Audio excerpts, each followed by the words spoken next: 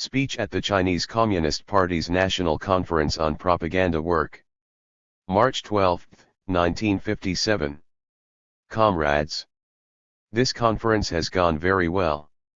Many questions have been raised during the conference and we have learned about many things.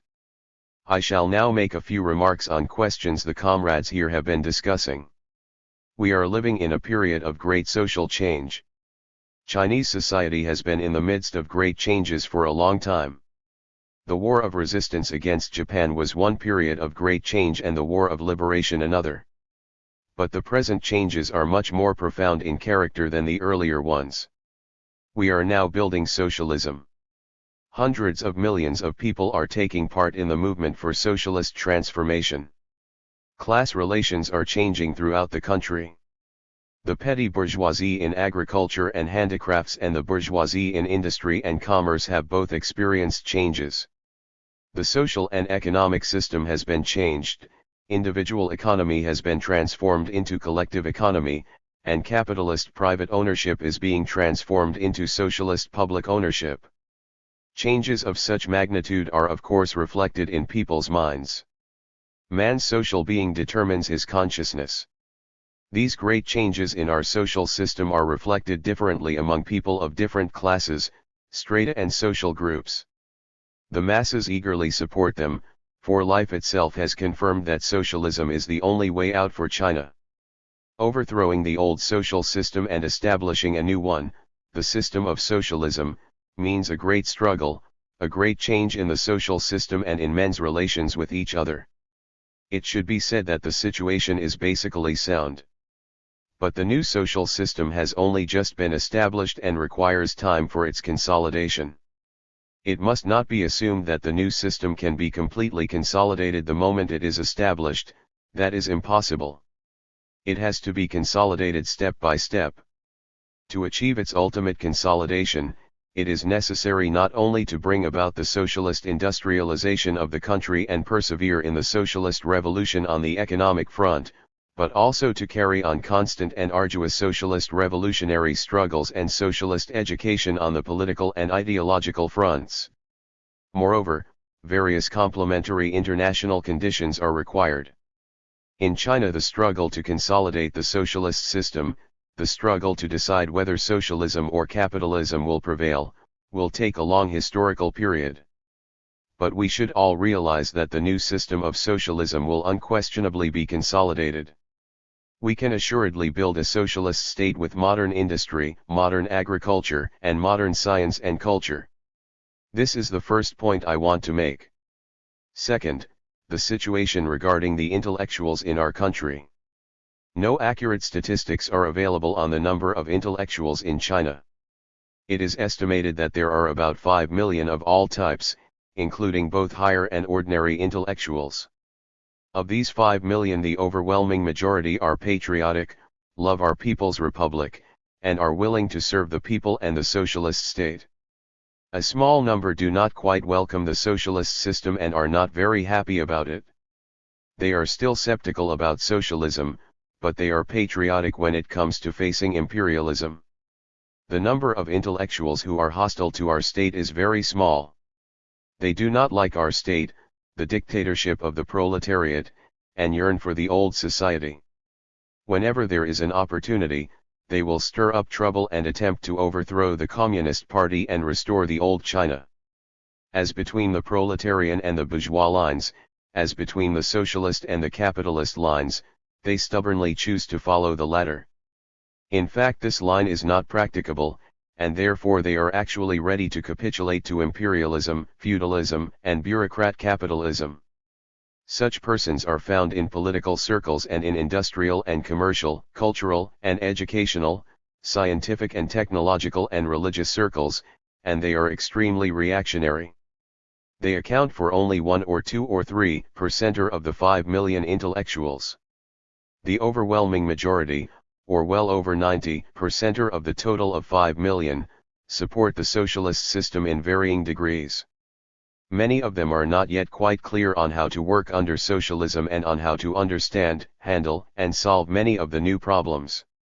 As far as the attitude of the 5 million intellectuals towards Marxism is concerned, one may say that over 10% are comprising the communists and sympathizers, are relatively familiar with Marxism and take a firm stand, the stand of the proletariat. Among the total of 5 million, they are a minority, but they are the nucleus and a powerful force.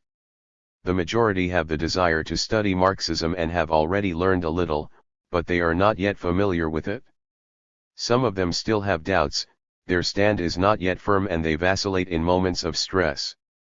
This section of intellectuals, constituting the majority of the 5 million, is still in the middle. Those who strongly oppose Marxism, or are hostile to it, are very few in number. Some actually disagree with Marxism, although they do not openly say so. There will be people like this for a long time to come, and we should allow them to disagree. Take some of the idealists for example. They may support the socialist political and economic system but disagree with the Marxist world outlook. The same holds true for the patriotic people in religious circles. They are theists and we are atheists. We cannot force them to accept the Marxist world outlook. In short, the attitude towards Marxism of the 5 million intellectuals may be summed up as follows: those who support Marxism and are relatively familiar with it are a minority, those who oppose it are also a minority, and the majority support Marxism but are not familiar with it and support it in varying degrees. Here there are three different kinds of stand: resolute, wavering and antagonistic. It should be recognized that this situation will continue for a very long time. If we fail to recognize this, we shall make too great a demand on others and at the same time set ourselves too small a task. Our comrades in propaganda work have the task of disseminating Marxism. This has to be done gradually and done well, so that people willingly accept it. We cannot force people to accept Marxism, we can only persuade them. If over a period of several 5-year plans a fairly large number of our intellectuals accept Marxism and acquire a fairly good grasp of it through practice, through their work and life, through class struggle, production, and scientific activity, that will be fine. And that is what we hope will happen. Third, the question of the remolding of the intellectuals. Ours is a culturally underdeveloped country. For a vast country like ours, 5 million intellectuals are too few. Without intellectuals our work cannot be done well, and we should therefore do a good job of uniting with them. Socialist society mainly comprises three sections of people: the workers, the peasants, and the intellectuals. Intellectuals are mental workers. Their work is in the service of the people, that is, in the service of the workers and the peasants. As far as the majority of the intellectuals are concerned, they can serve the new China as they did the old, serve the proletariat as they did the bourgeoisie. When the intellectuals served the old China, the left wing resisted, the middle wavered, and only the right wing stood firm. Now, when it comes to serving the new society, the reverse is the case. The left wing stands firm, the middle wavers. This wavering in the new society is different from that in the old, and the right wing resists. Moreover, intellectuals are educators. Our newspapers are educating the people every day. Our writers and artists, scientists and technicians, professors and teachers are all educating students, educating the people. Being educators and teachers, they have the duty to be educated first. And all the more so in the present period of great change in the social system. They have had some Marxist education in the last few years, and some have studied very hard and made great progress. But the majority still have a long way to go before they can completely replace their bourgeois world outlook with the proletarian world outlook. Some have read a few Marxist books and think themselves quite learned, but what they have read has not sunk in, has not taken root in their minds, so that they don't know how to use it and their class feelings remain unchanged. Others are conceited, having picked up some book phrases, they think themselves terrific and are very cocky, but whenever a storm blows up, they take a stand very different from that of the workers and the great majority of the working peasants. They waver while the latter stand firm, they equivocate while the latter are forthright. Hence it is wrong to assume that people who educate others no longer need to be educated themselves and no longer need to study, or that socialist remolding means remolding others, the landlords, the capitalists, and the individual producers, but not the intellectuals. The intellectuals, too, need remolding, and not only those who have not changed their basic stand. Everybody should study and remold himself. I say everybody, and that includes all of us present here. Conditions are changing all the time, and to adapt one's thinking to the new conditions, one must study.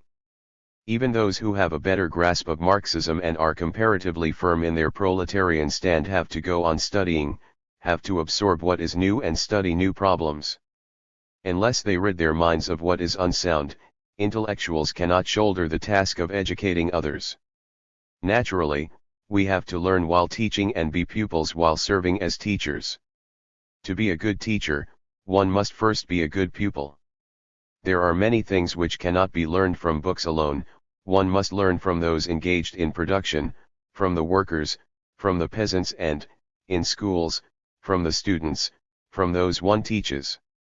In my opinion, the majority of our intellectuals are willing to learn. Given their willingness, it is our duty sincerely to help them study.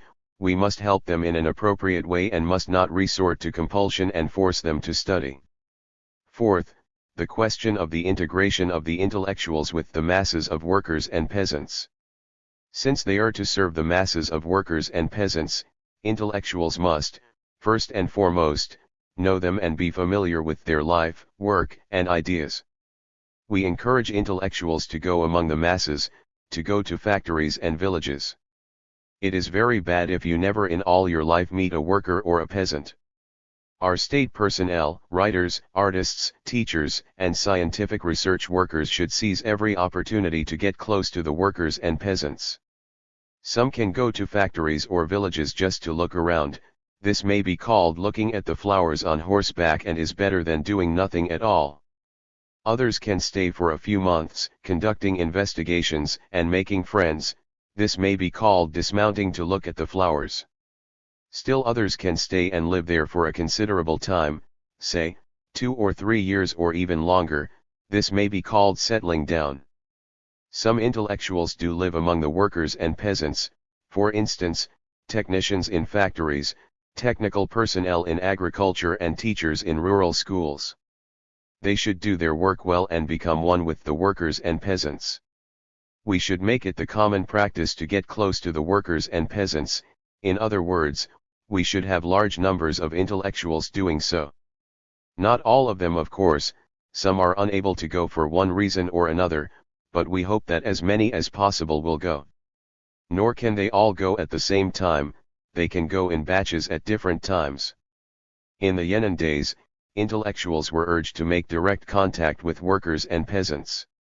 Many intellectuals in Yan'an were very confused in their thinking and came forth with all sorts of queer arguments. We held a forum and advised them to go among the masses. Later on, many did, and the results were very good. Until an intellectual's book knowledge is integrated with practice, it is incomplete or indeed very incomplete. It is chiefly through reading books that intellectuals acquire the experience of our predecessors. Of course, reading books cannot be dispensed with, but by itself it does not solve problems. One must study the actual situation, study practical experience and factual material, and make friends with the workers and peasants. Making friends with the workers and peasants is no easy job. Today also there are people who go to factories or villages, and the results are good in some cases but not in others. What is involved here is the question of stand or attitude, that is, of one's world outlook. We advocate letting 100 schools of thought contend, and there may be many schools and trends in every branch of learning, but on the matter of world outlook, there are basically only 2 schools in our time, the proletarian and the bourgeois. It is one or the other, either the proletarian or the bourgeois world outlook. The communist world outlook is the world outlook of the proletariat and of no other class. Most of our present intellectuals come from the old society and from families of non-working people. Even those who come from workers' or peasants' families are still bourgeois intellectuals, because the education they received before liberation was a bourgeois education and their world outlook is fundamentally bourgeois. If the intellectuals do not discard the old and replace it by the proletarian world outlook, they will remain different from the workers and peasants in their viewpoint, stand and feelings, and will be like square pegs in round holes, and the workers and peasants will not open their hearts to them. If the intellectuals integrate themselves with the workers and peasants and make friends with them, the Marxism they have learned from books can become truly their own. In order to have a real grasp of Marxism, one must learn it not only from books, but chiefly through class struggle, through practical work and close contact with the masses of workers and peasants. When in addition to studying some Marxism our intellectuals have gained some understanding of it through close contact with the masses of workers and peasants and through their own practical work, we will all be speaking the same language, not only the common language of patriotism and of the socialist system, but probably even that of the communist world outlook. If that happens, all of us will certainly work much better. Fifth, rectification. Rectification means correcting one's way of thinking and style of work. Rectification movements were conducted within the Communist Party during the anti-Japanese War, during the War of Liberation, and in the early days after the founding of the People's Republic of China. Now the Central Committee of the Communist Party has decided on another rectification within the party to be started this year. Non-party people may take part or abstain as they wish. The main thing in this rectification movement is to criticize the following incorrect ways of thinking and styles of work: subjectivism, bureaucracy, and sectarianism. As in the rectification movement during the anti-Japanese War, the method this time will be first to study a number of documents, and then, on the basis of such study, to examine one's own thinking and work and unfold criticism and self-criticism to expose shortcomings and mistakes and promote what is right and good. On the one hand, we must be strict and conduct criticism and self-criticism with respect to mistakes and shortcomings seriously, not perfunctorily, and correct them. On the other hand, we must use the method of the gentle breeze and mild rain, and that of learning from past mistakes to avoid future ones and curing the sickness to save the patient, and we must oppose the method of finishing people off with a single blow. Ours is a great party, a glorious party, a correct party. This must be affirmed as a fact. But we still have shortcomings, and this, too, must be affirmed as a fact. We should not affirm everything about ourselves, but only what is correct. At the same time, we should not negate everything about ourselves, but only what is wrong. Achievements are the main thing in our work, and yet there are not a few shortcomings and mistakes. That is why we need a rectification movement. Will it undermine our party's prestige if we criticize our own subjectivism, bureaucracy, and sectarianism? I think not. On the contrary, it will serve to enhance the party's prestige. This was borne out by the rectification movement during the anti-Japanese War. It enhanced the prestige of our party comrades and our veteran cadres, and it also enabled the new cadres to make great progress. Which of the two was afraid of criticism, the Communist Party or the Kuomintang? The Kuomintang. It prohibited criticism, but that did not save it from final defeat. The Communist Party does not fear criticism because we are Marxists. The truth is on our side, and the basic masses, the workers and peasants, are on our side. As we used to say, the rectification movement is a widespread movement of Marxist education. One rectification means the whole party studying Marxism through criticism and self-criticism. We can certainly learn more Marxism in the course of the rectification movement. The transformation and construction of China depend on us for leadership. When we have rectified our way of thinking and style of work, we shall enjoy greater initiative in our work, become more capable and do a better job. Our country has need of many people who wholeheartedly serve the masses and the cause of socialism and who are determined to bring about changes. We communists should all be people of this kind. Formerly, in the old China, it was a crime to talk about reforms, and offenders would be beheaded or imprisoned. Nevertheless, there were determined reformers who were dauntless and published books and newspapers, educated and organized the people and waged indomitable struggles under every kind of difficulty.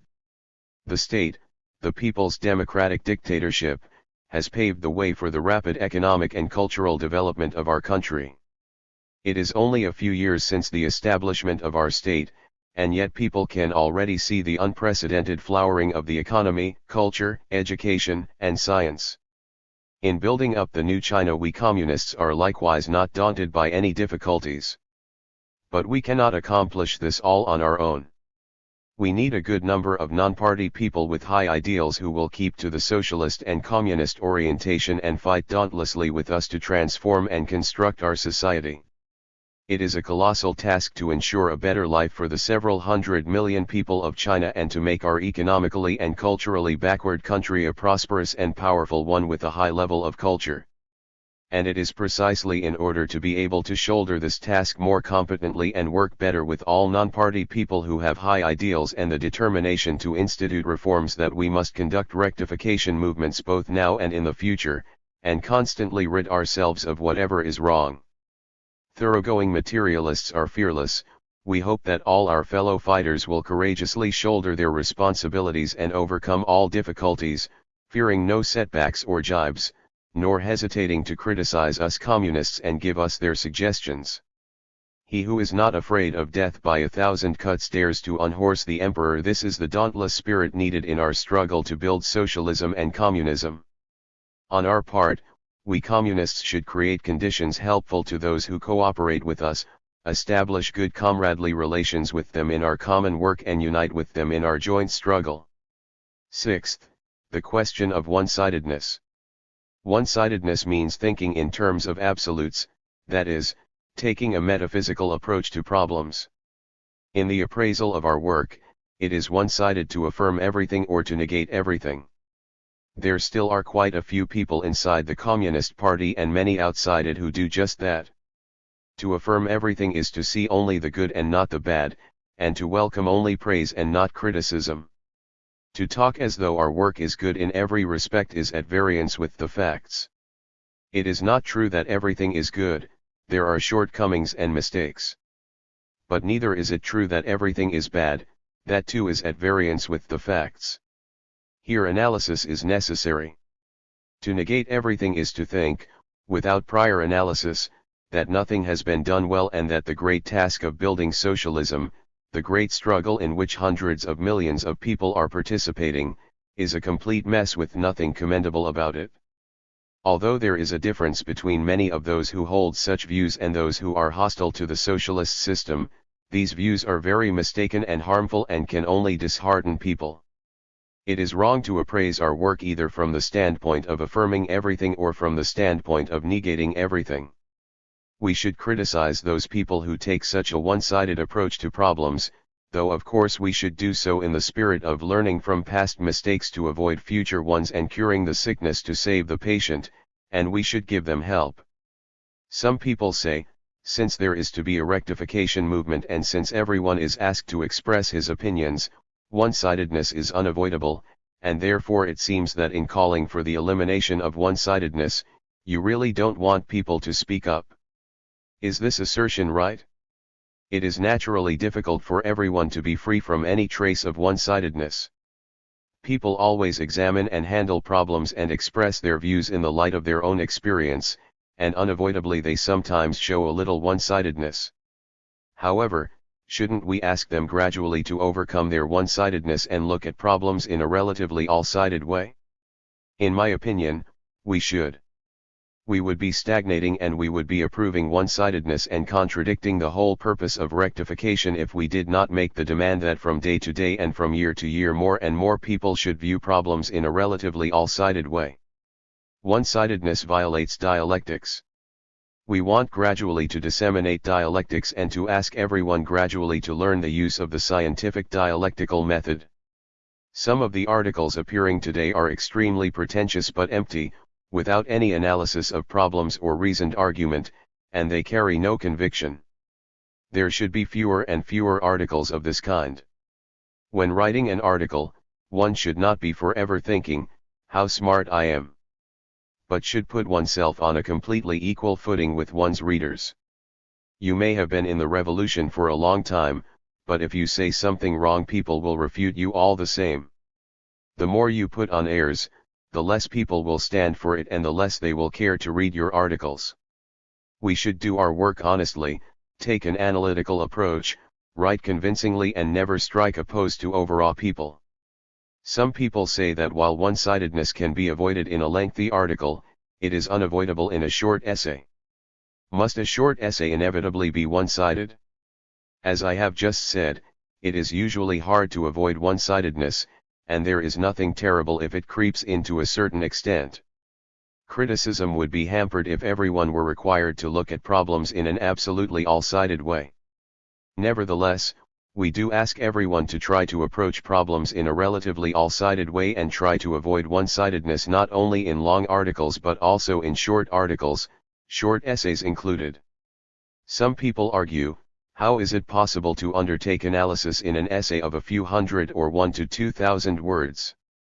I say, why not? Didn't Lussoon do it? The analytical method is dialectical. By analysis, we mean analyzing the contradictions in things. And sound analysis is impossible without intimate knowledge of life and without real understanding of the relevant contradictions. Lussoon's later essays are so penetrating and powerful and yet so free from one-sidedness precisely because by then he had grasped dialectics. Some of Lenin's articles can also be called short essays. They are satirical and pungent, but without one-sidedness. Almost all of Lussoon's essays were directed at the enemy, some of Lenin's essays were directed at the enemy and others at comrades. Can the Lussoon type of essay be used against mistakes and shortcomings within the ranks of the people? I think it can. Of course, we must make a distinction between ourselves and the enemy, and we must not adopt an antagonistic stand towards comrades and treat them as we would the enemy. One must speak warmly and sincerely with a desire to protect the cause of the people and raise their political consciousness and must not indulge in ridicule or attack. What if one dare not write? Some people say they dare not write even when they have something to say, lest they should offend people and be criticized.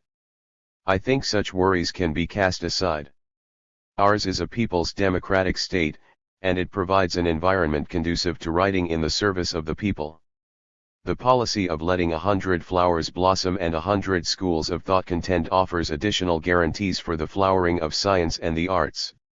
If what you say is right, you need not fear criticism, and through debate you can further explain your correct views. If what you say is wrong, then criticism can help you correct your mistakes, and there is nothing bad in that. In our society, militant revolutionary criticism and counter-criticism is the healthy method used to expose and resolve contradictions, develop science and the arts and ensure success in all our work. 7th, whether to open wide or to restrict. This is a question of policy.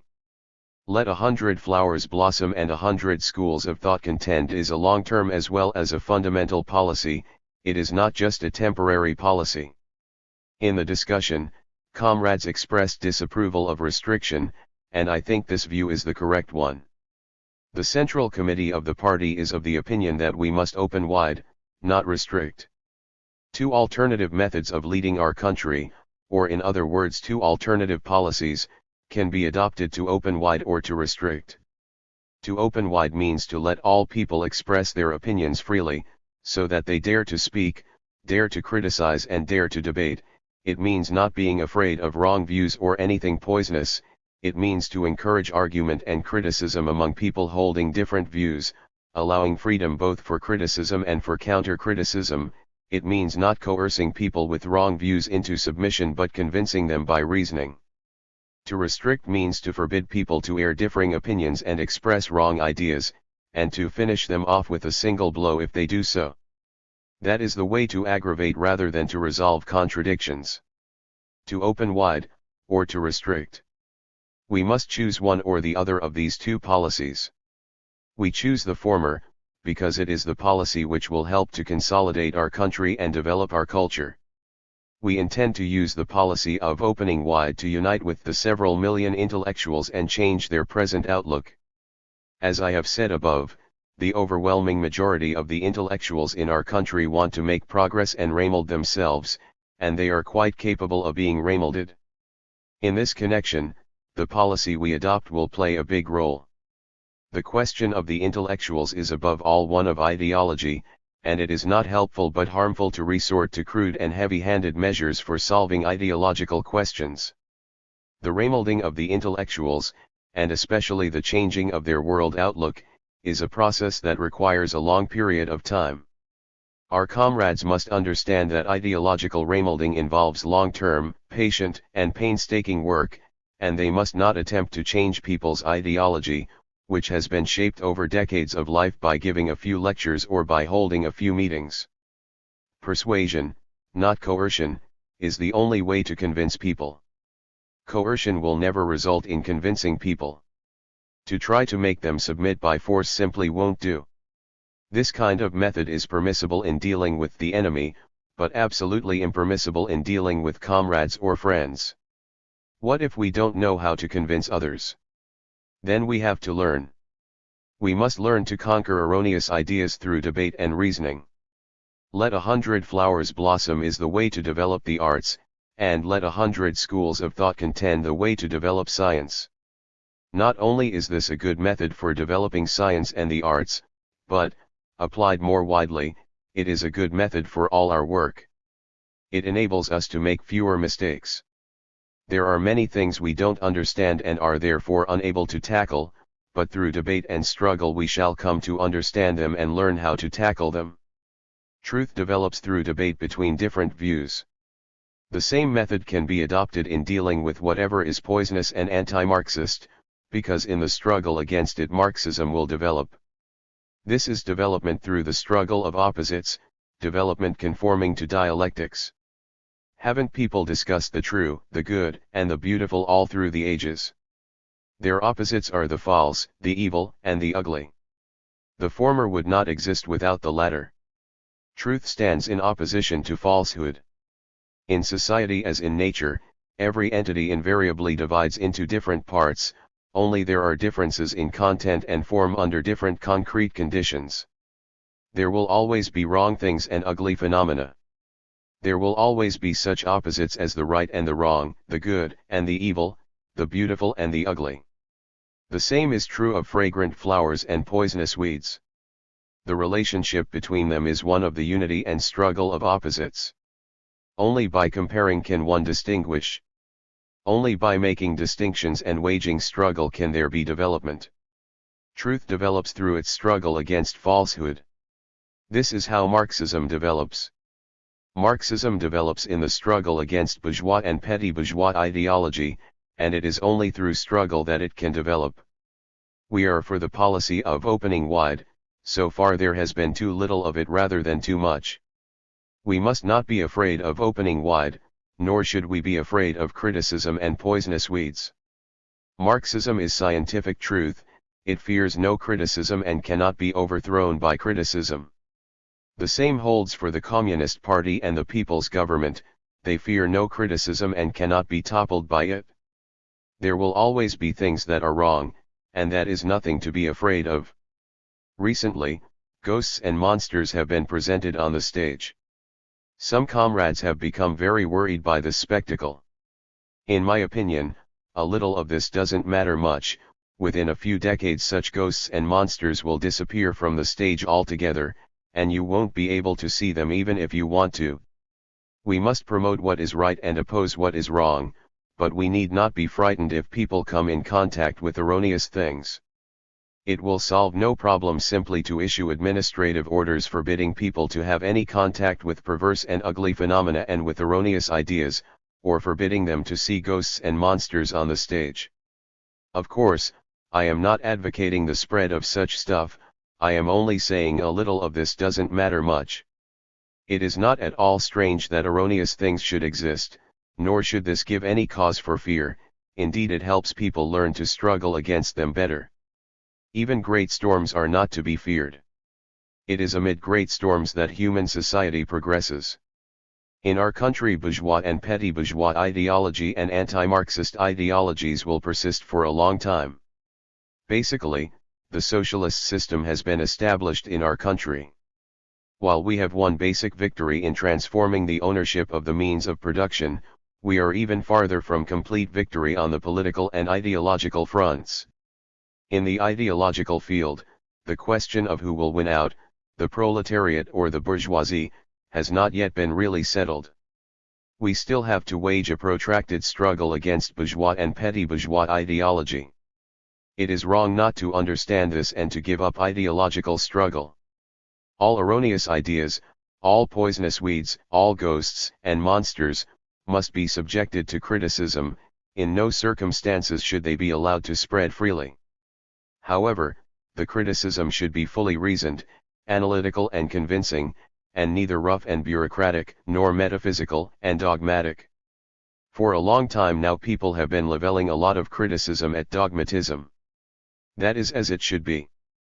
But they often neglect to criticize revisionism. Both dogmatism and revisionism run counter to Marxism. Marxism must necessarily advance, it must develop along with practice and cannot stand still. It would become lifeless if it were stagnant and stereotyped. However, the basic principles of Marxism must never be violated, otherwise mistakes will be made. It is dogmatism to approach Marxism from a metaphysical point of view and to regard it as something rigid. It is revisionism to negate the basic principles of Marxism and to negate its universal truth. Revisionism is one form of bourgeois ideology. The revisionists deny the differences between socialism and capitalism, between the dictatorship of the proletariat and the dictatorship of the bourgeoisie. What they advocate is in fact not the socialist line but the capitalist line. In present circumstances, revisionism is more pernicious than dogmatism. It is an important task for us to unfold criticism of revisionism on the ideological front now. Eighth and last, it is imperative for the party committees of the provinces, municipalities, and autonomous regions to tackle the question of ideology. This is a point some of the comrades present here want me to touch upon. In many places, the party committees have not yet tackled the question of ideology, or have done very little about it. Mainly because they are busy. But tackle it they must. By tackling it I mean that it must be put on the agenda and studied. In the main the large-scale, turbulent class struggles of the masses characteristic of times of revolution in our country have come to an end, but there is still class struggle chiefly on the political and ideological fronts and it is very acute too. The question of ideology has now assumed great importance. The first secretaries of the party committees in all provinces, municipalities, and autonomous regions should personally tackle this question, which can be solved correctly only when they have given it serious attention and gone into it. Meetings on propaganda work similar to our present one should be held in all these places to discuss local ideological work and all related problems. Such meetings should be attended not only by party comrades but also by people outside the party, and people with different opinions should be included. This will be all to the good of these meetings, and no harm can come of it, as the experience of the present conference has proved. Persevere in plain living and hard struggle, maintain close ties with the masses. March 1957. Section 1 is part of a speech at a conference of party cadres in Xinan on March 18, 1957, and Section 2 is part of a speech at a conference of party cadres in Nanking on March 19 of the same year. 1. Our party is going to unfold a rectification movement. This is a way of resolving contradictions within the party through criticism and self-criticism and also of resolving contradictions between the party and the people. This time the movement will be aimed at three bad styles: bureaucracy, sectarianism, and subjectivism. Through rectification we must strive to carry forward our party's tradition of plain living and hard struggle. Since our victory in the revolution, the revolutionary will of some of our comrades has been waning, their revolutionary enthusiasm has been ebbing, their spirit of wholehearted service to the people has been flagging, and so has the death-defying spirit they displayed in the days of fighting against our enemies. At the same time, they are clamoring for position and for the limelight, becoming particular about what they eat and wear, competing for salary and scrambling for fame and gain. All these tendencies are growing. I have heard that during the grading of cadres last year, some people burst into tears and made terrible scenes. People have two eyes, haven't they? Drops of water welling up in them are called tears. When the grading doesn't meet their wishes, tears begin to stream down their cheeks. They never shed a single tear during the war against Chiang Kai-shek, the movement to resist U.S. aggression and aid Korea, the agrarian reform and the suppression of counter-revolutionaries, nor have they shed a tear during the building of socialism, but as soon as their personal interests were affected, rivers of tears began to flow. I have even heard of someone refusing to eat for 3 days. I would say, it doesn't matter much if one doesn't eat for 3 days, but it would be a little dangerous if that went on for a week. In short, the tendency has emerged of contending for fame and position, of comparing salaries, food, clothing, and comforts. To go on hunger strike and shed tears on account of one's personal interests may be considered a kind of contradiction among the people. There is an opera scene called Lin Chung Flees at Night, one in which one line goes, "A man does not easily shed tears until his heart is broken." Now some of our comrades are men, and probably women too, about whom it can be said that they do not easily shed tears until it comes to grading. Such behavior must be rectified too, mustn't it? It is right not to shed tears easily, but when is one's heart broken? When the destiny of the working class and the masses of the working people is at stake. Then one may shed a few tears. Whatever rank you are given, you should take it even if you are graded incorrectly, and you should not let your tears out but keep them in. There is much that is unfair in this world, and maybe you have been improperly graded, but even so there is no reason to make a fuss about it, for it is inconsequential and you should rest content as long as you have enough to eat. After all, we are a revolutionary party, so we make it a principle not to allow anybody to starve to death. As long as one isn't starving to death, one should do revolutionary work and exert oneself. Even 10,000 years from now people should work hard. A communist is supposed to work hard and to serve the people with his whole heart, not with half or 2/3. Those whose revolutionary will has been waning should have their spirits revived through rectification. 2. We should maintain the same vigor, the same revolutionary enthusiasm and the same death-defying spirit we displayed in the years of the revolutionary wars and carry our revolutionary work through to the end. What is meant by death-defying? In the novel Water Margin there is a character called death-defying third brother Shisiu, whose spirit is exactly what we have in mind. It was with this spirit that we made revolution in the past. A man has but one life to live, and he may live to 60, 70, 80, or 90, it all depends. At least you should do some work as long as you can. And you should do it with revolutionary enthusiasm and a death-defying spirit. Some comrades are lacking in this enthusiasm and spirit and have stopped making progress. This is not a wholesome phenomenon, and education should be conducted among them. The whole party should strengthen political and ideological work. Quite a number of comrades present at today's conference are from the army. How are things in the army? Isn't there some difference between political work in peacetime and in wartime? In wartime close ties must be forged with the masses, the officers must be integrated with the men and the army with the people. In such times the people excuse us if we have some shortcomings. Now it is peacetime, we have no battles to fight and all we have to do is to train. If we do not persist in maintaining close ties with the masses, they will naturally find it hard to excuse our shortcomings. Although the system of military ranks too and other systems have been instituted, those with higher rank should still be at one with their subordinates and the cadres with the soldiers, and subordinates should still be allowed to criticize their superiors and soldiers to criticize cadres. For instance, a party conference can be convened to provide an opportunity to make criticisms. During the movement against the three evils, Comrade Chen Yi put it aptly when he said, "It was all right for us to issue orders for so many years, wouldn't it be all right now to let our subordinates criticize us for a while, say for a week?" What he meant was that it ought to be all right. I agree with him, let our subordinates have 1 week to criticize us. Before the criticisms begin, make some preparations, then give some sort of report and say something about your own shortcomings, which probably won't amount to more than 1, 2, 3, or 4 points. Then let the comrades speak, adding some points and making criticisms. The masses are fair-minded, they won't write off our record. Company and platoon commanders should also offer their men an opportunity to make criticisms, and it would be best to do so once a year by holding criticism meetings for several days in a row. In the past we practiced democracy of this kind in the army, and with good results. Don't let the close relations between the higher and lower levels, between officers and men, between the army and the people and between the armed forces and the local authorities be impaired as a result of the adoption of the system of military ranks and other systems.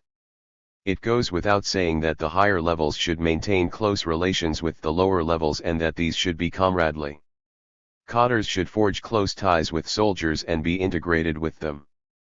The armed forces should likewise maintain close relations with the people and with the local party and government organizations.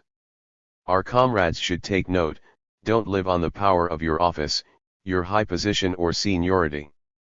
Speaking of seniority, we have been making revolution for many years, and while this record of ours does count, still we must not live on it. True, you are a veteran who has worked for several decades.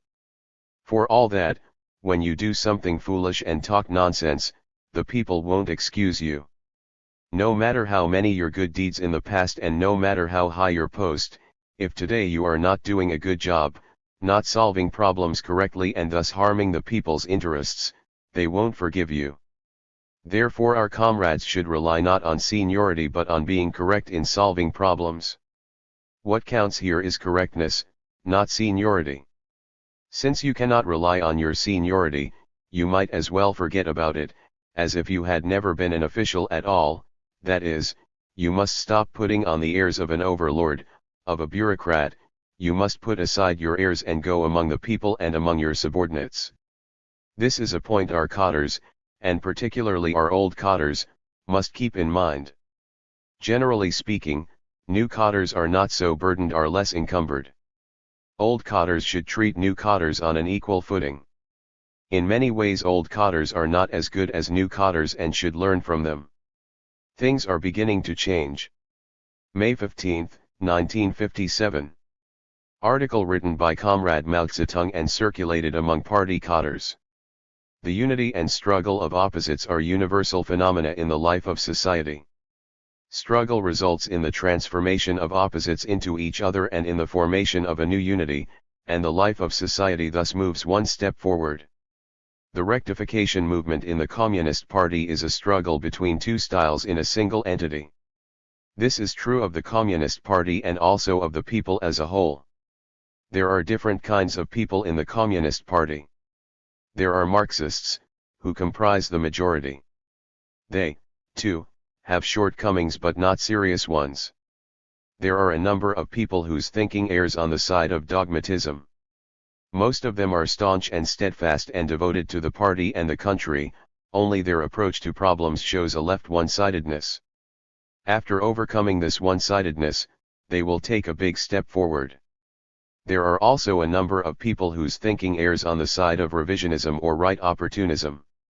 They pose the bigger danger because their ideas are a reflection of bourgeois ideology inside the party, and because they yearn for bourgeois liberalism, negate everything and are tied in 101 ways to bourgeois intellectuals outside the party.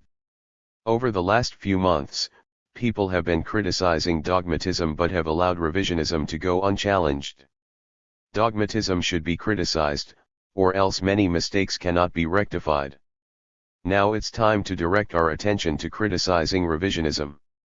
When dogmatism turns into its opposite, it becomes either Marxism or revisionism.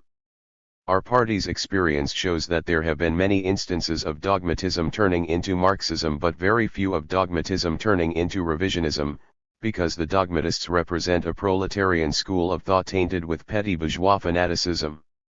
In some cases what is attacked as dogmatism is in fact mistakes in work.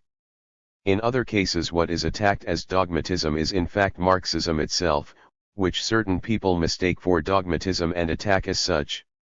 Real dogmatists think that it is better to be on the left than on the right, and they have a reason they want revolution. But in terms of damage to the revolutionary cause, to be on the left is in no way better than to be on the right and should therefore be resolutely corrected. Some mistakes are the result of carrying out the policies of the central authorities, and people at the lower levels should not be given an undue share of the blame. There are a great many new members in our party, even more in the Youth League, who are intellectuals, and it is true that a number of them are rather seriously afflicted with revisionist ideas. They deny the party spirit and class nature of the press, they confound the differences in principle between proletarian journalism and bourgeois journalism, and they confuse journalism reflecting the collective economy of socialist countries with journalism reflecting the economy of capitalist countries, which is marked by anarchy and rivalry among monopoly groups. They admire bourgeois liberalism and are against the leadership of the party. They favor democracy and reject centralism. They are opposed to what is essential to the realization of a planned economy, that is, leadership, planning and control in the cultural and educational fields, journalism included, which are indispensable and at the same time not unduly centralized. These people and right-wing intellectuals outside the party act in concert and form a congenial lot, hitting it off like sworn brothers. Dogmatism is being criticized by various kinds of people. By communists, that is, Marxists. By so-called communists, that is, rightists in the Communist Party or revisionists. And outside the party, by the left, the middle, and the right. Large in number, this middle section accounts for about 70% of all the intellectuals outside the party, while the left makes up about 20% and the right about 1, 3, 5, or up to 10% as the case may be. In recent days the rightists in the democratic parties and institutions of higher education have shown themselves to be most determined and most rabid. They think the middle elements are on their side and will not follow the lead of the Communist Party, but this is actually a pipe dream. Some of the middle elements are wavering, may swing either left or right and, in the face of the current spate of wild attacks by the rightists, may want to keep mum and wait and see. To date, the rightists have yet to reach the climax of their attack, and they are going at it in high spirits. Rightists, both inside and outside the party, know nothing about dialectics. Things turn into their opposites when they reach the extreme. We shall let the rightists run amok for a time and let them reach their climax. The more they run amok, the better for us. Some say they are afraid of being hooked like a fish, and others say they are afraid of being lured in deep, rounded up and annihilated. Now that large numbers of fish have come to the surface of themselves, there is no need to bait the hook. They are no ordinary fish, but more likely man-eating sharks with sharp teeth. It is these sharks whose fins people eat. Our struggle with the rightists is centered on winning over the middle elements, who can be won over to our side.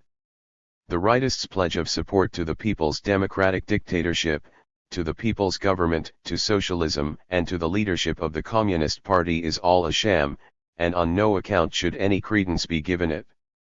This holds true for all rightists, whether in the democratic parties, in the fields of education, literature, and art, the press, science and technology, or in industrial and commercial circles. There are two kinds of people who are most determined, the left and the right. Both are trying to win over the middle elements and gain the leadership over them. The rightists are trying to seize first a part and then the whole. To begin with, they are out to gain leadership in the press, education, literature, and art, and science and technology. They know that in these fields the communists are not as strong as they are, which is actually the case. They are national treasures, not to be rubbed the wrong way. The movement against the three evils, the elimination of counter-revolutionaries and the ideological remolding in past years, how outrageous and what impudence. They also know that many college students come from landlord, rich peasant or bourgeois families and believe these people will rise at their call. This likelihood exists for that section of the student body with right deviationist ideas. But to assume it is true of most students is sheer fantasy. There are also indications that the rightists in press circles are instigating the worker and peasant masses to oppose the government. Some people are against the pinning of political labels, but only when it is they who are being labeled by the Communist Party.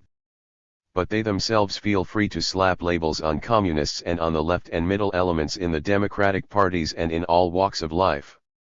What a rash of labels tossed out by the rightists has found its way into the press in the last few months. The middle elements are sincere in their opposition to labeling. All the inappropriate labels we pinned on the middle elements in the past should be removed, and indiscriminate labeling should be avoided in the future. If injustices were really done to certain people, no matter who, in the movement against the three evils, in the elimination of counter-revolutionaries and in the ideological remolding, they should be publicly corrected. But labeling the rightists is a different matter. Even so, the cap must fit, and only confirmed rightists should be labeled as such. With few exceptions, the rightists need not be publicly identified by name, but should be given some leeway so that it will be easier for them to compromise in appropriate circumstances. The number of rightists set above at 1, 3, 5, and up to 10% is only an estimate, and it may turn out to be larger or smaller. Moreover, conditions vary in different units, and it is therefore essential to have conclusive evidence, adopt an objective approach and avoid excesses, for excesses are a mistake. The bourgeoisie and many of the intellectuals who formerly served the old society are invariably stubborn in asserting themselves, invariably yearn for that old world of theirs, and invariably find themselves somewhat out of their element in the new. It will take quite a long time to remold them, and in the process crude methods should not be used. On the other hand, we must take into account the fact that, compared with the early days of liberation, most of them have made considerable progress, and their criticisms of our work are mostly correct and must be accepted. Only some of the criticisms are wrong, and in such cases matters should be clarified. It is in order for them to ask to be trusted and given authority commensurate with their positions, they must be trusted and given authority and responsibility. Some of the criticisms made even by the rightists are correct and should not be categorically rejected. Their criticisms, wherever correct, should be accepted. The rightists are characterized by their rightist political attitude. The kind of cooperation they maintain with us is cooperation only in appearance and not in essence. There is cooperation on some matters, but not on others. There is cooperation in normal circumstances, but when there is an opening which can be used, as at the present juncture, they don't really want any cooperation. They go back on their pledge to accept the leadership of the Communist Party and try to shake it off. But without this leadership, it would be impossible to build socialism and our nation would be plunged into total disaster. In China, the bourgeois elements and the intellectuals who served the old society number several million, and we need them to work for us. We must further improve our relations with them so that we can enable them to give better service to the cause of socialism, and so that we can further remold them and help them gradually become part of the working class, thus transforming them into the opposite of what they are today. Most of them are sure to reach this goal. Remolding involves both unity and struggle, with struggle as the means to achieve unity, which is the end. Struggle is mutual. Now is the time that many people are waging struggle against us. The criticisms made by most people are valid or essentially so, including the sharp criticisms by Professor Fu Ying of Peking University, which have not been published in the press. They are making their criticisms in the hope of improving their relations with us, so these criticisms are well-intentioned. But the rightists' criticisms are usually malicious, because they are antagonistic. Intentions, whether good or bad, are not a matter of guesswork, they can be perceived. The current criticism and rectification movement has been launched by the Communist Party. As we expected and hoped, poisonous weeds have been growing side by side with fragrant flowers, and ghosts and monsters appearing together with the unicorn and phoenix. Anyway, good things outnumber bad. Some say we are trying to catch big fish, and we say we are digging up poisonous weeds, which are only different ways of saying the same thing. In order to achieve their end, the rightists, who are anti-communist, are making a desperate attempt to stir up a typhoon above force 7 in China, strong enough to devastate crops and houses. The more outrageous their conduct, the more quickly will they show themselves up as doing the opposite of cooperating with the Communist Party and accepting its leadership, as they pretended in the past, and the people will thus recognize them as nothing but a handful of ghosts and monsters opposed to the Communist Party and the people. They will then end up by burying themselves. Is there anything bad about that? There are two alternatives for the rightists. One is to keep their tails tucked between their legs and mend their ways. The other is to go on making trouble and court ruin. Gentlemen rightists, the choice is yours. The initiative, for a short time, is in your hands. In our country, there are several criteria by which to judge whether the bourgeoisie and bourgeois intellectuals are politically honest or dishonest, good or bad. The main thing is to see whether they really accept socialism and really accept the leadership of the Communist Party. They agreed to both long ago, but now some want to go back on their word, and this will not do. Once they back out, there is no place for them in the People's Republic of China. Your ideals are those of the Western world, also known as the free world. You might as well go there. Why is such a torrent of reactionary, vicious statements being allowed to appear in the press? To let the people have some idea of these poisonous weeds and noxious fumes so as to have them uprooted or dispelled. Why didn't you say all this earlier? Didn't we? Didn't we say long ago that all poisonous weeds must be uprooted? You divide people into the left, the middle, and the right. Isn't that contrary to how things stand? Wherever there are masses of people everywhere except deserts, they are invariably divided into the left, the middle, and the right, and this will be so 10,000 years hence. Is that contrary to how things stand? This division will serve as a guide for the masses to size up people and will make it easier to win over the middle elements and isolate the rightists. Why not win over the rightists? We shall try. But it won't be possible to win them over until they feel isolated. How can they be amenable when they are riding their high horse and are so bent on destroying the Communist Party? Isolation will cause a split, and we must bring about a split among the rightists. It has all along been our practice to divide people into the left, the middle, and the right, or in other words, progressive, middle of the road and backward. This is nothing new, only some people have a short memory. Are you going to fix people with a vengeance? It depends on how the rightist gentlemen behave themselves. Poisonous weeds are to be uprooted, and this means uprooting the ideological poisonous weeds. To fix people is another matter. No one will be fixed unless he grossly violates the law. Then what is meant by gross violation of the law? It means serious damage to the interests of the state and the people as a result of the evildoer's willful actions despite repeated warnings. As for people who commit ordinary errors, there is all the more reason to apply the principle of curing the sickness to save the patient. This is the proper distinction to be observed both inside and outside the party. To fix also means to cure the sickness to save the patient. How long will it take the party to accomplish the task of rectification? Events are now moving very fast and the relations between the party and the masses will rapidly improve. Apparently, the task will take a few weeks in some places, a few months in others and about a year in still others, for instance, the rural areas. But studying Marxism and raising the ideological level will take much longer. Our unity and struggle with the bourgeoisie and the intellectuals will go on for a long time. When the rectification movement inside the Communist Party is basically over, we shall suggest that the democratic parties and people in all walks of life carry out their own rectification, which will accelerate their progress and make it easier to isolate the handful of right-wingers. Now it is people outside the party who are helping us in our rectification. Later on we shall help them in theirs. This help is mutual, in the course of which what is evil will be done away with, that is, turned into its opposite, into what is good. This is exactly what the people expect of us, and we ought to gratify their wishes. The Chinese Communist Party is the core of leadership of the whole Chinese people. May 25, 1957. Remarks by Comrade Mao Zedong when he received the entire body of delegates to the Third National Congress of the New Democratic Youth League of China. Your Congress has been very successful.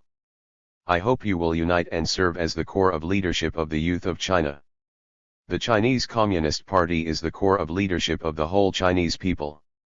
Without this core, the cause of socialism cannot be victorious. Your Congress is a Congress of unity and will exert a tremendous influence on young people throughout China. I extend my congratulations to you. Unite, comrades, and fight resolutely and courageously for the great cause of socialism. Any word or deed at variance with socialism is completely wrong. Muster our forces to repulse the rightists' wild attacks. June 8, 1957. Inter-party directive drafted for the Central Committee of the Chinese Communist Party.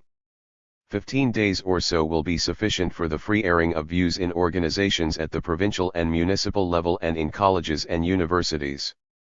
The reactionary elements have been unbridled in their attacks. Among party and league members, the waverers have already deserted to them or are contemplating desertion. Among the vast numbers of party and league members, the activists and middle elements are rising to give battle. Using the big character poster as a weapon, both sides are gaining experience and being tempered in the struggle. We needn't worry, for the reactionary elements number no more than a few percent and the most frantic only %. Don't be scared stiff just because the sky appears overcast for the time being. The reactionary elements will go out from their own organizations or colleges to carry on their activities in factories and other colleges, and precautions should be taken to keep them out. Call meetings of the principal cadres and veteran workers in the factories and explain to them that some bad capitalists, bad intellectuals, and reactionary elements in society are mounting wild attacks against the working class and the Communist Party in an attempt to overthrow the state power led by the working class, and that they should make sure not to be taken in by these persons. Stop anyone trying to incite the people. Mobilize the masses to tear down reactionary posters on street walls. Factory workers should be clear about the overall situation and must not stir up any trouble.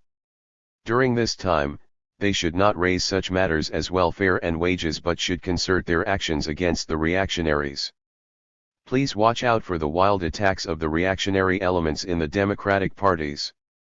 Get each of these parties to organize forums with the left, middle, and right elements all taking part, let both positive and negative opinions be voiced, and send reporters to cover these discussions. We should tactfully encourage the left and middle elements to speak out at the meetings and refute the rightists. This is very effective. The party paper in each locality should have dozens of articles ready and publish them from day to day when the high tide of the attacks begins to ebb there. Make a point of organizing the middle and left elements to write for the press. But before the tide is on the ebb, party papers should restrict the number of articles expressing positive views. They can publish articles written by the middle elements. Give the masses a free hand in refuting the rightists' big character posters.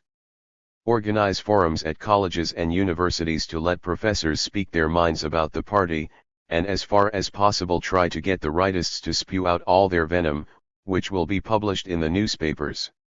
Let the professors make speeches and let the students respond freely.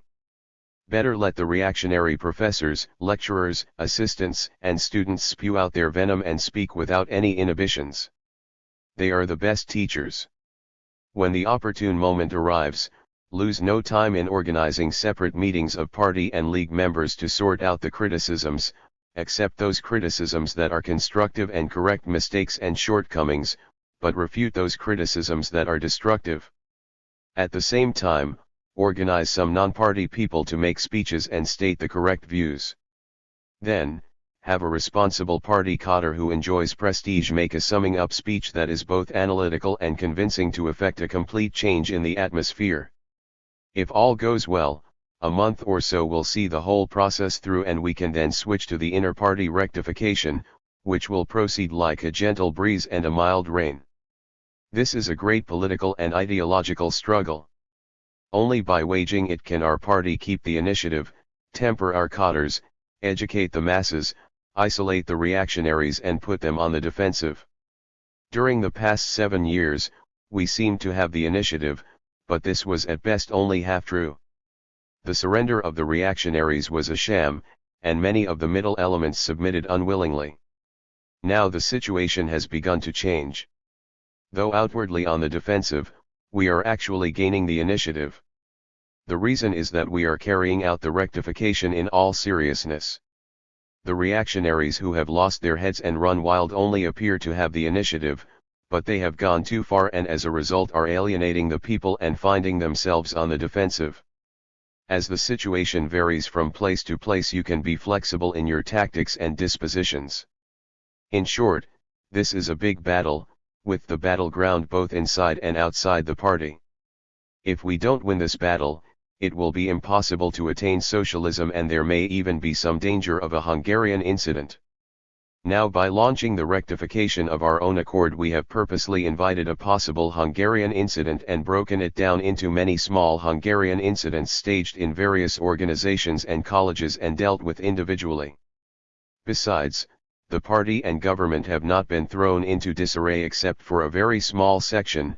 It is just fine that this small section has gone rotten, for this means that the pus has been squeezed out. All this is very beneficial.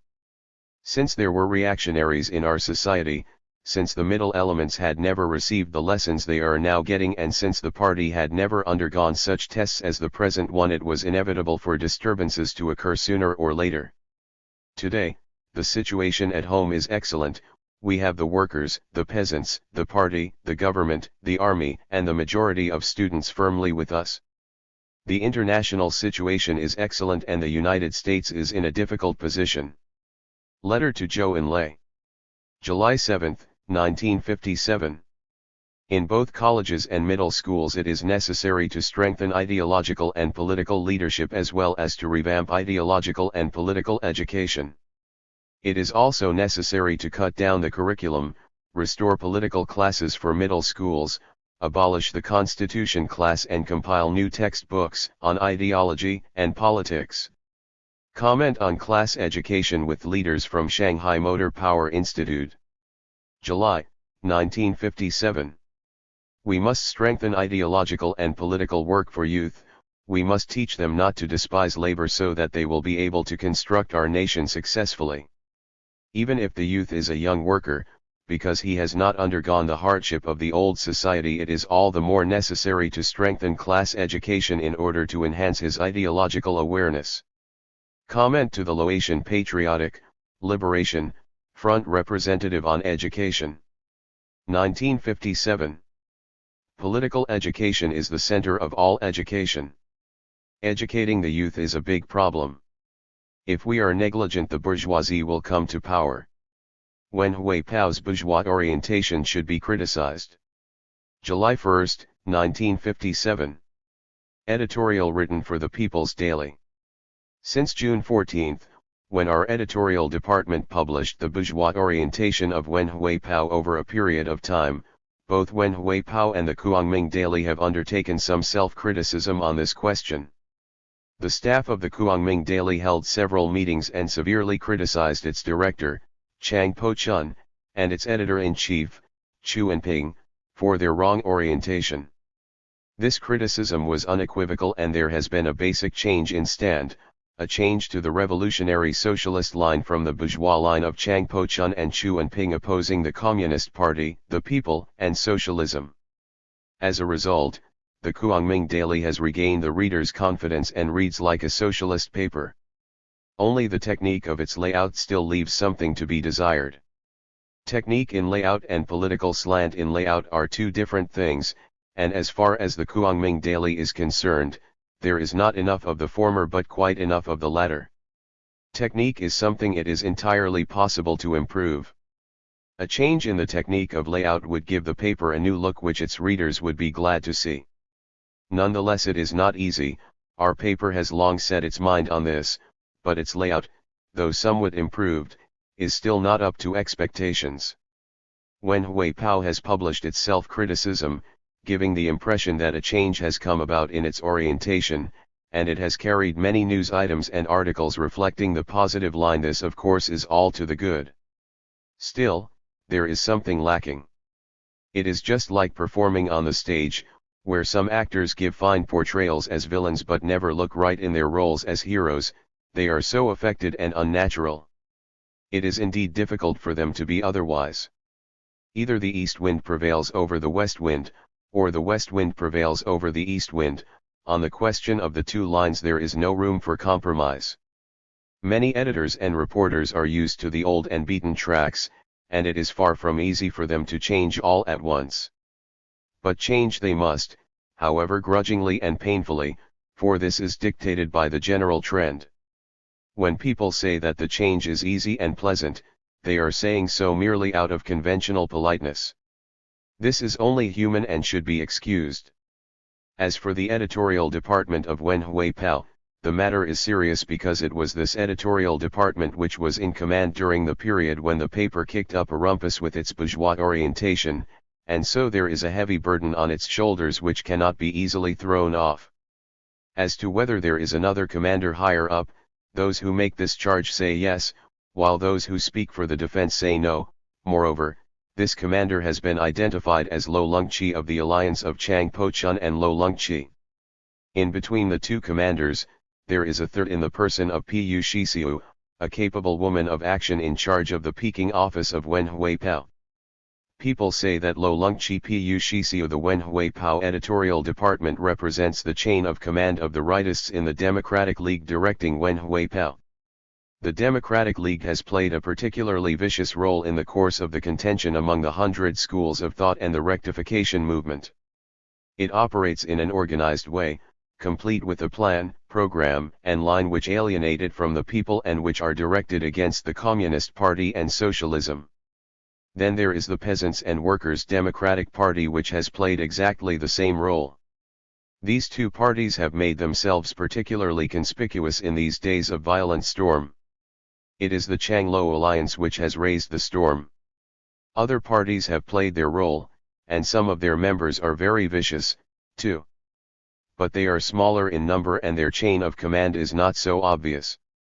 As for the rank and file of the Democratic League and the Peasants' and Workers' Democratic Party, not all nor even the majority of them are involved. After all, it is only a handful of individuals, namely, the leading bourgeois rightists, who summon the storm and churn the waves, plot in secret and incite discontent among the masses, make contacts high and low and seek responses far and near. It is only they whose estimate of the current situation is that utter confusion everywhere will lead to their takeover and whose ultimate aim is to complete their grand scheme by gradual steps. Among the members of these parties some keep their heads, many are deceived, and a small number make up the nucleus of the right wing. Few as they are, being the nucleus, they have considerable power to manipulate. All this spring, the sky over China suddenly became overcast with rolling dark clouds, and the source of the trouble can be traced to the Chang-Lo alliance. Two meetings were called by the Journalists' Association, the first a negation and the second a negation of the negation, and the fact that this took place in a little over a month indicates the swift changes in the situation in China. The meetings were helpful. At the first meeting, dark clouds bearing down on the city threatened to crush it, as the reactionary bourgeois line in journalism asserted itself. But at the second, begun the other day, the atmosphere has changed and, although the rightists are still stubbornly resisting, most people can be said to have found the correct orientation. On June 14, Wen Huipao made a self-criticism and admitted it had made some mistakes. It is all very well to make self-criticism and we welcome it. But we consider Wen Huipao's self-criticism inadequate. And what is inadequate here is fundamental in character. That is to say, fundamentally the paper made no self-criticism. On the contrary, in the editorial of June 14 it tried to defend its mistakes. We have one-sidedly and incorrectly interpreted the party's policy on the free airing of views, believing that unqualified encouragement of the free airing of views would of itself help the party in the rectification movement, and that more space given to positive views or criticisms to counter the wrong views would hinder the free airing of views. Is that so? No. During the spring when Huipao pursued the policy of the central authorities of the Democratic League opposing the Communist Party, the people, and socialism and launched violent attacks on the proletariat, in diametrical opposition to the policy of the Communist Party. It was a policy designed to topple the Communist Party and create utter confusion everywhere to facilitate a takeover. Can this really be called helping in the rectification movement? No, that is a lie, a downright swindle. Was it wrong for a while to refrain from publishing any positive views or to publish only a few and to let erroneous views go unrefuted? Between May 8 and June 7, acting on the instructions of the Central Committee of the Communist Party of China, our paper and all the other party papers did precisely that. The purpose was to let demons and devils, ghosts and monsters air views freely and let poisonous weeds sprout and grow in profusion, so that the people, now shocked to find these ugly things still existing in the world, would take action to wipe them out. In other words, the Communist Party foresaw this inevitable class struggle between the bourgeoisie and the proletariat. The bourgeoisie and bourgeois intellectuals were allowed to start this war, and for a time the press refrained from publishing any positive views or published only a few and did not take any action to repulse the wild attacks of the reactionary bourgeois rightists, nor did the party organization in any of the departments and schools where the rectification movement was in progress. The masses could thus clearly distinguish those whose criticism was well-intentioned from those whose so-called criticism was malevolent, and thus forces could be mustered to counter-attack when the time was ripe. Some people say this was a covert scheme.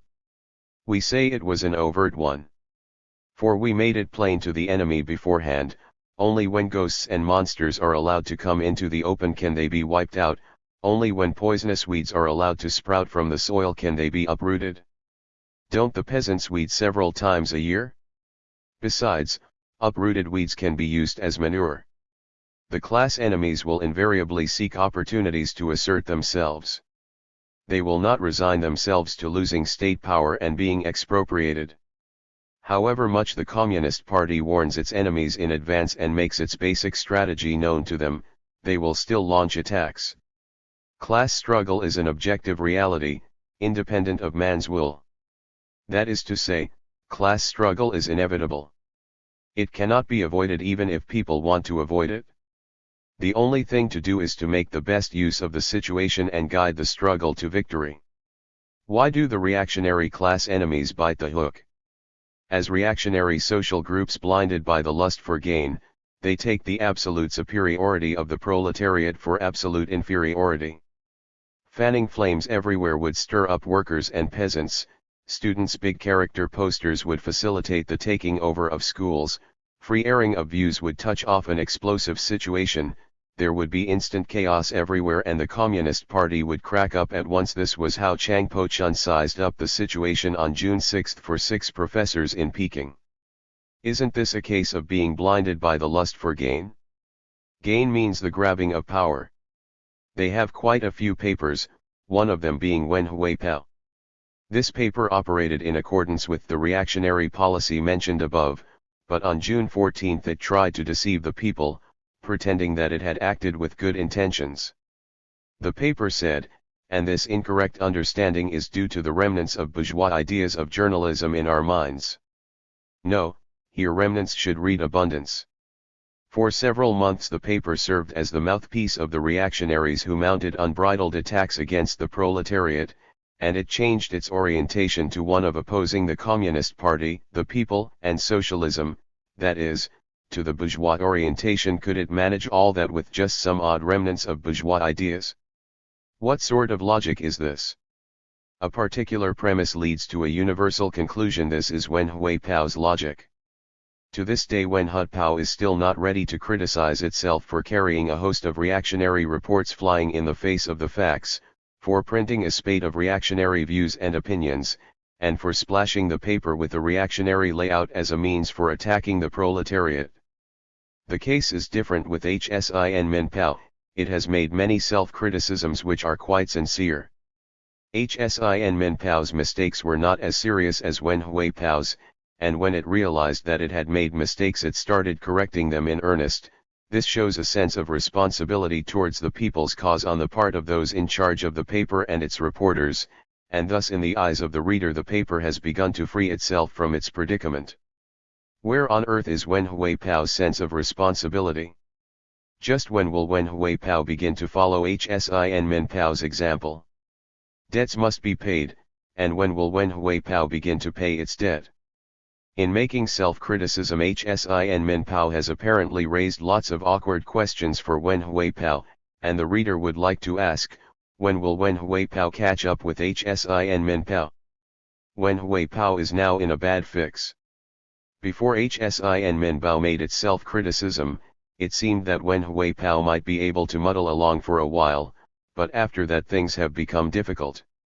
A bad fix can be turned into a good position, and that calls for a conscientious effort to emulate HSIN Min Pao. Now to return to the term bourgeois rightists. Bourgeois rightists are the bourgeois reactionaries mentioned above who oppose the Communist Party, the people, and socialism. This definition is scientific and true to fact. Only a handful, they are to be found in the democratic parties, among intellectuals, capitalists, and students, and also in the Communist Party and Youth League, and they have surfaced in the present great storm. They are very small in number, but in the democratic parties, and particularly in certain of these parties, they carry weight and should not be taken lightly. This bunch have not only expressed themselves in words but also followed up with deeds. They are guilty, and the principle of blame not the speaker does not apply to them. They are not only speakers but doers. Are they to be punished by law? There seems to be no need for that at present. For the people's state is very secure and, moreover, many among them are prominent figures. They can be treated leniently, without punishment. In general, it is enough to call them rightists, not reactionaries. The only exceptions are those who refuse to correct their mistakes after repeated warnings and continue to engage in sabotage in violation of the criminal law. These will have to be punished. Learn from past mistakes to avoid future ones, cure the sickness to save the patient, transform negative factors into positive ones. These principles still apply to the rightists. Then there are rightists of another kind who have expressed themselves in words but have not followed up with deeds. Their views are similar to those of the rightists mentioned above, but they have not engaged in disruptive activities. There should be a greater degree of leniency towards them. Erroneous views must be repudiated root and branch with no quarter given, but these individuals should be permitted to reserve their opinions. The various types of rightists mentioned above are allowed their freedom of speech. For a great, secure nation, there is little harm in keeping a small number of such people around when their mistakes are known to the masses. It must be understood that rightists are persons who teach us by negative example. In this sense, poisonous weeds can render service. They render service precisely because they are poisonous and because in the past people were harmed by the poison they spread. The Communist Party is continuing with its rectification and the democratic parties have also begun theirs. Now that the rightists' wild attacks have been repulsed by the people, the rectification movement can proceed smoothly. Beat back the attacks of the bourgeois rightists. July 9, 1957. Speech at a conference of cadres in Shanghai. In March I spoke here to a number of party cadres. 100 days have passed since then. During these 100 days a great change in the situation has occurred. We have fought a battle with the bourgeois rightists, and the political consciousness of the people has risen, and indeed to a considerable degree. We expected this at the time. For instance, I said here that when people started criticizing, or in other words, when the fire started burning, wouldn't that cause pain? We must toughen our scalps and bear it, I added. This part of the body is called the head, and the skin on it is called the scalp. Toughening one's scalp and bearing it means, when you criticize me, I toughen my scalp and listen for a while. Afterwards, I'll analyze what you say and make a reply, accepting what is right and rebutting what is wrong. We must believe that in China, as everywhere else in the world, the majority of the people are good. By the majority, we mean not 51%er but over 90%er. Of the 600 million people in our country, the worker and peasant masses are our mainstay. In the Communist Party, the Youth League and the Democratic parties and among the students and intellectuals, the majority are invariably good people. They are kind-hearted and honest, they are not crafty and don't have ulterior motives. This should be acknowledged. It has been borne out in every political movement. Take the students in the present movement. There are more than 7,000 students at Peking University, but the rightists account for only 1, 2, or 3%. What does this 1, 2, or 3% really mean? It means that the backbone die-hard elements who kick up a rumpus from time to time never exceed 50 persons or so, or less than L%. The remaining 1 or 2% form their clique. It's not easy to set a fire going and draw it upon oneself.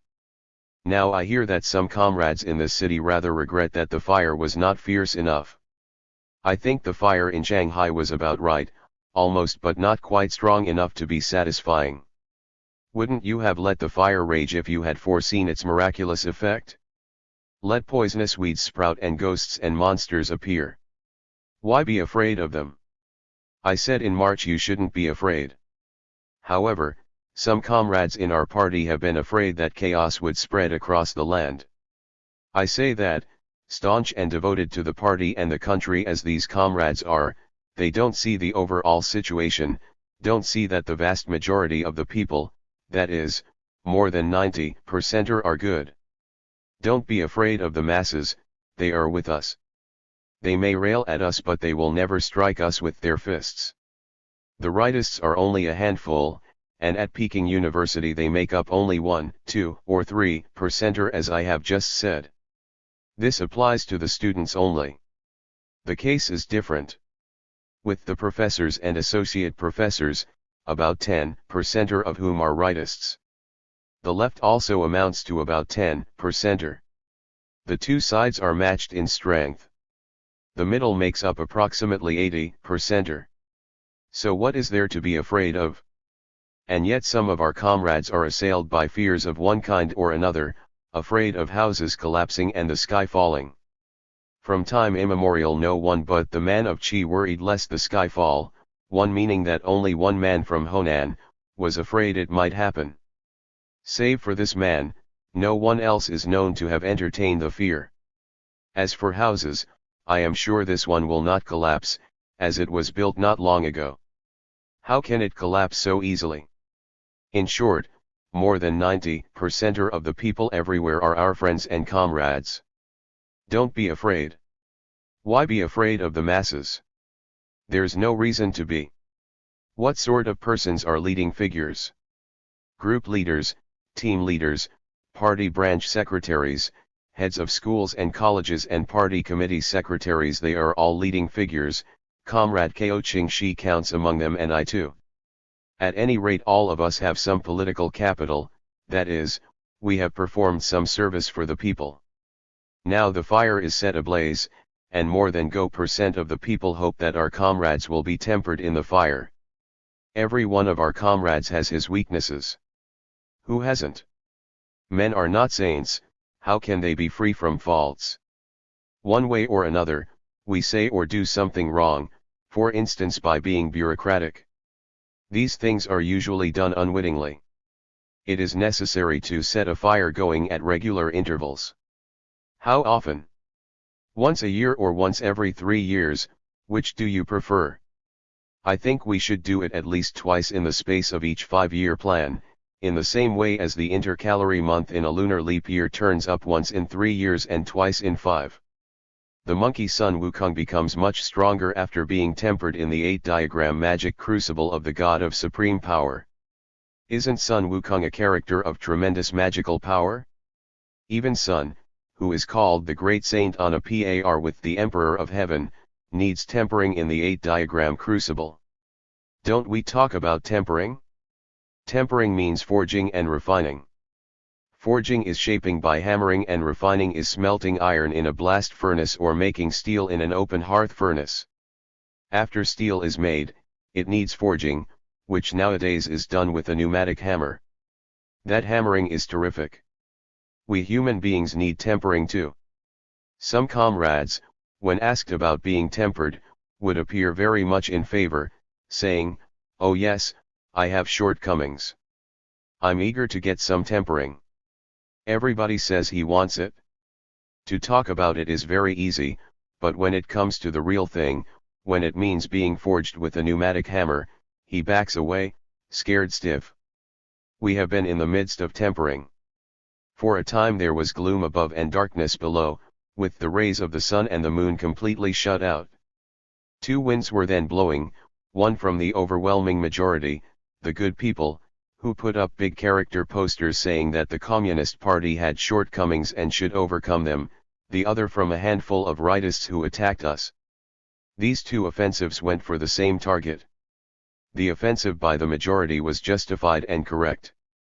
It was a kind of tempering for us.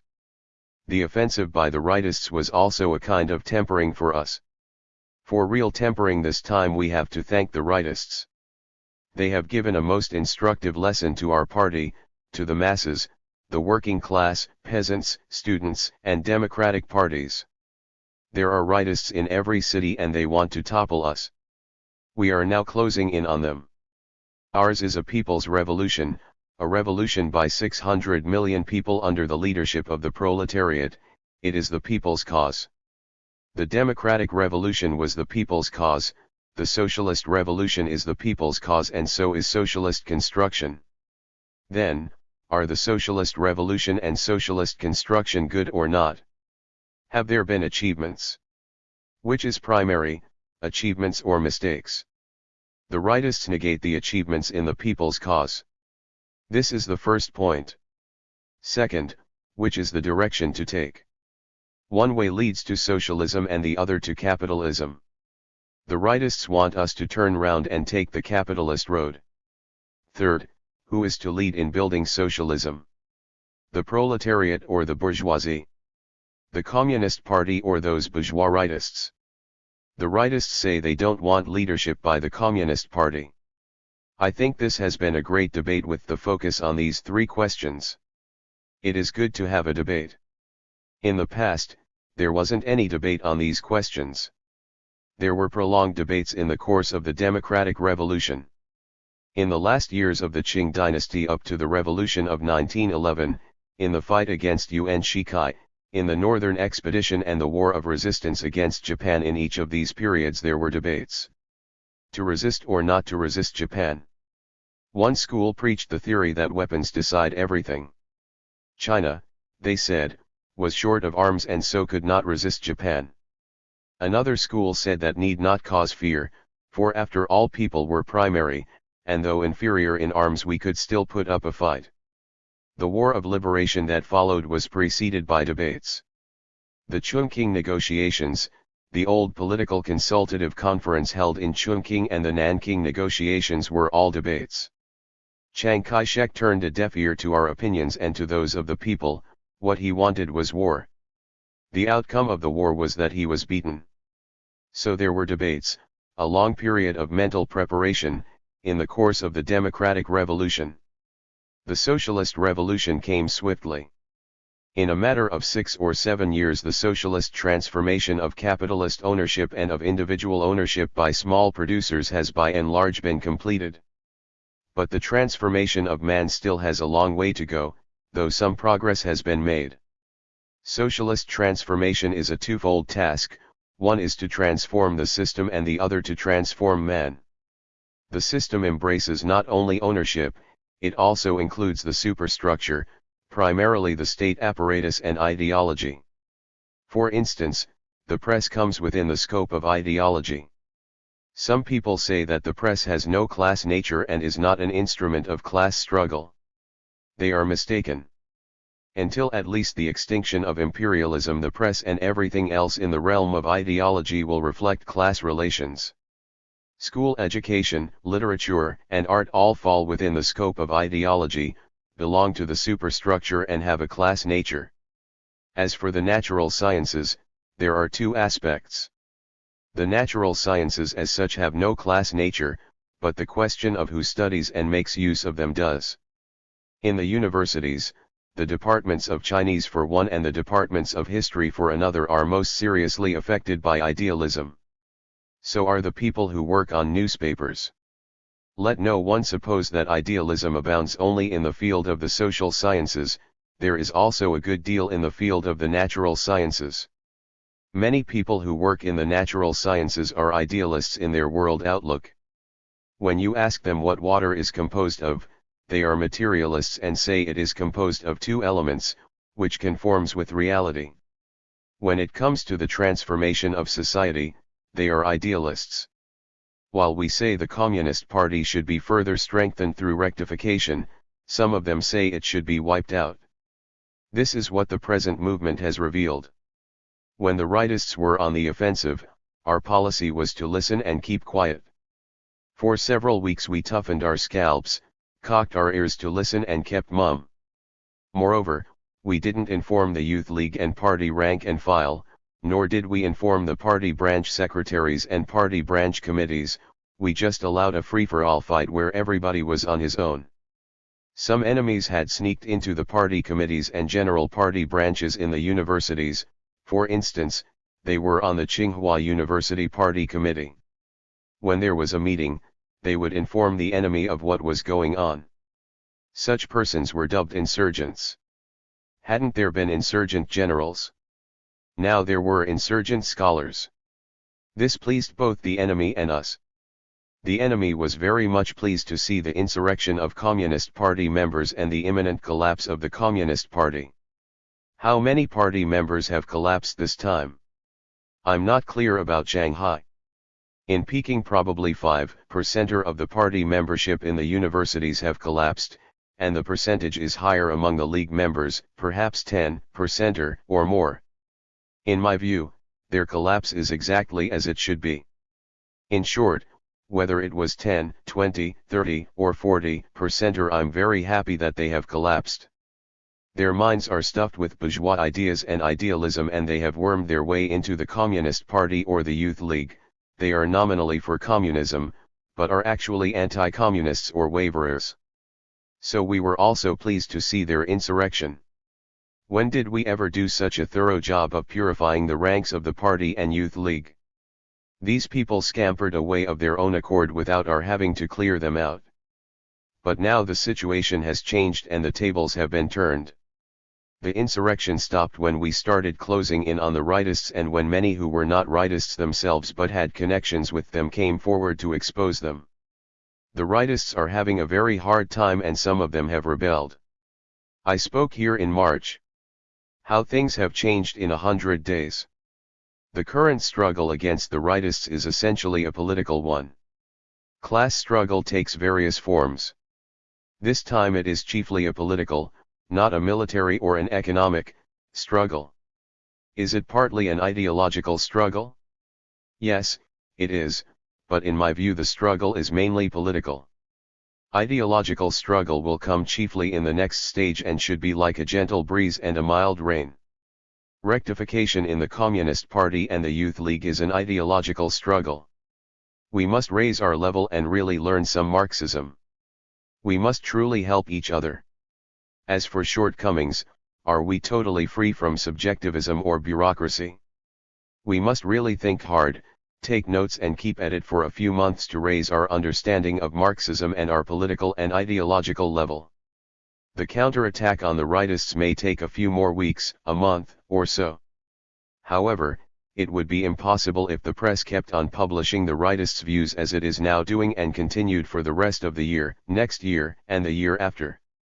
There are just so many rightists, the press has carried just about enough of their views, and there isn't much more to print. From now on, we shall print a little more in some form or other, but none when there is nothing worth printing. In my view, July is still a month for intensive counterattack on the rightists. The rightists like a strong gale and a torrential downpour most, and a gentle breeze and a mild rain least. We advocate a gentle breeze and a mild rain, don't we? But they say, what? A gentle breeze and a mild rain? If it keeps drizzling for days on end, the rye seedlings will rot and there will be a famine. It's better to have a strong gale and a torrential downpour. Haven't you got someone here in Shanghai who wrote an article, A Crow Cause at High Noon?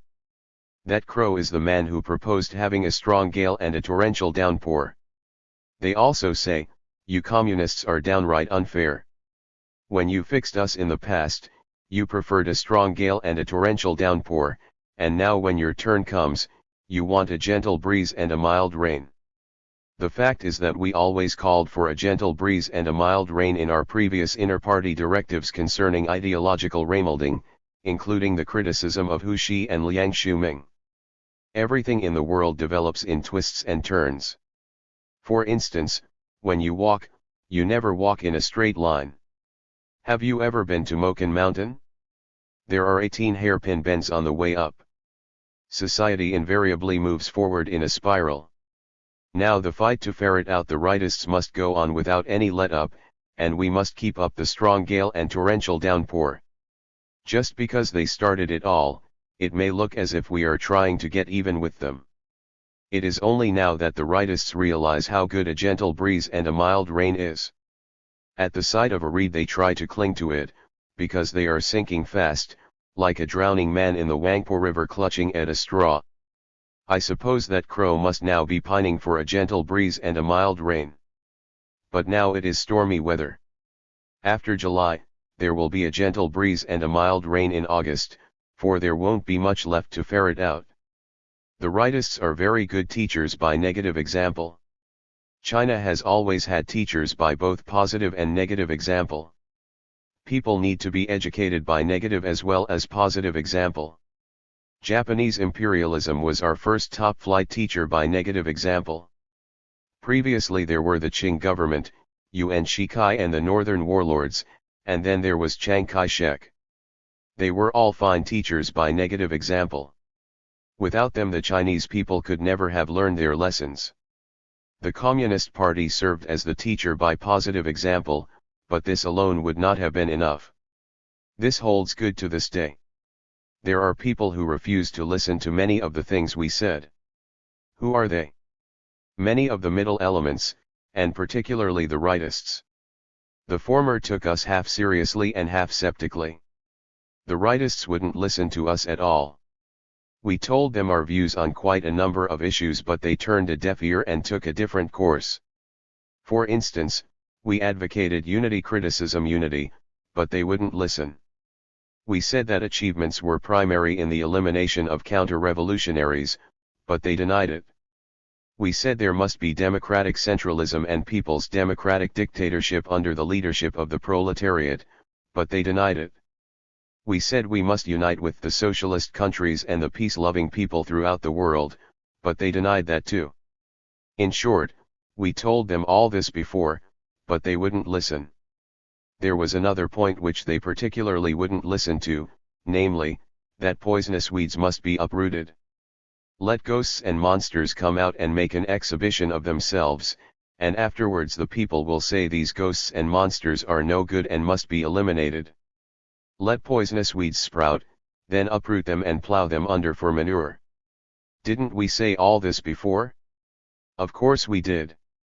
All the same, poisonous weeds keep sprouting. Year in year out, the peasants tell the weeds they are going to dig them up several times a year, but the weeds simply won't listen and keep growing. Even though digging will go on for 10,000 years, weeds will keep growing. They will grow even 100 million years from now. When I talked about weeding, the rightists were not afraid because I was only talking and weeding had not actually started. What is more, the rightists considered that they were not poisonous weeds but fragrant flowers, and that we were poisonous weeds and we, not they, should be uprooted. It just didn't occur to them that it was precisely they who should be uprooted. A debate on the three questions referred to earlier is now in progress. The socialist revolution came so swiftly that the party's general line for the transition period has not been fully debated either inside the party or in society at large. This may be likened to a cow eating grass. It gulps the grass down, stores it in its stomach, then regurgitates it and slowly chews the cud. We have been making socialist revolution in the system, firstly in the ownership of the means of production and secondly in the superstructure, in the political system and the sphere of ideology, but there has never been a full debate on the question. And now we are unfolding the debate through the newspapers, forums, mass rallies, and big character posters. The big character poster is a fine thing, and I think it will be handed down to future generations. The Confucian Analects, the 5 classics, the 13 classics and the 24 dynastic histories have all been handed down to us. Won't the big character poster be handed down to posterity? I think it will. Will it be used in the future when rectification is unfolded, in factories for instance? I think it is a good idea to use it, the more the better. Like language, it has no class nature. Our vernacular has no class nature. We all speak in the vernacular, and so does Chiang Kai-shek. We no longer speak literary Chinese exemplified by sayings like great pleasure is derived from learning and constantly reviewing what has been learned and welcoming friends from afar gives one great delight. The vernacular is used by the proletariat and also by the bourgeoisie. The big character poster can be used by the bourgeoisie as well as by the proletariat. We believe that the majority of the people are on the side of the proletariat. Therefore, the big character poster as an instrument favors the proletariat, not the bourgeoisie. For a period of time, about 2 or 3 weeks, things seemed to go in favor of the bourgeoisie, with gloom above and darkness below and the rays of the sun and the moon completely shut out. When we said we must toughen our scalps and bear it, we meant losing sleep and appetite for those 2 or 3 weeks. Didn't you say you wanted tempering? To lose sleep and appetite for a few weeks is a kind of tempering, and this doesn't mean being shoved into a blast furnace to be smelted. Many middle elements have vacillated, and this is a good thing too. They will draw lessons from their vacillation. It is the hallmark of the middle elements, otherwise would they be known as such. The proletariat is at one end and the bourgeoisie at the other, with large numbers of middle elements in between, a case of both ends being small and the middle being large. But in the final analysis the middle elements are good people, an ally of the proletariat. The bourgeoisie too wanted to win them over as an ally, and at one time they looked like it. For these middle elements also criticized us, but their criticisms were well intentioned. When the rightists saw them criticizing us, they came out and made trouble. In Shanghai, you had rightists like Wang Xiaoxi, Liu Yi, Chen Zhenping, and Pen Wenying and also Wu Yin making trouble. Once the rightists went at it, the middle elements got confused. The rightists' progenitors are Chang Po-chun, Lo Lung-chi and Chang Nai-chi, and Peking is the rightists' place of origin. The greater the chaos in Peking, the better, and the more profound it is, the better. This has been borne out by our experience. Just now I talked about the big character poster. It is a question of method, a question of what method to use in fighting. The big character poster is one of the weapons used in fighting, like small arms such as the rifle, the pistol, and the machine gun.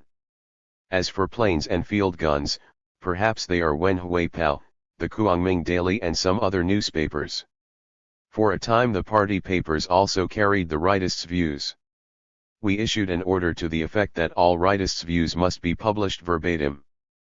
Through the use of this and other methods, we helped the broad masses to get educated by both positive and negative examples.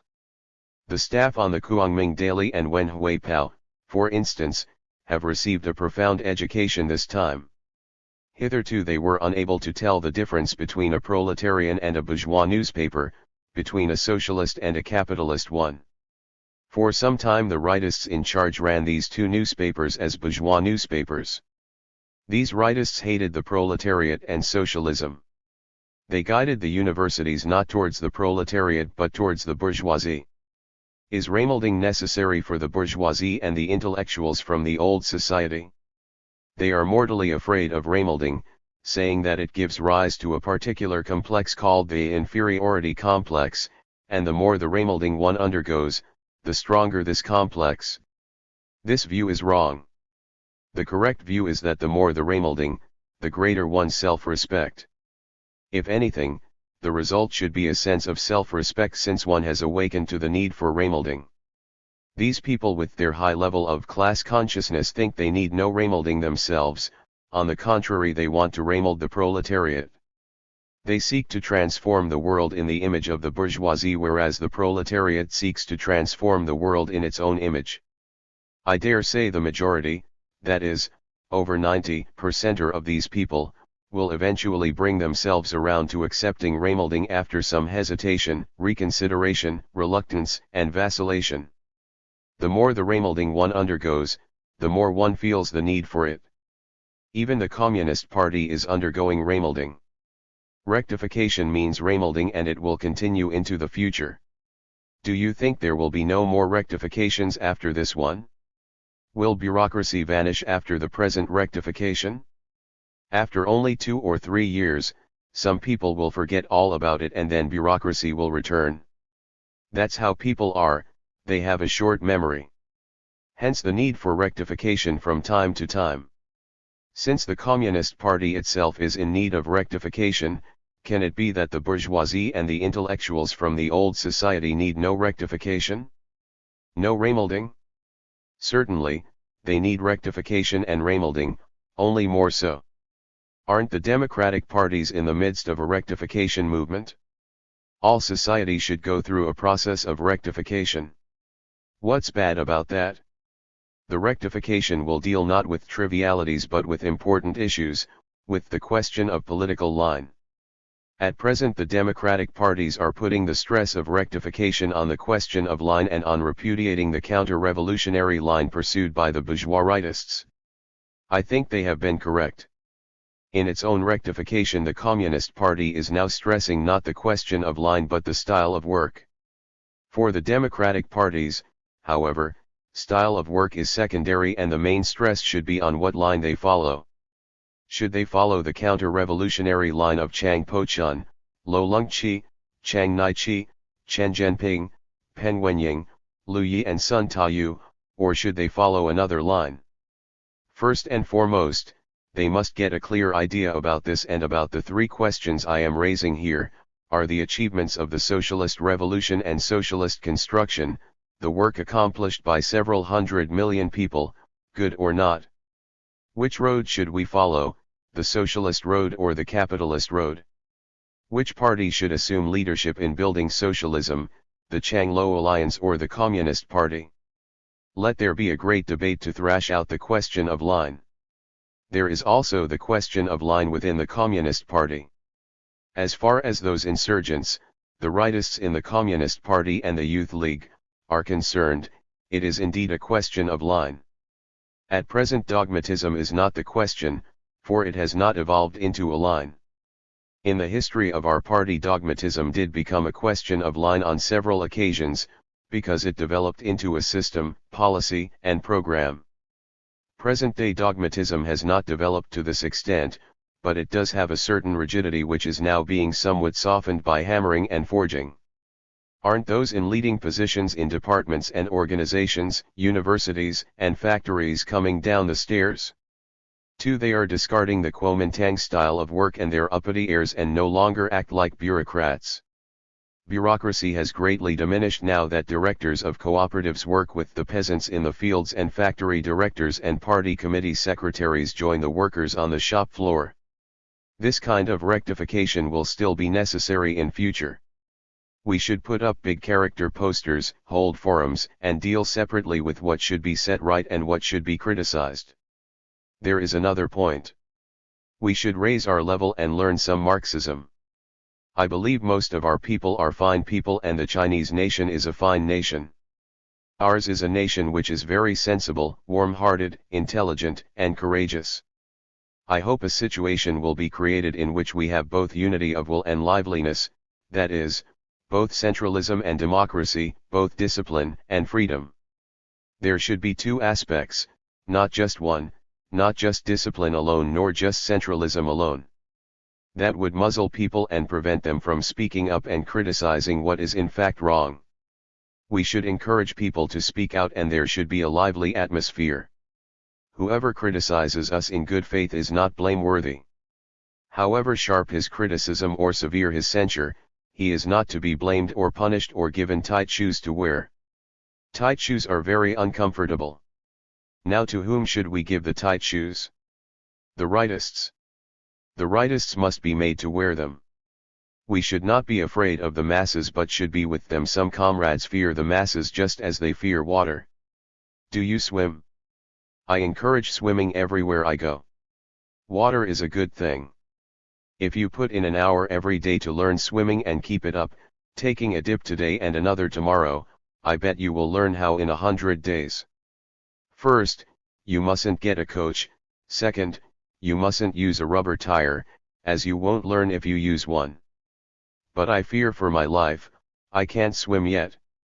Well, you can first start in shallow water.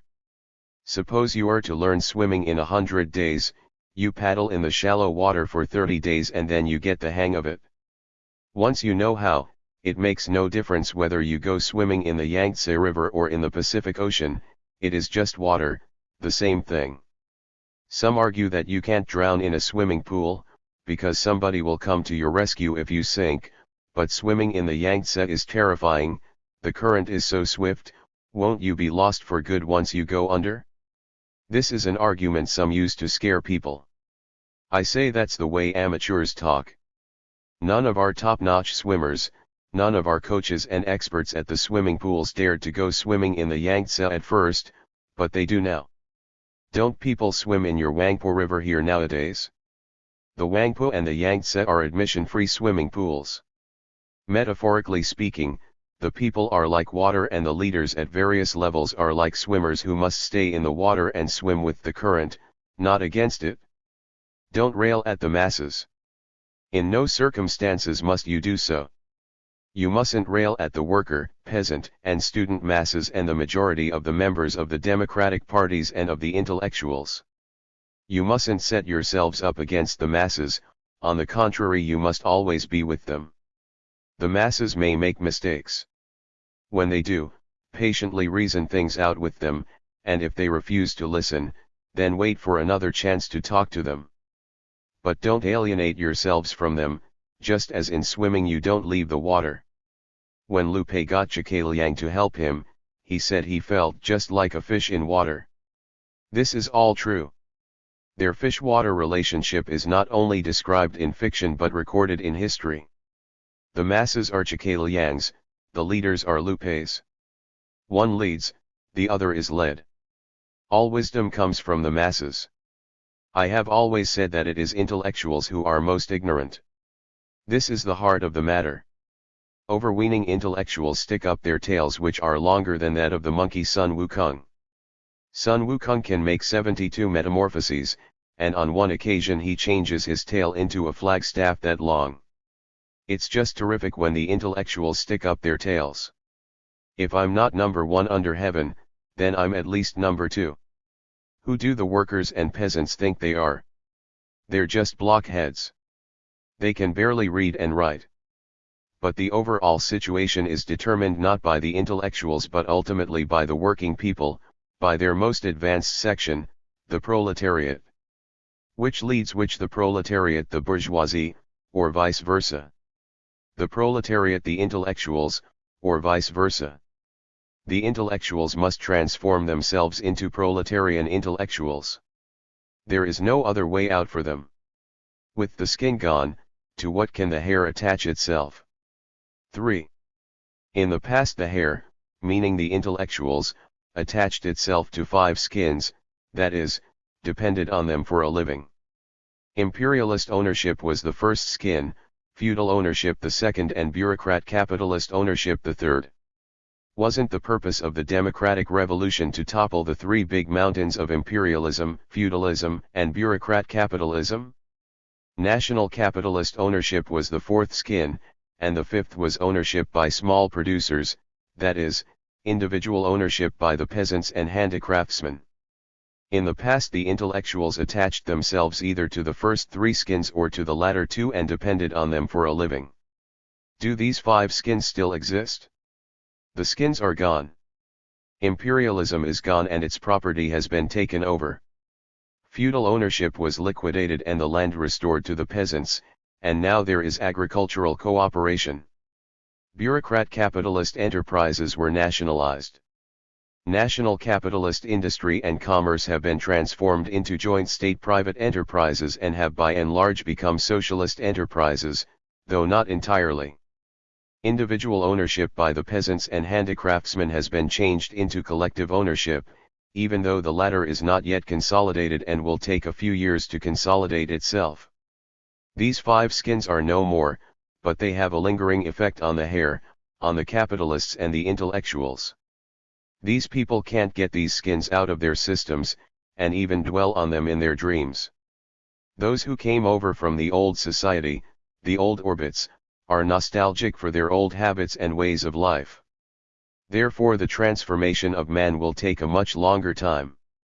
At present, what kind of skin do intellectuals attach themselves to? To the skin of public ownership, to the proletariat. Who provides them with a living? The workers and peasants. Intellectuals are teachers employed by the working class and the laboring people to teach their children. If they go against the wishes of their masters and insist on teaching their own set of subjects, teaching stereotyped writing, Confucian classics or capitalist rubbish, and turn out a number of counter-revolutionaries, the working class will not tolerate it and will sack them and not renew their contract for the coming year.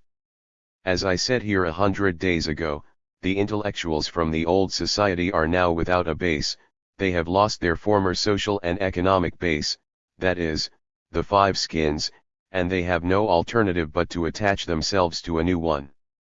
Some intellectuals are now unsettled. Suspended as they are in mid-air, they have nothing to hang on to above and no solid ground to rest their feet on below. I say, these people may be called gentlemen in mid-air. Flying in mid-air, they want to go back but are unable to because they find their old home, those skins, gone.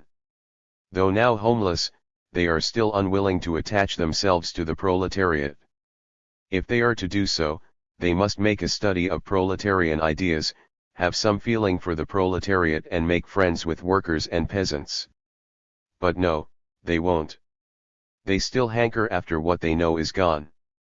What we are doing now is persuading them to wake up. After this great debate, I think they will wake up somehow or other. Those intellectuals who take a middle position should awaken and not be too cocky, because what they know is limited.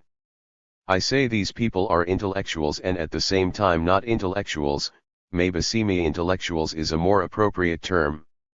For they have just so much knowledge, and on matters of principle they cannot open their mouths without making mistakes. Now let us leave aside the rightist intellectuals, for they are reactionaries. The trouble with intellectuals who take a middle position is that they waver, do not have a clear orientation and sometimes even lose their bearings. If you have such great learning, how come you make mistakes? If you are so marvelous and cocksure of yourselves, how come you waver? A tuft of grass atop the wall sways right and left in the wind. It all goes to show that you don't know much.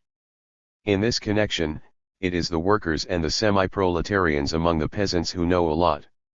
They can tell at a glance that Sun Tao and his wares are nothing but fakes. You see who knows better? Undoubtedly it is those who can hardly read and write that know better. One must go to the proletariat when it comes to making the crucial decision concerning the overall situation, the general direction. I'm the kind of person who consults the workers and peasants before I do anything significant or make decisions on major issues, talking over and discussing things with them and with the cotters close to them to see if my ideas are all right. This makes visits to various places necessary. Staying put in Peking could be fatal. It is a barren place where you can't get any raw material. All the raw material comes from the workers and peasants and from the localities. The Central Committee of the Chinese Communist Party can be likened to a processing factory, which uses raw material to turn out products. The finished products must be good, or otherwise mistakes are made. Knowledge comes from the masses. What does the correct handling of contradictions among the people mean? It means seeking truth from facts and following the mass line. In the final analysis, it is the mass line that counts. We mustn't alienate ourselves from the masses. Our relationship with the masses is a fish-water relationship or swimmer-water relationship. Do we need to finish off the rightists with one blow? Giving them a couple of hard knocks is quite necessary. If we don't, they will play possum. Don't we need to mount attacks on these types and go after them? Yes, attacks are necessary. But the aim is to force them to reverse course. We should use every means in our offensive to isolate them completely, only then can we win over some, if not all. They are intellectuals and some are big intellectuals. Once won over they can be useful. Win them over and let them do some work. Besides, they have done a great service to us this time as teachers who have educated the people by negative example. We are not going to dump them into the Wangpo River but will still take the approach of curing the sickness to save the patient. Perhaps some are not willing to come over. If men like Sun Ta-yu are obstinate and refuse to make the change, so be it. We have a lot to do now. It is simply impossible to keep on hitting out at these types day in day out for the next 50 years. There are people who refuse to correct their mistakes. They can take them into their coffins when they go to see the king of hell. They can say to him, "I'm a defender of the five skins. I'm a man of integrity. The communists and the masses grilled me but I did not submit and I have come through all right." But they should get this into their heads. Today there is a change of hands even in hell, with Marx, Engels, and Lenin ruling there. There are two hells today. The rulers of the hell of the capitalist world probably remain the same, while Marx, Engels and Lenin rule the hell of the socialist world. As I see it, even a century hence the die-hard rightists will get their punishment. The situation in the summer of 1957. July 1957. Article written during the conference of the secretaries of provincial and municipal party committees held in Tsingtao in July 1957 and printed and distributed at the conference. It was circulated among the leading cadres of the party in August of the same year. During the period of socialist revolution in our country, the contradiction between the people and the bourgeois rightists, who oppose the Communist Party, the people, and socialism, is one between ourselves and the enemy, that is, an antagonistic, irreconcilable, life and death contradiction. The bourgeois rightists who have launched wild attacks against the working class and the Communist Party are reactionaries or counter-revolutionaries.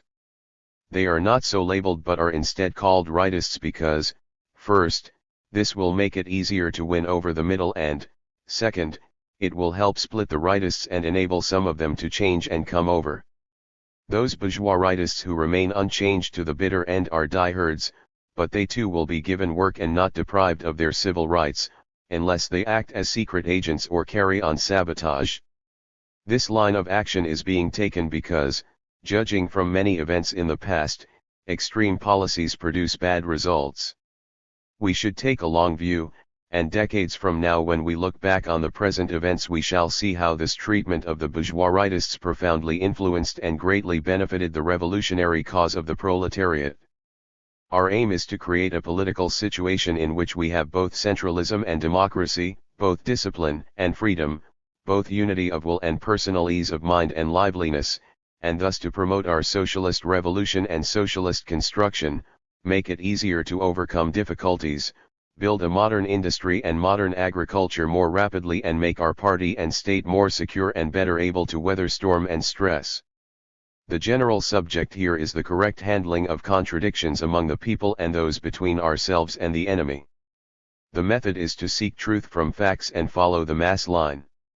The derivative methods are those of holding meetings attended by both party and non-party people to discuss major policies, conducting the rectification movement publicly, and criticizing many of the parties and the government's shortcomings and mistakes in the press.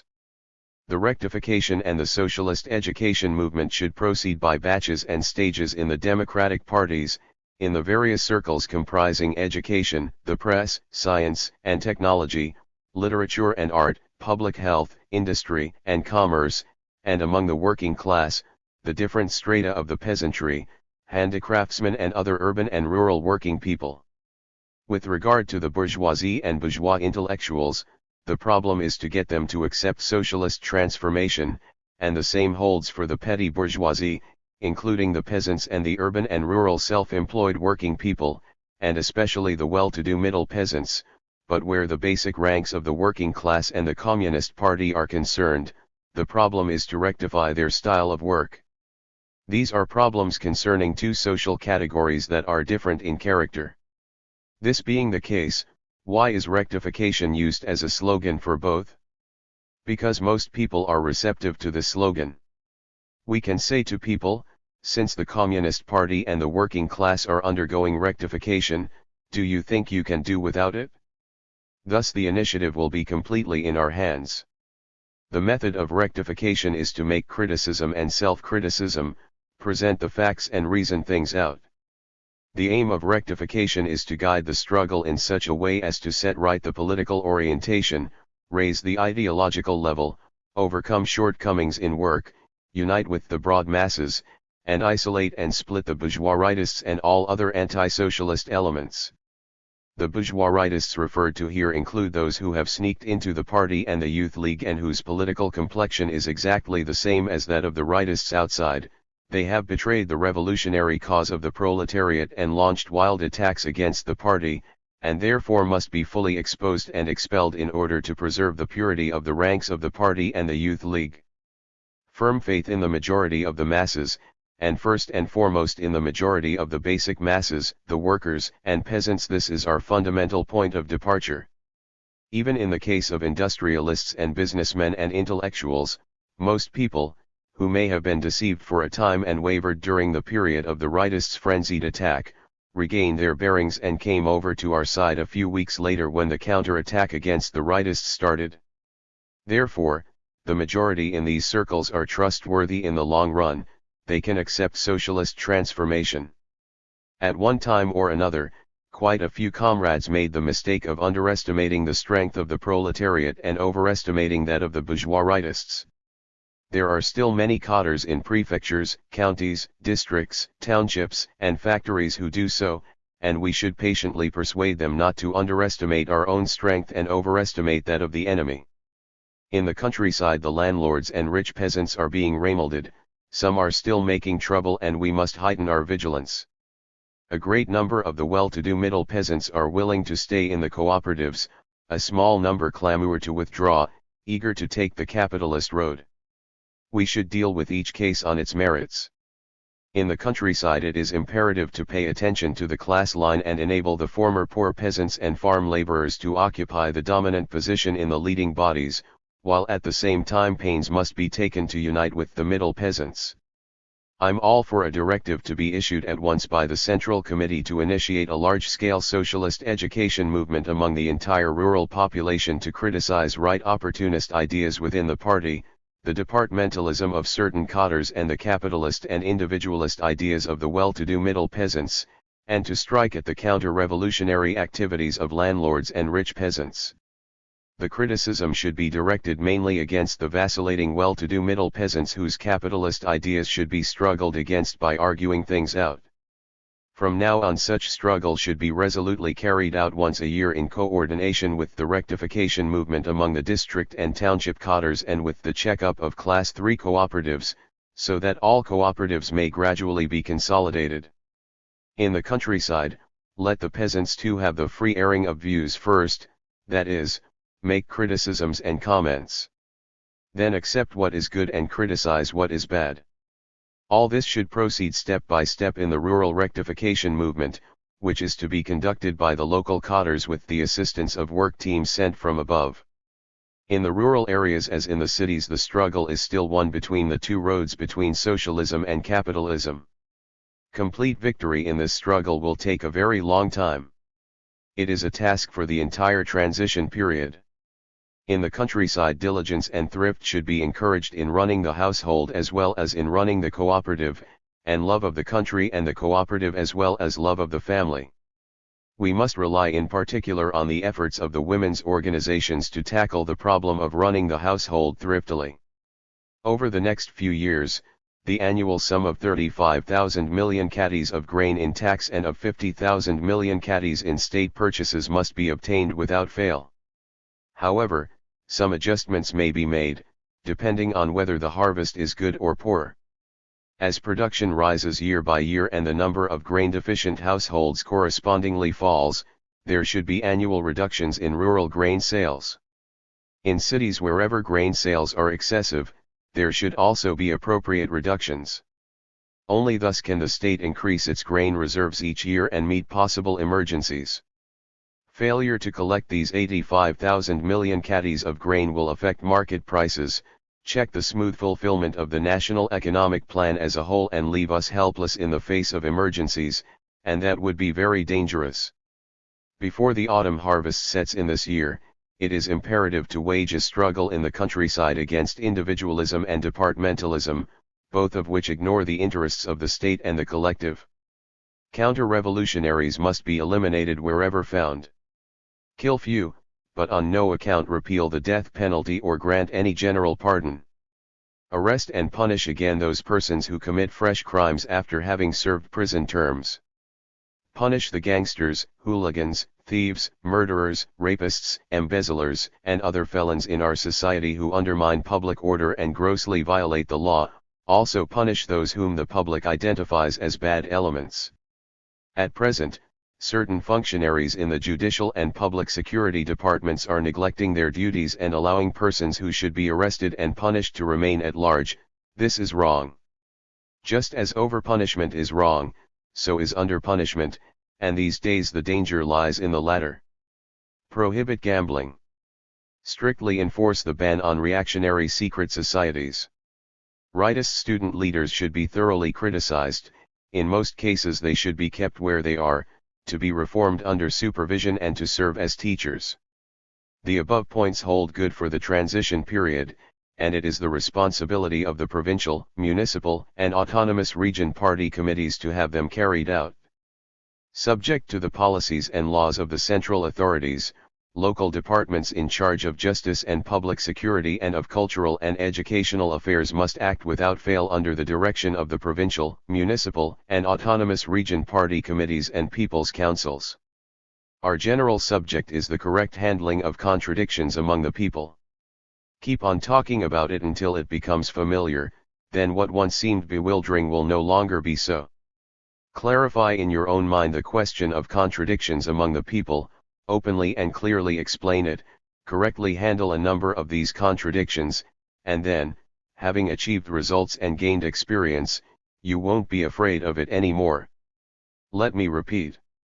Correctly handling the contradictions among the people means following the mass line, which is consistently stressed by our party. Party members should be good at consulting the masses in their work, and in no circumstances should they alienate themselves from the masses. The relation between the party and the masses is like that between fish and water. Without good relations between the party and the masses, the socialist system cannot be established or, once established, be consolidated. The armed forces have carried out rectification on many occasions. The three main rules of discipline and the 8 points for attention are enforced. Democracy is practiced in military, political, and economic affairs. In times of war, mutual aid groups are organized in the squads, officers are integrated with men and the army with the people, and hitting or swearing at people is forbidden, and so is the execution of deserters. As a result, morale is high and our army is invincible. If this can be done among soldiers bearing arms, why can't democracy be practiced in factories, villages, offices, and schools, and their problems, contradictions, solved by persuasion and not by coercion? Why be afraid of our own people when we are not afraid of the imperialists? He is no true communist who fears the common people and believes the masses are not open to reason and must be coerced rather than convinced. Except for renegades and persons who have grossly violated the law, we should protect all party and youth league members during the rectification movement, and make great and sincere efforts to help them correct their mistakes and shortcomings, improve their method of work, enhance their competence and raise their political and ideological level.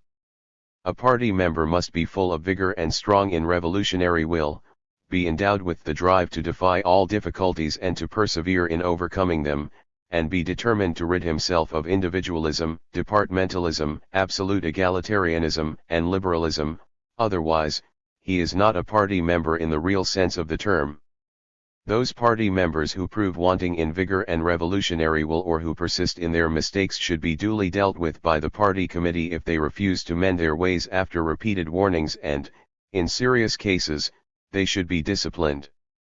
Within 6 to 12 months the first secretaries, and the other secretaries too, of provincial, municipal, and autonomous region park committees should each make a personal study of a particular cooperative, factory, store and school to obtain some knowledge and earn the right to speak and so give better guidance to their work in general.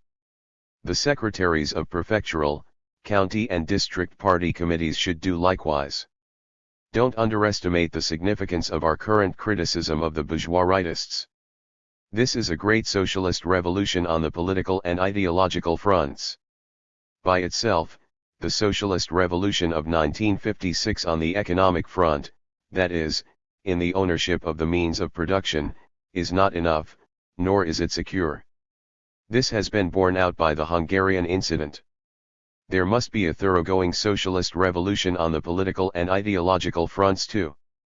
In the democratic parties and in intellectual and in industrial and commercial circles, it is of course out of the question for the Communist Party to exercise leadership over some people, the rightists, for they are our enemies, and the party's leadership over most people, the middle section, has not been consolidated in certain cultural and educational units. The party's leadership has not been established at all.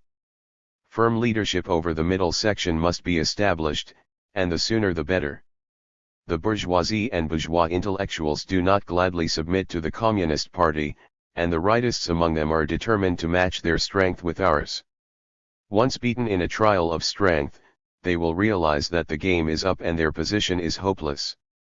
Not until then will the majority, the middle section plus a number of the rightists, begin to behave themselves, gradually abandon their bourgeois stand, come over to the side of the proletariat and make up their minds to throw in their lot with it. A small number will refuse to change to the very end. We'll just have to let them take their reactionary views with them to the grave. We must however heighten our vigilance. It must be realized that at the first opportunity they will again stir up trouble. Counting from now, this struggle will probably last 10 or as many as 15 years. The time can be shortened if things are well managed. Of course, this is not to say that class struggle will cease in 10 to 15 years, as long as imperialism and the bourgeoisie exist in this world of ours. The activities of the domestic counter-revolutionaries and bourgeois rightists will always partake of the nature of class struggle, and, what is more, they will invariably mesh with those of the foreign reactionaries. After a necessary period of time, the form of the present struggle should change from that of a strong gale and a torrential downpour to a gentle breeze and a mild rain, so that ideologically the struggle can become deeper and more thoroughgoing. We have won the first decisive battle in the last few months, mainly in the last 2 months. But in order to win complete victory, several more months of deep digging are needed, and we must not wind up the struggle in a hurry. Make no mistake, if this struggle is not won, socialism is impossible. This great debate among the people throughout the country has solved or is in the process of solving questions of cardinal importance, such as whether our work in the revolution and in construction is correct, that is, whether achievements in the revolution and in construction are primary, whether the socialist road should be taken, whether the leadership of the Communist Party, the dictatorship of the proletariat and democratic centralism are needed, and whether our foreign policy is correct. It is natural that such a great debate should have taken place. It took place in the Soviet Union in the 20s, the debate with Trotsky and others on whether socialism could be built in one country and it is taking place this year in our country, in the 50s. If we fail to win complete victory in the debate, it will be impossible to continue our march forward. Once we triumph in the debate, our socialist transformation and socialist construction will receive a big impetus. This debate is a great event of world significance. We must understand that, counting from now, 10 to 15 years will be required to build a modern industrial and modern agricultural base in China. Only when the productive forces of our society have been fairly adequately developed over a period of 10 to 15 years will it be possible to regard our socialist economic and political system as having obtained a fairly adequate material base, now far from adequate, and will it be possible to regard our state, the superstructure, as fully consolidated and our socialist society as fundamentally built. It is not built yet, and 10 to 15 years more are needed. To build socialism, the working class must have its own army of technical cadres and of professors, teachers, scientists, journalists, writers, artists, and Marxist theorists. It must be a vast army, a small number of people will not suffice. This is a task that should be basically accomplished in the next 10 to 15 years. The tasks after that will be to make further efforts to develop the productive forces and expand the army of working-class intellectuals, create the preconditions for the gradual transition from socialism to communism, and get prepared to catch up with and surpass the United States economically in 8 to 10 5-year plans. All members of the Communist Party and the Youth League and the nation as a whole should be aware of this task, and everybody should study hard. Wherever possible they should strive to acquire technical skill and vocational knowledge and study Marxist theory, so that a new army of working-class intellectuals will be formed, including all the intellectuals from the old society who take a firm working-class stand after having been genuinely remolded. This is a great task history sets us. The revolutionary cause of the working class will not be fully consolidated until this vast new army of working-class intellectuals comes into being. It is a major achievement that experience has been gained at the central and the provincial and municipal levels in the three tasks of rectification, criticism of the rightists, and winning over the middle section of the masses. With this experience things will be easier. The task for the next few months is to teach those at the prefectural and the county levels how to gain this experience. Between now and the coming winter and spring, the task is gradually to teach those at the district and the township levels to do likewise. In the cities it is to teach those at the district level and in factories and mines at the basic level as well as the neighborhood committees. As a result, many people will be enlightened, the mass line will cease to be a mere phrase to them, and it will be easier for contradictions among the people to be resolved. The first secretaries and all the other members of provincial, municipal, and autonomous region party committees must take full command of this great struggle. They must assume full control over the work of political transformation and ideological remolding in the democratic parties, political circles, and in the circles of education, the press, including all newspapers and periodicals, science and technology, literature and art, public health, and industry and commerce. Each province, municipality, and autonomous region should have its own Marxist theorists, scientists and technical personnel, writers, artists, and literary critics, and first-rate editors and reporters on its own newspapers and periodicals. The first secretaries, and the other secretaries too, should pay particular attention to newspapers and periodicals and not be lazy about it. Each should read at least 5 papers and 5 periodicals for comparison, so that they can improve their own publications. Our criticism of the rightists has given a great shock to everybody in the democratic parties and in intellectual and in industrial and commercial circles. It should be noted that the majority of them, the middle, are inclined to accept the socialist road and the leadership of the proletariat. This inclination varies in degree with different categories of people. It should be further noted that although they now merely show an inclination towards a genuine acceptance of the fundamentals, namely, the socialist road and the leadership of the proletariat, this very inclination signifies the first step on their long journey from the stand of the bourgeoisie to that of the working class. After a year of rectification, from May this year to May next year, they will be able to take a big step forward. In the past they were mentally unprepared to take part in socialist revolution. For them this revolution happened all of a sudden. This was also the case with a number of Communist Party members.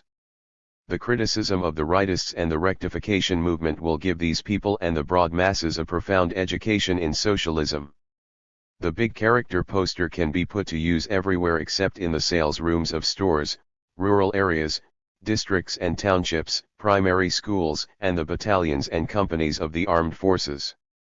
In the conditions obtaining in our country, it is a form of struggle favorable to the proletariat and unfavorable to the bourgeoisie. Fear of the big character poster is groundless. Big character posters, forums, and debates are 3 excellent forms for revealing and overcoming contradictions and helping people make progress in institutions of higher education, in departments and organizations at the central, the provincial, and municipal, the prefectural and the county levels, and in large urban enterprises. At no time should production and other work be neglected during the rectification movement. The authorities in various places should not start rectification in all the units under them at the same time, but should stagger it and carry it out by groups. Don't be afraid of the violent storm, toughen yourselves and bear it. In each unit, the crest of the torrent will pass in 2 or 3 weeks, and the unit can then switch to the new stage of counterattack on the rightists. Faced with the rightists' wild attacks during these 2 or 3 weeks, the leading cadres of various units should toughen themselves and hear them out without rebutting, concentrate on analyzing and studying the situation, muster strength for the counterattack, and unite with the forces of the left, win over the middle, and isolate the rightists. All this makes an excellent set of Marxist tactics. The stage of freely airing views, carrying out reform at the same time, the stage of counterattack on the rightists, carrying out reform at the same time, the stage of putting the emphasis on reform, with a further free airing of views, and the stage in which everyone studies relevant documents and makes criticism and self-criticism to raise his own political consciousness. These are the 4 indispensable stages of the rectification movement at the central, the provincial and municipal, the prefectural and the county levels. In addition, rectification is to be conducted at the grassroots in the cities and the countryside. After such a movement, it is certain that the whole party and the whole people will take on a fresh complexion. The first secretaries of the provincial, municipal, and autonomous region party committees and of the prefectural party committees are requested to devote some time in August to studying the check-up of cooperatives, production, grain, and other questions in rural areas in preparation for the plenary session of the Central Committee to be held in September. Please study the 40 articles of the Program for Agricultural Development one by one and see whether changes are needed. Talk in the enlarged third plenary session of the 8th Central Committee of the CCP 1. October 7, 1957. Source: Long Live Mao Zedong Thought, a Red Guard publication, 1969. China has had 2 revolutions. During the period of democratic revolution it was anti-imperialism, anti-feudalism, and anti-bureaucratic capitalism. Only within the party was there a struggle against the capitalist ideology of the national bourgeoisie. At that time there were 2 roads, the road of liberation and the road of colonialism. The socialist revolution is to eradicate classes, to eliminate exploitation. It is the proletarian revolution.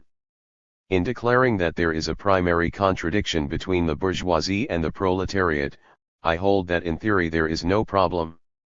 In 1953 at the Finance and Economics meeting the general line was set forth. Initially we did not dare to propagate it throughout the entire party, but instead we first discussed it at the county level. At the end of 1953 it was discussed at the Political Consultative Conference. The propaganda department drafted an outline for dissemination of the general line. During these past 3.5 years, we have dealt a severe blow to the bourgeoisie. We have also dealt a blow to the individual economy. Consequently, this was reflected in the resolutions of the 8th Party Congress, which said that the contradiction between the bourgeoisie and the proletariat had been fundamentally resolved.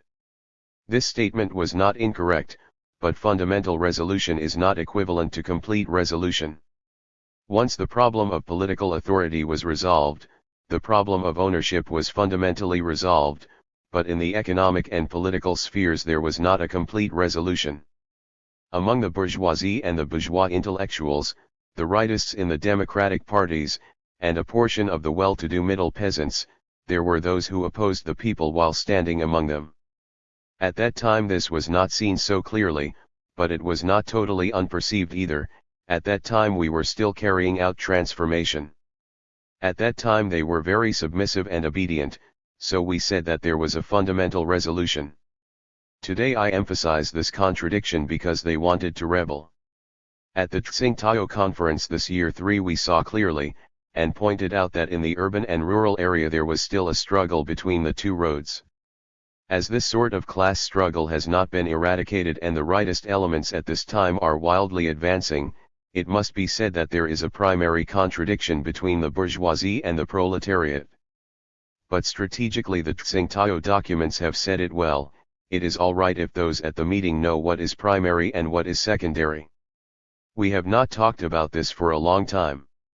If we now add onto it, shaking heaven and earth, it would be bad.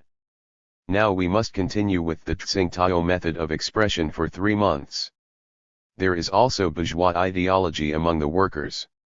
Within the party the 3 big isms have also been unfurled over the bourgeoisie.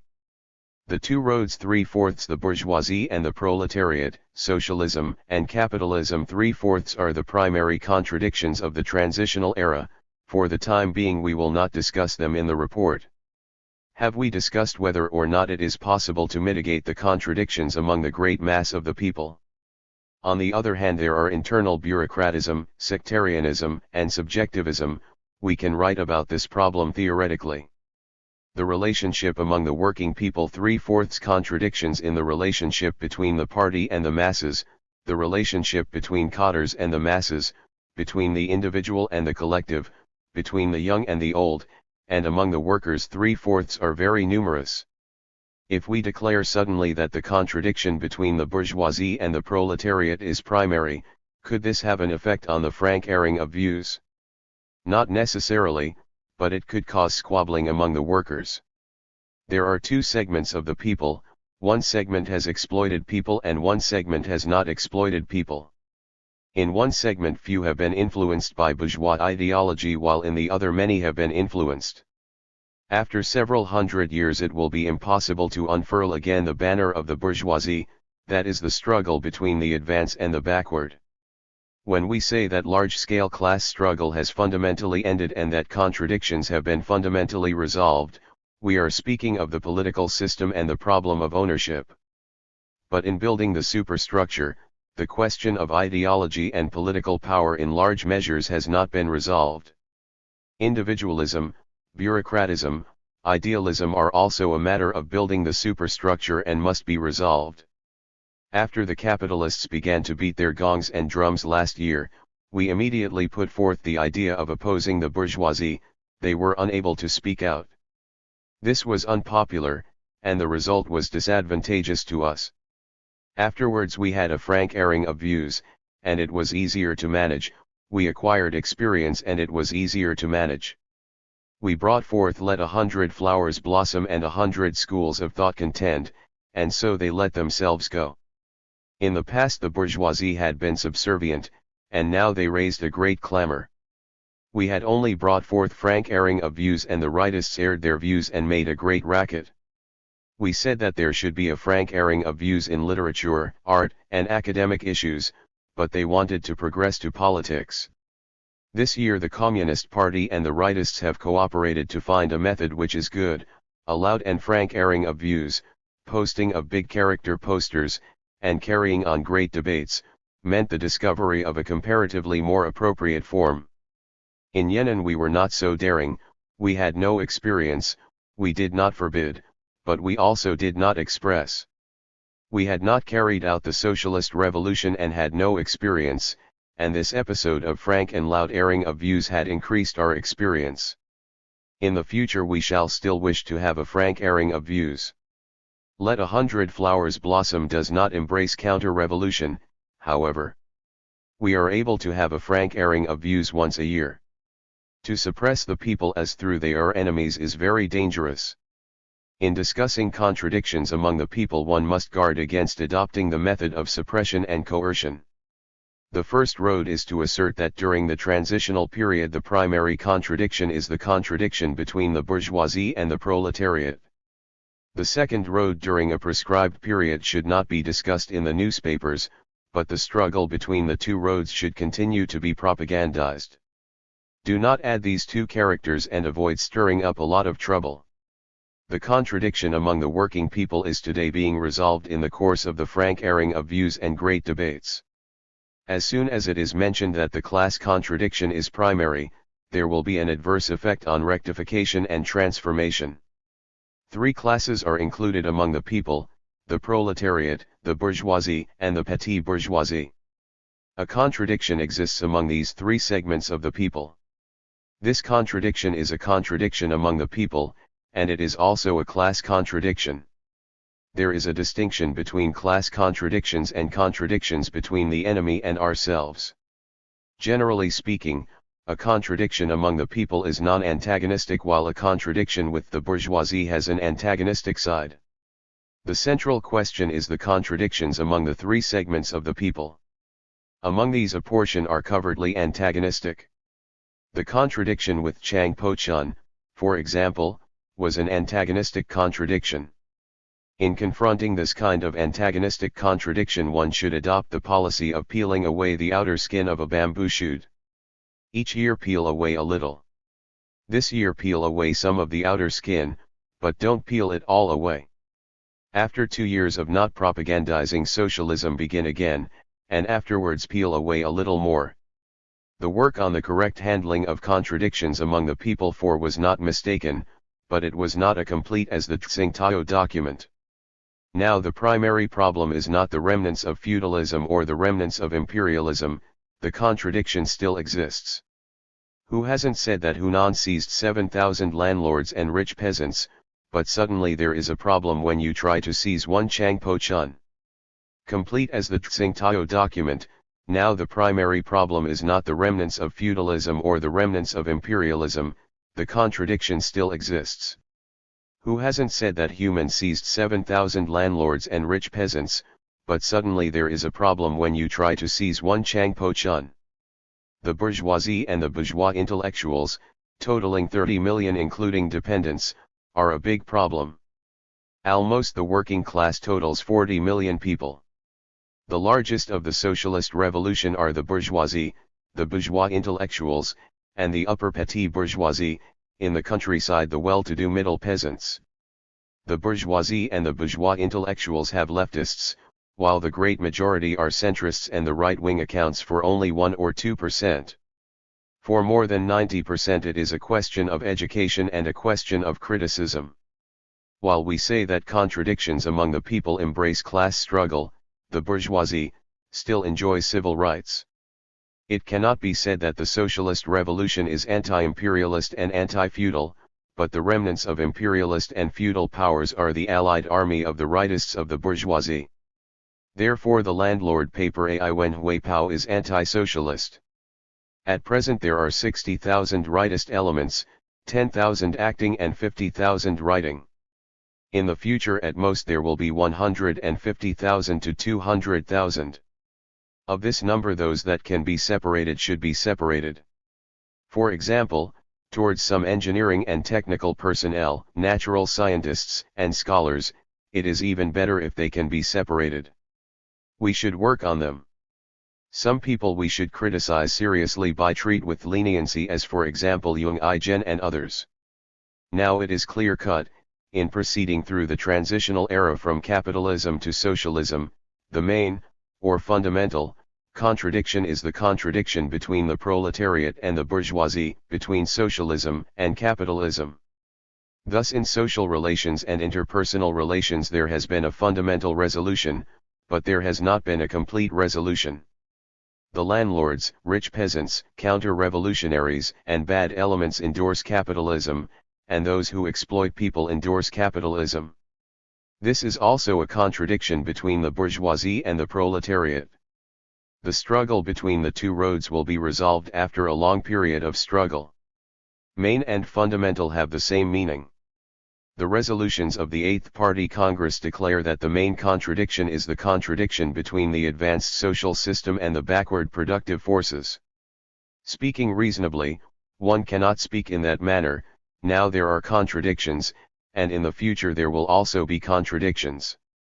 When cooperative have all been transformed into state farms which pay out wages, there will still be contradictions. Socialism is comprised of two sectors, public ownership and collective ownership. In the future, contradictions will also arise between the two. The socialist system and the productive forces are fundamentally in conformity, but they also have areas where there is not total conformity. There are still shortcomings, and it is incorrect to say that there is perfect conformity. When Stalin mentioned perfect conformity, official report, page 14, there arose a problem. The ideology of religion is not in accord with socialism, but we still want to repair temples. Repairing temples is done to achieve the goal of tearing down temples. Why do we say This is by and large in accord. Because it can develop the productive forces. India undertook a 5-year plan and increased its steel output by 300,000 tons. We raised our output by 94 million tons. Our system does not impede the development of the productive forces. After several tens of years, the contradiction between the collective and the state-owned sectors will be resolved, but there will still be new contradictions. When we have arrived at communism, we will not need the law of value and we will not need an army, the international environment permitting, of course. Marx, Engels, and Lenin never said the sentence which is in the resolutions of the Eighth Party Congress, but there is no harm in it. The meaning is that we must hurriedly develop production, strengthen the material foundation of socialist society. It is only that this was not said clearly. Strictly speaking, it is of course incorrect to say that the socialist system and the productive forces are not in accord. We are a socialist system developing its productive forces. A good many economists say there is a contradiction between our system and the productive forces and that the productive forces of a socialist system are backward. This sort of talk is bad. Be activists in promoting the revolution. October 9, 1957. Speech at the enlarged Third Plenary Session of the 8th Central Committee of the Chinese Communist Party. This conference has been a success. With the participation of comrades from the provincial and prefectural party committees, such an enlarged plenary session of the Central Committee is in fact a conference of cadres from 3 levels and is good for clarifying policies, exchanging experience, and achieving unity of will. Perhaps it is necessary to convene this sort of conference once a year. For work is very complicated in a large country like ours. We did not call such a conference last year, we suffered in consequence and a right deviation occurred. There had been a high tide the year before last, but last year saw a letdown. Of course we held the 8th Congress last year and didn't have time. Next time such a conference is convened, a few secretaries of county party committees and of district party committees in some large cities may be included. For instance, it would be all right to have an additional 100 or so. I suggest every province should also convene an all-province conference of cadres from 3 or 4 levels, with some from the cooperatives, to thrash out problems. This is the first point. Second, a few words about rectification. Be bold, thorough, and resolute in letting people air their views and in making reforms. We must have this kind of resolve. Then, is it necessary to add a campaign against the rightists, and a vigorous one at that? No, it isn't. Because the anti-rightist campaign is on the right track and in some places has already ended. Now the stress should be on airing views and making reforms at the grassroots levels, that is, at the 3 levels of county, district, and township. In some departments at the central and the provincial and municipal levels, the airing of views should continue, but the emphasis should be on reform. In the course of this year the masses have created a form of making revolution, a form of waging mass struggle, namely, speaking out freely, airing views fully, holding great debates and writing big character posters. Our revolution has now found a form well suited to its content. This form could not have emerged in the past. Since we were then engaged in fighting, in the 5 major movements 1 and the 3 great transformations 2, it was impossible for this form of unhurried debate to come into being. It would have been impermissible to devote a whole year to unhurried debate, to presenting facts and reasoning things out. Now it can be done. We have found this form, a form suited to the content of the current struggle of the masses, to the content of the present class struggle and to the correct handling of contradictions among the people. Grasp this form and henceforward you will find things much easier to manage. Major and minor questions of right and wrong as well as problems in revolution and construction can be solved through airing views and holding debates, and more quickly.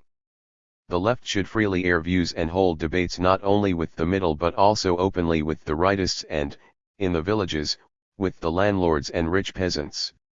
Not being afraid of losing face, we have published in our newspapers such nonsense as the Communist Party monopolizes everything, the Communist Party should abdicate and get off your sedan chair. We have just got on our sedan chair, and already the rightists want us to get off. Speaking out freely, airing views fully, holding great debates and writing big character posters are the form best suited to arousing the initiative of the masses and enhancing their sense of responsibility. Our party has a democratic tradition. Without this tradition it would have been impossible to accept such free airing of views, great debates and big character posters. During the rectification movement in Yenin, people took notes, made self-criticisms and helped each other, 7 or 8 to a group, and this lasted for several months. All those I have met are grateful for that rectification. They say it was only then that they began to shed their subjectivism. In the days of the agrarian reform, we consulted the masses whenever problems arose in order to straighten out ideas. In our army units, company commanders would personally see to it that their men were properly covered at night and would have friendly chats with them on an equal footing. Forms of democracy abounded in the rectification movement in Yenin, in the agrarian reform, in the democratic life of the army units, in the 3 Czech UPS and 3 improvements 3 and later on in the struggles against the 3 evils and the 5 evils, and in the ideological remolding of intellectuals. But the free airing of views and the holding of great debates, to be followed by consultation and persuasion in the nature of a gentle breeze and a mild rain, it is only now that all this can come about. We have found this form which will immensely benefit our cause and make it easier for us to overcome subjectivism, bureaucracy, and commandism. By commandism we mean striking or cursing people or forcing them to carry out orders, and for leading cadres to become one with the masses. This year has seen a great development in our democratic tradition, and this form of speaking out freely, airing views fully, holding great debates and writing big character posters should be handed down to future generations.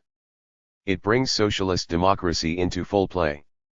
Democracy of this kind is possible only in socialist countries, not in capitalist countries.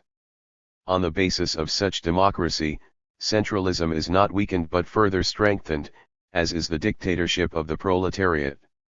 For the proletariat must rely on its broad allies to exercise dictatorship, it cannot do so all by itself. The proletariat in China is small in number, some 10 million only, and it must rely on the several hundred million poor and lower middle peasants, city poor, badly off handicraftsmen and revolutionary intellectuals in order to exercise dictatorship, otherwise it cannot. Now that we have aroused their enthusiasm, the dictatorship of the proletariat is being consolidated. Third, agriculture. The 40-article program for agricultural development has been revised and will soon be issued. Comrades, please do a good job of organizing debates and discussions on it in the villages. I have asked some comrades whether prefectures should draw up agricultural plans. They said yes. Should districts do likewise? Again the answer was yes. What about the townships? Yet again they said yes. And the cooperatives too should draw up such plans. Then there will be 6 levels in all: provincial, prefectural, county, district, township and cooperative. Please take heed and lose no time in drawing up these agricultural plans. A plan and a program are one and the same thing, and since we have been in the habit of using the word plan, let's call it that. We must persist in making comprehensive plans, giving more effective leadership, having party secretaries pitch in and having all party members help run the cooperatives. Apparently not all party members helped run the cooperatives in the second half of last year and party secretaries rarely pitched in. This year we must persist in doing what we had done before. When will the plans be ready? I've asked some comrades and learned that they are ready in some places and not quite in others.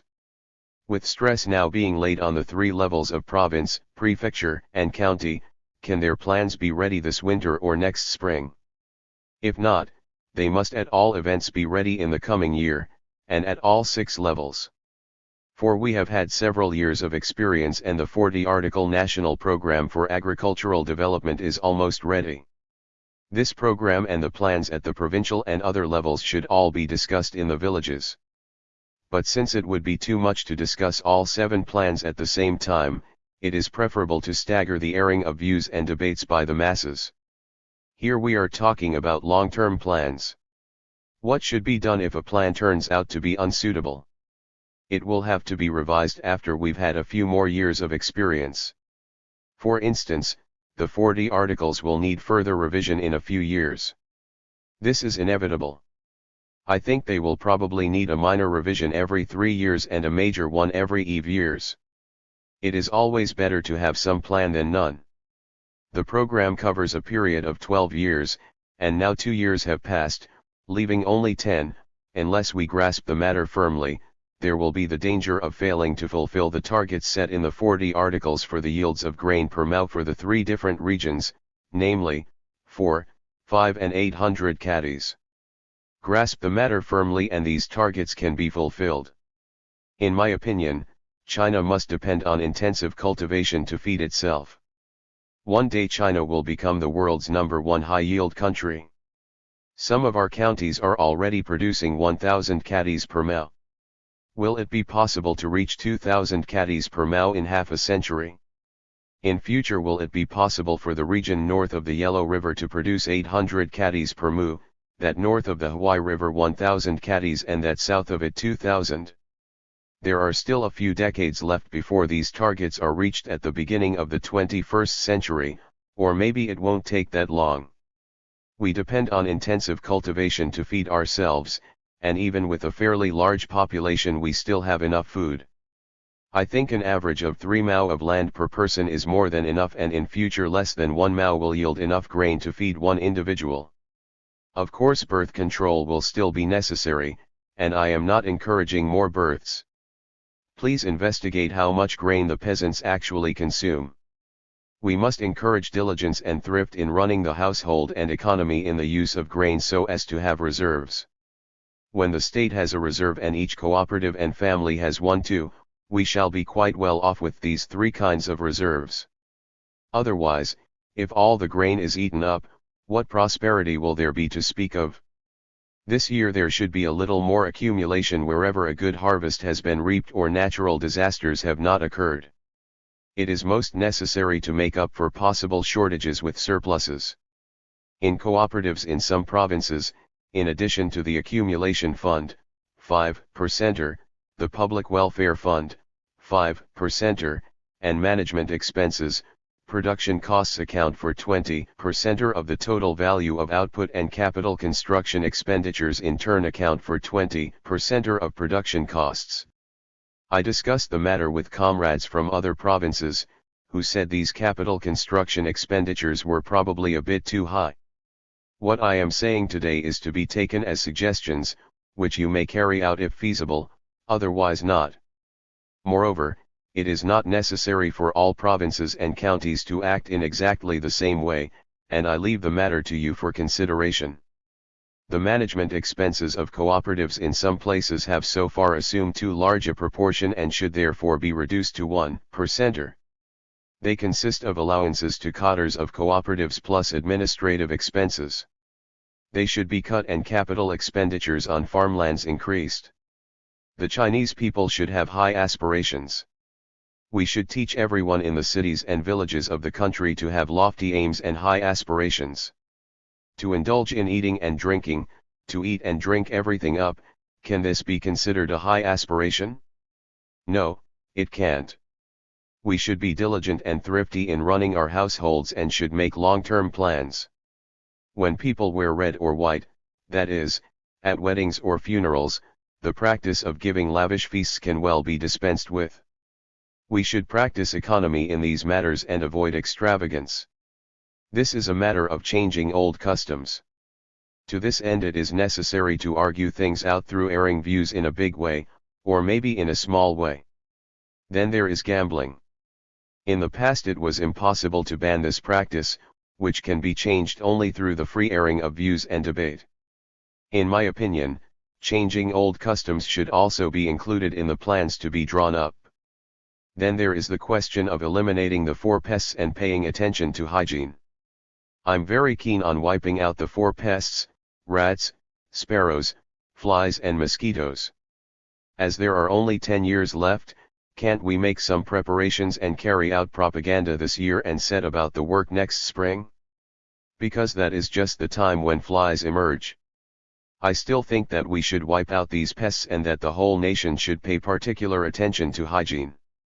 This is a question of civilization, the level of which should be significantly raised. There should be an emulation drive, every possible effort must be made to wipe out these pests and everyone should pay attention to hygiene. Progress is liable to be uneven in different provinces and counties, anyway let's see who is champion. China should become a country of 4 withouts, without rats, without sparrows, without flies and without mosquitoes. There should also be a 10-year program for family planning. However, it should not be promoted in the minority nationality areas or in sparsely populated regions. Even in densely populated regions it is necessary to try it out in selected places and then spread it step by step until family planning gradually becomes universal. Family planning requires open education, which simply means airing views freely and holding great debates. As far as procreation is concerned, the human race has been in a state of total anarchy and has failed to exercise control. The complete realization of family planning in the future will be out of the question without the weight of society as a whole behind it, that is, without general consent and joint effort. There is also the question of comprehensive planning. I've just talked about agricultural plans, but there are also plans for industry, commerce, culture, and education. It is absolutely necessary to make a comprehensive plan which brings industry, agriculture, commerce, culture, and education together and coordinates them. The cultivation of experimental plots is an experience worth spreading everywhere. The leading cotters of counties, districts, townships, and cooperatives should each cultivate a small plot and experiment to see if a high yield can be reached and what methods serve that end. We must get to know farming techniques. It is no longer possible to engage in agricultural work without acquiring these techniques.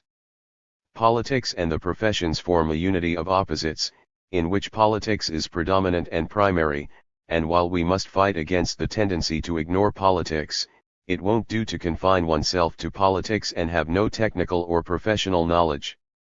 Whatever line our comrades are in, whether it is industry, agriculture, commerce, or culture and education, they should all acquire some technical and professional knowledge. I think a 10-year plan should also be made here.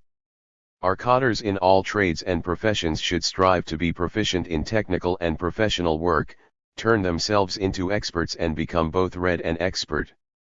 It is wrong to talk about becoming expert before becoming read, which is tantamount to being white before being red.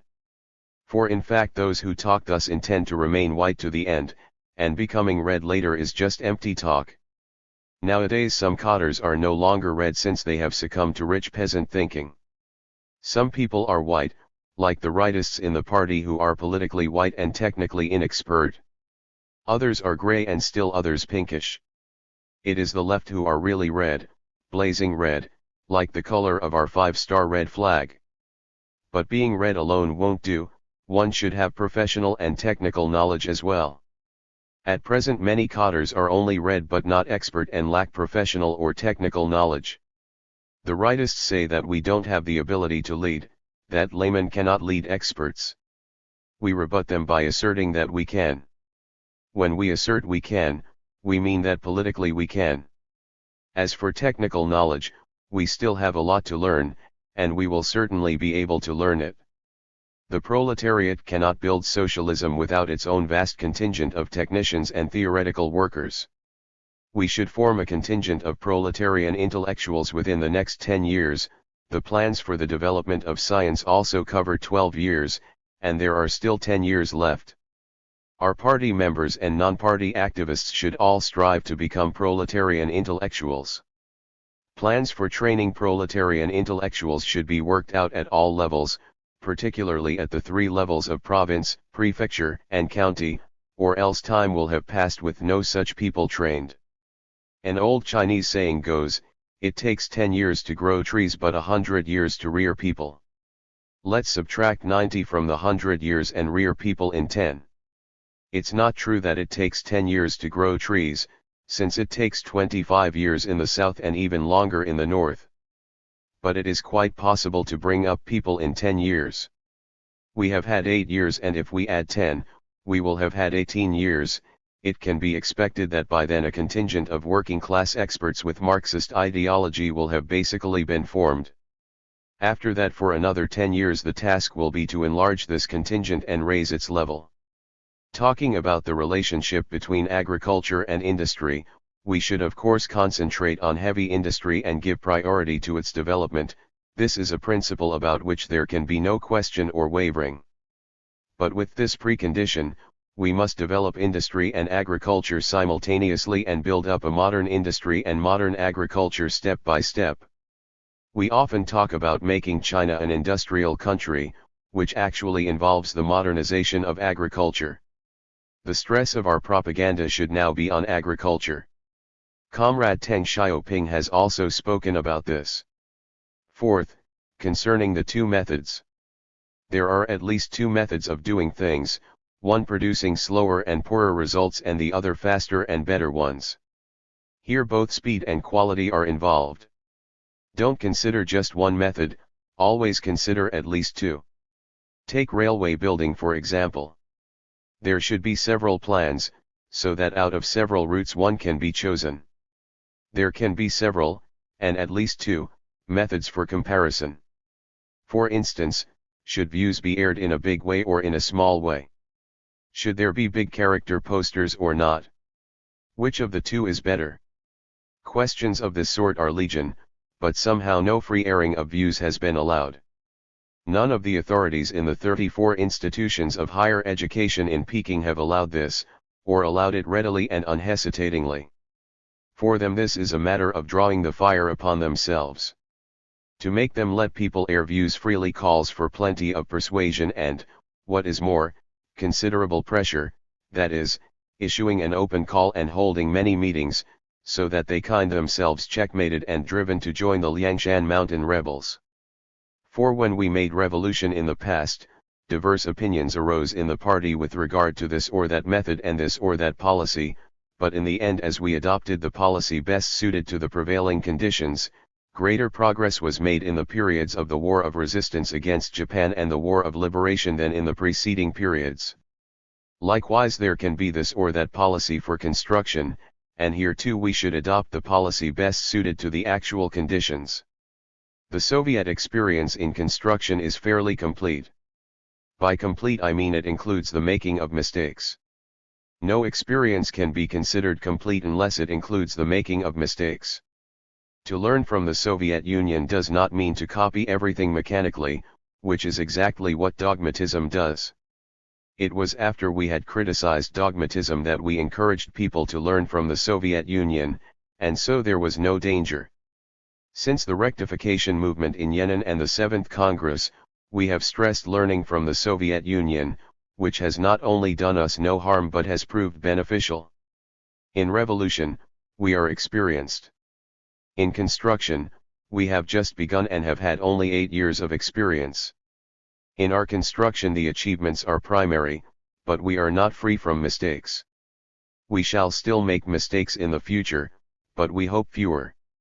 Learning from the Soviet Union must include studying its mistakes. Having studied them, we need make fewer detours. Can't we avoid the Soviet Union's detours and do things faster and better? We should of course strive for this. In steel production for instance, can't we reach 20 million tons in a period of 3 5-year plans or a bit longer? We can, if we make the effort. For this purpose we shall have to set up more small steel plants. I think we should run more steel plants that turn out 30,000 to 50,000 or 70,000 to 80,000 tons annually because they are very useful. It is also necessary to set up medium-sized plants with an annual capacity of 300,000 or 400,000 tons. Fifth, several things were swept away last year. One was the principle of doing things with greater, faster, better and more economical results. The demand for greater and faster results was dropped, and with it the demand for better and more economical results was swept away, too. No one, I think, objects to doing things better and more economically, it is just doing things with greater and faster results that people don't like and some comrades label rash. As a matter of fact, better and more economical are meant to restrict greater and faster. Better means better in quality, more economical means spending less money, greater means doing more things, and faster also means doing more things. This slogan is self-restricting, since it calls for better and more economical results, that is, for better quality and lower cost, which precludes greater and faster results that are unrealistic. I am glad that a couple of comrades have spoken on this question at the present session. Besides, I've read an article on it in the newspaper. Our demand for greater, faster, better and more economical results is realistic, in conformity with the actual conditions and not subjectivist. We must always do our utmost to achieve greater and faster results. What we oppose is only the subjectivist demand for greater and faster results. In the second half of last year, a gust of wind swept away the slogan, which I want to restore. Is this possible? Please consider the matter. The 40-article program for agricultural development was also swept away. These 40 articles went out of vogue last year but are now staging a comeback. Committees for promoting progress were swept away, too. I once raised this question: are the Central Committee of the Communist Party, the party committees at all levels, the State Council and the People's Councils at all levels, in short, the multitude of committees among which the party committees are primary, are all these committees intrinsically for promoting progress or for promoting retrogression? They ought to be committees for promoting progress. To my mind, the Kuomintang is a committee for promoting retrogression and the Communist Party a committee for promoting progress. Can't we now restore those committees for promoting progress which were swept away by last year's gust of wind? If you all speak against their restoration and are bent on organizing committees for promoting retrogression, then, with so many of you for retrogression, there is nothing I can do about it. However, judging from the present session, everyone wants to promote progress and there hasn't been a single speech in favor of retrogression. It was the rightist Changlo alliance that wanted us to go backward. In those cases where things are really moving too fast and beyond proper bounds, temporary and partial retrogression is permissible, that is to say, we have to take a step backward or slow down a step. But our general policy is always to promote progress.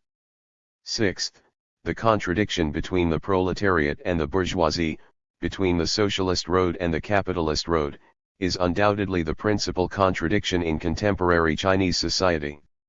Our present task is different from that in the past. Previously, the principal task for the proletariat was to lead the masses in struggles against imperialism and feudalism, a task that has already been accomplished. What then is the principal contradiction now? We are now carrying on the socialist revolution, the spearhead of which is directed against the bourgeoisie, and at the same time this revolution aims at transforming the system of individual production, that is, bringing about cooperation. Consequently, the principal contradiction is between socialism and capitalism, between collectivism and individualism, or in a nutshell between the socialist road and the capitalist road. The resolution of the 8th Congress makes no mention of this question. It contains a passage which speaks of the principal contradiction as being that between the advanced socialist system and the backward social productive forces. This formulation is incorrect. At the second plenary session of the 7th Central Committee we stated that after nationwide victory the principal contradiction would be, internally, that between the working class and the bourgeoisie and, externally, that between China and imperialism.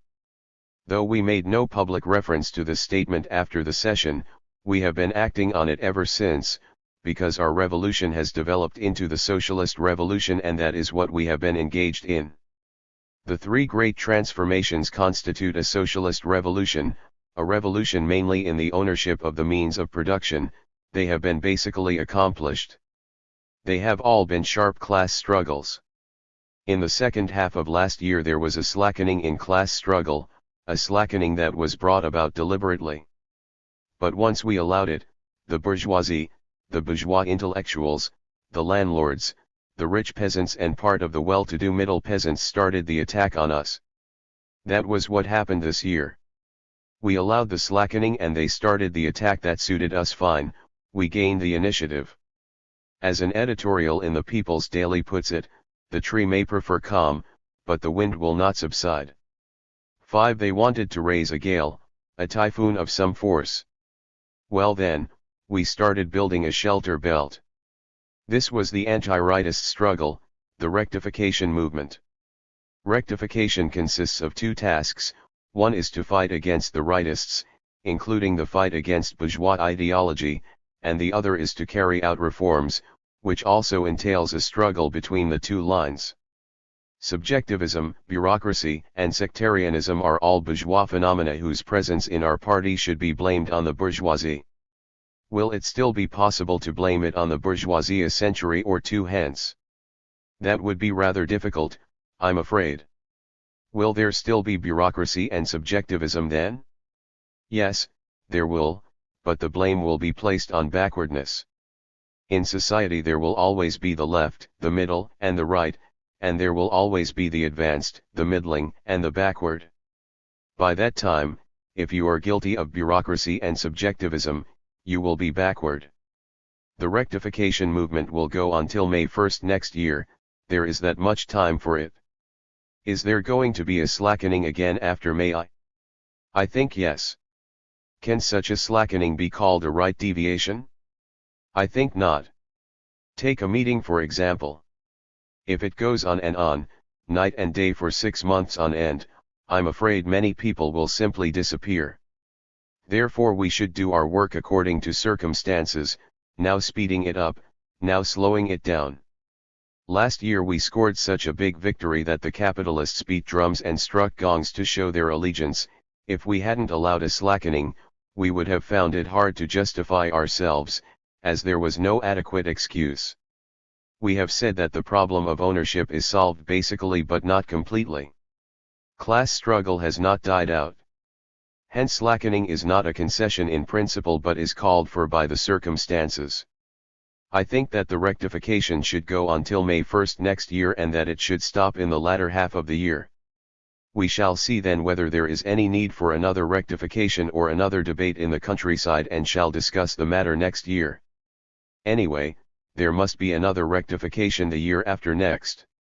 If we do not launch one then, or worse still, for several years, the old and new rightists and the ones currently emerging will start wriggling again. Besides, some elements to the right of center, some middle elements and even some on the left are liable to change. There are some queer characters in the world whose right deviationist sentiments will surface and who will come forward with unwholesome comments and rightist observations if you slacken for any length of time. It is also necessary to carry out constant education in our army units on the 3 main rules of discipline and the 8 points for attention. If you suspend it for a few months, morale will slacken. Morale should be boosted several times a year. Education should be conducted among the new recruits. Even the ideology of veterans and senior cadres would change without rectification. A word in passing about our differences with the Soviet Union. First of all, there is a contradiction between us and Khrushchev on the question of Stalin. He has drawn such a black picture of Stalin, and we do not agree with him. He has made Stalin so terribly ugly. This then is no longer a matter that concerns his country alone, it concerns all countries. We have put Stalin's portrait up in Tiananmen Square. This accords with the wishes of the working people the world over and indicates our fundamental differences with Khrushchev. As for Stalin himself, you should at least give him a 70-30 evaluation, 70 for his achievements and 30 for his mistakes. This may not be entirely accurate, for his mistakes may be only 20 or even 10, or perhaps somewhat more than 30. All things considered, Stalin's achievements are primary and his shortcomings and mistakes are secondary. On this point we take a view different from Khrushchev's. Next, we also disagree with Khrushchev and his associates on the question of peaceful transition. We maintain that the proletarian party of any country should be prepared for 2 possibilities, one for peace and the other for war. In the first case, the Communist Party demands peaceful transition from the ruling class, following Lenin in the slogan he advanced during the period between the February and October revolutions. Similarly, we made a proposal to Chiang Kai-shek for the negotiation of peace. This is a defensive slogan against the bourgeoisie, against the enemy, showing that we want peace, not war, and it will help us win over the masses. It is a slogan that will give us the initiative, it is a tactical slogan. However, the bourgeoisie will never hand over state power of their own accord, but will resort to violence. Then there is the second possibility. If they want to fight and they fire the first shot, we cannot but fight back. To seize state power by armed force, this is a strategic slogan. If you insist on peaceful transition, there won't be any difference between you and the socialist parties. The Japanese Socialist Party is just like that, it is prepared for only one possibility, that is, it will never use violence. The same is true of all the socialist parties of the world. Generally speaking, the political parties of the proletariat had better be prepared for two possibilities: 1. A gentleman uses his tongue, not his fists, but 2. If a bastard uses his fists, I'll use mine. Putting the matter this way takes care of both possibilities and leaves no loophole. It won't do otherwise. Now the communist parties in a number of countries, the British Communist Party for example, only advance the slogan of peaceful transition. We talked this over with the leader of the British Party but couldn't get anywhere. Naturally they may well feel proud, for as their leader queried, how can Khrushchev claim to have introduced peaceful transition? I advanced it long before he did. Besides, the Soviet comrades do not understand our policy of letting 100 flowers blossom and 100 schools of thought contend. What we want is to have 100 flowers blossom and 100 schools of thought contend within the framework of socialism, within the ranks of the people and with the exclusion of counter-revolutionaries. Of course, realignment may take place among the people themselves, a section of whom may turn into our enemies. Take the rightists for instance. In the past they were among the people, but now it seems to me that they are 1/3 people and 2/3 counter-revolutionary. Shall we deprive them of the right to vote? On the whole, it is preferable not to do so, except for those few who are to be punished by law or reformed through labor. Some of them may even be allowed to sit on the National Committee of the Political Consultative Conference, because anyway it is all right for the committee to have about 1,000 people. In appearance the rightists are still in the ranks of the people, but in reality they are our enemies. We openly declare that they are our enemies and that the contradiction between us and them is one between the people and the enemy, because they are against socialism, against the leadership of the Communist Party and against the dictatorship of the proletariat. In short, their words and deeds do not conform to the 6 criteria. 6. They are poisonous weeds. A few poisonous weeds will always crop up among the people, no matter when. Lastly, we should bestir ourselves and make arduous efforts in our study. Mark these 3 words, make, arduous and efforts. We must bestir ourselves and make arduous efforts. Now many of our comrades do not make arduous efforts, and some comrades devote their surplus energy after work chiefly to playing cards and mahjong and to dancing, and this I think is bad. We should devote our surplus energy after work chiefly to study and should make study a habit. What then should we study? For one thing, we should study Marxism-Leninism, for another, technology and for a third, natural science. Besides, there is literature, and especially the theories of literature, which leading cotters must know something about. They should also have some knowledge of journalism and education.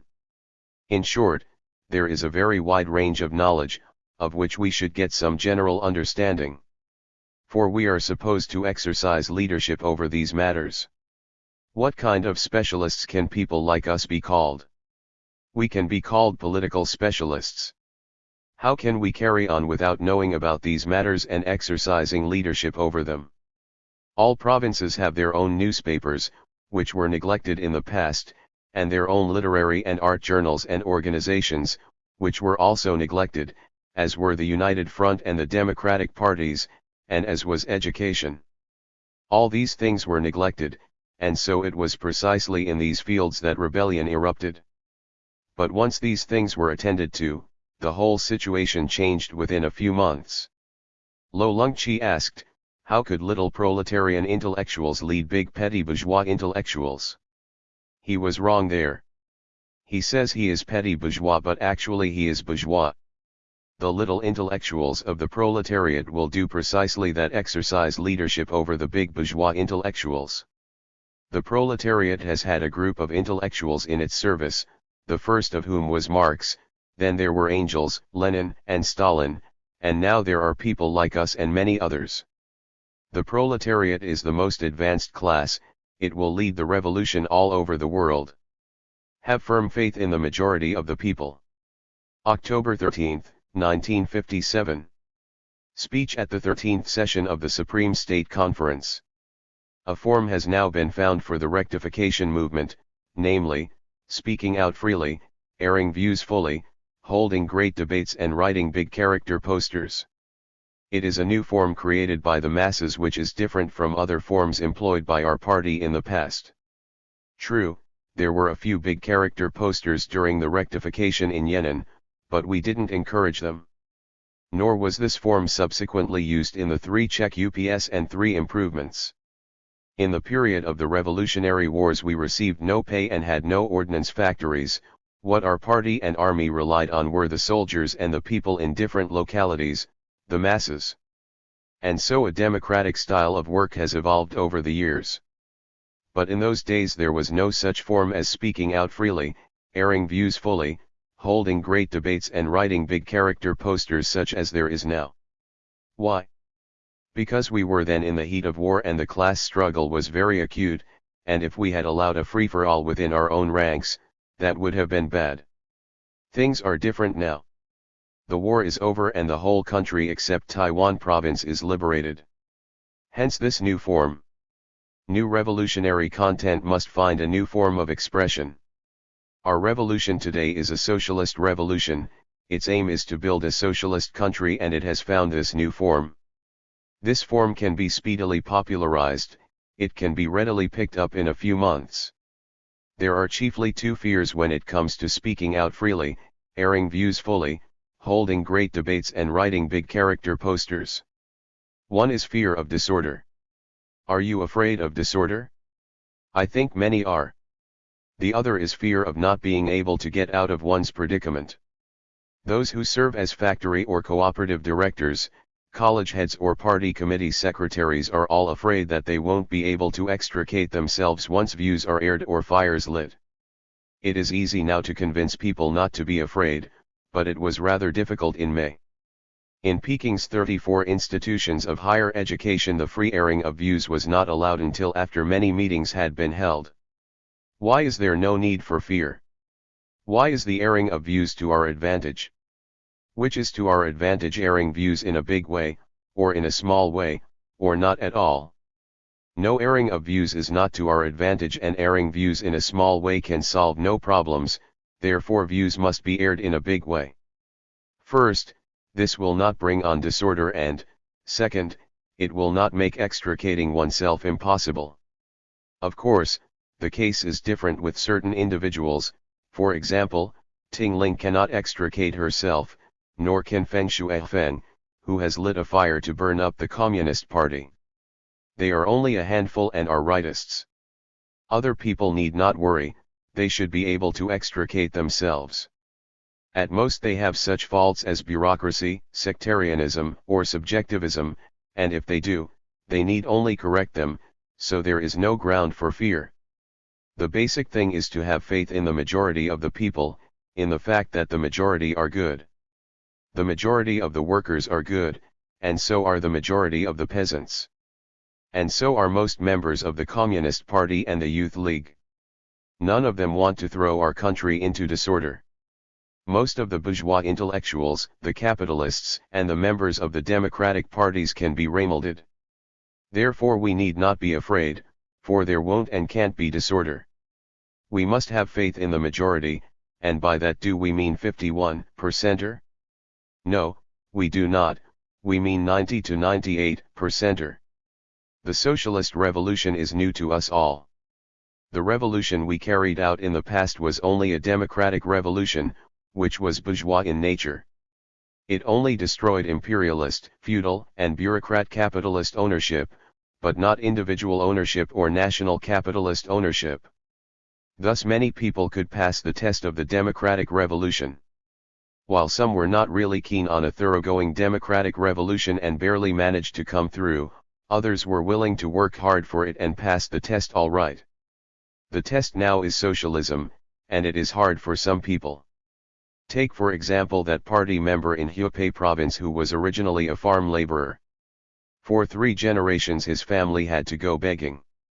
Liberation brought him a new life, he grew well off and became a cadre at the district level. However, he complained bitterly about socialism and strongly disapproved of agricultural cooperation. He demanded freedom and opposed the state monopoly of the purchase and marketing of grain. An exhibition about the life of this man has now been organized to serve as class education. He wept bitter tears of remorse, saying he would mend his ways. Why is the test of socialism hard to pass? Because socialism means destroying capitalist ownership and transforming it into socialist ownership by the whole people, destroying individual ownership and transforming it into socialist collective ownership. Of course, this struggle will go on for many years, and it is hard to say for sure right now just how long the transition period will be. The struggle this year is like a crest in the waves. Will there be such a crest every year like those in the Yellow River? I am afraid not. Nonetheless, there will be some in the years ahead. How many people are there today in the whole country who do not approve of socialism? Together with many comrades in the localities, I have made an estimate. It shows that about 10% of our total population disapprove of or oppose socialism.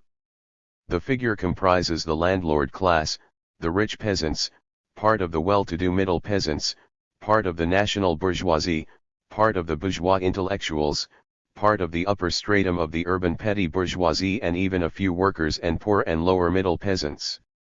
What is 10% of a population of 600 million? 60 million. That's no small number and should not be underrated. There are 2 underlying reasons for saying that we must have firm faith in the majority of the people. First, 90% of our people are in favor of socialism. This comprises the proletariat, the poor peasants who are the semi-proletariat of the rural areas, the lower middle peasants and the majority of the upper stratum of the petty bourgeoisie, the majority of the bourgeois intellectuals and part of the national bourgeoisie. Second, among those who disapprove of or oppose socialism, how many are the worst diehards, namely, ultra-rightists, counter-revolutionaries, saboteurs, and those who, while not engaging in sabotage, are most obstinate and are likely to carry their ossified heads to their graves? Probably only 2%. What is 2% of the total population? 12 million. Banded together and equipped with guns, these 12 million would make a sizable army. But why won't there be any great disorder in the country? Because they are scattered in different cooperatives, villages, factories, schools, and branches of the Communist Party, the Youth League and the Democratic parties. Since they are scattered all over the place and cannot band together, there won't be any great disorder. What is the scope of the socialist revolution? What classes are involved in this struggle? The socialist revolution is a struggle waged by the proletariat at the head of the working people against the bourgeoisie. Though relatively small in number, China's proletariat has allies in vast numbers, the most important of whom are the poor and lower middle peasants who form 70% or a little more of the rural population. The well-to-do middle peasants make up about another 20%. The present-day well-to-do middle peasants may be roughly divided into 3 categories: those who are for cooperation, 40%, those who are of 2 minds, 40%, and those who are against, 20%. Education and railroading in recent years has brought about a split among the landlords and the rich peasants, some of whom are no longer entirely opposed to socialism. We should also take an analytical approach towards the bourgeoisie and bourgeois intellectuals and not regard them all as being opposed to socialism, because that is not the case. 90% of our entire population are for socialism. We must have faith in this majority. Through our efforts and great debates we may win over an additional 8%, which will bring the total to 98%. The diehards bitterly opposed to socialism are only 2%. Of course we must be on the alert, because they are still a considerable force, as Comrade Teng Xiaoping put it just now. The rich peasants are the bourgeoisie in the countryside where very few people listen to them. The landlords are still more discredited. The comprador bourgeoisie has long been discredited. As for the bourgeoisie and the bourgeois intellectuals, the upper stratum of the rural petty bourgeoisie, the well-to-do middle peasants, the upper stratum of the urban petty bourgeoisie, the relatively well-to-do small proprietors, and the intellectuals from these strata, they do have a certain influence. The intellectuals in particular are much sought after, they are needed in every sphere. Universities need professors, primary and middle schools need teachers, newspapers need journalists, theaters actors and actresses, and construction projects scientists, engineers, and technicians. At present there are 5 million intellectuals and 700,000 capitalists, or together almost 6 million. If each has a family of 5 times 6 million are 30 million. Comparatively speaking, the bourgeoisie and its intellectuals have a high level of education and technical know-how. That's why the rightists are so cocky. Didn't Lo Lungqi say that the little proletarian intellectuals are incapable of leading a big petty bourgeois intellectual like him? He insisted on saying that he is not bourgeois but petty bourgeois, a big petty bourgeois intellectual. In my opinion, not only the little proletarian intellectuals but the workers and peasants who may know hardly any characters at all are a great deal wiser than Lo Lungqi.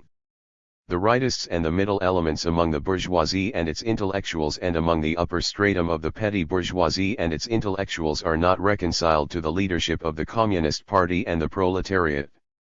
They say they support the Communist Party and the Constitution, in a way they mean it and their hands are raised in favor, but at heart they are not really reconciled. Here a distinction must be made between the rightists who are hostile and the middle elements who are half inclined to be reconciled and half not. Aren't there persons who say the Communist Party is incapable of leading this or leading that? This view is not confined to the rightists but is shared by some of the middle elements. In short, according to their argument, our days are numbered, the Communist Party has no choice but to move to another country and the proletariat to another planet. Because you are no good at anything. The rightists say, you are not fit for any trade whatsoever. The main purpose of the current debate is to win over the half-hearted middle elements so that they will understand what the law of social development is all about and realize they'd better listen to the proletariat which does not have a high level of education and to the poor and lower middle peasants in the countryside. Speaking of educational level, the proletariat and the poor and lower middle peasants are not as good, but when it comes to making revolution, it is they who are really good at it. Can this convince the majority of the people? Yes, it can. It can convince the majority of the bourgeoisie, of the bourgeois intellectuals and of the upper stratum of the petty bourgeoisie. And also most of the university professors, primary and middle school teachers, artists, writers, scientists, and engineers. Those who are not quite reconciled will gradually become reconciled, after some years. With the majority of the people supporting socialism, the current appearance of the new form speaking out, airing views and holding debates in a big way and writing big character posters is advantageous. This form has no class character. The rightists too can use it. We are indebted to the rightists for inventing the expression in a big way. In my talk of February 27 this year I didn't use this expression, I said nothing about speaking out, airing views and holding debates in a big way. At a meeting here in May last year, when we talked about letting 100 flowers blossom and 100 schools of thought contend, we were referring to airing views and speaking out, and in neither case was the expression in a big way used. What is more, letting 100 flowers blossom was meant to apply only to the sphere of literature and art and letting 100 schools of thought contend only to academic matters. Later on the rightists called for extending the application to political matters. In other words, they called for the airing of views on all matters, for a period of airing views, and, what is more, they wanted them aired in a big way. It is evident that the slogan can be used by the bourgeoisie as well as by the proletariat. It can be used by the left, the middle, and the right alike. Which class really benefits from this slogan of speaking out, airing views and holding debates in a big way and writing big character posters? In the final analysis, the proletariat, not the bourgeois rightists. The reason is that 90% of the population don't want disorder in the country, they want to build socialism. Of the remaining 0% who disapprove of socialism or are opposed to it, many are of two minds, and only 2% are dyed-in-the-wool anti-socialist elements. How can they possibly plunge the country into disorder? Therefore, in the final analysis, the slogan of speaking out and airing views in a big way, the form or method of speaking out, airing views and holding debates in a big way and writing big character posters, benefits the majority of the people and helps them remold themselves. There are two roads, the road of socialism and the road of capitalism, and it is socialism that the slogan benefits. We should not be afraid of disorder or of being unable to extricate ourselves. On the other hand, the rightists will find it difficult to extricate themselves, although it will still be possible for them to do so. In accordance with dialectics, the rightists will, I think, split into two sections. Probably quite a few of them, pushed by the general trend of events, will clarify their thinking, change their stand, behave themselves and not be so stubborn. When that happens, their rightist label will be removed, they will no longer be called rightists and besides will be given jobs. A handful of the worst diehards may remain unrepentant to the end and carry the rightist label to their graves. It doesn't matter much, there will always be such individuals. Since the rightists stirred up trouble, we have been able to do some stock taking.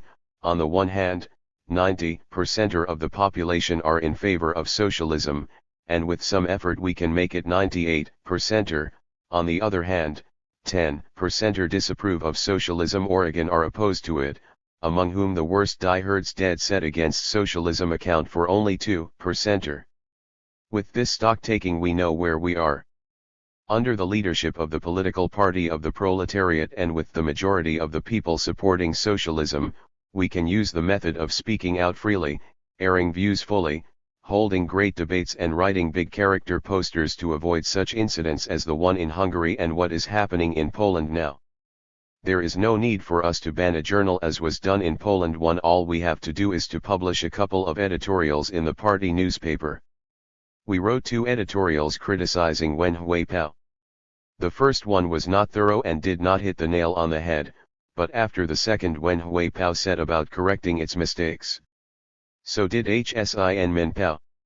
This could not happen in Poland, for they have not solved the problems of counter-revolutionaries and rightists and of which road to take, nor have they put emphasis on the struggle against bourgeois ideas.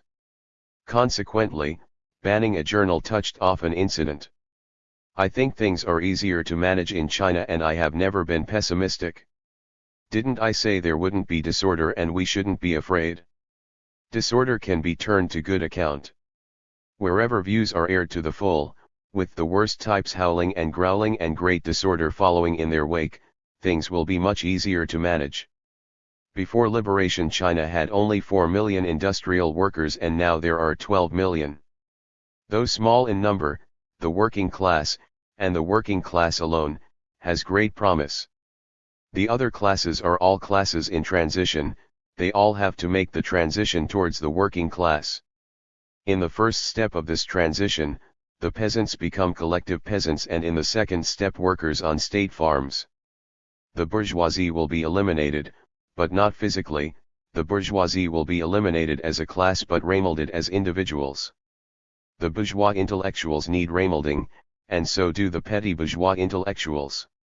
They can be gradually remolded and eventually transformed into proletarian intellectuals.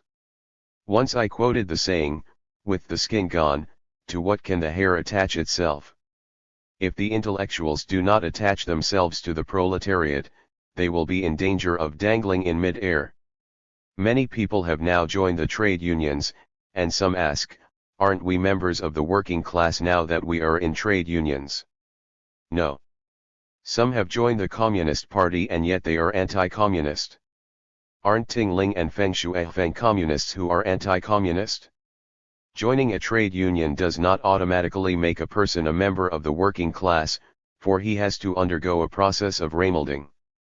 Members of the democratic parties, university professors, men of letters and writers have no friends among the workers and peasants. That is a serious drawback. Fei Xiaodong, for one, has over 200 friends among the higher intellectuals in places like Peking, Shanghai, Qingzhou, Wuhan, and Wuzhou. He simply cannot break away from the group and, what is more, he has made a conscious effort to organize these people and has aired views on their behalf. That's the source of his trouble. I would ask, can't you change a little? Chuck your group of 200 and seek another 200 among workers and peasants. In my opinion, all intellectuals should make friends among the worker and peasant masses, where they can find true friends. Make friends with old workers. Among the peasants, don't too readily make friends with the well-to-do middle peasants, but seek your friends among the poor and lower middle peasants. For the old workers have a keen sense of orientation and so do the poor and lower middle peasants. The rectification movement comprises 4 stages: airing of views, counterattack, reform and study. This means the stage of free airing of views, that of counterattack on the rightists, that of check-up and reform, and lastly that of studying some Marxism-Leninism and making criticism and self-criticism in the manner of a gentle breeze and a mild rain in group meetings. When a gentle breeze and a mild rain was first proposed in a document on rectification issued by the Central Committee of the Chinese Communist Party on May 1 this year, quite a few people, mainly rightists, took exception to the idea and wanted a strong gale and a torrential downpour, which has turned out to be advantageous to us. This is what we had expected. For the same thing happened in the rectification movement in Yan'an. Instead of the gentle breeze we had proposed, a strong gale arose, but in the end it was the gentle breeze that prevailed. When big character posters appeared in their thousands in factories, people in positions of leadership had a tough time. For 10 days or so, some wanted to quit or resign, saying they couldn't take it anymore, couldn't eat or sleep. That was the case with the secretaries of university party committees in Peking. They lost their appetites and couldn't go to sleep. The rightists said they must have an unrestricted airing of views and no rejoinders. We too said we would let them shoot their mouths off and not answer. So in May we left them alone and did not come out with any refutation until June 8, and thus all views were freely aired. Roughly speaking, more than 90% of the views aired were valid and the rightist ones were a tiny fraction. We just had to stick it out and hear them through before hitting back. Each organization has to go through this stage. The rectification has to be conducted in every factory and agricultural cooperative. It is now being carried out in the army. This is most necessary. If you skip it, the free market will expand. It is a strange world, for if rectification is allowed to lapse for 3 years, many queer arguments will crop up and bourgeois ideas will re-emerge in the Communist Party, the Youth League and the Democratic parties, and among university professors, primary and middle school teachers, journalists, engineers, and scientists. Just as one's house must be tidied up and one's face washed every day, I think rectification should, in general, be conducted once a year and last a month or so. Perhaps there will be crests again. We are not responsible for the current one, the rightists are. Didn't we say that even in the Communist Party we had Kaokong? Could it be that there wasn't a single Kaokong in the Democratic parties? I just don't believe that. Again, such types as Tingling, Feng Shuifeng, and Chang Feng have been found in the Communist Party. Aren't there likes already found in the Democratic parties too? The bourgeoisie and the bourgeois intellectuals ought to recognize the necessity of remolding themselves. The rightists refuse to do so, and because of their influence some others are also reluctant to accept remolding, claiming they have already been remolded. Chang Naichi says remolding is horrible, as bad as having one's tendons pulled out and one's skin torn off. We say one should cast off one's old self, and he says that means having your tendons pulled out and your skin torn off. Now, who is going to pull out that gentleman's tendons and tear off his skin? Many have forgotten what our aim is, why we want to do all this, and what is good about socialism. Why is ideological remolding necessary? Because we want the bourgeois intellectuals to acquire the proletarian world outlook and transform themselves into proletarian intellectuals. The old intellectuals will be obliged to make the change because new intellectuals are coming on the scene. In terms of knowledge, you can say that the new intellectuals haven't made the grade yet, but eventually they will. The emergence of these new forces will pose a challenge to the old scientists, engineers, professors, and teachers and spur them on. We reckon that most can make progress and some can remold themselves into proletarian intellectuals. The proletariat must build up its own army of intellectuals, just as the bourgeoisie does. The regime of a given class cannot do without its own intellectuals. How could bourgeois dictatorship be possible in the United States without its intellectuals? Ours is a dictatorship of the proletariat, and the proletariat must build its own army of intellectuals, including all those intellectuals from the old society who truly take a firm working class stand after being remolded. Probably Chiang Kai-shek can be counted among those rightists who refuse to change. When urged to make the change into a proletarian intellectual, he refuses, saying he made the change long ago and is now a red bourgeois. Well, let's follow the method of self-assessment and public discussion. You can make the assessment yourself, but it has to be put to the public for discussion. We say you are not up to the mark, Chiang Kai-shek, you are a white bourgeois. Some people argue for becoming expert first and red later. To be expert first and red later means to be white first and red later. Not red now but red in the future. If they are not red now, then what is their present color? White, of course. Intellectuals should be at once red and expert. To be red, they must make up their minds thoroughly to transform their bourgeois world outlook. They don't have to read a lot of books. What they must do is to get a true understanding of the following questions. What is the proletariat? What is the dictatorship of the proletariat? Why is it that the proletariat alone has great promise while the other classes are all classes in transition? Why must our country take the socialist road and not the capitalist road? Why is the leadership of the Communist Party indispensable? Many people take exception to what I said on April 30th.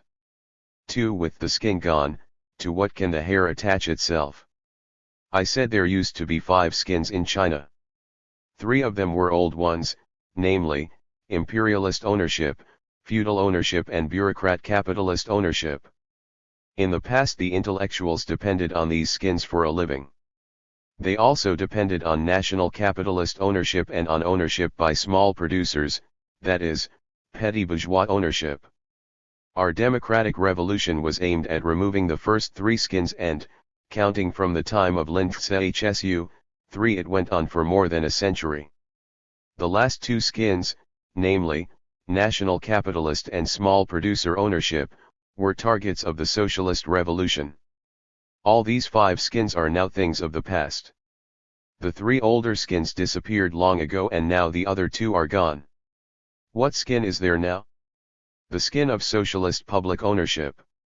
Of course, this is divided into 2 parts, ownership by the whole people and ownership by the collective. On whom do they depend for a living? Whether members of the democratic parties, professors, scientists, or journalists, they all depend on the working class, on the collective peasants, on ownership by the whole people and on ownership by the collective. In a word, they live off socialist public ownership. With those 5 skins gone, the hair is flying in mid-air and it won't stay put when it comes down. The intellectuals still look with disdain on this new skin.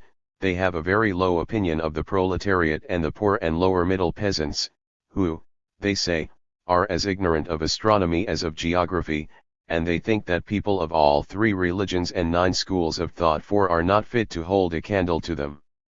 The intellectuals are reluctant to accept Marxism-Leninism. Marxism-Leninism was opposed by many people in the past. The imperialists opposed it. Chiang Kai-shek opposed it, day in day out, saying communism is not suited to China's conditions and making people afraid of it. It requires time as well as a socialist ideological revolutionary movement for intellectuals to embrace Marxism-Leninism and transform their bourgeois world outlook into the proletarian world outlook. The movement this year is meant to pave the way. After the counterattack on the rightists, all is calm now in some departments, organizations, and colleges. Those in leading positions are having an easy time and are unwilling to carry out the reforms called for by the many correct criticisms put forward. Such is the case with some departments, organizations, and colleges in Peking. In my opinion, there should be another high tide of erring views at the present stage of reform. Put up big character posters and ask, why don't you carry out reforms? Challenge them. This challenge can be very useful. The stage of reform should be allowed a little time, say, a couple of months. It is to be followed by a period of study, to study some Marxism-Leninism and to make criticism and self-criticism in the manner of a gentle breeze and a mild rain. That will be the fourth stage. Such study of course is not simply a matter for a couple of months. What I mean is that people's interest in study should be aroused as the movement draws to a close. The counterattack on the rightists will have to draw to a close. Some rightists have anticipated this. The storm will be over sooner or later, they said. That's quite true. You can't attack the rightists all the time, day after day and year after year. For instance, in Peking the air is not as thick with the dust of the battle against the rightists as before, because the counterattack is nearly over.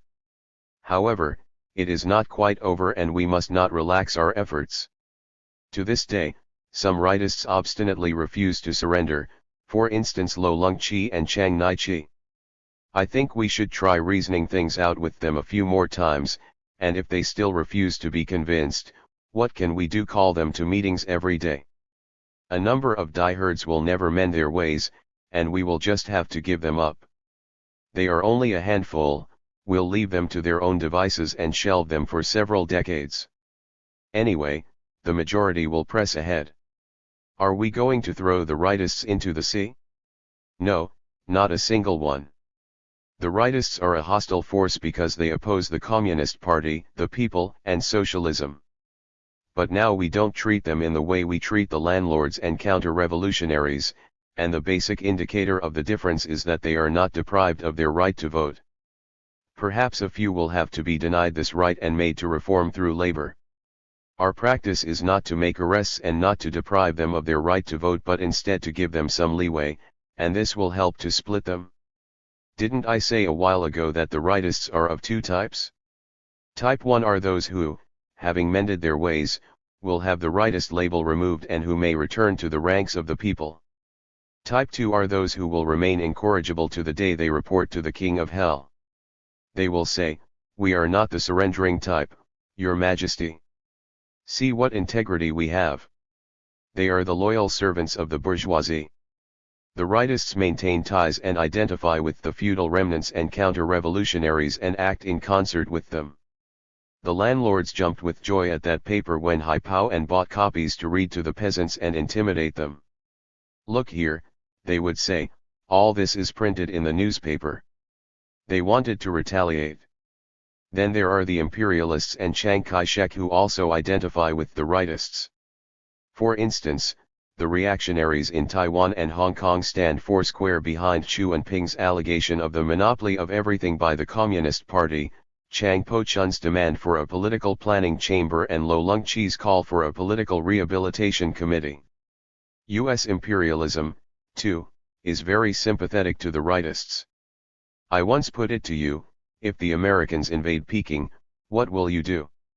What attitude will you adopt? What action will you take? Will you join the United States in setting up a puppet regime, or will you come along with us to the mountains? I said then that my intention was to take to the mountains, first going to Chinchiaka and then to Yenin. I was talking in extreme terms and considering the worst possibility. We are not afraid of disorder. Even if the United States should occupy half of China, it wouldn't frighten us. Didn't Japan have the greater part of China under its occupation? And didn't we fight back and create a new China? In conversations with some Japanese, I said that we should thank Japanese imperialism for its aggression because it did us a lot of good by arousing the opposition of our whole nation and promoting the awakening of our people. The rightists are liars, they are dishonest and do bad things behind our backs. Who would have thought Chang Po-chun would do so many bad things? I think the higher the office these types hold, the greater their treachery. The Changlo Alliance was delighted with the two slogans, long-term coexistence and mutual supervision, and letting 100 flowers blossom and 100 schools of thought contend. They used these two slogans to oppose us. We said we favored long-term coexistence, but they tried to turn it into a short-term one for us. We said we favored mutual supervision and they rejected any supervision. For a time they ran amok and in the end they got the opposite of what they wanted, turning long-term coexistence into a short-term one for themselves. What about Chang Po-chun's ministerial post? I'm afraid he can no longer keep it. Surely the people will not agree to a rightist heading a ministry. Then there are some well-known rightists who are deputies to the National People's Congress. What is to be done about them? I'm afraid it is difficult to keep them in these posts. For instance, Ting Ling can no longer be a deputy. In some cases, it may not be good if no posts or no jobs are given them. For instance, Qian Weichang can perhaps still keep his post as professor but not the vice-chancellorship. As for some other professors, perhaps they should not continue in that capacity for the time being because the students won't go to their lectures. Then what work can they do? We can assign them some other jobs on the campus, let them reform themselves in the meantime and take up teaching again after a few years. All these questions need considering, it is a complicated business. Revolution itself is a complicated business. So I would like you to discuss the question of how the rightists are to be dealt with and what arrangements are to be made for them. How do things stand with the various democratic parties and at the grassroots? I'm afraid you who are in responsible positions haven't a very clear idea. For a time die-hard rightists may have muddied the waters in some organizations so that we could not see to the bottom. Investigation reveals that they actually account for only 1 or 2%.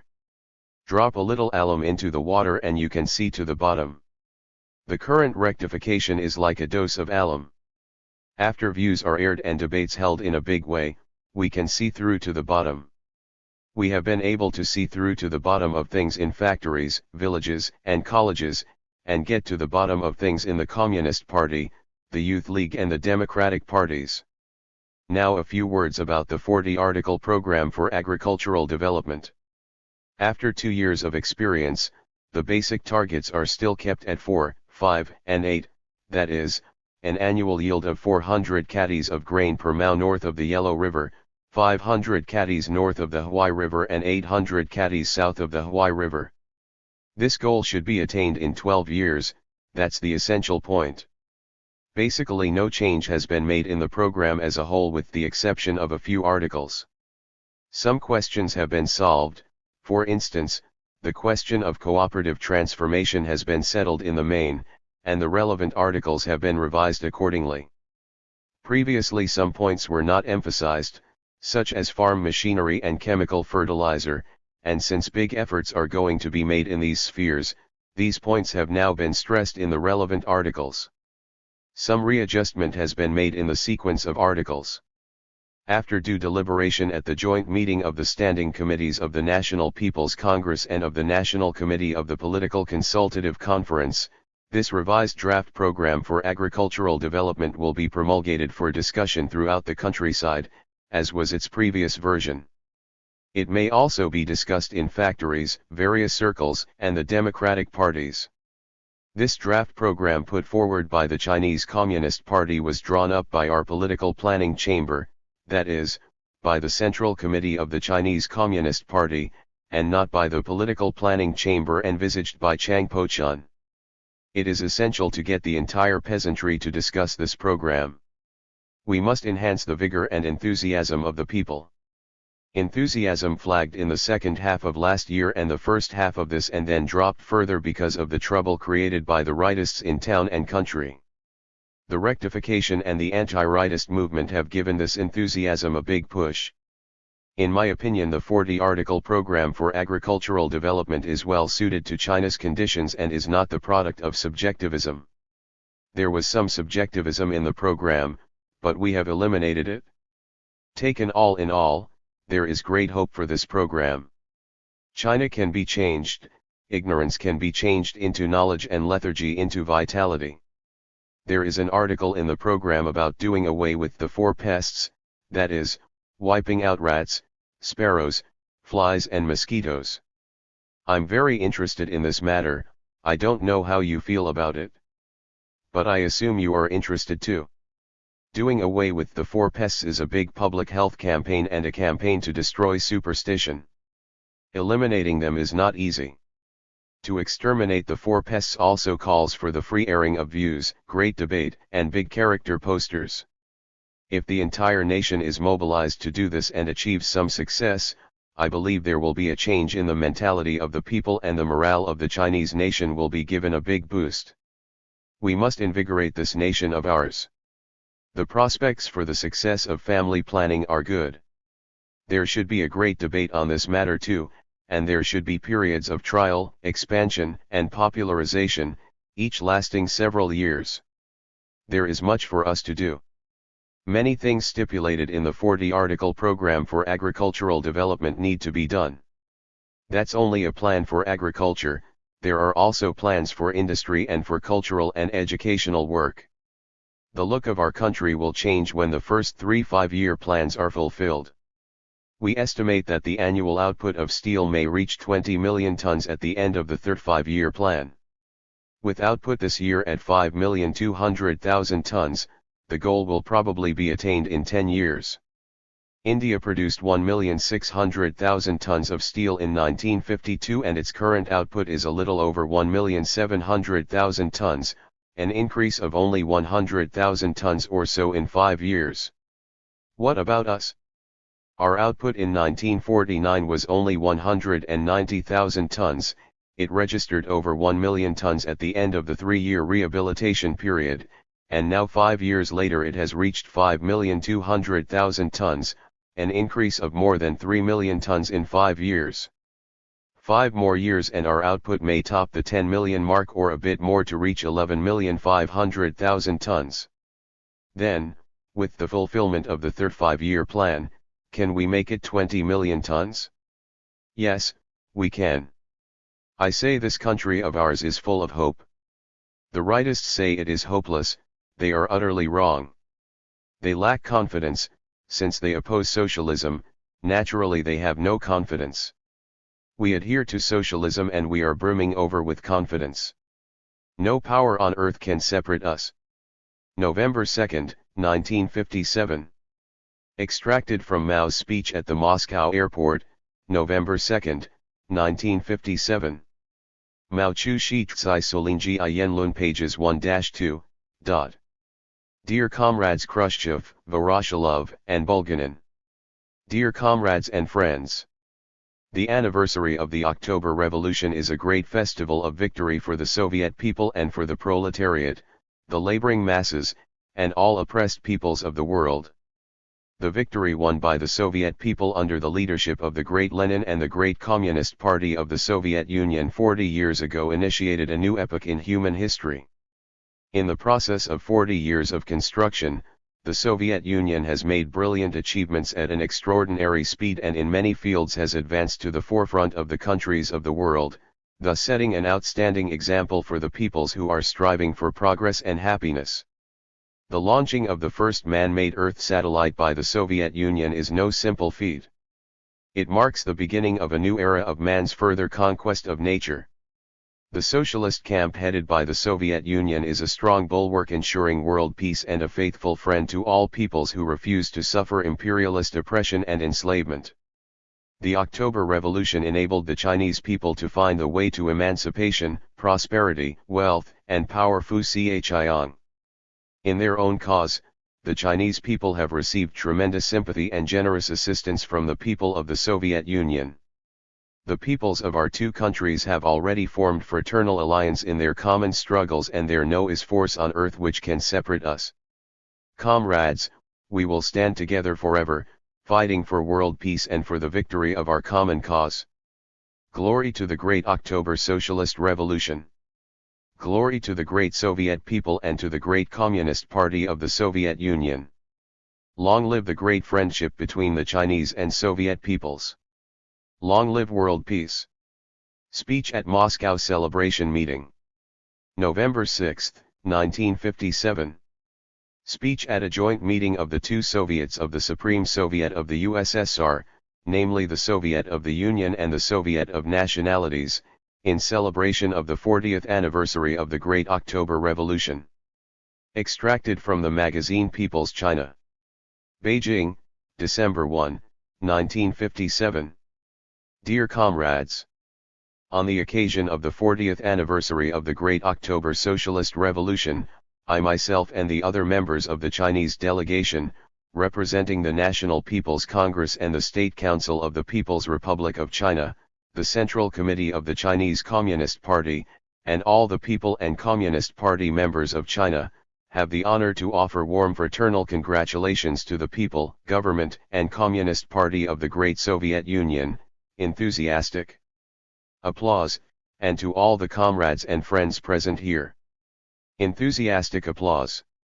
As our revolutionary teacher Lenin pointed out time and again, the great revolution carried out by the Soviet people 40 years ago initiated a new epoch in world history. Historically there have been revolutions of many kinds, but none to compare with the October Socialist Revolution. For thousands of years the working people of the world and all progressive humanity have dreamed of building a society in which there would be no exploitation of man by man. This dream was realized on 1/6 of the Earth's land surface for the first time in history by the October Revolution. This revolution proves that, without the landlords and the bourgeoisie, the people are completely capable of building a free and happy new life in a planned way. It also proves that different nations of the world are completely capable of living together amicably once there is no imperialist oppression. In the past 40 years the Soviet people have traveled a hard road. The imperialists tried by every means to destroy the world's first socialist republic. The enemies of the Soviet Union appeared for a time to be stronger than the Soviet Union and twice launched armed attacks against it. But the courageous Soviet people, led by their glorious Communist Party, thoroughly smashed the attacks of the aggressors. Applause. The Soviet Union has been invincible because it is a country in which the socialist system has replaced the capitalist system and the dictatorship of the proletariat has replaced the dictatorship of the exploiting classes. 3/4 a country which develops its social productive forces at a speed of which the capitalist countries are incapable. 3/4 and a country which truly practices proletarian internationalism, genuinely opposes national oppression and helps oppressed nations to emancipate themselves. Such a country enjoys the enthusiastic support of all its own people and the peoples of all the countries in the world. The Soviet Union enjoys these two kinds of support to a degree without parallel in the history of nations. The face of the Soviet Union has changed completely in the past 40 years. Before the revolution Russia was relatively backward economically and technically. Now the Soviet Union has become one of the world's first-class industrial powers. The living standards of the Soviet people have been steadily rising. The scale of development of educational, scientific, and cultural establishments in the Soviet Union far surpasses that of the capitalist countries. The Soviet Union set up the world's first atomic power station, made the world's first batch of passenger jet planes and intercontinental ballistic rockets and launched the world's first and second man-made Earth satellites. The whole world acknowledges that the success of the Soviet Union in launching the man-made Earth satellites on 2 occasions has opened up a new era in the conquest of nature by man. Not only the Soviet people, but also the world proletariat and all mankind can take pride in all this. Applause.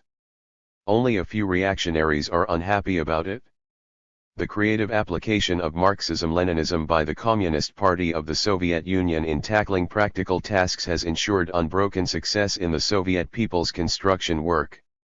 The fighting program for communist construction in the Soviet Union put forward by the 20th Congress of the Communist Party of the Soviet Union is a good example. The wise measures taken by the Central Committee of the Communist Party of the Soviet Union on the questions of overcoming the cult of the individual, developing agriculture, reorganizing the administration of industry and construction, extending the power of the Union republics and local organizations, opposing the anti-party group, consolidating unity within the party and improving the party and political work in the Soviet Army and Navy, will undoubtedly promote still further the consolidation and development of all undertakings in the Soviet Union.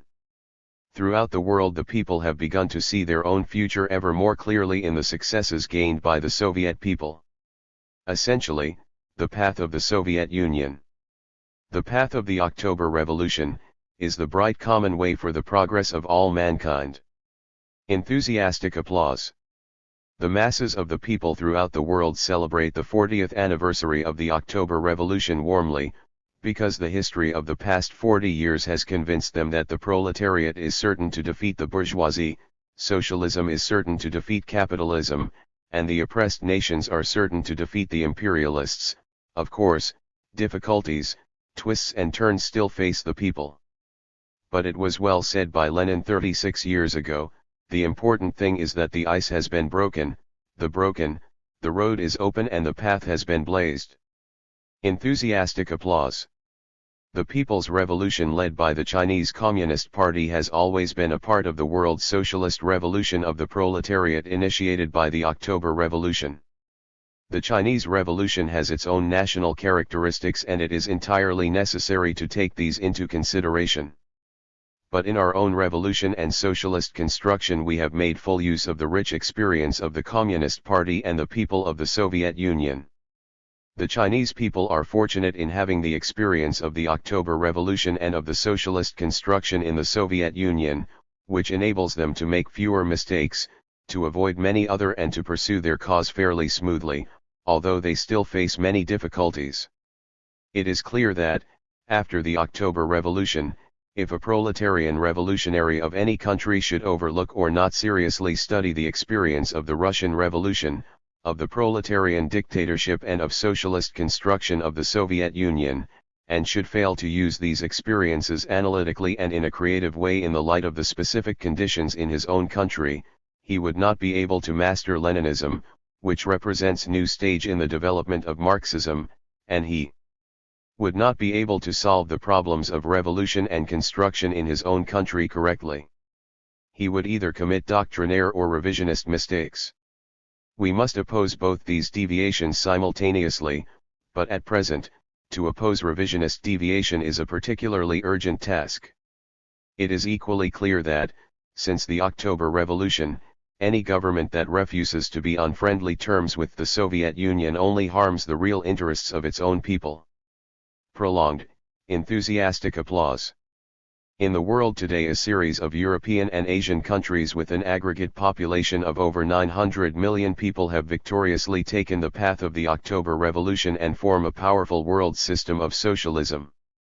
Capitalism has for some time foisted its superiority, and socialism has become invincible. In the end the socialist system will replace the capitalist system. This is an objective law independent of human will. No matter how hard the reactionaries try to prevent the advance of the will of history, revolution will take place sooner or later and will surely triumph. Prolonged, enthusiastic applause. To lift a rock, merely to crush one's own foot is a Chinese saying to describe the action of fools. The reactionaries of every country are just such fools. Their persecution of the revolutionary people will only end in rousing the people to broader and fiercer revolution. Enthusiastic applause. Did not persecution by the Russian Tsar and Chiang Kai-shek of the revolutionary people serve precisely to stimulate the great Russian and Chinese revolutions? As well as staking their fate on the oppression of the peoples at home and in the colonial and semi-colonial countries, the imperialists put their hope in war. But what can they expect out of war? In the past half-century, we have experienced 2 world wars. After the First World War, the Great October Socialist Revolution took place in Russia. And after the Second World War, more revolutions took place in East Europe and in the East. If the imperialist warriors are determined to start a Third World War, they will bring about no other result than the end of the world capitalist system. Enthusiastic applause. The governments and peoples of the socialist countries are the builders of a new peaceful life. We absolutely do not want war, and are firmly opposed to a new world war. The Soviet Union, China, and the other socialist countries have been consistently working for the relaxation of international tension. The proposals made again and again by the Soviet Union for disarmament and the prohibition of the manufacture, use, and testing of weapons of mass destruction, represent the common stand of the socialist countries, and accord at the same time with the interests of all peoples. We firmly stand for peaceful competition between the socialist and the capitalist countries, and for the settlement of the internal affairs of each country by its own people in accordance with their own desires. We firmly maintain that all nations should practice the well-known 5 principles of mutual respect for sovereignty and territorial integrity, non-aggression, non-interference in each other's internal affairs, equality and mutual benefit, and peaceful coexistence. The U.S. imperialists obstinately try to interfere in the internal affairs of other countries, including those of the socialist countries. For example, they are interfering with the liberation of Taiwan by China, and they engineered the counter-revolutionary riots in Hungary. They are particularly rabid in interfering in the internal affairs of those countries situated in the area between the US and the socialist camp. The US is still planning to invade independent Syria through Turkey or Israel. It is still conspiring to subvert the anti-colonialist Egyptian government. This maniac aggressive policy of the US has not only precipitated a crisis in the Middle East, but has also created the danger of a new world war. All people in the world who love peace and freedom stand by Syria and oppose the US and Turkish aggressors, just as they stood by Egypt and opposed the British, French, and Israeli aggressors in October last year. The Soviet government has served warning on the US and Turkey to give up their aggressive plan immediately. The Chinese government and people resolutely support Syria in its struggle to defend itself and firmly endorse the just position of the Soviet Union. Prolonged, enthusiastic applause.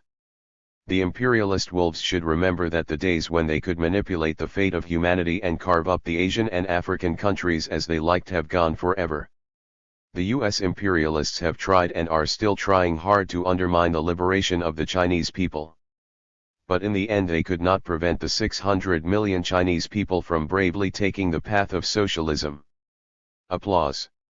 In the short period of 8 years, China has already achieved such results in various fields of construction as it was not able to achieve in the past 100 years. In China, a handful of bourgeoisists try to oppose taking the path of socialism and oppose the leading position of the Communist Party in national life, and the close alliance between China and the Soviet Union and the other socialist countries.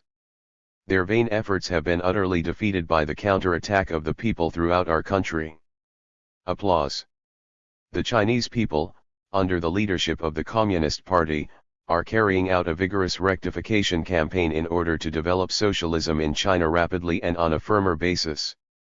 It is a campaign to resolve correctly the contradictions which actually exist among the people and which have to be resolved immediately, by means of a nationwide debate which is both guided and free, carried out in the urban and rural areas on such questions as the socialist road and the capitalist road, the basic systems and major policies of the state, the working style of the Communist Party and government functionaries, and the welfare of the people, a debate conducted by bringing out the facts and by argument.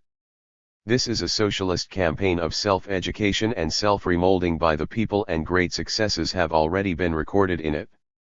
The socialist consciousness of the people has been rapidly raised, false ideas clarified, shortcomings in work overcome, unity within the ranks of the people strengthened, and labor discipline and productivity increased, wherever the campaign has been carried out. Applause. We are now carrying forward this people's self-education campaign among our 600 million people stage by stage and section by section, and it is probable that in another few months nationwide success will have been achieved. In future we intend to conduct a rectification campaign every year or every other year. The time it takes can be greatly shortened as one of the main methods of resolving various social contradictions in our country during the whole period of transition. The basic starting point in practicing this method is the firm confidence that the majority of the masses are after all on our side and that they will listen to reason. This point has been proved by all our experience in the campaign. In many years of revolutionary practice we have developed the method of the rectification campaign in accordance with the Leninist principles of keeping in close contact with the masses, recognizing the initiative of the masses, and practicing criticism and self-criticism. The correctness of this method has once again been proved by the present socialist self-education movement. China has received brotherly assistance towards its socialist construction in many fields from the Soviet Union. In celebrating the 40th anniversary of the October Socialist Renovation, please allow us to express our heartfelt gratitude to the Communist Party, the government, and the people of the Soviet Union, for giving China such friendly help. Enthusiastic, prolonged applause. Soon after it was founded, the People's Republic of China concluded a treaty of friendship, alliance, and mutual assistance with the Soviet Union. This is a great alliance of two great socialist countries. We share the same destiny and the same life spring with the Soviet Union and the entire socialist camp. Enthusiastic applause. We regard it as the sacred international obligation of all socialist countries to strengthen the solidarity of the socialist countries headed by the Soviet Union. Applause. All possible means of sowing discord are used by the imperialist powers headed by the US in their efforts to disrupt the friendship and solidarity of the socialist countries headed by the Soviet Union. But reality is sure to disappoint the imperialists. The socialist countries headed by the Soviet Union are more closely united than ever. Since the dawn of history, it was not possible for relations between nations to be based on such identity of interests, such mutual respect and confidence, and such mutual assistance and inspiration as between the socialist countries. This is because the socialist countries are of an entirely new type in which the exploiting classes are overthrown and the working people are in power. The principle integrating internationalism with patriotism has been practiced in the relations between these countries. We are closely bound by common interest and ideals. Marx said in his inaugural address to the Workingmen's International Association, "Past experience has shown how disregard of that bond of brotherhood which ought to exist between the workmen of different countries, and incite them to stand firmly by each other in all their struggles for emancipation, will be chastised by the common discomfiture of their incoherent efforts. This teaching of Marx more than 90 years ago will never be out of date for us." Applause. Dear comrades, the fact that representatives of the working class and masses of the people of various countries of the world are here today to attend this grand meeting of the Supreme Soviet of the Soviet Union, held to celebrate the 40th anniversary of the October Revolution, demonstrates in itself the great solidarity of the people's forces of the world and symbolizes the flourishing condition of the international socialist movement. Let us continue our efforts to strengthen the solidarity of the socialist countries, and of the working people and oppressed nations of the world, in order to attain new and greater victories. Prolonged, enthusiastic applause. Long live the great October Socialist Revolution. Prolonged, enthusiastic applause. Long live the solidarity and friendship of the socialist countries headed by the Soviet Union. Prolonged, enthusiastic applause. Long live the great banner of Marxist-Leninist internationalism. Prolonged, enthusiastic applause. The proletariat and peace-loving people of the whole world, unite. Prolonged, enthusiastic applause. The east wind prevails over the west wind. November 17, 1957. Extracted from Mao's remarks to Chinese students in Moscow, November 17, 1957. Mao ch his taze solin ti yen lun, pages 14-15. Chairman Mao pointed out first of all that the October Socialist Revolution marks a turning point in world history, the appearance in the heavens of 2 artificial satellites and the coming to Moscow of delegates from the 64 Communist and Works parties to celebrate the holiday of the October Revolution mark a new turning point. The forces of socialism surpass the forces of imperialism. The imperialist forces have a leader, America. Our socialist camp must also have a leader, and that leader the Soviet Union. If we do not have a leader, our forces might disintegrate. Chairman Mao said it was an event of great significance that the Communist and Workers' parties of 64 countries attended the celebrations of the 40th anniversary of the Great October Socialist Revolution. It showed the solidarity of the socialist countries, led by the Soviet Union. It showed the solidarity of the Communists and Workers' parties the world over, with the Communist Party of the Soviet Union as their center. Chairman Mao said that the direction of the wind in the world had changed. In the struggle between the socialist and capitalist camps, it was no longer the west wind that prevailed over the east wind, but the east wind that prevailed over the west wind. The world now has a population of 2.7 billion, the countries now struggling for independence or for complete independence plus the capitalist countries with neutralist tendencies 600 million, and the imperialist camp only about 400 million, besides which they are also divided internally. Earthquakes are likely to occur over there. At present, Chairman Mao said, it was not the west wind that was prevailing over the east wind, but the east wind prevailing over the west wind. A dialectical approach to inter-party unity. November 18, 1957. Excerpts from a speech at the Moscow meeting of representatives of the Communist and Workers' parties. With regard to the question of unity, I'd like to say something about the approach. I think our attitude should be one of unity towards every comrade, no matter who, provided he is not a hostile element or a saboteur. We should adopt a dialectical, not a metaphysical, approach towards him. What is meant by a dialectical approach? It means being analytical about everything, acknowledging that human beings all make mistakes and not negating a person completely just because he has made mistakes. Lenin once said that there is not a single person in the world who does not make mistakes. Everyone needs support.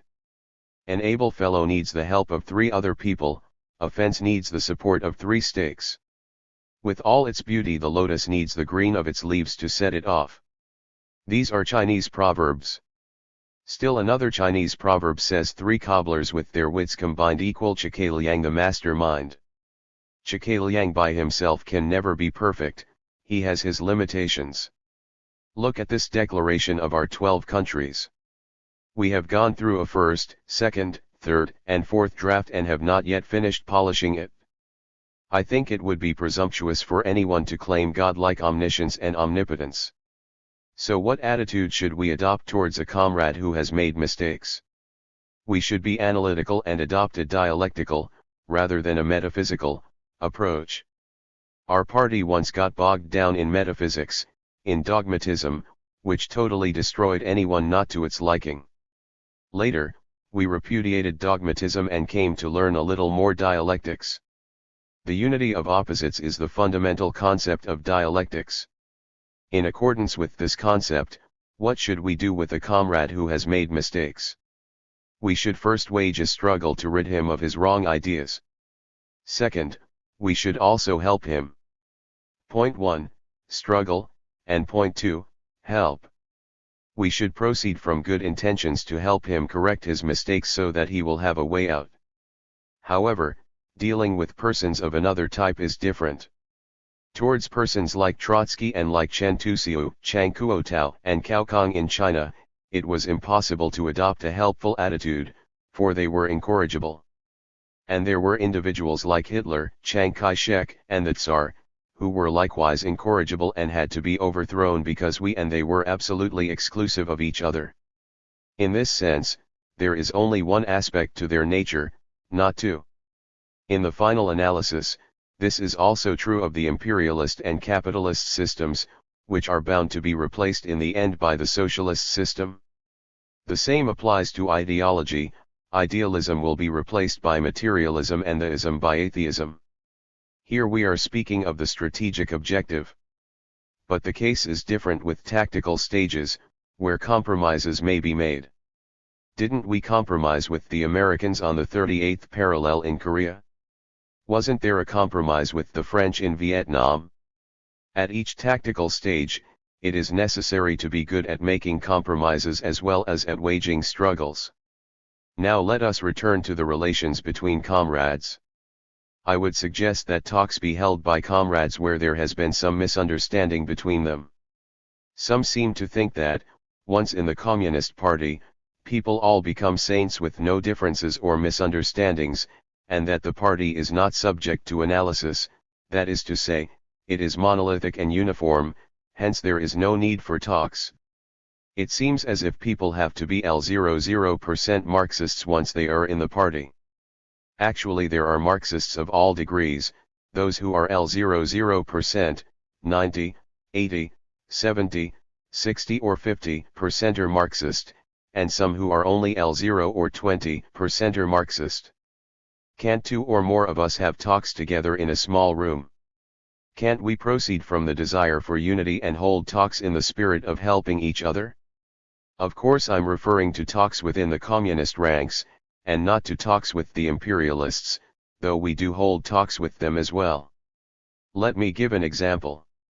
Aren't our 12 countries holding talks on the present occasion? Aren't the more than 60 parties holding talks too? As a matter of fact they are. In other words, provided that no damage is done to the principles of Marxism-Leninism, we accept from others certain views that are acceptable and give up certain of our own views that can be given up. Thus we have two hands to deal with a comrade who has made mistakes, one hand to struggle with him and the other to unite with him. The aim of struggle is to uphold the principles of Marxism, which means being principled, that is one hand. The other hand is to unite with him. The aim of unity is to provide him with a way out, to compromise with him, which means being flexible. The integration of principle with flexibility is a Marxist-Leninist principle, and it is a unity of opposites. Any kind of world, and of course class society in particular, teems with contradictions. Some say that there are contradictions to be found in socialist society, but I think this is a wrong way of putting it. The point is not that there are contradictions to be found, but that it teems with contradictions. There is no place where contradictions do not exist, nor is there any person who cannot be analyzed. To think that he cannot is being metaphysical. You see, an atom is a complex of unities of opposites. There is a unity of the two opposites, the nucleus and the electrons. In a nucleus there is again a unity of opposites, the protons and the neutrons. Speaking of the proton, there are protons and antiprotons, and as for the neutron, there are neutrons and antineutrons. In short, the unity of opposites is present everywhere. The concept of the unity of opposites, dialectics, must be widely propagated. I say dialectics should move from the small circle of philosophers to the broad masses of the people. I suggest that this question be discussed at meetings of the political bureaus and at the plenary sessions of the central committees of the various parties and also at meetings of their party committees at all levels. As a matter of fact, the secretaries of our party branches understand dialectics, for when they prepare reports to branch meetings, they usually write down two items in their notebooks: first, the achievements, and, second, the shortcomings. One divides into two. This is a universal phenomenon, and this is dialectics. All reactionaries are paper tigers. November 18, 1957. Excerpts from a speech at the Moscow meeting of representatives of the Communist and Workers' parties. When Chiang Kai-shek started his offensive against us in 1946, many of our comrades and the people of the country were much concerned about whether we could win the war. I myself was concerned. But we were confident of one thing. At that time an American correspondent, Anna Louise Strong, came to Yenin. In an interview, I discussed many questions with her, including Chiang Kai-shek, Hitler, Japan, the United States and the atom bomb. I said all allegedly powerful reactionaries are merely paper tigers. The reason is that they are divorced from the people. Look. Wasn't Hitler a paper tiger? Wasn't he overthrown? I also said that the Tsar of Russia was a paper tiger, as were the Emperor of China and Japanese imperialism, and see, they were all overthrown. US imperialism has not yet been overthrown and it has the atom bomb, but I believe it too is a paper tiger and will be overthrown. Chiang Kai-shek was very powerful, for he had a regular army of more than 4 million. We were then in Yenin. What was the population of Yenin? 7,000. How many troops did we have?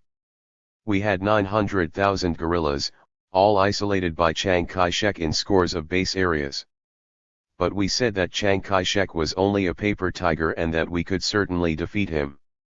We have developed a concept over a long period for the struggle against the enemy, namely, strategically we should despise all our enemies, but tactically we should take them all seriously. In other words, with regard to the whole we must despise the enemy, but with regard to each specific problem we must take him seriously. If we do not despise him with regard to the whole, we shall commit opportunist errors. Marx and Engels were but two individuals, and yet in those early days they already declared that capitalism would be overthrown throughout the world. But with regard to specific problems and specific enemies, if we do not take them seriously, we shall commit adventurous errors. In war, battles can only be fought one by one and the enemy forces can only be destroyed one part at a time. Factories can only be built one by one. Peasants can only plow the land plot by plot. The same is even true of eating a meal. Strategically, we take the eating of a meal lightly, we are sure we can manage it.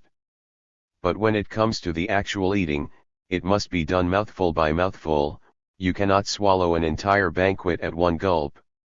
This is called the piecemeal solution and is known in military writings as destroying the enemy forces one by one. Talks at the Nanning Conference. January 11, 12, 1958. Source, Long Live Mao Zedong Thought, a Red Guard publication, 1969. One talk on January 11, 1958.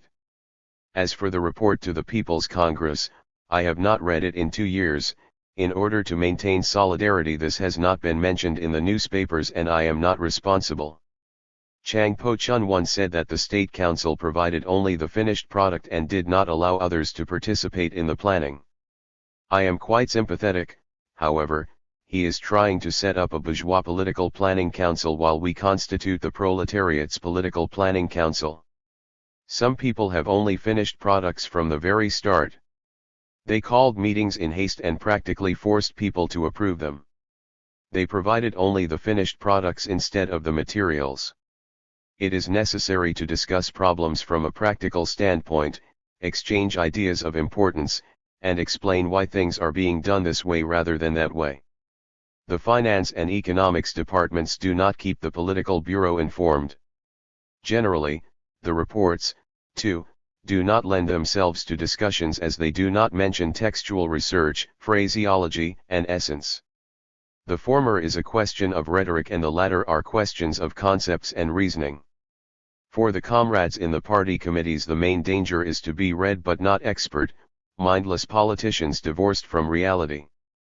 Not only are they not expert but they also gradually lose their redness. We are working with intangibles and you are working with tangibles. The tangibles and intangibles must be integrated. Those dealing in intangibles must do some research on tangibles and those dealing in tangibles must use some politics. Hungan County report on their experimental plots is a very important document. I have read it twice and ask all of you read it. The 4 abundances, the 3 desirables and the 3 undesirables mentioned in the Hungan report are nationwide problems. That is, people want to lead without fully understanding tangible matters. Criticizing others as expert but not read will lack forcefulness if this problem is not resolved. Party committee leaders cover 3 areas: industry, agriculture, and ideology. The provincial committees should also operate some experimental fields. Shouldn't they? Otherwise, those mindless politicians will change color. People working with tangibles who become high, middle, or low-level officials early, think of themselves as red. They became entangled and cannot extricate themselves, and they will not even discuss essence, as, for example, opposing bold advances. 2. In 1956 it was bold advances. It was boldly advance in 1957, and in that same year it was oppose bold advances. But in 1958 it was again bold advances. Let us see which is better, to boldly advance or oppose bold advances. In 1956 Hopi province undertook construction of water conservancy projects covering 17 million Mao, in 1957, 20 million Mao, and in 1958, 27 million Mao. 7 or 8 years after liberation, 1.2 billion yuan was spent on the control of the Huai River to build only 1.2 billion cubic meters of earthwork.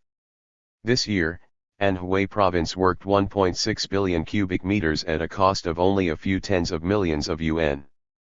Please do not mention this term opposition to bold advances, alright? This is a political problem. Any opposition would lead to disappointment, and 600 million disappointed people would be an overwhelming problem.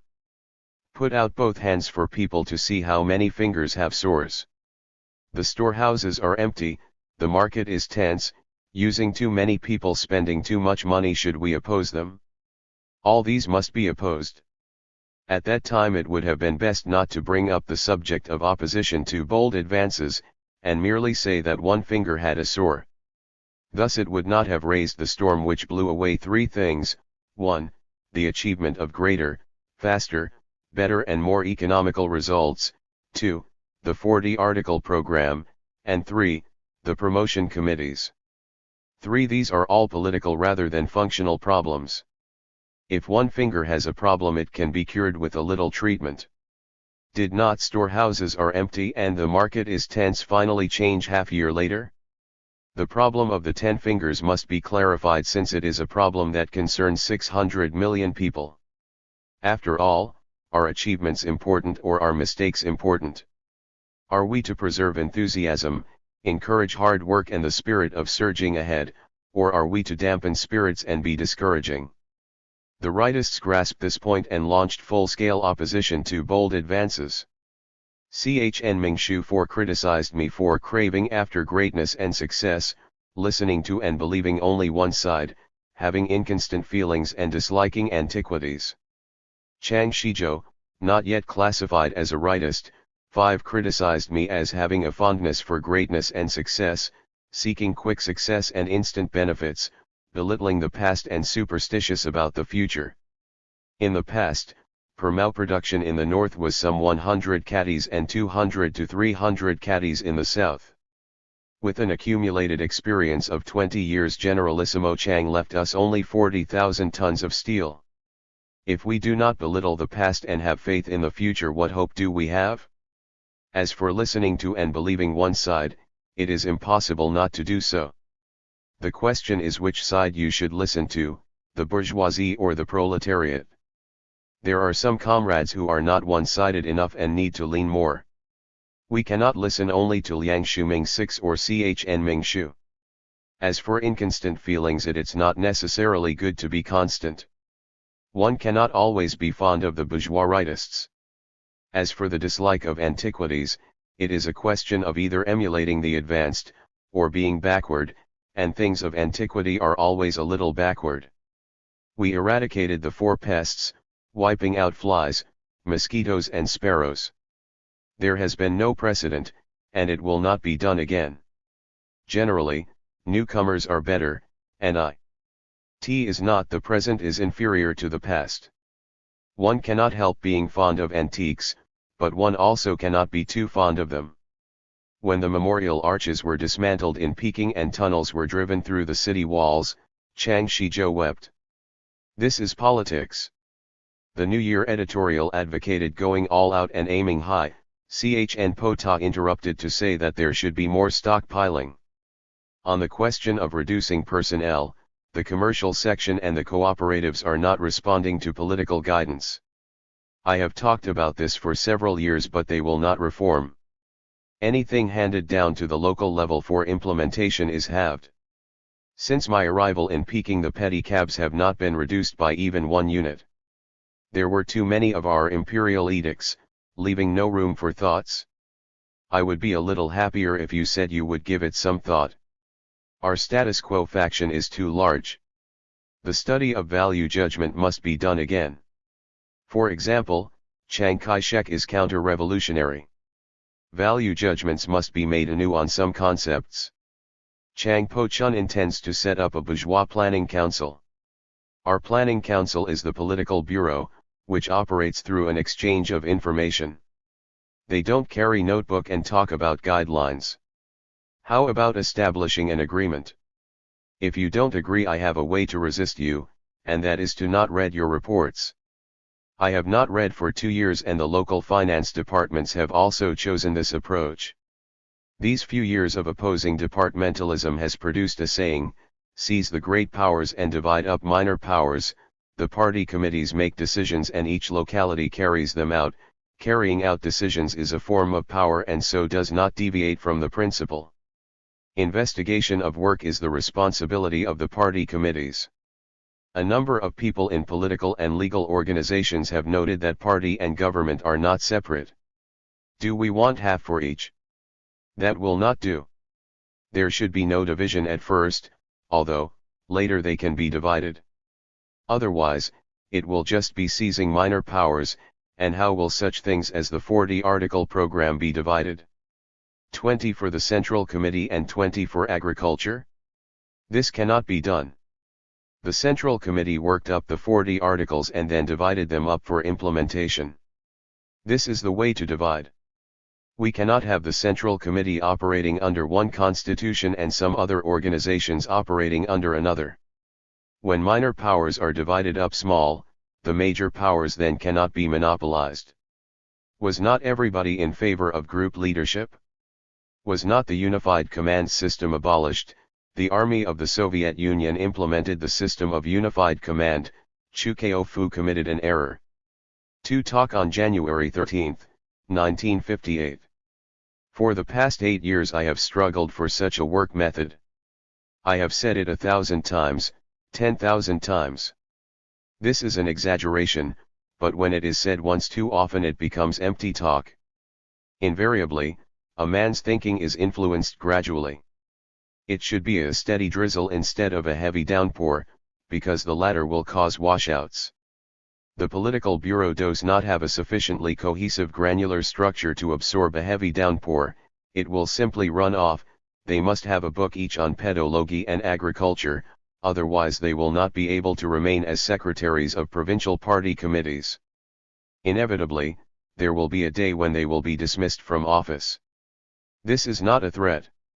Like the United Nations of Dulles 7, the political bureau has become a voting machine. You give it a perfect document and it has to be passed. Like the opera, you have to go on stage and perform since the show has been announced. The document itself does not go into textual research and essence, and it also has foreign words. I do have a method, and that is passive resistance. I will not read it. For 2 years I have not read your documents and I do not expect to read them this year either. Did Comrade Zhou Enlai mention what I said at the Hangzhou conference? 8 In December of 1955, I wrote a foreword to the book Socialist Upsurge in China's Countryside. 9 It made a tremendous impact on a nationwide scale. Regardless of whether it was because of a personality cult or idolatry, it was published by area newspapers throughout the country and by major and minor periodicals, producing a great impact. I have thus become the chief culprit of bold advances. I have said that a condition of inadequacy in situational analysis exists in various departments. The army has been increased by 800,000 men, worker apprentices by 1 million, but why should there be an increase in the ranks of those opposing right conservatism? I don't understand and I also don't know. The bold advances of the Paiteho Conference held in the summer of 1955 was for the purpose of increasing steel production to 15 million tons, second 5-year plan. The opposition to boldly advance occurring at the Paiteho Conference held in the summer of 1956 influenced the National People's Congress's report adversely. It is always so, that people do not think alike. Imbalance is the law of universal progress. Menaechus said, all things are not alike, and all things complement each other. People do not think alike, and yet it is possible to reach accord. Progress is made in a zigzag spiral pattern. Of course everyone is for the party and for the country, and not for himself. My method against departmentalism is passive resistance and also criticism in small meetings. The finance and economics departments do not go into textual research, phraseology, and essence. They must operate in a gentle fashion, giving out some information beforehand. With them it has always been a heavy downpour causing washouts. They have been always ungracious, inadequately prepared, and incomplete. This is blockade. This is a Stalinist method. 10 minutes before the conference opens, the document is produced for resolution, without any consideration being given to the state of mind of people. You are experts, and also read. The majority in the political bureau is read but not expert. My attack is directed chiefly at cadres at the ministerial level and above in the central government, and it is not leveled at everyone. It is an attack on those who caused heavy downpours and who set up blockades. If small group conferences do not resolve this problem, then a plenary session of the Central Committee will be convened. An article settled this matter, but it has not been seriously resolved. In the letter to the Guangxi Provincial Party Committee, the question of newspapers was discussed. 10. While I was in the Soviet Union, I wrote a letter saying that it will not be beneficial to your work if you do not have the support of the Central Committee. By doing otherwise you will become isolated, like the gentleman on the beams, a burglar. The political bureau is not the planning council. The heavy downpour has run off our bodies, but they kept on saying it didn't do a good job. This is, in reality, a blockade. There is also departmentalism in it, but not very serious. Now, each has his own feelings, and, placing myself in your position, I imagine you must be thinking that the Central Committee is a model of perfection. You feel that even though it is not all perfect, it is still near perfection. Besides, it is like Marguerite, the heroine of the novel La Dame Auxiliary Camélias, who felt it necessary to put on makeup when she saw her lover, although she was dying.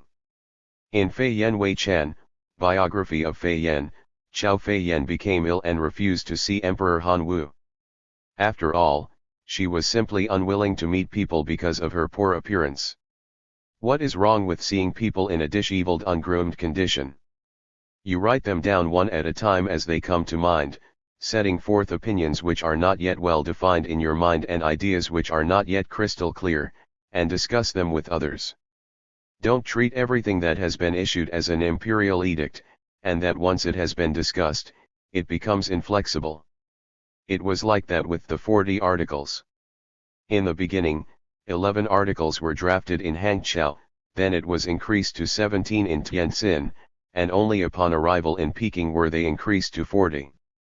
A widow bringing up her son is beholden to the efforts of all the people. This is a question of work method. I perceive that we will have to create a unity of opposites. It just will not do without having a tit-for-tat confrontation. It will either be you persuading me or my persuading you. Or be a middle of the road. Some people are just that, they will not take a stand on major issues.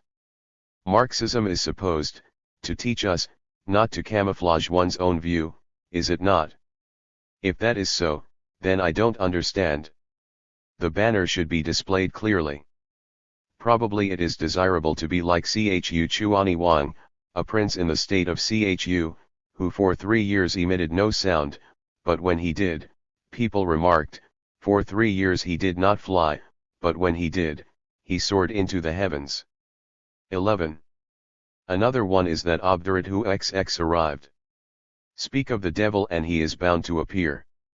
The Revolutionary Party of Zhenmin Jipao People's Daily does not make revolution.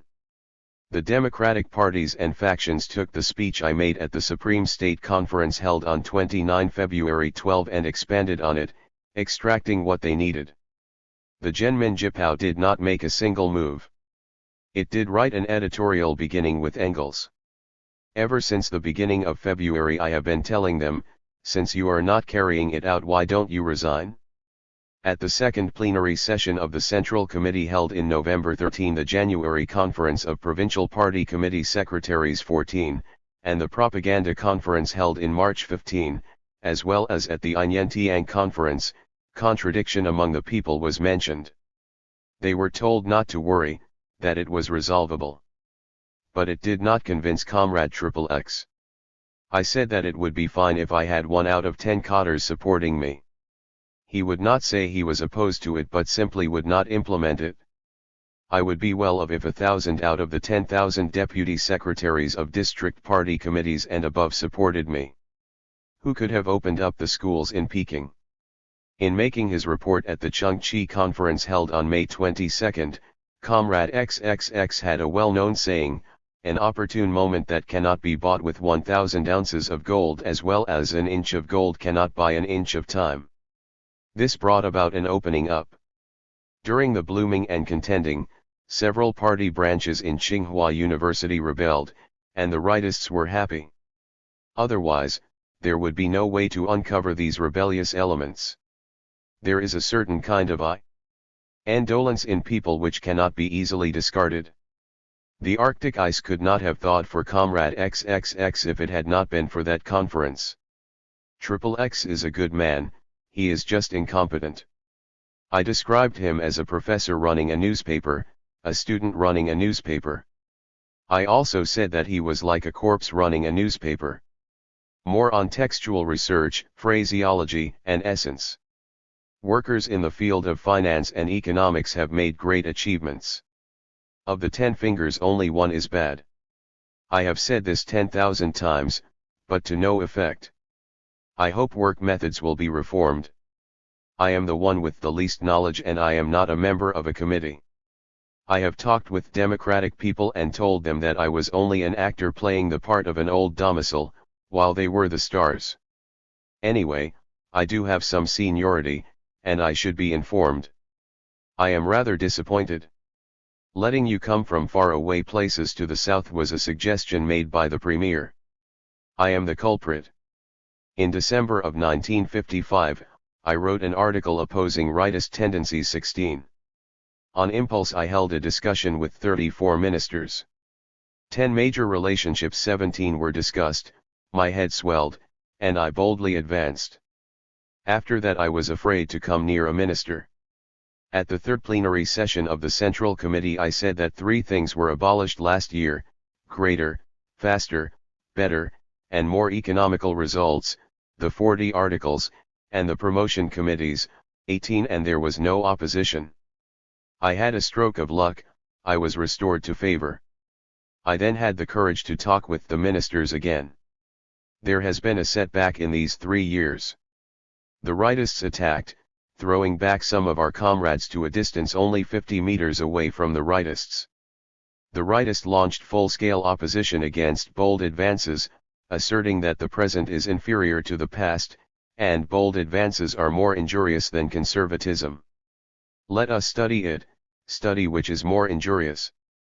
The opposition to bold advances discouraged 600 million people. The anti-bold advance editorial of June 1956 opposed right conservatism and also hasty bold advances.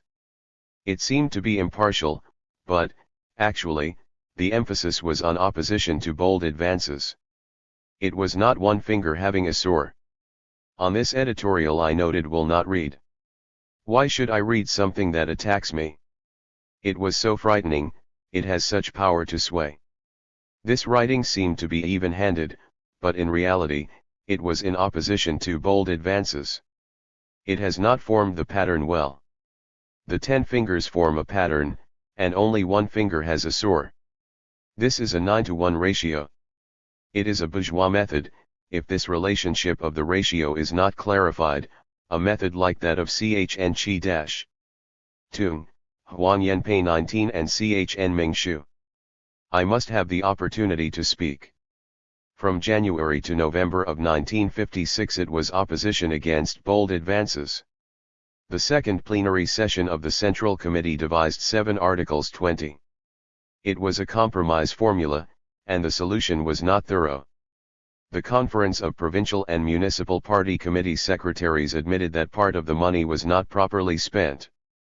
However, the discussion was not carried through thoroughly enough, thereby causing the trend of opposing bold advances to spread all over. Liao XX reflected to me that there seemed to be no regrets although the 40 articles had been blown away. How many people regretted it? How many people breathed a sigh of relief? 3 things were blown away, and there were 3 kinds of people. The first kind said, China can be saved only by blowing away the 40 articles. The second kind is the middle of the road. It did not affect him either way. When a mosquito bites he took slap at it and let it go at that. And the third kind sighed. It is necessary to clearly define the demarcation line between the Kuomintang and the Communist Party. The Kuomintang is for bold retrogression, and the Communist Party is for bold advance. XXX was full of anxiety for party and country, and opposed bold advances. He became divorced from the majority of the ministers and secretaries of provincial party committees, and from the 600 million people. Please read the article by Sung Yu, Ode to Teng Tutse's Fondness of Women. For 2000 years Teng Tutse was unable to recover from this article. Sung Yu's method was to attack a single point and ignore the rest. Teng Tutse reported to King Shang of Chu that Sung Yu was beautiful, articulate, and fond of sex. Sung Yu repudiated point by point. Sung Yu counterattacked Teng Tutse as being fond of sex by relating that Teng Tutse married a pockmarked, hunched-back woman and had 7 children from her.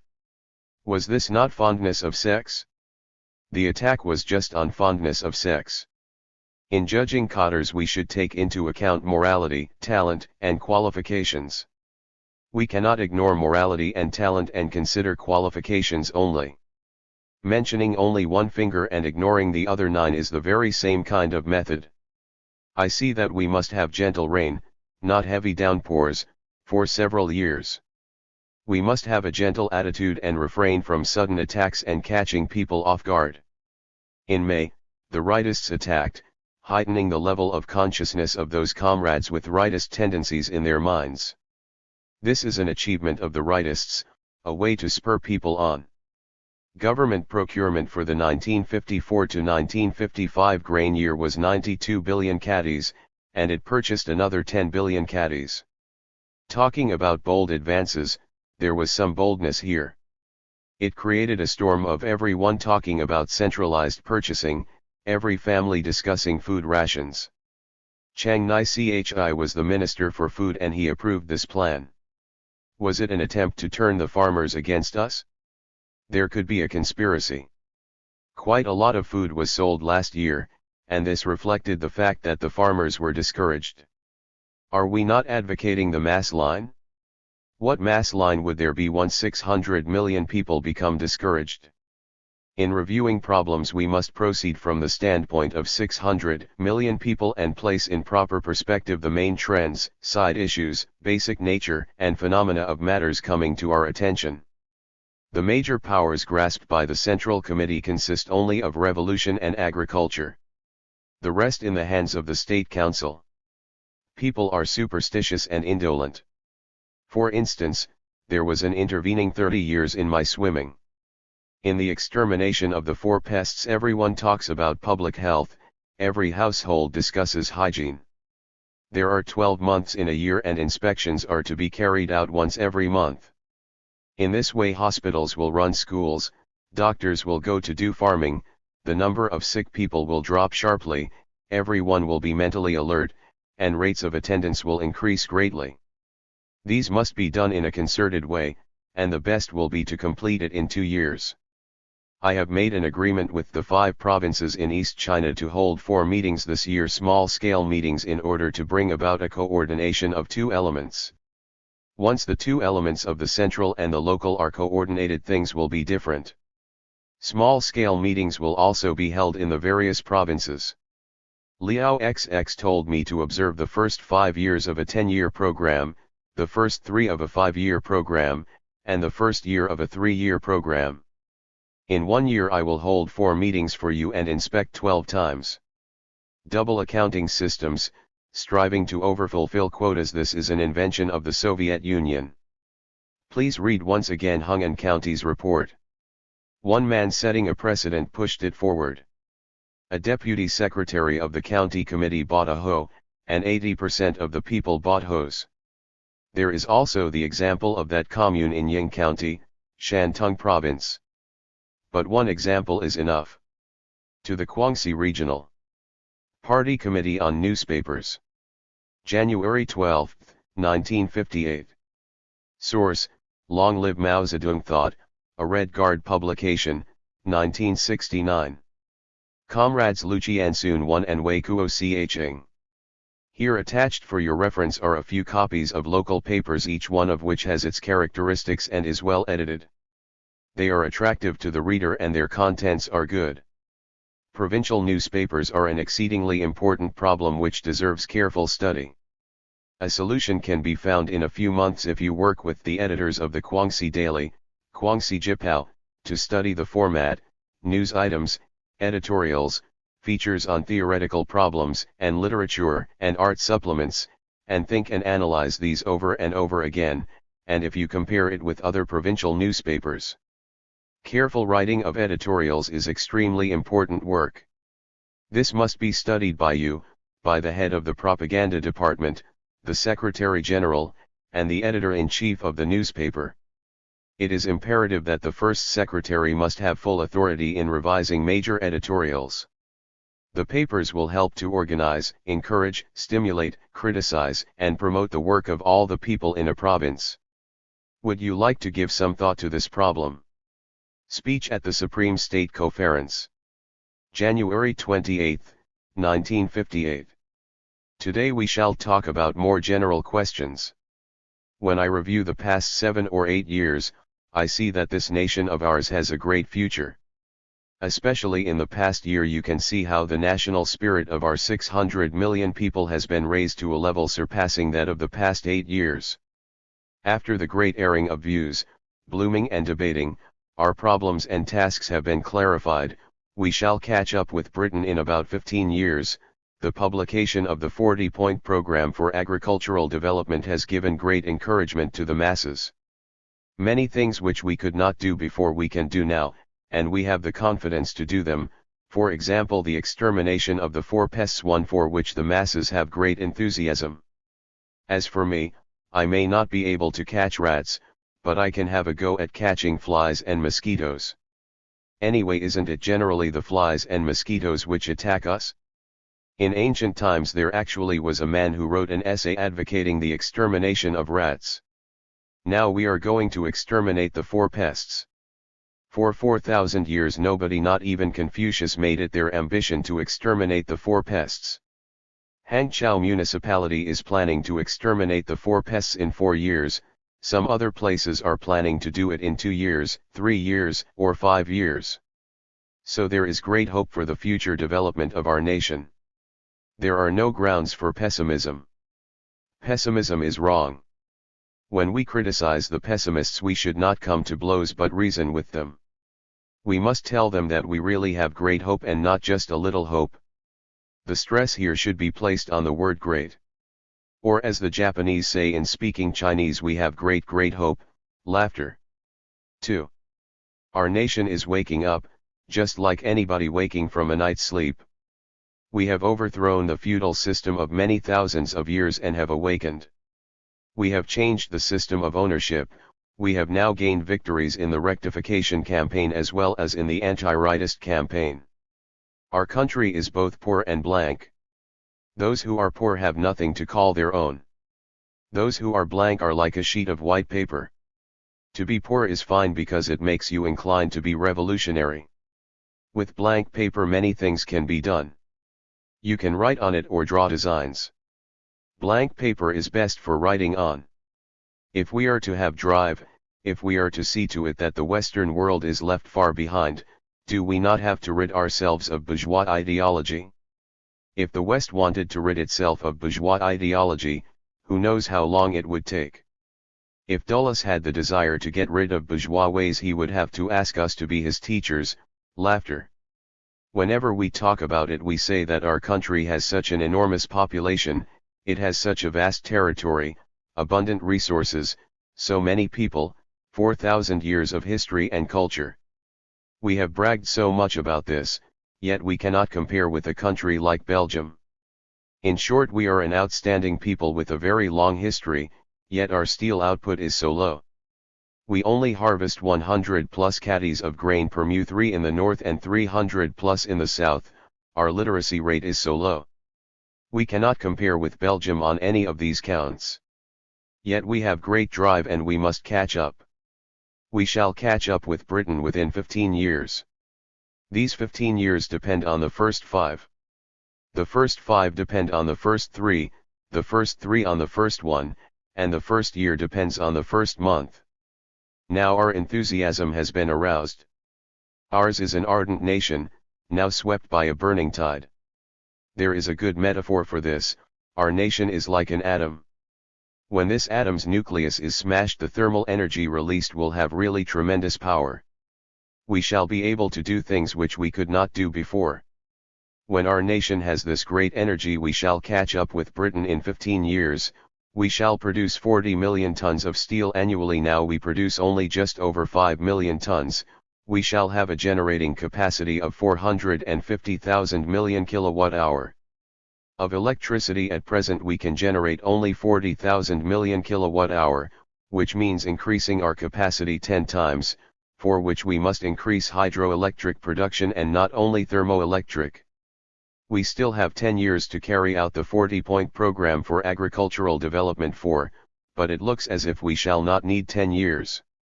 Some people say 5 years, others 3. It would seem that we can complete it in 8. To reach those targets in the present situation we must have great drive. When I was in Shanghai, a professor discussed with me the People's Daily editorial, "Ride on the Wind and Break Through the Waves." He said that we must summon up our energy to swim upstream.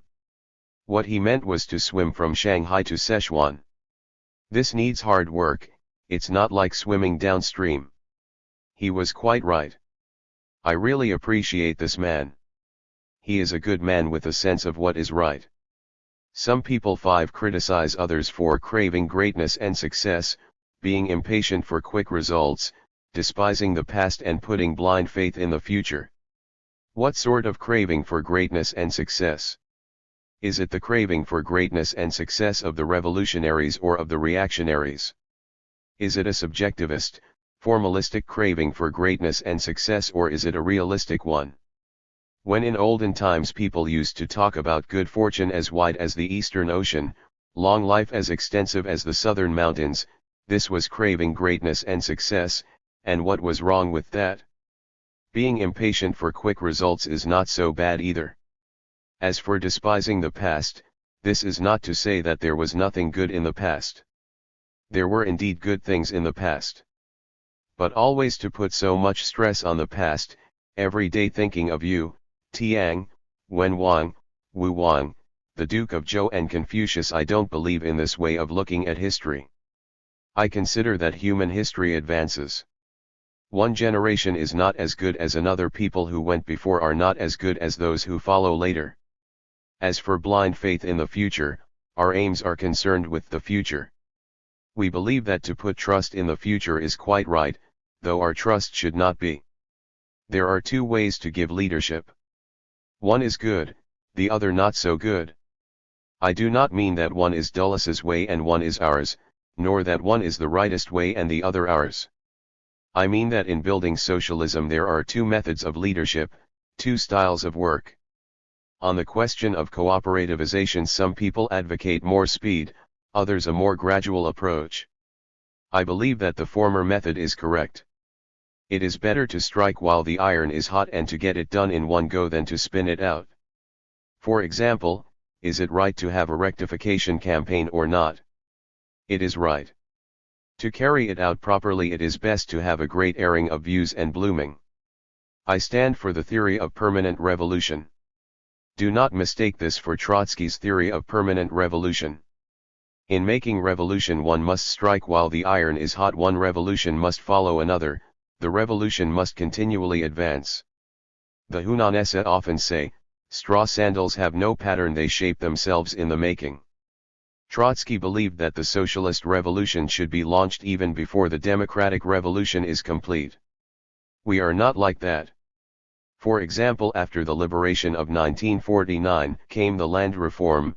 As soon as this was completed, there followed the mutual aid teams, then the low-level cooperatives, then the high-level cooperatives. After 7 years the cooperativization was completed and productive relationships were transformed, then came the rectification. After rectification was finished, before things had cooled down, then came the technical revolution. In the cases of Poland and Yugoslavia, democratic order had been established for 7 or 8 years, and then a rich peasantry emerged. It may not be necessary to establish a new democratic government, but even so one must still unite all those forces which can be united. It is possible to catch up with Britain in 15 years. We must summon up our strength and swim vigorously upstream. Our strength must be aroused and not dissipated. If we have shortcomings or make mistakes, they can be put right by the method of great airing of views and blooming. We must not pour cold water. We are criticized for craving greatness and success. Well then, should we seek pettiness and failure? Should we value the past and despise the future? We must crave greatness and success. The people who say so are good people. We must indeed keep up our fighting spirit. The revolution has not yet been completed. Comrades must still bend every effort. 6. 60 points on working methods, a draft. Resolution from the office of the Center of the CPC. February 2, 1958. The people of our country, under the leadership of the CP, having won basic victories in the socialist ownership system in 1956, achieved further basic victories on the ideological and political front in the rectification campaign of 1957. In that year, they also overfulfilled the first 5-year construction plan. In this way, more than 600 million people of our country, led by the CP, clearly see their own future and duties and have exorcised the evil anti-party, anti-people, and anti-socialist wind fanned up by bourgeois rightists. At the same time they have rectified, and are still rectifying, the mistakes and weaknesses rooted in the subjectivism which the party and people have inherited from the old society. The party has become more united, the morale of the people further heightened, and the party masses relationship greatly improved. We are now witnessing greater activity and creativity of the popular masses on the production front than we have ever witnessed before. A new high tide of production has risen, and is still rising, as the people of the whole country are inspired by the slogan "Overtake Britain in iron and steel and other major industrial production in 15 or more years." To meet this new situation, certain methods of work of the party center and local committees have to be modified. Not all the points listed below are new. Some are, others come from years of experience.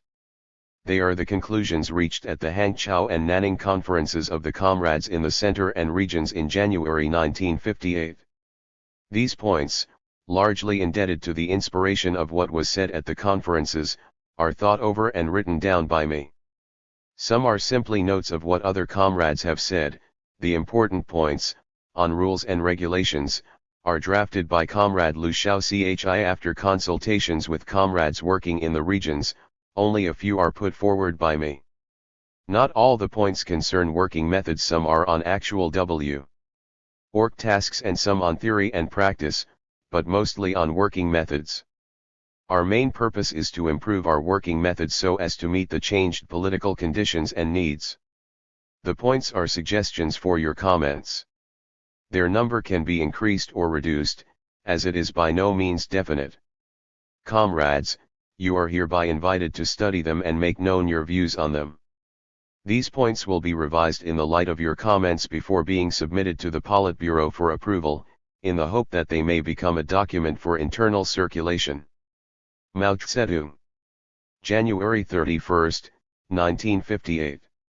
One-party committees above the county level must get down to the work of construction, and there are 14 items: A. Industries, B. Handicrafts, C. Agriculture, D. Village subsidiary production, E. Forestry, F. Fishery, G. Animal husbandry, H. Transport and communications, I. Commerce, J. Public and other finance, K. Labor, wages and populations, L. Sciences, M. Culture and education, N. Public health. Two-party committees above the county level must get down to socialist industrial work, and here there are also 14 items: A. Targets of output, B. Quality of products, C. Experiment in new products, D. New techniques, E. Advanced targets, F. Raw material economy and discovery and use of substitutes, G. Labor organization, labor insurance, wages and welfare, H. Costs, I. Sinking fund and variable capital for production, J. Division of labor and coordination between enterprises, K. Equilibrium of supply, manufacture, and sales, L. Geological exploration, M. Uses of resources, and design and manufacture. These are preliminary items. Later we must step by step develop a 40-point program for industrial development. Three-party committee at all levels must get down to socialist agricultural work. Again 14 items: A. Targets of output, B. Irrigation, C. Fertilizers, D. Soil, E. Seeds, F. Changes in the system of farming, such as enlarging the areas of a second crop, changes from late to early crops, from dry rice to paddy, etc. G. Diseases and pests, H. Mechanization, modern tools, two-wheel and two-blade plows, pumps, tractors designed to suit different local conditions in China, motorized transport vehicles, etc. I. Intensified farming, J. Animal husbandry, K. Subsidiary products, L. Afforestation, M. Elimination of the four pests, N. Medical and health services. These are 14 items in the 40-point program of agrarian development, which should be put into practice as a whole. The purpose of singling out these 14 items is to show where the emphasis of the program lies. Once they are grasped, the program as a whole will consequently be materialized. The three important methods are overall planning, regular inspection, and annual reviews and comparisons. By them, both the overall situation and the details will receive appropriate attention, experiences can be summed up and outstanding achievements can be made known in time, morale can be heightened in order to make a concerted progress.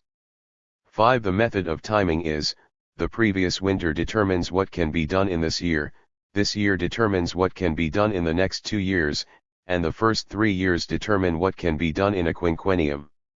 We should have greater confidence in our work with emphasis on different periods of time. There must be at least 4 inspections per annum once each season at the center and the provincial level, whereas the number of inspections at lower level is to be decided according to local conditions. Monthly inspection is necessary before an important task gets into a smooth running order. This is a method of timing over the period of a year.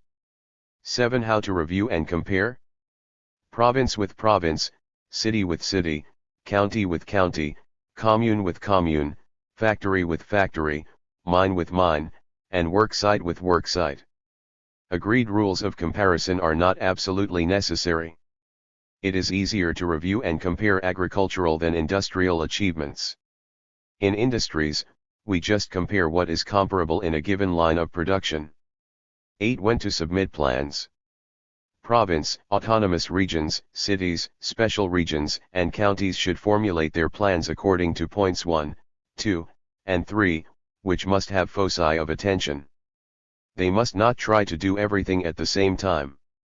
The plans of districts, villages, and communes must essentially be based on point 3, but the items may be increased or reduced in the light of local conditions. They should draw up a 5-year plan first, which may be in an outline form, to be submitted before July 1, 1958. The plans should be examined level after level. To facilitate comparison, a provincial committee should select the best and worst from county, district, village, and commune plans and submit them to the center for consideration, but all provincial and special region plans should be sent up to the center. There are 3 production plans, 2 are central plans, 1 must be fulfilled, this is the one to be published and the other is expected to be fulfilled but not to be published. 2 are local plans. The first local plan is the second central plan, which from the point of view of a locality must be fulfilled, and the other is expected to be fulfilled. The second central plan is the basis of comparison. 10 From this year onward, the party committees of provinces, cities, and autonomous regions must really get down to manufacturing industries, public and business finance, and commerce. Each year, they should review these problems 4 times, especially in July, or August, November, and the first 10 days in January. If we refuse to come to grips with them, the slogan of overtaking Britain in 15 years will be like a burst bubble. Cadres shouldering important responsibilities in industrial, financial, and commercial departments should go to local meeting places. Those at the central level should go to the regions, those at the provincial, city, and autonomous region levels should go to special regions, suburbs, and counties. This is also what the comrades at the center and in the regions want to do. 11 The total value of industrial output at a place, including those of the factories and mines taken over from the center and of the publicly owned industries and handicrafts which have always been managed by local authorities, but excluding those of the factories directly managed by the center, must within 5, 7, or 10 years overtake the total value of agricultural output of that place.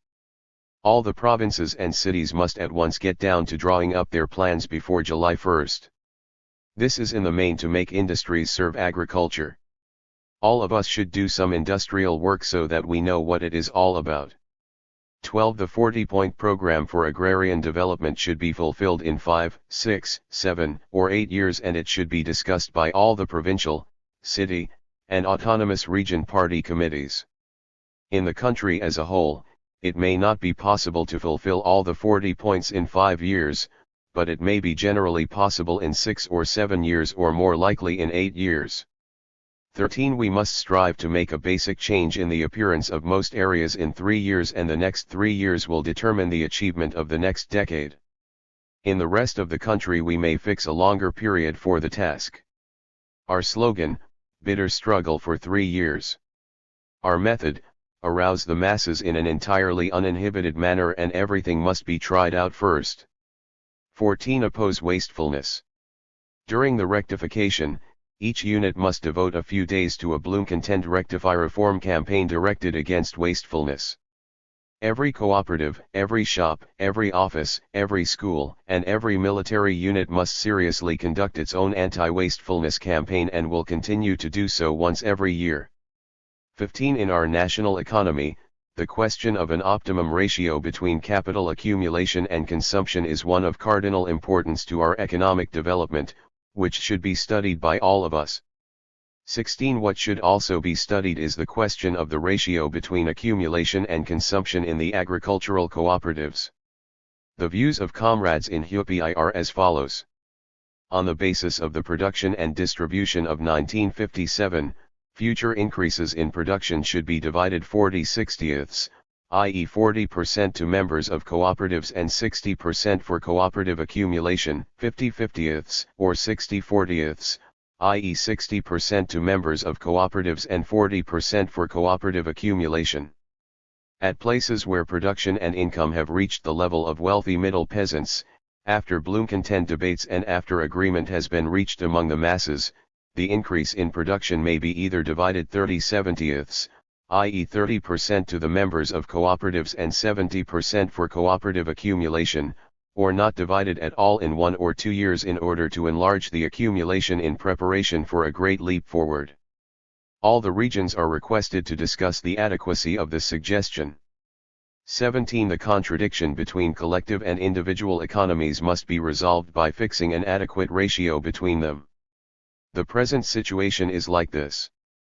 In the income of some rural households at some places, the ratio between individual and collective economies is 60/40ths or 70/30ths, i.e. income from domestic subsidiary production and the private plot makes up 60 or 70% of the total income of a household. This situation inevitably affects the peasants' enthusiasm for socialist collective economy and must be altered. The provinces can find a way to control it through Bloemfontein debates, and make suitable readjustment of the economic relations. On the basis of encouraging the peasants' enthusiasm in production and a comprehensive development in production, we must in a few years gradually change the ratio of individual and collective economies to 30/70ths or 20/80ths, i.e. the peasants get 70 or 80% of their income from cooperatives. 18. Popularize experimental fields. This is a very important method of leadership.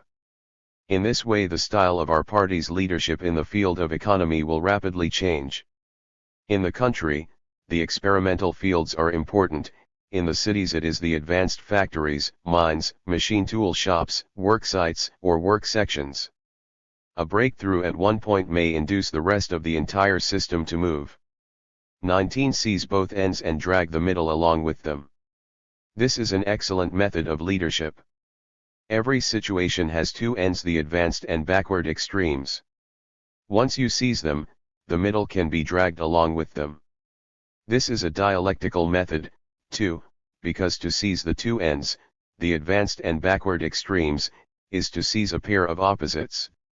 22 Other good methods of leadership are to organize tours for cadres and the masses to see and learn from advanced experience, and to organize exhibitions of good quality products and their techniques of production. These methods can raise the technological level, popularize advanced experience, and encourage competition. Many problems can be solved by an on-the-spot inspection. Communes, villages, provinces, and counties may organize tours to visit each other, while the center, provinces, cities, special regions, and counties may organize exhibitions of manufactures. 21 Uninterrupted revolution. Our revolutions come one after another. Starting from the seizure of power in the whole country in 1949, there followed in quick succession the anti-feudal land reform, the agricultural cooperativization, and the socialist reconstruction of private industries, commerce, and handicrafts. The three great socialist reforms, i.e. the socialist revolution in the ownership of means of production, were basically completed in 1956, and there came the socialist revolution on the ideological and political front last year. This revolution may draw to the end of one stage by July 1 this year, but the problems involved are not yet solved. For a considerable period of time to come they will continue to be solved by annual Bloom Contend Rectify reform campaigns. But now we must start a technological revolution so that we may overtake Britain in 15 or more years. Chinese economy is backward and China is materially weak. This is why we have been unable to take much initiative. We are spiritually restricted.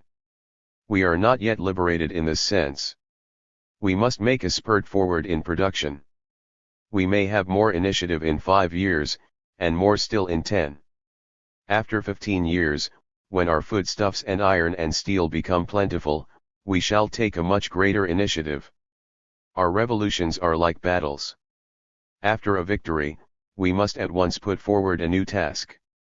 In this way, cadres and the masses will forever be filled with revolutionary fervor, instead of conceit. Indeed, they will have no time for conceit, even if they like to feel conceited. With new tasks on their shoulders, they are totally preoccupied with the problems for their fulfillment. The technological revolution is designed to make everyone learn technology and science. The rightists say that we are small intellectuals incapable of leading big intellectuals. Some even suggest that we buy old cadres, pensioning them off, because they do not understand science and technology, although they know how to fight and how to conduct land reform. We must summon up our energy to learn technology so as to accomplish the great technological revolution history has left to us to accomplish. This question must be discussed at a conference of cadres, to find out what other talents we have. In the past we had talents in fighting and land reform. These talents are not enough now, and we must learn new things such as a real understanding of business matters, science, and technology. If we do not, we shall not be able to lead. On the People's Democratic Dictatorship, which I wrote in 1949, I have said, the serious task of economic reconstruction lies before us. We shall soon put aside some of the things we know well. This means difficulties. We must overcome difficulties. We must learn what we do not know.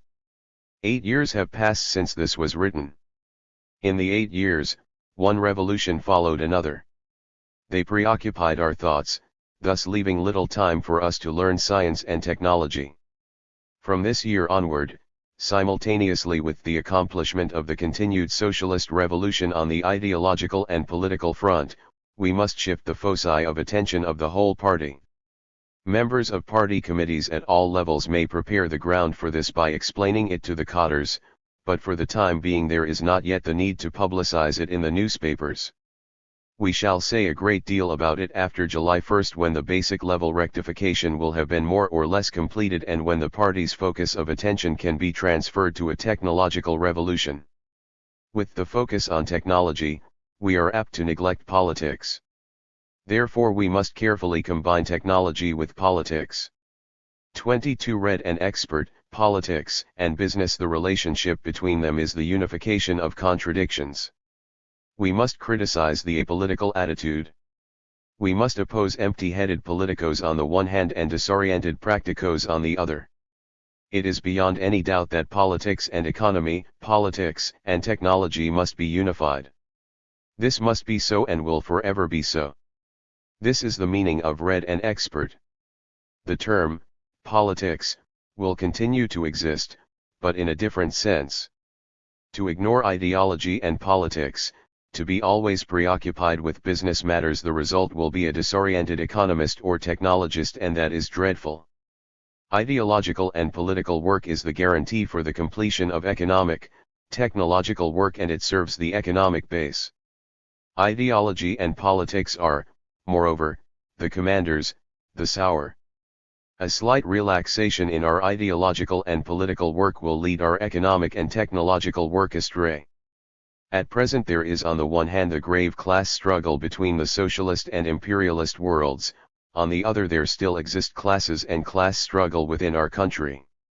We must give these two aspects of class struggles our full consideration. In the past, politics meant basically struggles against our class enemies. But once the people have seized political power, the relationship between the people and the government is essentially an internal relationship among the people.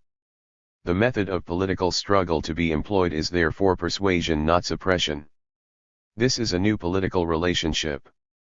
This government uses various degrees of suppression only temporarily on the criminals who break the law and order of society, and use them to supplement persuasion. In the transition from capitalism to socialism, there are still anti-socialist elements hiding among the people, e.g. the bourgeois rightists. With regard to the problems of these people, our solutions are essentially the Bloemfontein type of mass debate. Suppression applies only to serious counter-revolutionary saboteurs. When the transition is over and classes are eliminated, the politics of a country become purely a matter of internal relationship among the people. Even then, ideological and political struggles between men and revolutions will continue to occur, they will never cease. The laws of unification of contradictions, of quantitative to qualitative changes, and of affirmation and negation will hold good universally and eternally. However, the nature of struggles and revolutions will be different. They will not be class struggles, but struggles between advanced and backward techniques. The struggle during the transition from socialism to communism will also be a revolution. In the communist era there will be many phases of development. The development from one phase to another must necessarily be a relationship between quantitative and qualitative changes. All mutations, all leaps forward are revolutio. Ns which must pass through struggles. The theory of cessation of struggles is sheer metaphysics. Political workers must have some knowledge of business matters.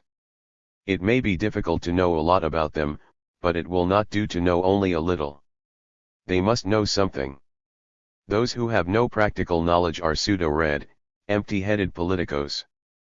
We must unite politics and technology. In agriculture this means experimental fields, and in industries it means picking out the advanced types and trying out new techniques and new products. The method to be used is comparison. Compare the advanced with the backward under identical conditions and encourage the backward to catch up with the advanced. They are the two extremes of a contradiction, and comparison is the unification of them. Disequilibria exist between enterprises, machine shops, teams, and individuals. Disequilibrium is a general, objective rule.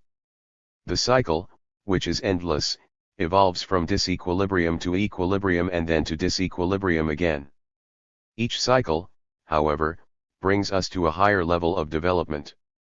Disequilibrium is normal and absolute, whereas equilibrium is temporary and relative. The changes into equilibrium or disequilibrium in our national economy consist of the process of an overall quantitative change and many qualitative changes. After a certain number of years, China will complete a leap by transforming herself from an agrarian to an industrial country. Then she will pick up the process of her quantitative changes again.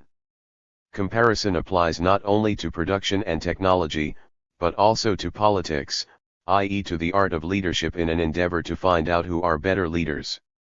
23. The superstructure must meet the needs of the development of the economic base and productive force. A part of the superstructure is the rules and regulations formulated by government departments. Many of them, drawn up during the past 8 years, are still applicable, but a considerable number of them have become obstacles to heightening the activism of the masses and the development of the productive force. The latter kind should be revised or abolished. Recently, the masses had acquired many advanced experiences, e.g. the improved workers' welfare scheme at the Shijingshan Power Station, the improved workers' dormitory system at the Shangchang Machine Manufacturing Factory, the improved bonus system at the Chia Power Station in Jiangsu, and the amalgamation of several first-grade commercial enterprises in Guangxi, thereby reducing their employees from 2,400 to 350, i.e. a cut of 6/7. In revising or abolishing irrational rules and regulations, we must establish a general principle under the premise of developing socialist enterprises according to the principles of more, faster, better and more economical, of planning and of keeping things to the right proportions. On the basis of raising the standard of understanding of the masses, we permit and encourage the masses to break those rules and regulations which restrict the development of the productive force. All the departments of the center and the party committees of all the provinces, cities, and autonomous regions should send responsible comrades to the basic level units of all localities to sum up advanced experiences of the masses. They should develop innovations of this kind attained at the basic level and by the masses which are beneficial to socialist construction, recommend them to the authorities concerned for approval, stop the operation of some articles in the existing rules and regulations in these basic level units and spread their advanced experiences to other units. All departments of the center and the party committees of all the provinces, cities, and autonomous regions should in this respect systematically sum up exemplifying and mature advanced experiences. The more important and nationally significant kinds should have the approval of the center and the state council. The locally significant kinds need only have the approval of the local party committees or local governments. The technically significant kinds have to have the approval of the departments concerned. Then they are popularized among similar units throughout the country or province. After a period of time, if it is necessary, old rules and regulations will be revised or new ones introduced in the light of new experiences. This is the mass line method of formulating and revising rules and regulations. 24. The rectification must be carried through to the end. The party as a whole should summon up its energy to get rid of bureaucratism, to come to grips with reality, and to unite with the people. It must do its best to rectify the mistakes and weaknesses in its work, style, and institutions. 25 members of the party committees of the center, provinces, cities, and autonomous regions, apart from the old and sick, should leave their offices for 4 months every year, to investigate and study at a lower level and to attend meetings at various places. They ought to adopt the methods of flower viewing on horseback and flower viewing at a lower level. It is of some use even if one pays a flying visit to a place for only 3 or 4 hours. One must contact workers and peasants and enhance one's real understanding. Some of the conferences of the center may be held away from Peking, some of those of a provincial party committee may be held away from the capital of the province. 26. We must adopt an attitude of genuine equality towards cadres and the masses and make people feel that relationships among men are truly equal. We must make others feel that there is full and open-hearted communication. We must learn from Lu Xun, who communicated with his readers and evoked responses from them. People do different work and hold different jobs. No matter how high one's position is, one must appear among people as an ordinary worker. One must not assume airs, one must get rid of bureaucratism. One must patiently listen to the end of what others say and consider the divergent views expressed by the lower grades. One must not lose one's temper as soon as one hears an opinion different from one's own and take it as a personal insult. This is one way of treating people as one's equal. 27. Members of party committees at all levels, especially those responsible ones who resolutely follow the correct line of the center, must be prepared for criticism. If the criticism is correct, we must accept it and reform ourselves. If it is not, especially if it is foul, we must toughen the skin of our head one and take whatever is showered upon us. Then we investigate the charges before acting on the criticism.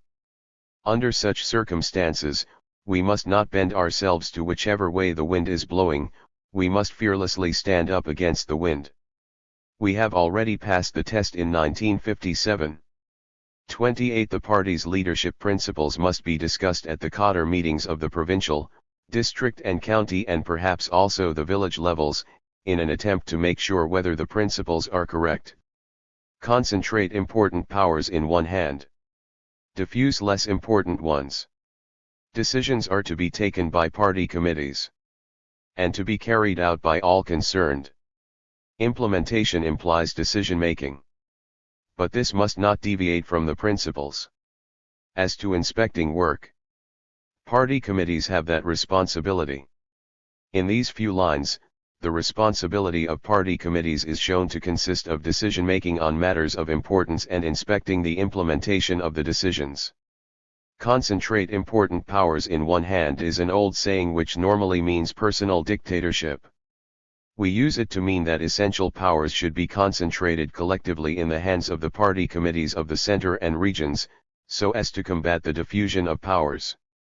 How can important powers be diffused?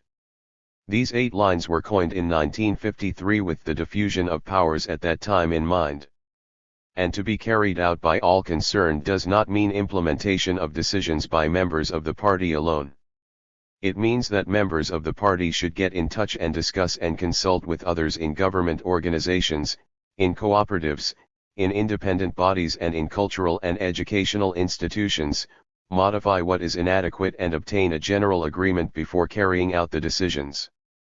The word principles in the third couplet refers to the party representing the highest form of proletarian organization, democratic centralism, the unification of collective leadership and the role of the individual, i.e. the unification of the contradiction between a party committee and its first secretary, and decision-taking at the center or a high level.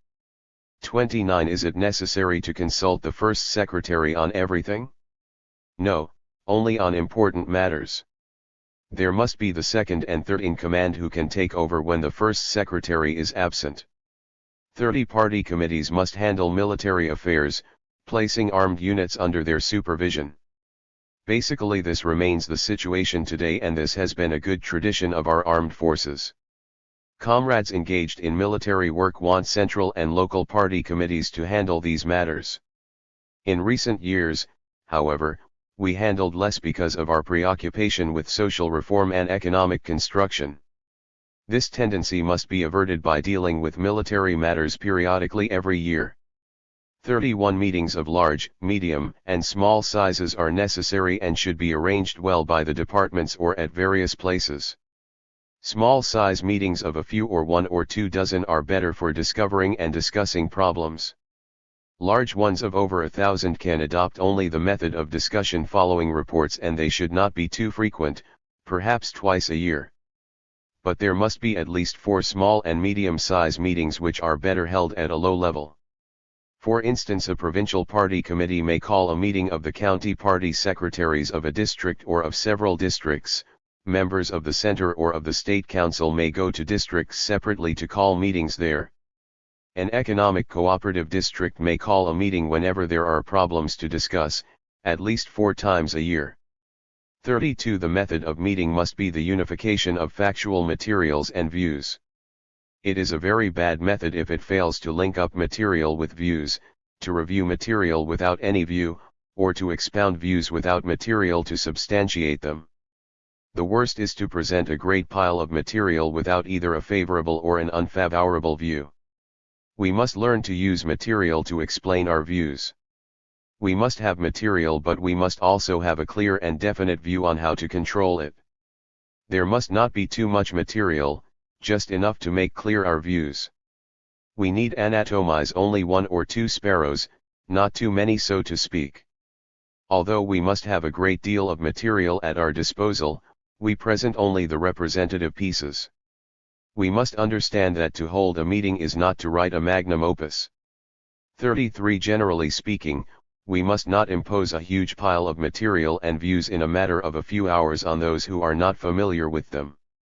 There must be several meetings a year to make people familiar with them. There must be several meetings a year to familiarize people with business matters. We must give them the kind of primary and processed source materials they need. We must not present to them only the finished products, the conclusions, suddenly in a morning so to speak. They need a trickle, not a deluge of several hundred centimeters. The system of compulsory instruction must be abolished. Rubber stamping must be reduced to the minimum. Perfect communication comes from sharing the necessary information in the first place. 34. The question of 10 fingers. A man has 10 fingers and a cotter must learn to see the differences between 9 fingers and 1, or the difference between a majority and minority of fingers. 9 fingers are not the same as 1 finger. This seems an elementary matter, but not many people understand it. Therefore we must publicize this point of view, the differences between the larger and smaller situations, general and specific situations, and main and subsidiary trends of development. We must seize upon the main trend unless we want to tumble down. This is a question of understanding, of logic. It is more vivid and more suitable to our work to put it in the form of 9 fingers and 1 finger. Unless there is a mistake in its basic line, our work depends mainly on its achievements. This view, however, does not apply to some people, e.g. the rightists. All the fingers of many extreme rightists are diseased. That is why they may remain at school. 35. Attack one or a few points, exaggerate them and ignore the rest. This is an unpractical, metaphysical method. In 1957 the bourgeois rightists virulently attacked socialism in precisely this way. Our party had been harmed grievously by this method in its past history, i.e. when it was dominated by dogmatism. The Li-Lisan line, revisionism or rightist opportunism, the CHN-Tucio line and Wangming line during the anti-Japanese war period, all employed this method. In 1935 Chiang Kuo-Tao used it, and in 1953 the Kaokong-Jao Shushi Anti-Party Alliance used it too. We must sum up our experience in the past and criticize this method from the point of the theory of knowledge and methodology in an attempt to awaken our cotters so that they may not be harmed by it anymore. Even good people, when they are wrong, may unconsciously adopt this method, therefore it is necessary for them to study methodology. 36. The process of conceptualization, judgment, and reasoning, are the processes of investigation and study and thinking. The human brain can reflect the objective world, although it is not easy to do so correctly. Correct reflection, or the reflection which is closest to reality, can be arrived at only after thinking and rethinking. Having arrived at the correct point of view and correct thought, we must design an adequate way of expressing them to make them intelligible to others. The processes of conceptualization, judgment, reasoning are the processes from the people. Those of communicating one's own points of view and thoughts to others are the processes to the people. This simple truth is perhaps not yet grasped by many of our cotters. However great a man may be, his thoughts, views, plans and methods are a mere reflection of the objective world, and the raw materials and half-digested facts for this conceptualization come from the practice of the masses or his own scientific experiments. his mind is only a processing plant in which finished products are manufactured. Otherwise it is utterly useless. The usefulness and correctness of such finished products are tested by the popular masses. Unless our comrades understand this, they will bang their heads on a nail. 37 Essays and documents must be written precisely, clearly, and in a lively manner. Precision is a matter of logic, of concepts, judgments, and reasoning. Clarity and liveliness are matters of both logic and rhetoric.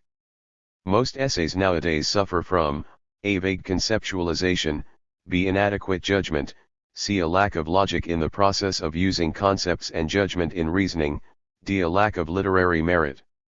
As a result, reading an essay becomes an ordeal, a gigantic waste of energy for very little reward.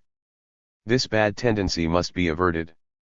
Comrades engaged in economics work must pay attention not only to precision but also to clarity and liveliness when they are drafting something. They must not think clarity and liveliness are only for language and literature teachers, not for gentlemen like themselves. Important documents must be written, not by the second or third, but by the first in command himself or jointly with the others.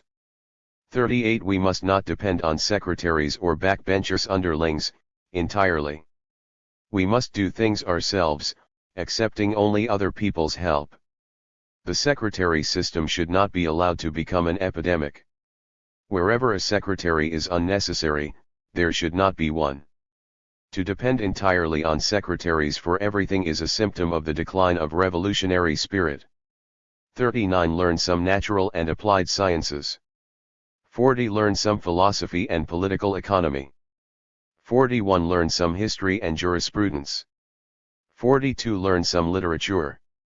43 Learn some grammar and logic. 44 I propose that responsible comrades in the center, provinces, and cities voluntarily learn a foreign language, aiming at the middle school standard in 5 or 10 years.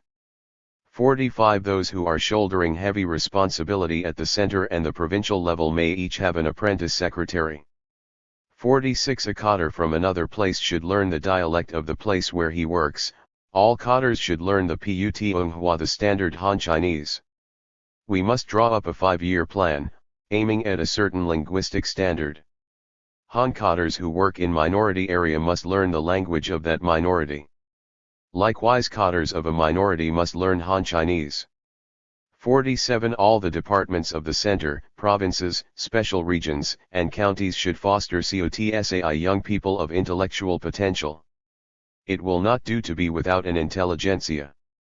But the proletariat must have its own intelligentsia which knows more about Marxism and has achieved a certain cultural standard, scientific knowledge, and literary facility.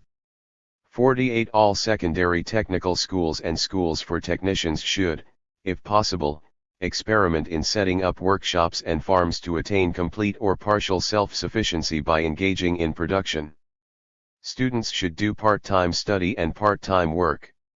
Under favorable conditions, these schools can take on more students but should not at the same time cost the country more money.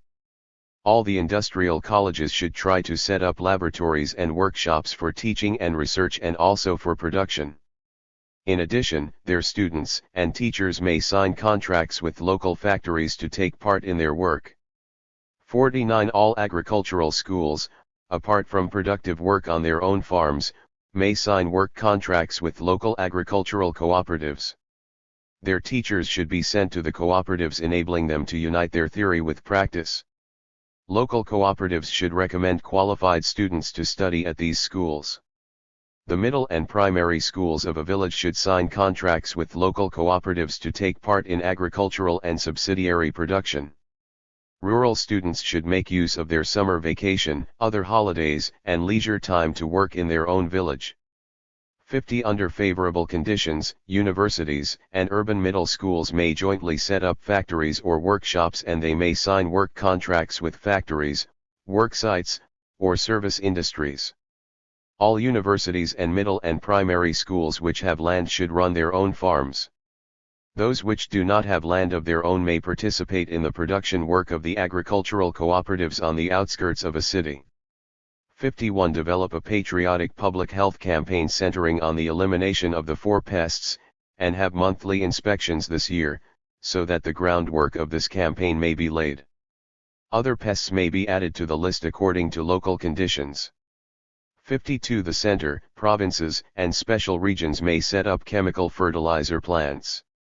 The chemical industrial departments of the center ought to help the regions in designing medium or small-scale plants of this kind, and the engineering departments of the center ought to help equip them. 53. The provinces, autonomous regions, and cities should set up farming tool research institutes specially responsible for the improvement of tools and medium to small-sized machines. They should have a close association with farming tool factories so that once an improved tool is designed it can be given to a factory to produce. 54. In the Linmeng commune of Shokan, Hupi, some land produces 2,130 caddies per mao in one crop a year. In the Xiqing commune of Zhenshao, Sichuan, the land produces 1,680 caddies per mao in one crop a year. In the Xiqingho commune of Yishun, Shenzi, some of its hilly land produces 1,650 caddies per mao. In the Napo commune of Pais, Guangxi, some land produces 1,600 caddies per mao in one crop a year.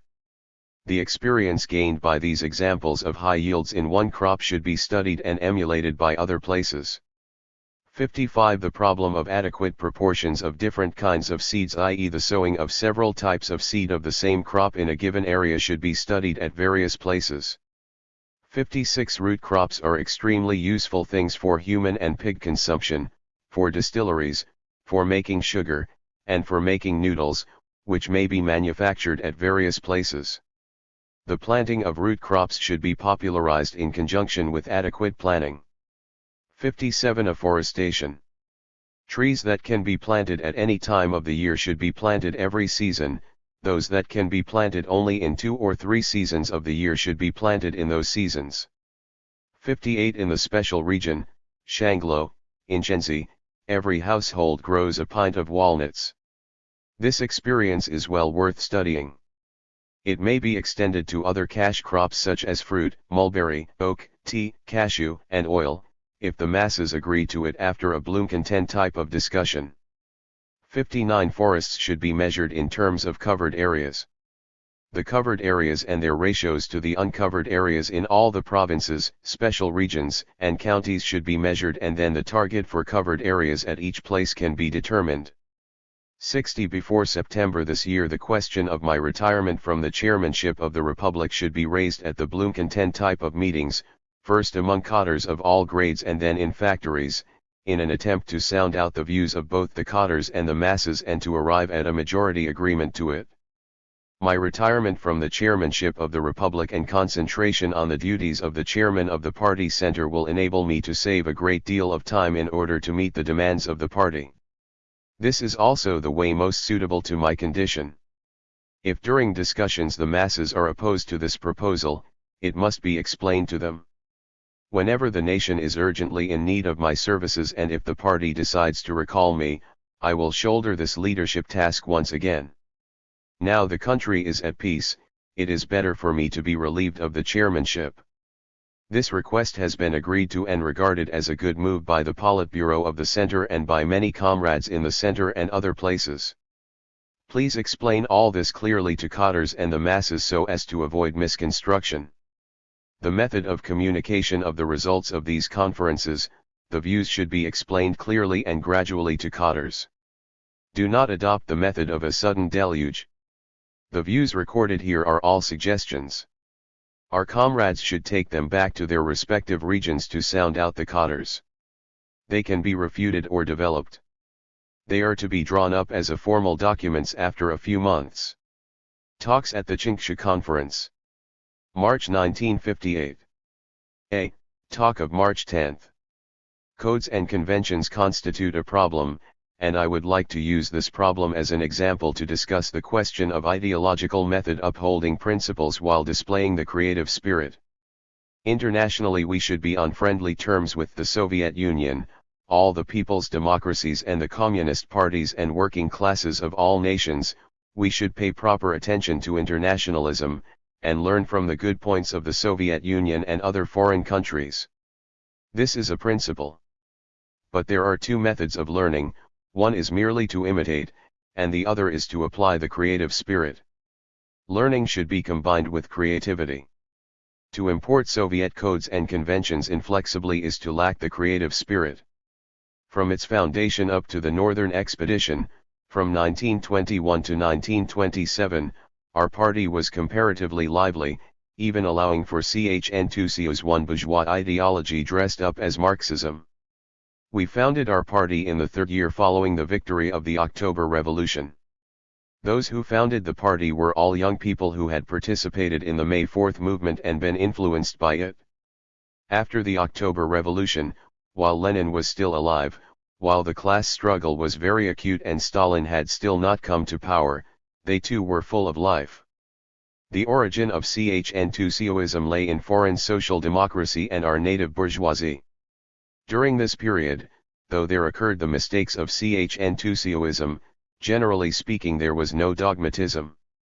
From the beginning of the Civil War period up to the Zunyi Conference, from 1927 to 1935, three separate leftist lines arose in the Chinese Party, and the one from 1934 to 1935 was the worst. At that time the Soviet Union had won victory over the Trotskyists, though on the theoretical plane they had only defeated the Dvorin school. The Chinese left opportunists had nearly all been influenced while in the Soviet Union. Of course, this is not to say that all those who went to Moscow were dogmatists. Among the many who were in the Soviet Union at the time, some were dogmatists, others were not, some were in touch with reality, others had no contact with reality but saw only foreign conditions. What is more, Stalin's role was beginning to be consolidated. It became firmly consolidated after the purge of counter-revolutionaries. The Comintern at that time was run by Bukharin, Pykov IV and Zinoviev, while the head of the Eastern Bureau was Kyosinin and the head of the Far East Department was MIF. XXX5 was a good comrade, humane, creative, but a bit too nice a chap. MIF's influence was the greater. These were the conditions which enabled dogmatism to develop, and some Chinese comrades were influenced by it too. Among young intellectuals there was also leftist deviation. At that time Wang Ming-6 and others set themselves up as the so-called 28½ Bolsheviks. When several hundred were studying in the Soviet Union, how was it that there were only 28½ It was because they were so terribly left that they became self-restricting and isolated, thus reducing the party's contacts. Chinese dogmatism had its own Chinese characteristics. These were expressed in warfare and in the question of the rich peasants.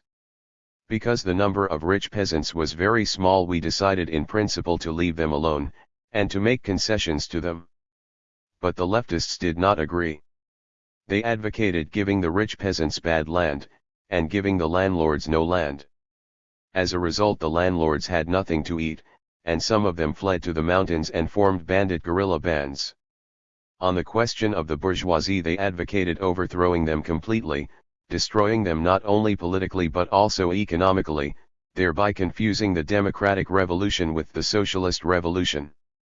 They made no analysis of imperialism, considering it all to be one uniform indivisible bloc supporting the Kuomintang. In the period following the liberation of the whole country, from 1950 to 1957, dogmatism made its appearance both in economic and in cultural and educational work. A certain amount of dogmatism was imported in military work, but basic principles were upheld, and you still could not say that our military work was dogmatic. In economic work, dogmatism primarily manifested itself in heavy industry, planning, banking, and statistics, especially in heavy industry and planning. Since we didn't understand these things and had absolutely no experience, all we could do in our ignorance was to import foreign methods. Our statistical work was practically a copy of Soviet work. In the educational field, copying was also pretty bad. For example, the system of a maximum mark of 5 in the schools, the uniform 5 years of primary school 7, etc. We did not even study our own experience of education in the liberated areas. The same applied to our public health work, with the result that I couldn't have eggs or chicken soup for 3 years because an article appeared in the Soviet Union which said that one shouldn't eat them. Later they said one could eat them. It didn't matter whether the article was correct or not, the Chinese listened all the same and respectfully obeyed. In short, the Soviet Union was tops. In commerce it was less so, because there was more contact and exchange of documents with the center. There was also less dogmatism in light industry. The socialist revolution and the cooperativization of agriculture was not influenced by dogmatism because the center had a direct grasp of them. During the past few years the center has chiefly grasped the revolution and agriculture, and to a certain extent commerce. Dogmatism appears under different sets of circumstances, which should be analyzed and compared, and reasons for its appearance discovered. 1. We couldn't manage the planning, construction, and assembly of heavy industrial plants. We had no experience, China had no experts, the minister was himself an outsider, so we had to copy from foreign countries, and having copied we were unable to distinguish good from bad. Also we had to make use of Soviet experience and Soviet experts to break down the bourgeois ideology of China's old experts. The greater part of Soviet planning was correctly applied to China, but part of it was incorrect. It was imported uncritically. 2. We lacked understanding of the whole economic situation, and understood still less the economic differences between the Soviet Union and China. So all we could do was to follow blindly. Now the situation has changed. Generally speaking, we are now capable of undertaking the planning and construction of large enterprises. In another 5 years we shall be capable of manufacturing the equipment ourselves. We also have some understanding of Soviet and Chinese conditions. 3. Having cleared away blind faith, we no longer have any spiritual burdens. Buddhas are made several times life-size in order to frighten people. When heroes and warriors appear on the stage they are made to look quite unlike ordinary people. Stalin was that kind of a person. The Chinese people had got so used to being slaves that they seemed to want to go on. When Chinese artists painted pictures of me together with Stalin, they always made me a little bit shorter, thus blindly knuckling under to the moral pressure exerted by the Soviet Union at that time. Marxism-Leninism looks at everyone on equal terms, and all people should be treated as equals. Khrushchev's complete demolition of Stalin at one blow was also a kind of pressure, and the majority of people within the Chinese party did not agree with it. Others wished to submit to this pressure and do away with the cult of the individual. There are 2 kinds of cult of the individual. One is correct, such as that of Marx, Engels, Lenin, and the correct side of Stalin. These we ought to revere and continue to revere forever. It would not do not to revere them. As they held truth in their hands, why should we not revere them? We believe in truth, truth is the reflection of objective existence. A squad should revere its squad leader, it would be quite wrong not to. Then there is the incorrect kind of cult of the individual in which there is no analysis, simply blind obedience. This is not right. Opposition to the cult of the individual may also have one of 2 aims, one is opposition to an incorrect cult, and the other is opposition to reverence for others and a desire for reverence for oneself. The question at issue is not whether or not there should be a cult of the individual, but rather whether or not the individual concerned represents the truth. If he does, then he should be revered. If truth is not present, even collective leadership will be no good. Throughout its history, our party has stressed the combination of the role of the individual with collective leadership. When Stalin was demolished, some people applauded for their own personal reasons, that is to say because they wanted others to revere them. Some people opposed Lenin, saying that he was a dictator. Lenin's reply was straightforward, better that I should be a dictator than you. Stalin was very fond of Cao Kang 8 and made him a special present of a motor car. Cao Kang sent Stalin a congratulatory telegram every August 15. Every province now has examples of this. Is Changhua a dictator, or is Xia Wenhan? 9. This sort of problem has arisen in Guangdong, Inner Mongolia, Xinjiang, Qinghai, Gansu, Anhui, and Shantung. Don't run away with the idea that the world is at peace. The situation is unstable. You may think you are on firm ground, but it will not remain firm. One day the continents will sink, the Pacific Ocean will become dry land, and we'll have to move house. Small earthquakes are a frequent occurrence. The Kaohsiung affair 10 was an earthquake of the 8th degree of magnitude. For we have forgotten the lessons of historical experience, and do not understand the comparative method, nor the establishment of opposites. As I said yesterday, many of our comrades, when confronted by numerous codes and conventions, do not consider whether there might be alternative formulae, and that they should choose those which are more suited to Chinese conditions, and reject the others. They do not make any analysis, nor use their brains. They do not make comparisons. In the past, when we were opposing dogmatism, their journal, The Bolshevik, indulged in self-adulation, saying that they were 100% correct. Their method was to attack one point or a few points and not to mention the rest. Their journal True Words attacked 5 big mistakes of the Central Soviet area, without mentioning one single good point. 11.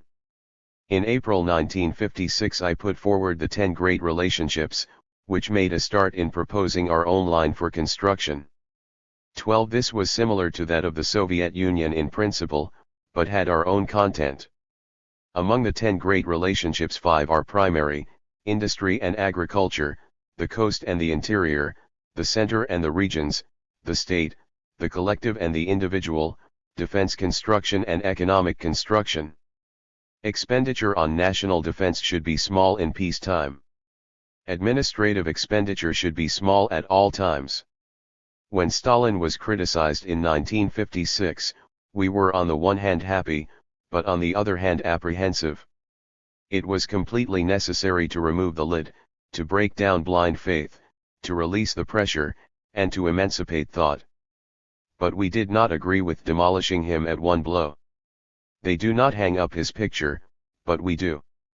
In 1950 I argued with Stalin in Moscow for 2 months. On the questions of the Treaty of Mutual Assistance, the Chinese Eastern Railway, the joint stock companies and the Border 13, we adopted 2 attitudes.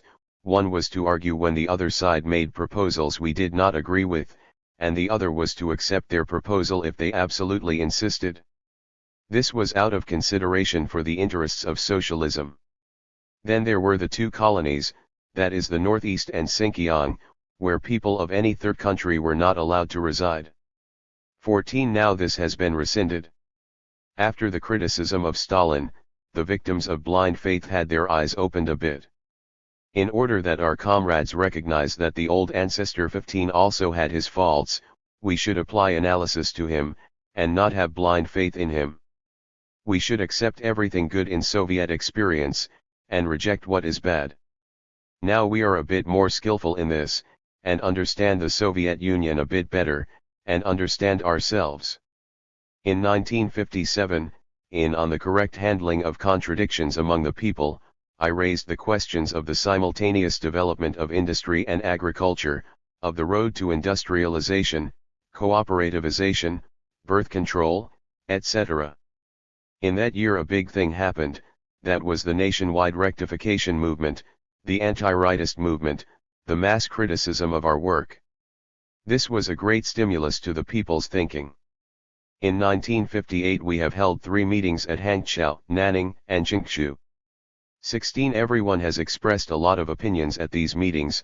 We have done some hard thinking, and summarized our experience of the previous 8 years. This was also a great stimulus to thought. A question which emerged at the Nanning conference was the codes and conventions of the various departments of the State Council. They can be changed, and they ought to be changed substantially. One way would be to meet the masses.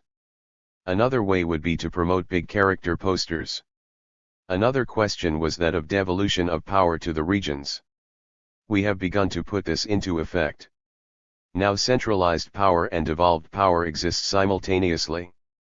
It was decided at the 3rd plenum last year that centralized power and devolved power should exist simultaneously, that power should be centralized where appropriate and devolved where that is appropriate.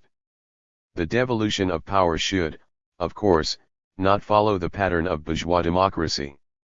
Before the advent of socialism, bourgeois democracy is progressive, but once socialism has come, it is reactionary. In the Soviet Union, the Russian nationality comprises 50% of the population, and the national minorities are 50%, while in China the Han nationality is 94%, while the national minorities are 6%. So we cannot go in for a union of republics.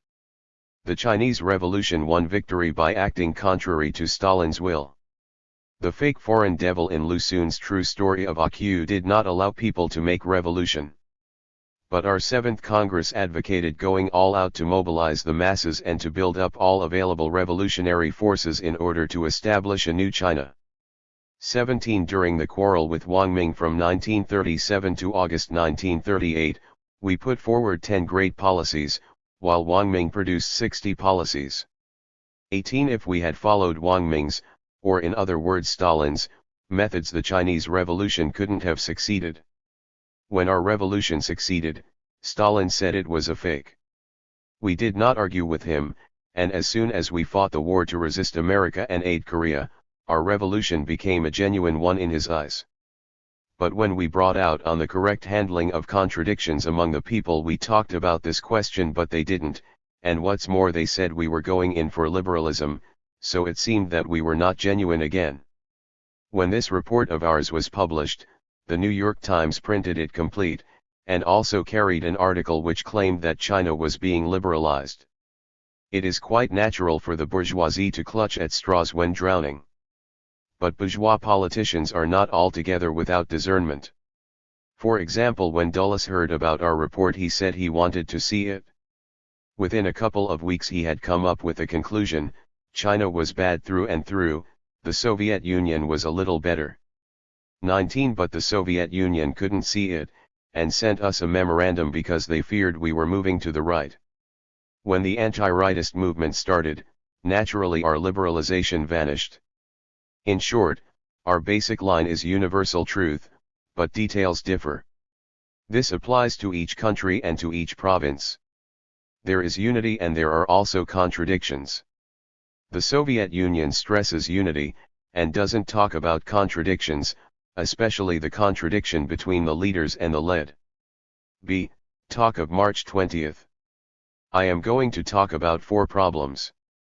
1. The mass movement for the improvement of agricultural implements must be extended to every single locality. 20. Its significance is very great, it is a sprout of the technical revolution, it is a great revolutionary movement. Several hundreds of millions of peasants are striving mightily to negate the negative aspect of carrying things on a pole over the shoulder. 21. Whenever they succeed in doing this, they reduce the labor force required to a fraction of what it was before. The economies resulting from the replacement of carrying poles by mechanization greatly increase labor efficiency, and this, in turn, permits a further step forward in mechanization. This great country of China cannot be completely mechanized, there will always be some corners where mechanization is impracticable.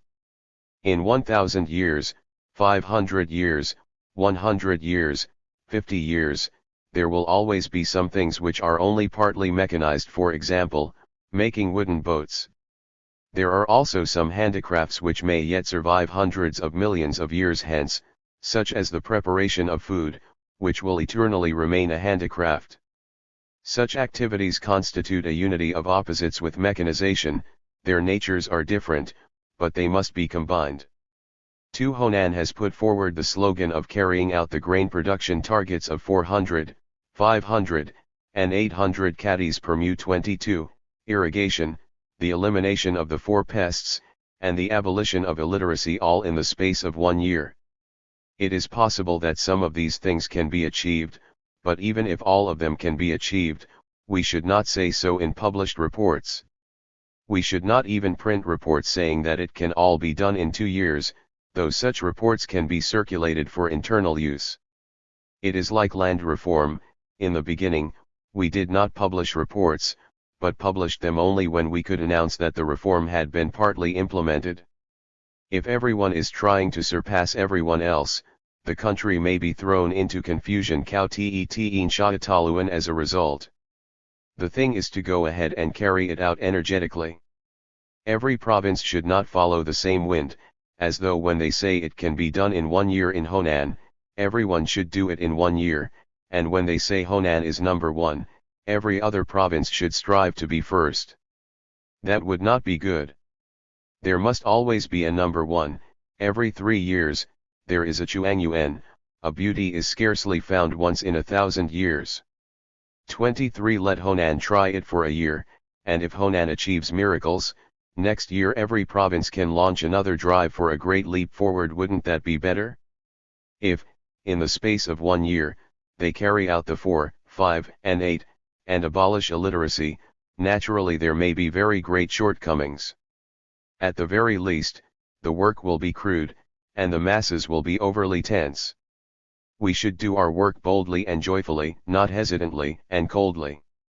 All that is necessary is that the line should be correct, going all out and aiming high to achieve greater, faster, better, and more economical results. 24, or an even more popular formulation of these phrases, and then, within the next year, 2 years, or 3 to 5 years, we will carry out the 40 articles. In that case, we certainly can't be regarded as not having any face, it can't be considered as dishonorable, and perhaps it could even be said to be a bit better than that. As for comparisons, they should be made 4 times a year.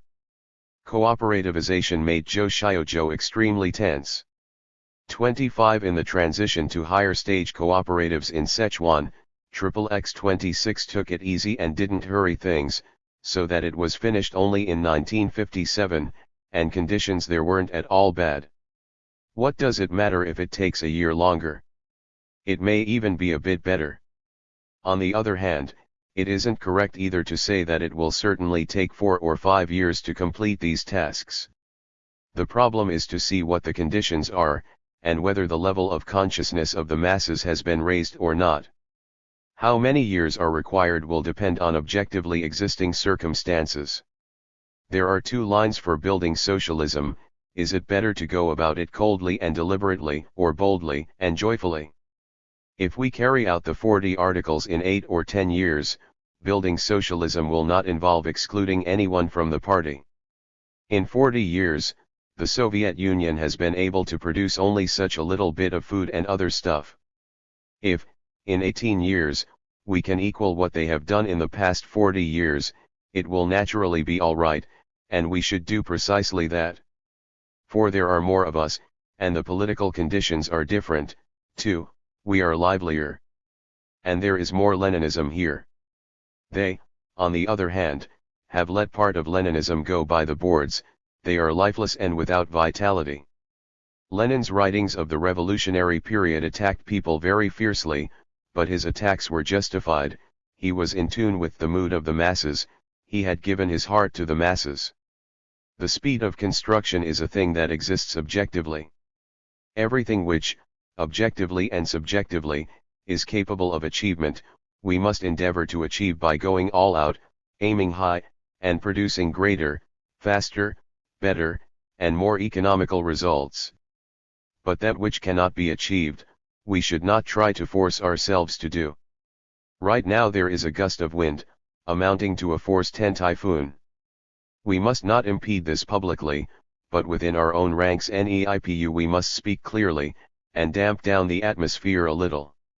We must get rid of the empty reports and foolish boasting, we must not compete for reputation, but serve reality. Some of the targets are high, and no measures have been taken to implement them, that is not good. In a word, we must have concrete measures, we must deal in reality. We must deal in abstractions. Revolutionary romanticism is a good thing, but it is not good if there are no measures for giving it practical effect. 3. Every 2 months, each province, city, and autonomous region must hold a meeting to make an investigation and sum up the results, a small meeting of from several people to a dozen or so. Coordinated regions 27 must also hold a meeting every 2 or 3 months. The changes in the course of the movement are very great, there must be exchange of information. The aim of the meetings is to coordinate the rhythm of production. While one wave has not yet fallen, another rises in turn, This is the unity of the opposites, fast and slow. Under the general line of going all out and aiming high to achieve greater, faster, better and more economical results, a wave-like form of progress is the unity of the opposites, deliberation and haste, the unity of the opposites, toil and dreams. If we have only haste and toil, that is one-sided. To be concerned only with the intensity of labor, that won't do, will it? In all of our work, we must use both deliberation and haste. For example, the party secretary in Vachangxian did not take account of the peasants' sentiments, and wanted them to go on working on the reservoirs on the 29th day of the 12th lunar month, so half of the civilian workers just took off. This means also the unity of hard fighting with rest and consolidation. In the past, when we waged war, there had to be an interval between two campaigns for rest and consolidation, bringing our forces up to strength and training the soldiers. We could not keep fighting one battle after another. There is a rhythm in warfare, too. The 100% Bolshevization carried out in the Central Soviet area was opposed to rest and consolidation, and advocated, be audacious and resolute, follow up victories and pursue the foe immediately, crush Nanchang. How could that work? 28. The unity of the opposites, hard fighting, and rest and consolidation, is a law. Moreover, they are transformed into one another. There is nothing which does not undergo such transformation. Haste is transformed into deliberation, and deliberation is transformed into haste. Toil is transformed into dreams, and dreams are transformed into toil. It is the same with rest and consolidation, and hard fighting. Toil and dreams, deliberation and haste, also have an element of identity. Rest and consolidation and hard fighting also have an element of identity. Going to bed and getting up is also a unity of opposites. I ask you, for example, who can guarantee that after getting up he will not go to bed? On the contrary, he who has been lying down for a long time thinks of getting up. Going to bed is transformed into getting up, and getting up is transformed into going to bed. Convening a meeting moves towards its opposite, and is transformed into dismissing a meeting. As soon as a meeting is called, it bears within itself factors leading to its own dismissal. We can't meet for 10,000 years here in Jingshu. Wang Shifeng says, however grandiose the banquet, it must always come to an end. 29. This is the truth. A statement cannot be rejected because of the speaker. Our judgment must be based on whether it is true or not. After a meeting is dismissed, problems accumulate again, until there is once more a transformation into convening a meeting. We unite, and then after we have carried out our work for a while, ideas diverge, and this is transformed into struggle, divergences arise, and once more there are splits. We can't go on uniting day after day and year after year. As soon as we talk about unity, there is disunity. Disunity is unconditional. At the very time we talk of unity, there still remains disunity. This is why we have work to do. To talk all the time about monolithic unity, and not to talk about struggle, is not Marxist-Leninist. Unity passes through struggle, only thus can unity be achieved. It is the same within the party, as regards classes, and among the people. Unity is transformed into struggle, and then there is unity again. We cannot talk of monolithic unity alone, and not talk about struggle, about contradictions. The Soviet Union does not talk about the contradictions between the leaders and the led. If there were no contradictions and no struggle, there would be no world, no progress, no life, there would be nothing at all. To talk all the time about unity is a pool of stagnant water. It can lead to coldness. We must destroy the old basis for unity, pass through a struggle, and unite on a new basis. Which is better, a stagnant pool, or the inexhaustible Yangtze comes roaring past? 30. It's like this with the party, and it's like this, too, with classes and the people. Unity, struggle, unity, this means we have done our work. Production is transformed into consumption, consumption is transformed into production. Production is carried out for the sake of consumption. Production is carried out not merely for the sake of other toilers, the producers themselves are also consumers. If a person doesn't eat, he has no energy at all, and he can't produce. If he eats hot meals, he can do more work. Marx says, production also includes consumption. Production and consumption, construction and destruction, are unities of opposites, they are transformed into one another. The production of the Anshan iron and steel works is done for the sake of consumption. In a few decades, the installations will be replaced. Sowing is transformed into reaping, reaping is transformed into sowing. Sowing consists in consuming seeds. After the seeds are sown, they move towards their opposite. And are not called seeds, but rice plants, crops. After the crops are harvested, new seeds are once more obtained. We must cite abundant examples, put forward several dozen or 100 examples in order to explain the concepts of the unity of opposites and their transformation into one another. Only thus can we correct our ideology and raise our level of understanding. Spring, summer, autumn, and winter are also transformed into one another. Elements of spring and summer are contained in autumn and winter. Birth and death are also transformed into one another. Living is transformed into dying, lifeless matter is transformed into living beings. I propose that when people over the age of 50 die, a party should be held to celebrate, for it is inevitable that men should die, this is a natural law. 31 grain is an annual plant, every year it is born once, and dies once. Moreover, the more that dies, the more that is born. To take another example, if pigs were not slaughtered, there would be fewer of them all the time, who would feed them? The Concise Philosophical Dictionary makes a specialty of opposing me. It says the transformation of birth into death is metaphysical, and the transformation of war into peace is wrong. 32 In the last analysis, who is right? Let me ask, if living beings do not result from the transformation of inanimate matter, where do they come from? In the beginning, there was nothing but inorganic matter on earth, organic matter appeared only subsequently. All living substances result from changes in 12 elements such as nitrogen and hydrogen. 33 All living beings result from the transformation of inanimate matter. Sons are transformed into fathers, fathers are transformed into sons, women are transformed into men, men are transformed into women.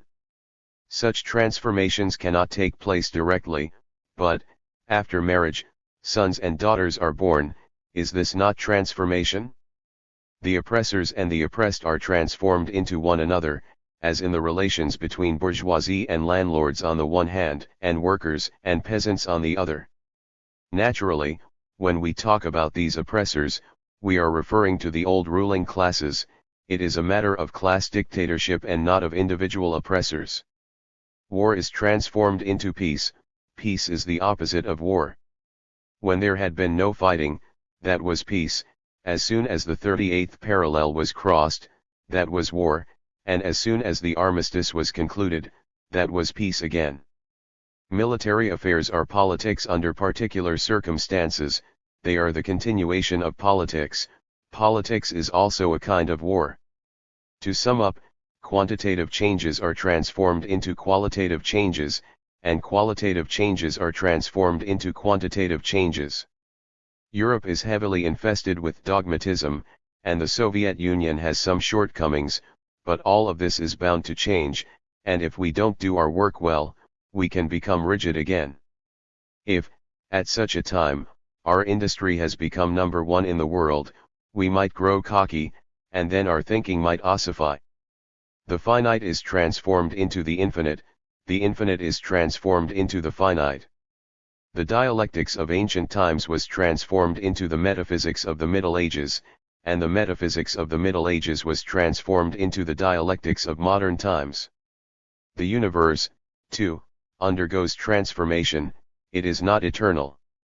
Capitalism leads to socialism, socialism leads to communism, and communist society must still be transformed. It will also have a beginning and an end. it will certainly be divided into stages 34, or they will give it another name. It cannot remain constant. If there were only quantitative changes and no qualitative changes, that would go against dialectics. There is nothing in the world that does not arise, develop, and disappear. Monkeys turned into men, mankind arose. In the end, the whole human race will disappear. It may turn into something else. At that time the earth itself will also cease to exist. The earth must certainly be extinguished. The sun too will grow cold. It is already much cooler than it was in ancient times. During the Ice Age, there was one change in 2 million years. When the ice came, a large part of all living creatures perished.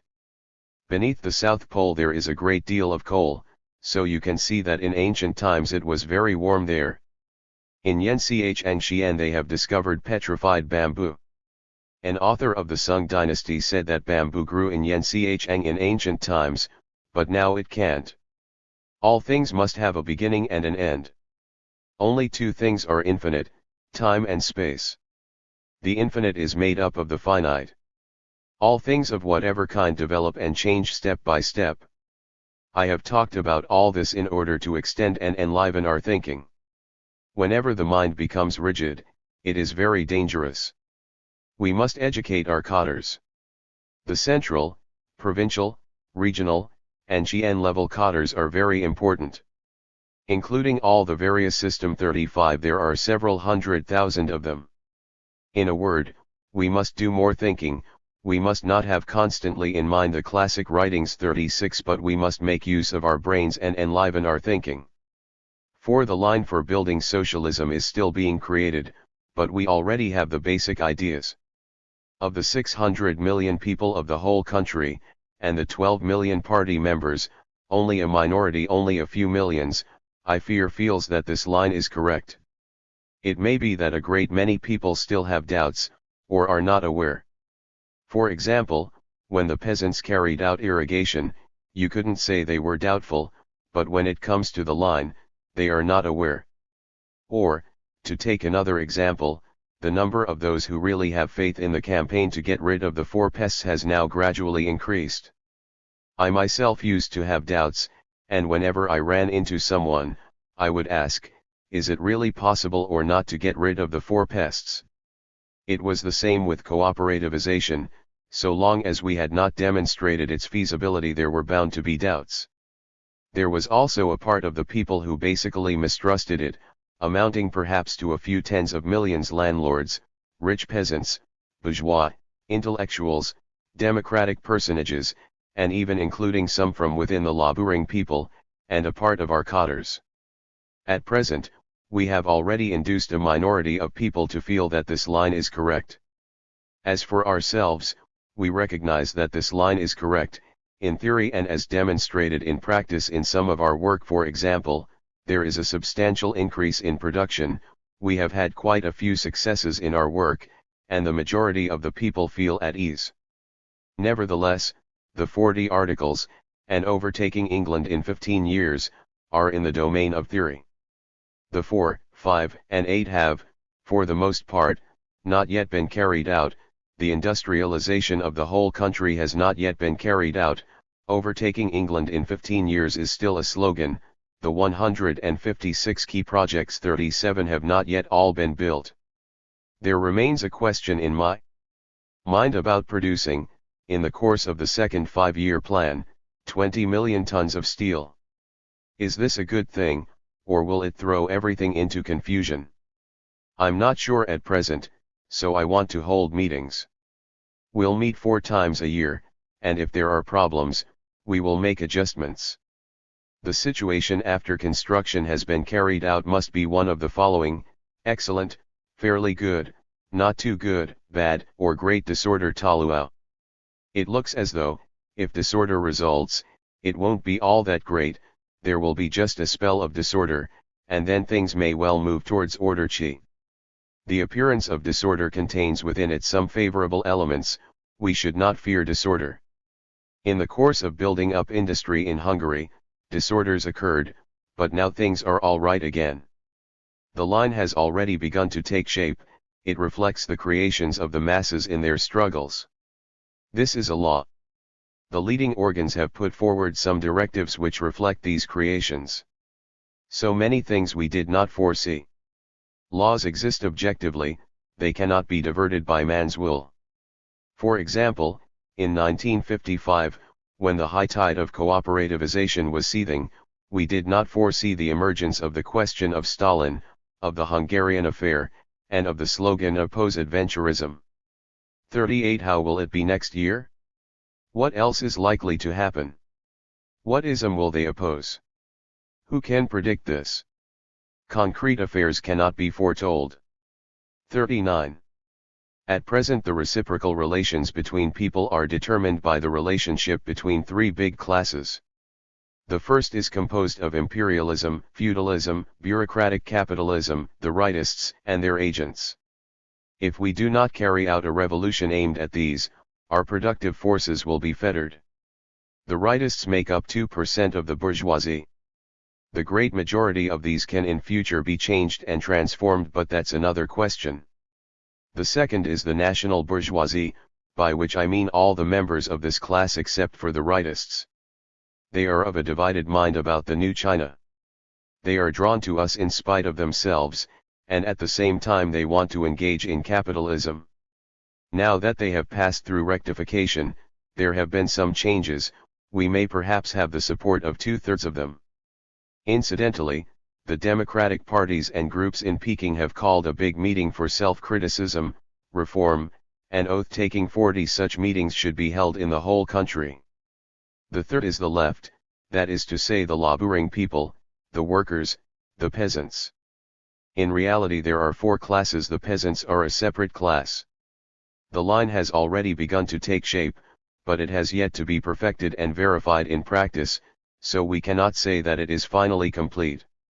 The workers put on airs of extravagance vis-a-vis the peasants, and some cotters strive for fame and position. All this is bourgeois thinking.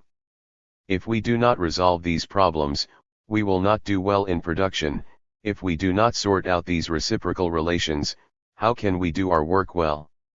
In the past, we put far too little thought into construction, most of our energy was devoted to making revolution. Mistakes will inevitably be committed.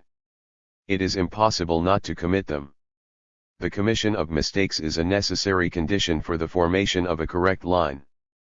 The correct line is formulated with reference to the erroneous line, the two constitute a unity of opposites.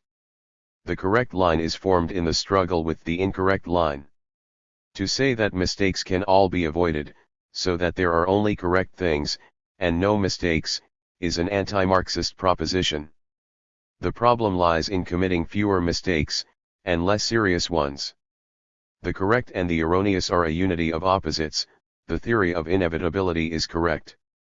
That there should be only correct things, and nothing erroneous, as without precedent in history, it amounts to denying the law of the unity of opposites. It is metaphysical. If there were only men and no women, if women were negated, what would we do then? It is possible to strive for a situation in which very few mistakes are committed. The number of mistakes should be like the relation between a giant and a dwarf. It is possible to commit few errors, and we must achieve this. Marx and Lenin achieved it. See, talk of March 22.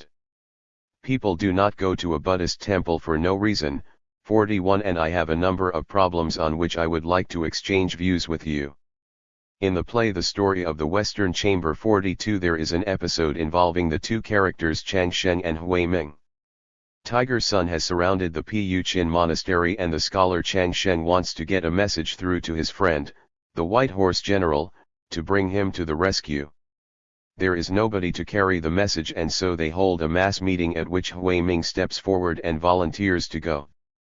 Hui Ming is depicted as a courageous, bold, and resolute fellow. I hope that China will have more Hui Mings to develop a movement of great airing of views, great blooming and big character posters 43 among the hundreds of thousands of people at county CN committee level and above, in order to criticize the leadership. This will make for a proletarian atmosphere, a communist atmosphere.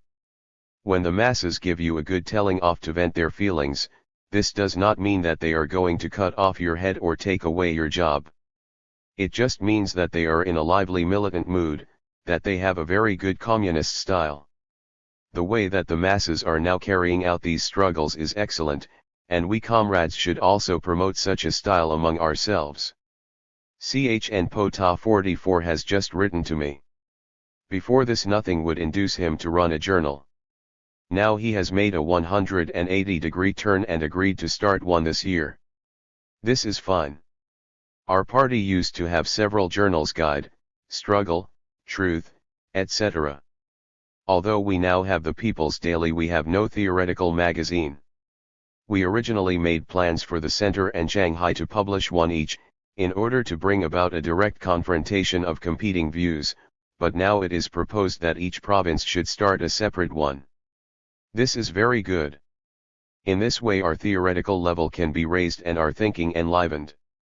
Each provincial journal should have its own individual characteristics, and whilst each one should base its discussion mainly on the situation in its own province, they may also talk about China as a whole, or about the whole world, the universe, even the sun and the Milky Way.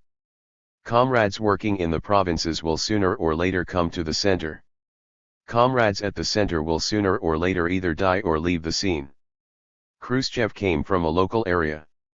At the local level the class struggle is more acute, closer to natural struggle, closer to the masses. This gives the local comrades an advantage over those at the center. Chin was a kingdom before it proclaimed itself an empire. We must improve our style of work, speak with sincerity, take a firm hold of ourselves and possess the spirit to sweep all before us and climb to the highest peak. To do this we must have a thorough understanding of Marxist theory and of the basic contradictions in our work. But at present our comrades have no ambition to be invincible, rather they have a lethargic air about them. This is no good. It exemplifies a slave mentality, like that of Chia Ki, who had become so used to standing up that he was afraid to sit down. We must respect the classics, but we must not follow them blindly. Marxism was itself created, not copied or lifted straight from books. On this point Stalin was relatively good. The history of the Communist Party of the Soviet Union says in its conclusion, particular points of Marxist principle which are not in accord with reason 45 may be changed, such as the principle that one country cannot be victorious *. i.e., that socialism cannot first be victorious in one country alone. Confucian scholars worshipped Confucius so blindly that they dared not use his name Keung Chiu. Li Ho of the Tiang dynasty was, however, quite different. He referred to Emperor Wu of Han by his name Lu Che, or Master Lu, and to the Empress as Mistress Wei. 46. Once we give in to blind faith our minds become cramped and our thought cannot burst out of its confinement. Unless you have a conquering spirit it is very dangerous to study Marxism-Leninism. Stalin could be said to have had this spirit, though it became somewhat tarnished. The Leninist foundation of his writing on linguistics and economics was relatively correct, basically correct. But there are some issues worth studying, for example the role of the theory of value in the socialist stage. Should we take the amount of time expended in preparing people for labor as a criterion for fixing wages? Under socialism private property still exists, the small group still exists, the family still exists. The family, which emerged in the last period of primitive communism, will in future be abolished. It had a beginning and will come to an end. Kang Wei perceived this in his book Universal Harmony. 47. Historically, the family was a production unit, a consumption unit, a unit for the procreation of the labor force of the next generation, and a unit for the education of children. Nowadays the workers do not regard the family as a unit of production. The peasants in the cooperatives have also largely changed, and peasant families are generally not units of production. They only engage in a certain amount of subsidiary production. As for the families of government workers and members of the armed forces, they produce even less, they have become merely units of consumption, and units for rearing and bringing up labor reserves, while the chief unit of education is the school. In short, the family may in future become something which is unfavorable to the development of production. Under the present system of distribution of to each according to his work, the family is still of use. When we reach the stage of the communist relationship of distribution of to each according to his need, many our concepts will change. After maybe a few thousand years, or at the very least several hundred years, the family will disappear. Many of our comrades do not dare to think about these things. They are very narrow-minded. But problems such as the disappearance of classes and parties have already been discussed in the classics. This shows that the approach of Marx and Lenin was lofty, while ours is low. Professors, we have been afraid of them ever since we came into the towns. We did not despise them, we were terrified of them. When confronted by people with piles of learning, we felt that we were good for nothing. For Marxists to fear bourgeois intellectuals, to fear professors while not fearing imperialism, is strange indeed. I believe this attitude is another example of the slave mentality, a relic from the time of gratitude for His Majesty's favors. We must not tolerate it any longer. Naturally, we cannot go out tomorrow and beat them up. We have to make contact with them, educate them, and make friends with them. They may have studied more natural science than we have, but they do not necessarily know more social science. They may have studied more Marxism-Leninism, but they are incapable of entering into the spirit of it, or really understanding it. Wu Qing Chao 48 read a great deal, but opposed Marxism at every opportunity. We should not feel ashamed of ourselves. Bernstein, Koski, Plekhanov in his late period, all studied Marxism-Leninism much more than we have, yet they were not much good. They transformed the Second International into the servant of the bourgeoisie. Now the situation has changed, as indicated by Comrade Chn Pota's speech stress the present, not the past, his letter to the chairman, and his communication be prepared to explain to the lower levels. All of these are very forceful. Yet there are many comrades who are indifferent to the struggle on the ideological front, such as the criticism of Hu Feng, Liang Shuming, the life of Wu Sun, the dream of the Red Chamber, and Ting Ling 49 etc. Our basic views on the elimination of the bourgeoisie were stated in the resolution of the Second Plenum of the 7th Central Committee. During the Democratic Revolution we used to say that the revolution had two stages, and that the first stage was a preparation for the second. 50 We believe in permanent revolution, yet many comrades gave no thought to the timing of the socialist revolution or to what should be done after land reform. They closed their eyes to sprouts 51 of socialism even after such forms had appeared. The mutual aid teams in Juichin 52 and in the anti-Japanese bases were such sprouts. Wang Ming and Chn Tusia were of the same ilk. Chn Tusia considered that after the bourgeois revolution had succeeded, the bourgeoisie should hold political power, and the socialist revolution should not be launched until the proletariat had been consolidated and enlarged. Hence Chn Tusia was not a Marxist-Leninist but a bourgeois democratic revolutionary radical. Yet 30 years later there are still people like him. Bad people like Ting Ling and Feng Shuifeng and good people like XXX are nothing but bourgeois democrats. They proclaim the four great freedoms. 53 assert that peasants are afraid of showing off, thus sharply opposing us. The rich middle peasants in Honan did not want the cotters to see their valuables and feigned poverty. They bought cloth from peddlers when nobody was looking. This was excellent. It meant that the poor and lower middle peasants were so strong that the rich middle peasants were afraid to show off. It meant that socialism has a great future. But some people did not like it and felt that this fear should be removed. They issued announcements proclaiming the four great freedoms, while failing to ask for instructions or even to consult others. Clearly this was defiance of the policies laid down by the Second Plenum. They were not spiritually prepared for socialism, though now they have become convinced and have become activized. From ancient times the people who have created new schools of thought have always been young people without great learning. Confucius started at the age of 23, and how much learning did Jesus have? Sakyamuni founded Buddhism at the age of 19, his learning was only acquired gradually later on. What learning did Sun Yat-sen have in his youth? He only went through higher middle school. Marx was also very young when he first created dialectical materialism. His learning was also acquired later on. He was about 30 when he wrote the Communist Manifesto, by which time his school of thought was already established. When he started to write books he was only in his 20s. The people whom he criticized were all learned bourgeois scholars of the time like Ricardo, Adam Smith, Hegel, etc.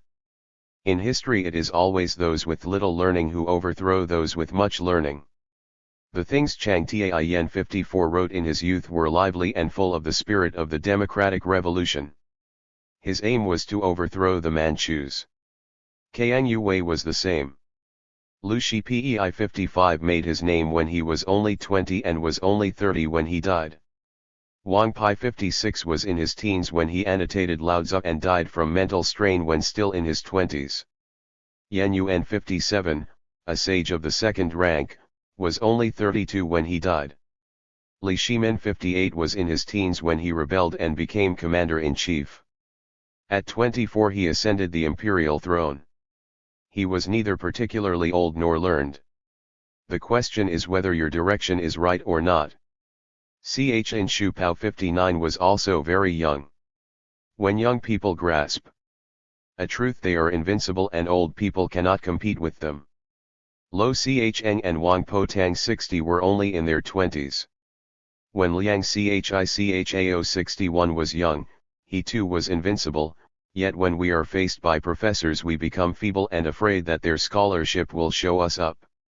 Once our journals are published, provided that their direction is correct, they will do fine. Lei Haitsuig had studied Marxism-Leninism, but he was not as good as us because while we believed in it, the more he read the more right-wing he became.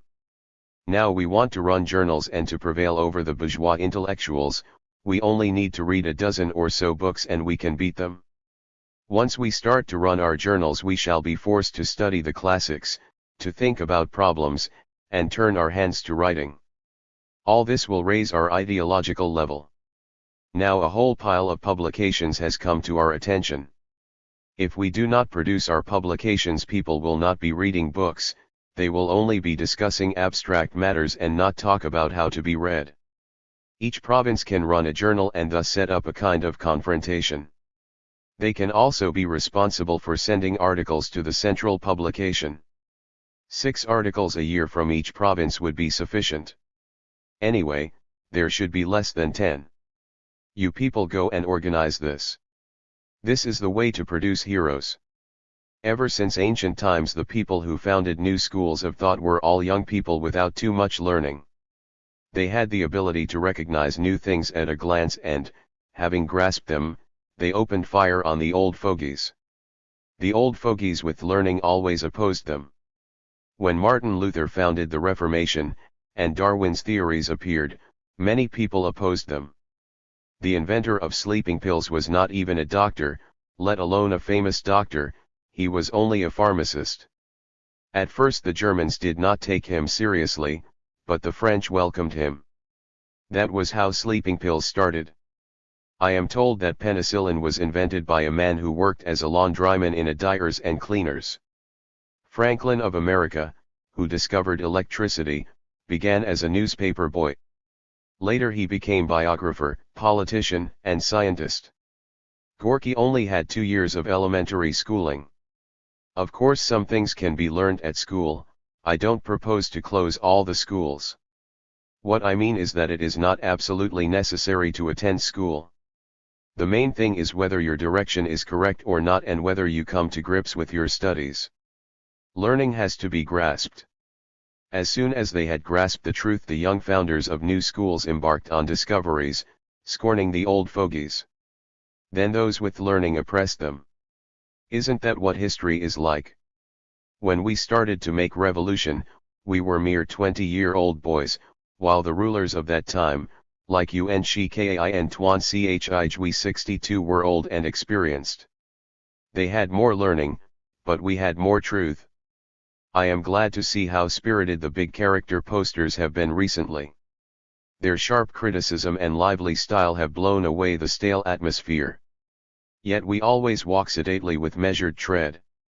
Meeting people we only say 3/10 of what we mean, afraid to lay bare our whole heart. We don't speak sincerely. Wang Heshao's second article dares to criticize dogmatism. Piang Tao's article is also good. 63. It has persuasive power, although it is not sharp enough. It is attacking others and elevating oneself, though not in an individualistic way. Rather, it attacks incorrect ideas and elevates correct ideas, which is absolutely necessary. Of course, the errors also include his own. Tiang Taiyuan's article is also good, but he is deficient in persuasive power. He should explain the reasons for building so many railways, otherwise people will be frightened off. Chang Shizhou 64 criticized us for craving greatness and success, being impatient for quick results, scorning the past and putting blind faith in the future. This is just what the proletariat is like. Any class craves greatness and success. Should we rather crave pettiness and failure? King Yu valued every moment of time. We too must treasure every minute. Confucius said, 3 days without seeing my lord makes me worried. He also said, I never sit long enough to warm my mat. Mo Tzu's stove was not used long enough to be blackened. They were both men who were hungry for success and quick results. We too follow this role. Irrigation, rectification, anti-rightism, 600 million people engaged in a great movement. Isn't this craving for greatness and success? In setting average advanced norms for workers, aren't we being impatient for quick results? Unless we despise the old system and the old reactionary productive relationships, what do we think we are doing? If we do not have faith in socialism and communism, what do we think we are doing? We have made mistakes and we have been subjectivist, but it is correct to crave greatness and success, to be impatient for quick results, to despise the past and put blind faith in the future. Although they oppose me, the spirit of the letters from Tientsin and Nanking is praiseworthy. I think they are good. The one from Tientsin is the better, the one from Nanking being insipid and weak. As for CHN Chitung and the other 365 apart from CHNI who is a rightist, their courage in speaking out is praiseworthy. It is very bad to whisper behind people's backs and not to speak out to their faces. We should have general agreement at least in principle. We should be able to speak either more sharply or more tactfully, but we must speak out. Sometimes we must be sharp and clear-cut. But in any case, if we take our desire for unity as our starting point and adopt a helpful attitude, then sharp criticism cannot split the party, it can only unite the party. It is very dangerous to leave unsaid things which you want to say. Of course, we must choose our time to speak, and it does not do to ignore strategy. Take, for example, the 3 big cases of the Ming dynasty. Those who opposed Wei Chengxian paid too little attention to strategy and were themselves eliminated. 66 Among those who fell into disfavor with the emperor at that time, there was a Zequanes, Yang Shen 67 who was exiled to Yunnan. Those who spoke the truth in history, such as Pican 68 Chuun 69 Chuyun 70 and Chia I 71 all failed in their purpose, but they fought for a principle. Those who are afraid to speak out are afraid of being called opportunists, afraid of getting the sack, afraid of being expelled from the party, afraid of being divorced by their wives, and thus losing face, afraid of being confined to the guard room, afraid of having their heads chopped off. I feel that as long as you are prepared for these eventualities and are able to see through the vanities of this world, you need be afraid of nothing. If you make no psychological preparation, you will not dare to speak. But should fear of martyrdom seal our lips? We must create an environment in which people will dare to speak out and reveal what is in their hearts. The report to the 19th Congress of the Communist Party of the Soviet Union said, we must create an environment. From the masses' point of view this is correct, and advanced elements should not be afraid of this sort of thing. They should have the spirit of Wang Shifeng who said, he who is not afraid of the death by 1,000 cuts dares to unhorse the emperor. We ought to be leading the masses, yet the masses nowadays are more advanced than us. They have the courage to put up big character posters criticizing us. Of course this is different from CHUNPing. 72 in his case it was the enemy cursing us. Today it is criticism among comrades. Some of our comrades' style of work is not good. There are some things they don't dare to say. They only say 3/10. This is first because they are afraid of being unpopular, second because they are afraid of losing votes. This is a vulgar working style which must be changed, and now we have the possibility of changing it. In 1956 three things were blown away: the general line of achieving greater, faster, better and more economical results, the promoters of progress, and the 40 articles. There were three kinds of people with three kinds of reaction: distress, indifference, and delight. A millstone had dropped from their neck and there would be peace in the world. Of those exhibiting these three attitudes, the ones in the middle were numerous, while the two extremes were small. In 1956 there were the same three attitudes towards many problems. They were comparatively unanimous on the question of opposing Japan and Chiang Kai-shek and on land reform. But on the question of cooperativization there were these three attitudes. Is this a correct assessment? This conference has solved a number of questions and reached agreement, and prepared some documents for the Politburo. Its weakness is that there has been relatively little discussion of ideology. Should we devote 2 or 3 days to talking about ideology, and say what is on our minds? The comrades say that this conference is a rectification conference. But we do not talk about ideology or fulfill our pledges. Isn't there a contradiction here? We have neither been carrying out struggles nor identifying rightists, but talking in gentle tones like light breezes and sweet showers, so that everyone can say what is on his mind. My purpose is to get people to dare to speak out with vigor and invincible force, like Marx or Lussoon, freeing themselves from inhibitions. We should make a breakthrough at the level of the local party secretariat, within groups of about 3 people. This would create a new atmosphere. When he was 18 or 19, Tzu-yung wrote a book entitled The Revolutionary Army, which directly denounced the emperor. 73 When Chiang Tianyin wrote his article refuting Kang Yu-wei, he too was still full of spirit. The older you get, the less useful you are. You must not underestimate yourself, but mobilize all your energies. Of course we still need old people, they must also take the helm. Liu Pei of the Three Kingdoms period was no good. This too was a case of an old man taking command. We must break out of the dull atmosphere in the party. All the poems which have been published are relics of the past. Why not produce some folk poems? Will every comrade on his return please be responsible for collecting folk poems? Each social stratum, as well as the young people and children, have many folk poems. We should have a go at this. Everyone can be issued with a few sheets of paper to write folk poems on. Those among the laboring people who cannot write can ask others to write for them. We can set a time limit of 10 days. We can collect large numbers of old folk songs, and next time publish a collection. The future of Chinese poetry is folk songs first and the classics second. On this basis we can produce a new poetry. In form it should be in the folk song style, while in content it should combine the two opposites, realism and romanticism. If you are too realistic you can't write poetry. The new poetry of today is formless. Nobody reads it. Anyway, I wouldn't read it, not unless you gave me $100. In the field of collecting folk poetry, Peking University has done a lot of work. If we do this job, it is possible that we may discover millions and millions of folk poems. This will not involve much work, and they will be much easier to read than the poems of Tu Fu and Li Po. 74. National Minorities.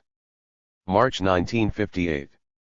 Source: Long Live Mao Zedong Thought, a Red Guard publication. The Mongols and Han should cooperate closely and have faith in Marxism. All our minority nations should trust each other, no matter what nationalities they are. They must see on which side truth lies. Marx himself was a Jew, Stalin belonged to a minority nation, and Chiang Kai-shek is a Han, a bad one, whom we strongly oppose. We must not insist that only people of a given province take charge of the administration of that province. The place of origin of a man is irrelevant, northerner or southerner, this national minority or that minority, they are all the same. The questions are whether they have communism and how much. This point should be explained clearly to our national minorities. To begin with, the Han was not a big race, but a mixture of a great number of races.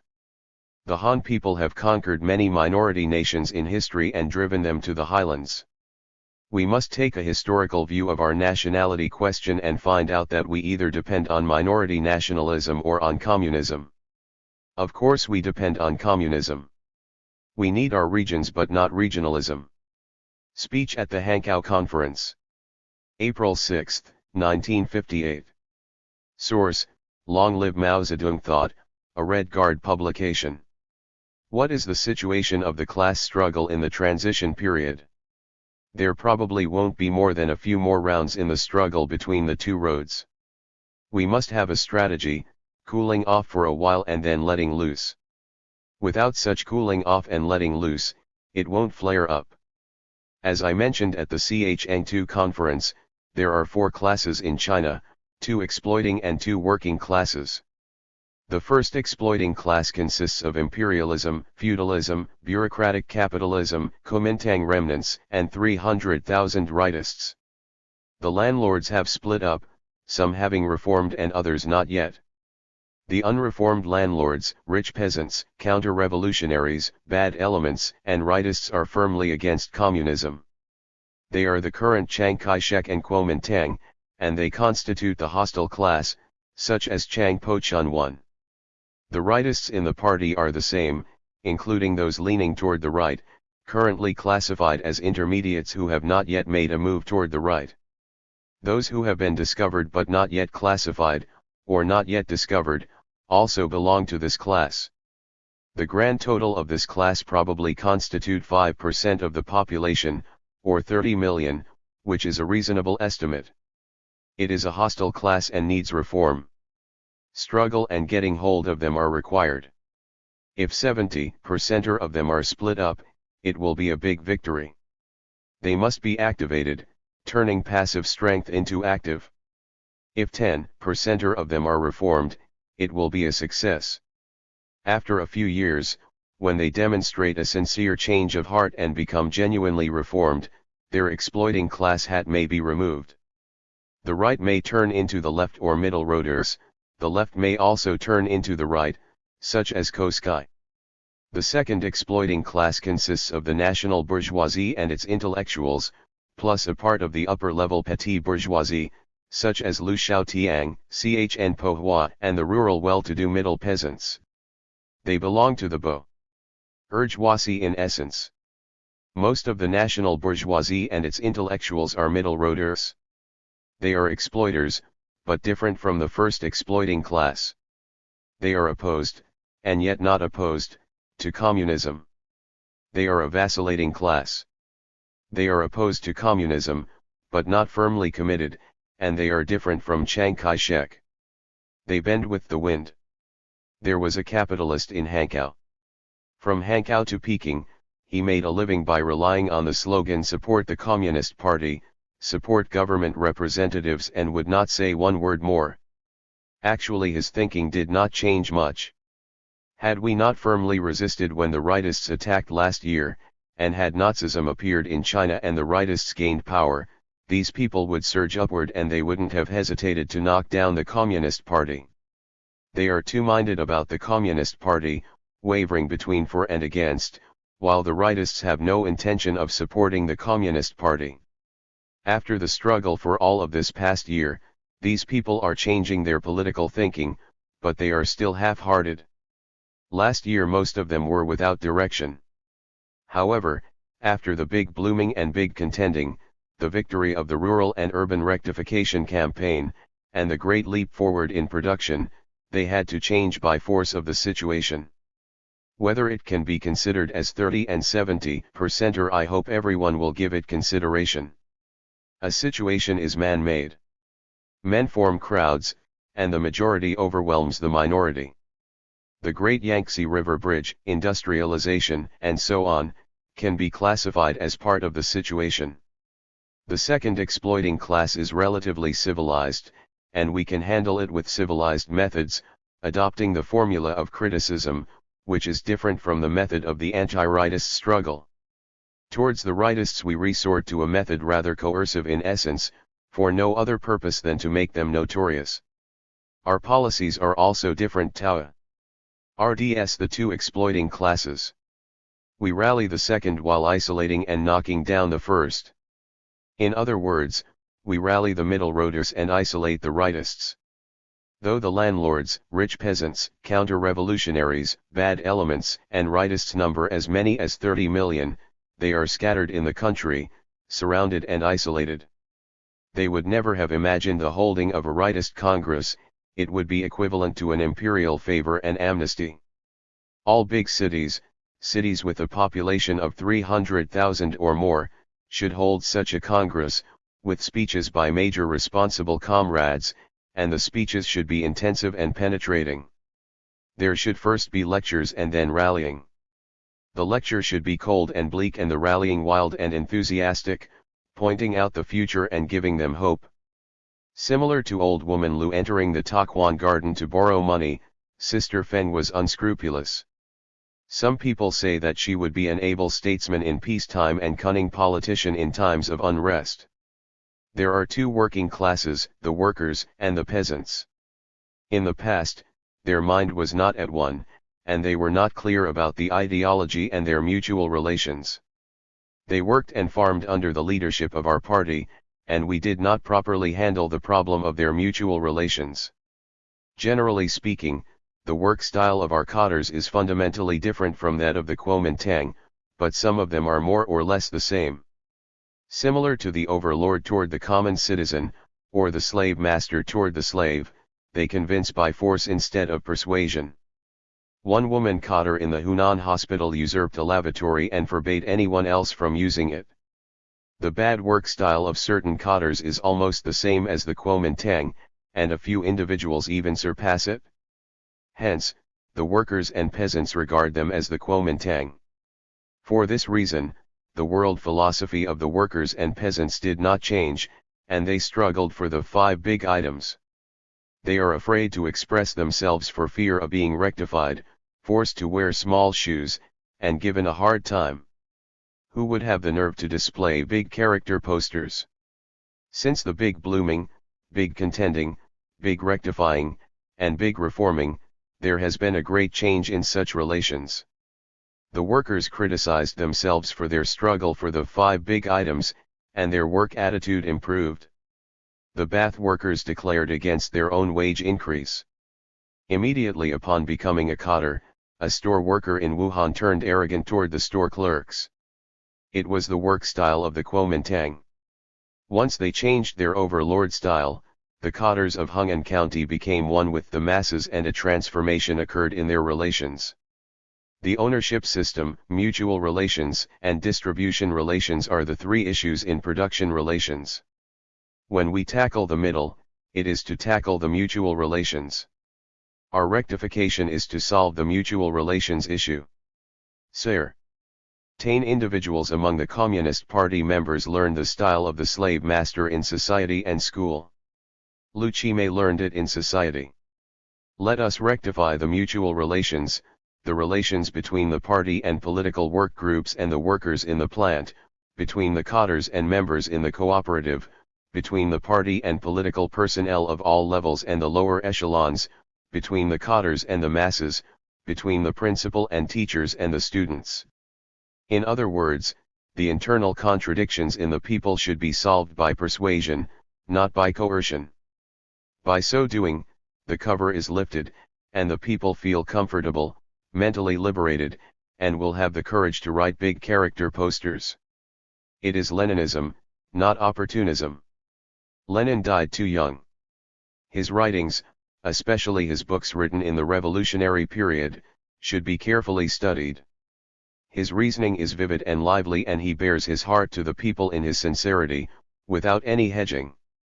The same holds true even in his struggle against the enemy. Comrade Stalin had a slight overlord flavor. Educated in a missionary school, he was not so good in dialectics, nor materialism. He was divorced from reality and did not handle successfully the mutual relations. He was relatively rigid. In the past, the relations between the Soviet Union and us were those between father and son, cat and mouse, and the thinking was inflexible. Now, it is somewhat better. Our democratic tradition has a long history. Promoting democracy at our base, with neither money, grain, weapons, nor outside aid, we had no choice but to rely on the people. The party had to become one with the people, the troops with the masses, and the officers with the soldiers. To handle such relations successfully, we had to resort to the three main rules of discipline and 8 points for attentions to. We treated the people with equality, abolished physical punishment among the troops, repeal the death penalty for deserters, constantly taught and struggled, and educated the new soldiers after each battle. Therefore, though there was some overlord attitude, we also learned some democratic work style. It was tempered in the long and arduous struggle. Yet even now, there are still some who do not subscribe to the method of persuasion toward the people. Some people in Tsinan, for instance, said that the tendency in the spring of 1957 was toward the right, and that they approved of the summer situation but not the spring situation. In fact, the summer situation was not so commendable either. As mentioned in the article on the summer situation 3, if democracy can be practiced in the troops, why can't it be practiced in the people? One can see that this problem has not been solved. After rectification last year, the bumper harvest this year especially, and the fundamental or preliminary transformation of our backwardness with 3 more years of hard struggle, the people will understand and become convinced. But we must still perform work, write articles, and use reasoning to convince. In view of the situation of the class struggle in the transition, I feel that there will be 5% of germs, hostile class. The middle road faction may also deteriorate. They have criticisms in their mind. Temporarily they are keeping quiet, but they will express themselves in the future. We must remember that the struggle is protracted, repetitious, and complex. Nevertheless, the fundamental battle of the class struggle has been fought, and a victory has been basically won. Hundreds of millions have risen. The rightists are isolated. The 300,000 rightists have become notorious and are without capital. The national bourgeoisie has also become notorious, and the same with the 3 evils and 5 evils elements 4. 2 titles are conferred on the intellectuals, bourgeois intellectuals and intellectuals without bearing. Leadership figures have appeared in their leftist and rightist factions. The heroes are among the leftists, and they are of us. Those making mistakes in the future will also be among the leftists, because the leftists have capital. Any carelessness will lead to mistakes. XXX, for instance, was a member of the political bureau for 40 years, but he divorced himself from the masses and did not set foot in one plant or one rural village.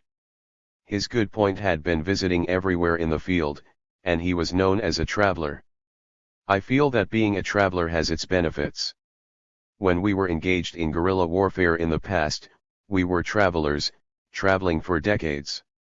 Now we are still traveling from the south to the north and we still want to remain travelers. Under the present provisions, those in the central government and the provincial levels must spend 4 months a year traveling, and a longer period for those in the regions and counties. We must think of the ways and means to chase them out of the front door and turn them into travelers. Just how is the class struggle in the transition period? We must expect repetitions. There will be repetitions in the class struggle. If a momentous event should happen in the world, if a major problem appears in China, or if there is a world war or severe famine, the rightists may revolt, and the middle roaders may rise up to resist us. Nevertheless, The fundamental battle has been fought and the situation is good, but we must be prepared for the bad. In sum, the Qatars are learning Marxism. To learn Marxism, we must break down superstition. We must not feel that only foreigners can succeed in learning. There is nothing unusual about foreigners. The foreigners think of us as foreigners also, and those on the moon regard us as gods. I believe we can succeed in learning. 4 things are needed: a guiding ideology, state wealth, successors, and grain. We must have mental preparation. Bad things will occur. There may be incidents in the provinces, involving 20,000, 30,000 or 40,000 people. We must break down superstition, believing in, yet disbelieving in, the scientists. Since ancient times, the children have always excelled the parents, the students the teachers, the young the old, and the spectators the performers. Whenever a problem is discussed, we must also discuss ideology. Some comrades always talk about mathematics. It is not good to leave ideology out.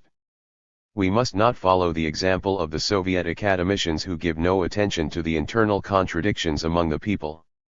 The Monkey King disregarded the laws and the heavens 5.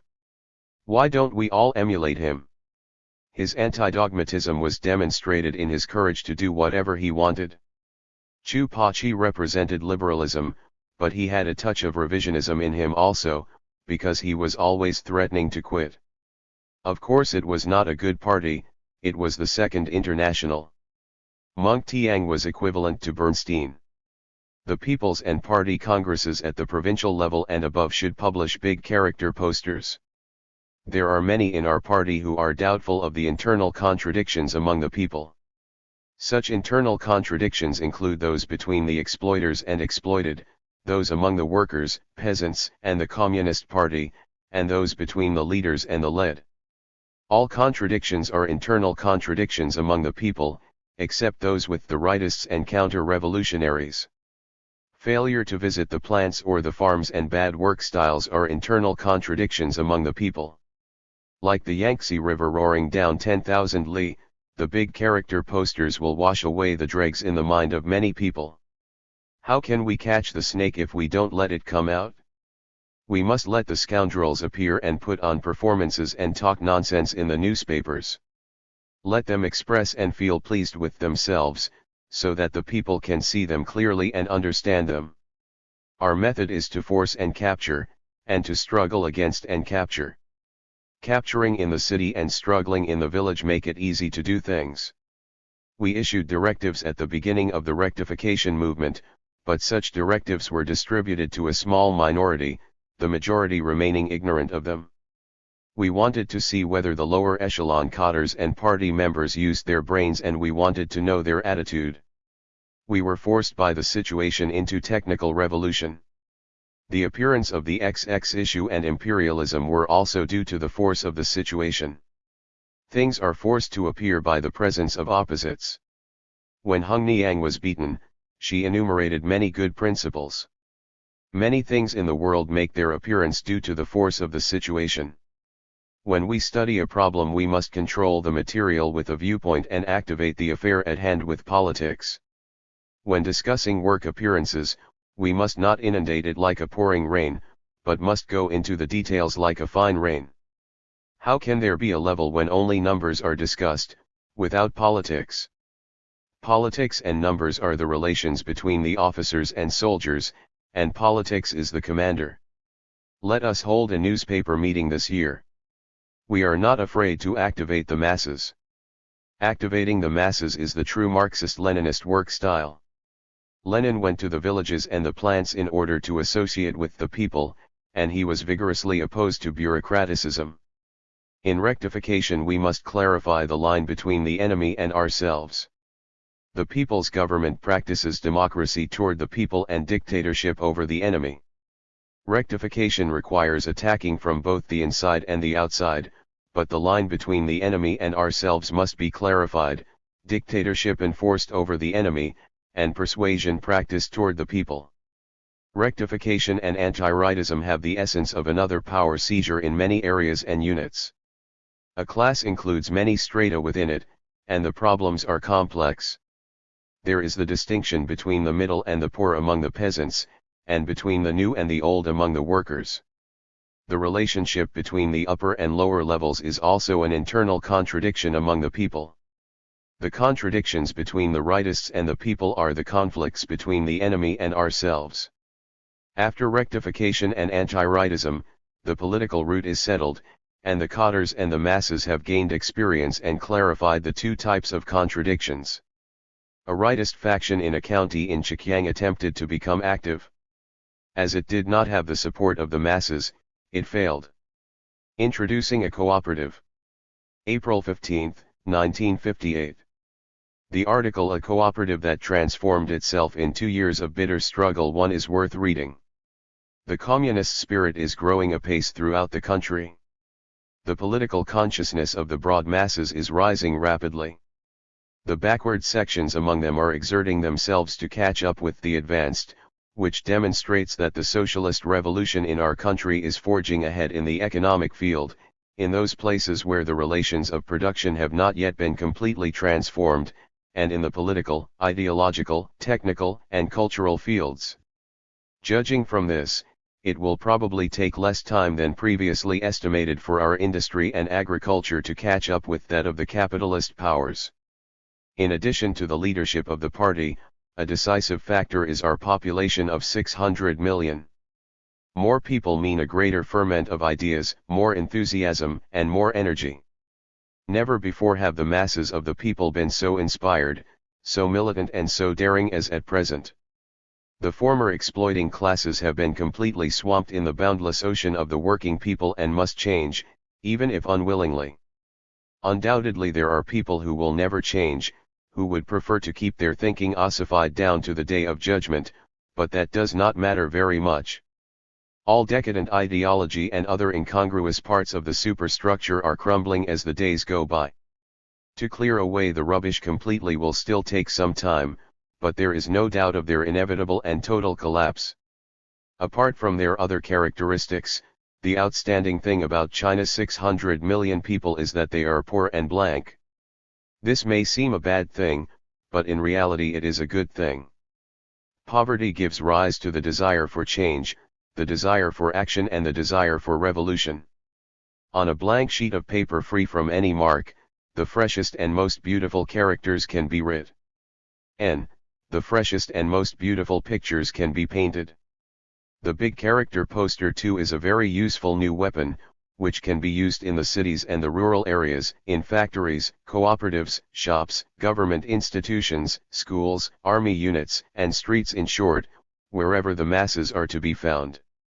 It has already been widely used and should always be used. A poem written by Kongzhuchen III of the Qing dynasty reads: "Only in wind and thunder can the country show its vitality. Alas, the 10,000 horses are all muted. O heaven! Bestir yourself, I beseech you. And send down men of all the talents." Big character posters have dispelled the dullness in which 10,000 horses are all muted. Now I wish to recommend one cooperative to the comrades in the more than 700,000 cooperatives in the countryside and to the comrades in the cities. Situated in Fengqiu County, Honan Province, and called the Yingche Cooperative, it provides us with much food for deep thought. Do the Chinese working people still retain any of their past slavish features? None at all, they have become the masters.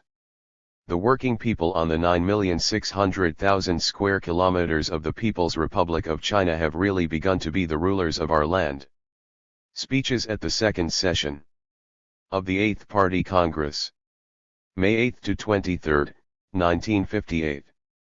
Source: Long Live Mao Zedong Thought, a Red Guard publication. The first speech, May 8, 1958. Let us discuss the breaking down of superstition. Didn't a comrade mention it just a while ago? Some of our comrades have many fears. Some are afraid of being college professors, but they have gradually lost or reduced their fear after the rectification. Some have already accepted letters of employment as professors. I read in the newspapers that Comrade Koch Shi accepted the professorship at Futan University. It was a manifestation of fearlessness. Others are preparing to serve as college professors. The above concerns the fear of being bourgeois professors. Is there also the fear of being proletarian professors? I think there is. For instance, there is the fear of Marx. He lived in a very tall building, and one had to climb many flights of stairs to reach him, something unattainable in a lifetime. As I mentioned at the CHN2 conference, do not be afraid, because Marx was also a human being, with 2 eyes, 2 hands, and 1 brain, not much different from us, except that he had a lot of Marxism in his mind. He wrote many books for us to read. We do not have to read all of them. Is Comrade XXX here? Answer, here. Have you finished reading them? If you have finished reading them, then you have ascended the stairs.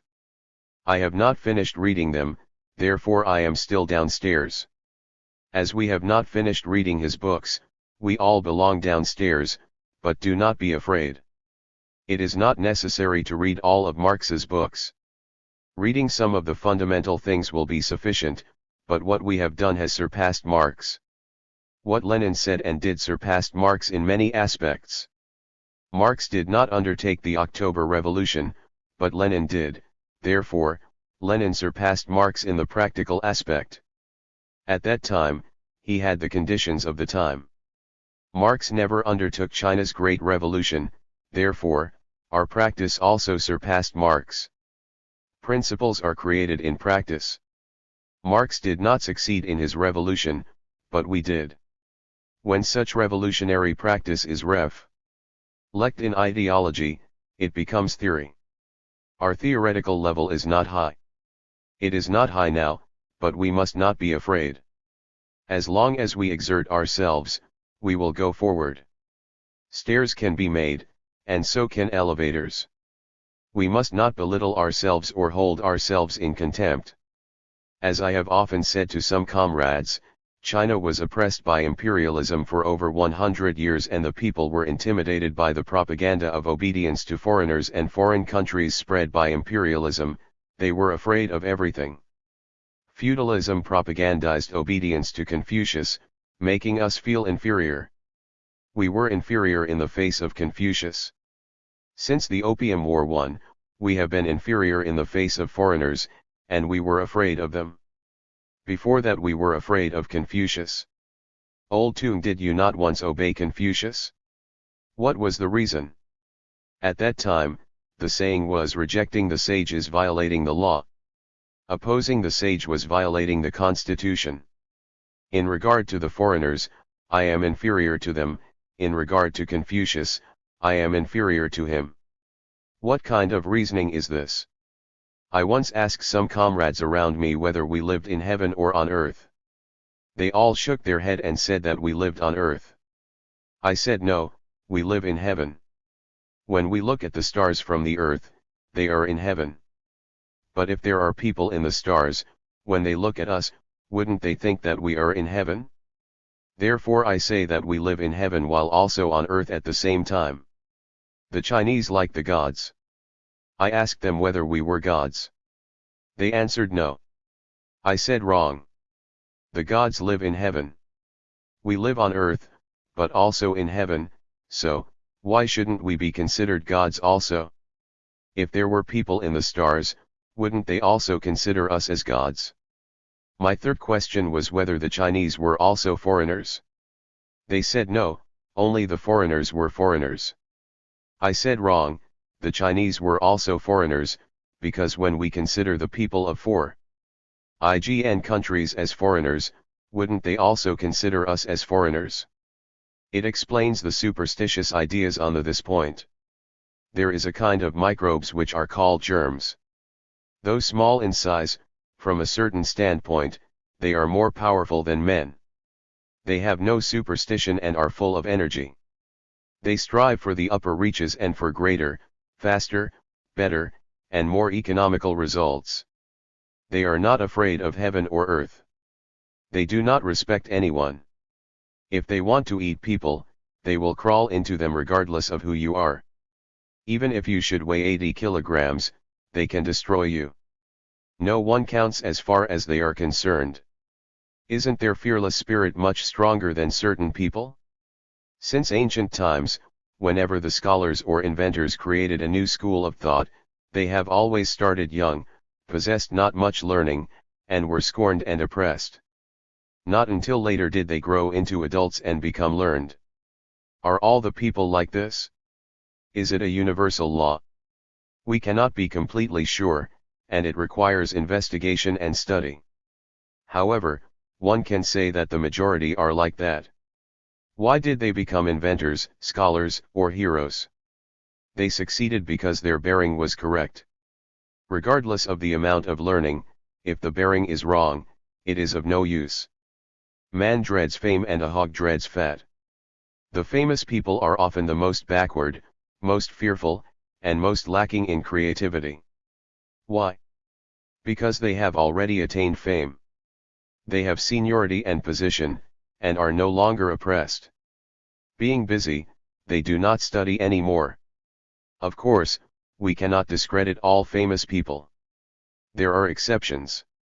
Instances of young people knocking down the old people, or the uneducated knocking down the highly educated, are numerous. There was a man named Qin Lo in the kingdom of Chin during China's Warring States period. He was probably the grandson of Qin Mao. He became prime minister at the age of 12. He was truly a red scarf. When his grandfather Qin Mao did not know what to do, he did. He solved a major problem in the kingdom of Chao. Qi in the Han dynasty was sought by Emperor when the former was only 17 years old and was promoted 3 times in one day. Later on he was exiled to Changsha. There he wrote 2 poems entitled Morning Chuun and The Enormous Bird. Returning to the court, he wrote 2 books entitled The Strategy to Maintain Peace and The Faults of the Chin Dynasty. I think he was also an expert on the history of Chin and Han. Is Comrade Fan Wenlan here? Am I correct? Please look into it. Qi wrote dozens of books, and what we have today are the 2 poems and 2 treatises discussed above. At the time of his death he was only 33 years of age. Lu Pang of the Han dynasty was older. Shang Yu launched an uprising at age 24 and became a feudal prince 5 years later. Subsequently, he conferred on himself the title of the King of Chu. He died at age 32. He was very young when he said his famous farewell to his queen. Now he wears a beard in the opera. I think it is wrong. He should be portrayed only as a young man. Han Hsin was also scorned. During his youth, he suffered the insult of being forced to crawl between someone's legs. Confucius had no position in his youth. He worked as a bugler and drummer and served as the master of ceremony at funerals. Later on he taught. Although he became a government official and once served as the chief of the judicial department in the kingdom of Lu, it was only for a short time. The kingdom of Lu had a population of only a few 100,000, not any bigger than one of our counties. Confucius' position as chief of the judicial department was only equivalent to a section chief in our county government. He also served as a minor official in charge of money, equivalent to an accountant in our agricultural cooperative, but he acquired much skill. Yan Yuan was a disciple of Confucius. He could be considered as a second-grade sage. He died at age 32. Shakyamuni created Buddhism in his youth, while still in his teens or possibly 20. He belonged to an oppressed race in India at that time. Hung Niang in the Western Chambers was a famous figure, known to everyone too. She was a young slave girl, but she was just and brave. She had the courage to break through the conventions and render aid to Tzu Yingying and scholar Chang. What she did at that time was illegal and in violation of the marriage law. The old mistress gave her a sound beating, but she would not capitulate. Instead, she reprimanded the old mistress. Was the old mistress or Hung Niang better educated? Which one was creative? Which one was an inventor? Sun Quan Niang, of Linyang County, Honan, of the North and South dynasties was a 13-year-old girl, with an educational level of first-year middle school at the most. When she and her father were trapped in Shangyang, she had the courage to lead several dozen men to break through the enemy line and get help from Chiang Shai. How capable she was!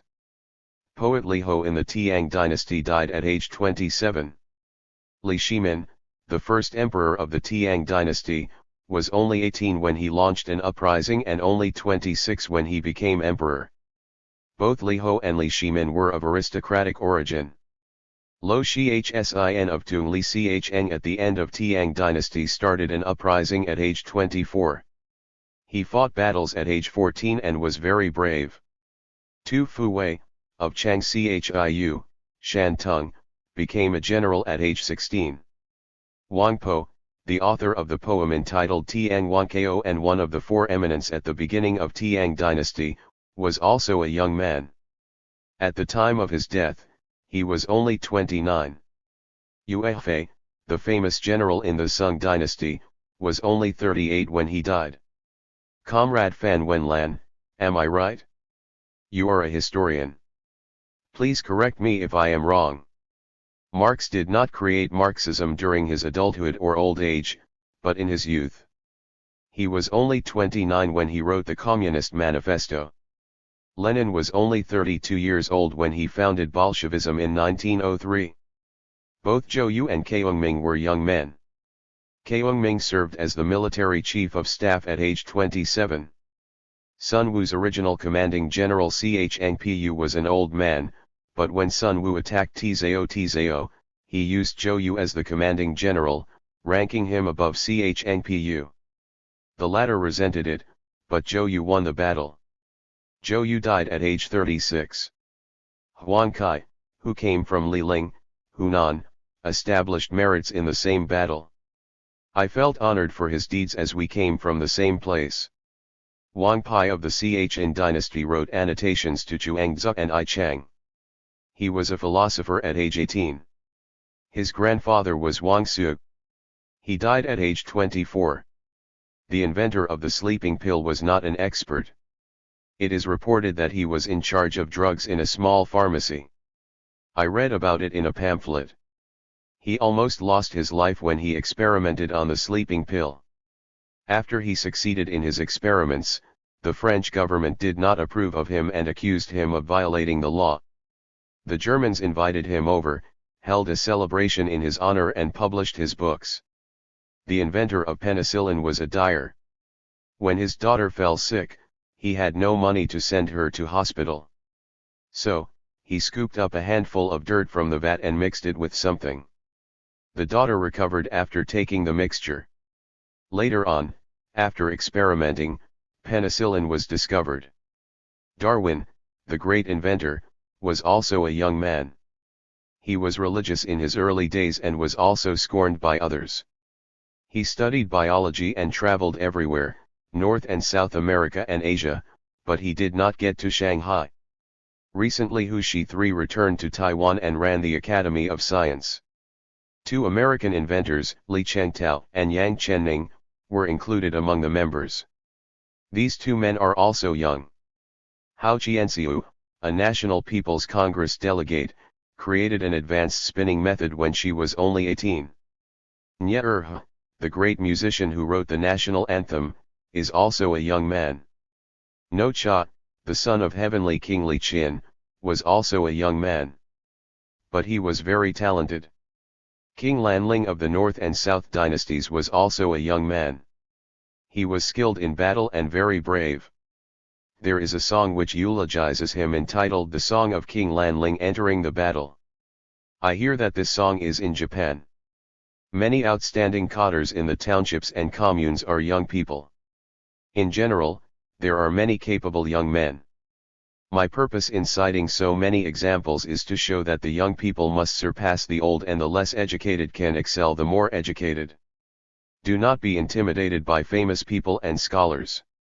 We must be courageous in thinking, speaking and doing. We must not be afraid to think, speak, or do. We must liberate ourselves from the condition of having our hands and feet tied. The initiative and creativity of the laboring people have always been abundant. In the past, they were held in restraint under the old system. Now they have been liberated and have begun to produce results. Our method is to lift the lid, break down superstition and let the initiative and creativity of the laboring people explode. In the past, many people felt that to develop industry was something too high to attain and very mysterious. They said, it is not easy to achieve industrialization. In general, there was a big superstition in regard to industry. Neither do I understand industry. I know nothing about it, yet I do not believe that it is unattainable. I discussed the subject with several persons in charge of industry. It seems to be incomprehensible at the beginning, but becomes comprehensible after a few years of study. There's nothing much to it. I think that in 10 years or so our country will become an industrial nation. We must not consider industrialization as something so serious. We must first hold it in contempt and then give it serious attention. Make the high mountain bow its head, make the river yield the way. It is an excellent sentence. When we ask the high mountain to bow its head, it has to do so. When we ask the river to yield the way, it must yield. Is such a hypothesis groundless? No, we are not insane, we are pragmatists, we are Marxists seeking truth from facts. We do not want big nation chauvinism. It means ugly and evil behavior and low-class interest. Chia Ki is a character in the play entitled Fa Men Temple. He served under Lu Qin. The latter was a court eunuch in the Ming dynasty, but actually the prime minister, possessed great powers. One time Lu Qin asked Chia Ki to take a seat. Chia Ki said, "I am used to standing, I do not dare to sit." It was a slavish behavior. The Chinese people served as slaves to imperialism for a long time.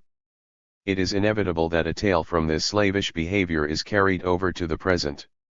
This tail must be chopped off, the work style of Chia Ki must be knocked down. There are two kinds of modesty, one is ordinary modesty and the other is modesty compatible with reality. The dogmatists copy from foreign countries. This is excessive modesty. Why do they not use their brains in whatever they do? In China's classical poetry, there is a kind, which is imitation classical poetry. It is excessive modesty without any creative style of their own, they have to imitate others. The revisionists are also guilty of excessive modesty. Tito, for instance, does nothing but copy from Edward Bernstein and borrow from his bourgeois mentors.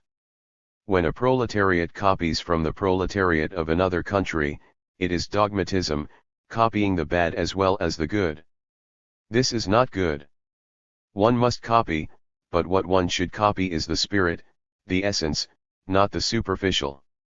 The 9 common outlines of Moscow, said to be 5 outlines in rediscussion, but there are 9 in the Moscow Declaration, for instance, are things in common among the nations and not one can be left out. The universal truth must be combined with China's concrete reality. If not combined, it will be copying, and excessive modesty.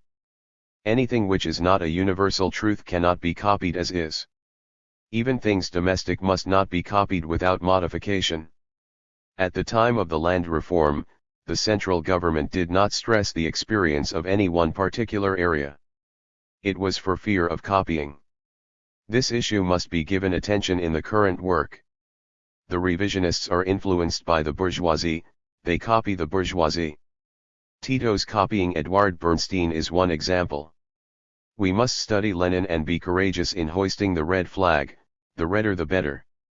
We must be courageous in advocating something new and establishing something different. There are 2 kinds of advocating something new and establishing something different. Hoisting the red flag is proper, hoisting the white flag is improper. Lenin advocated something new and established something different for the Second International, and it was proper for him to hoist another red flag. The red flag has to be hoisted in any case. If you fail to do so, the bourgeoisie will hoist the white flag. Rather than permitting the bourgeoisie to hoist the flag, it is better for our proletariat to do so. We must be courageous in hoisting the flag, leave no room for the bourgeoisie.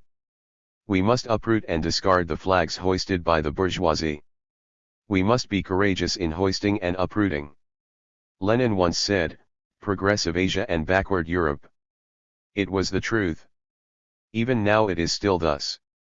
We are progressive, Western Europe is backward. We regard with contempt the bourgeoisie, the gods, and God, but we must not belittle small nations or our own comrades.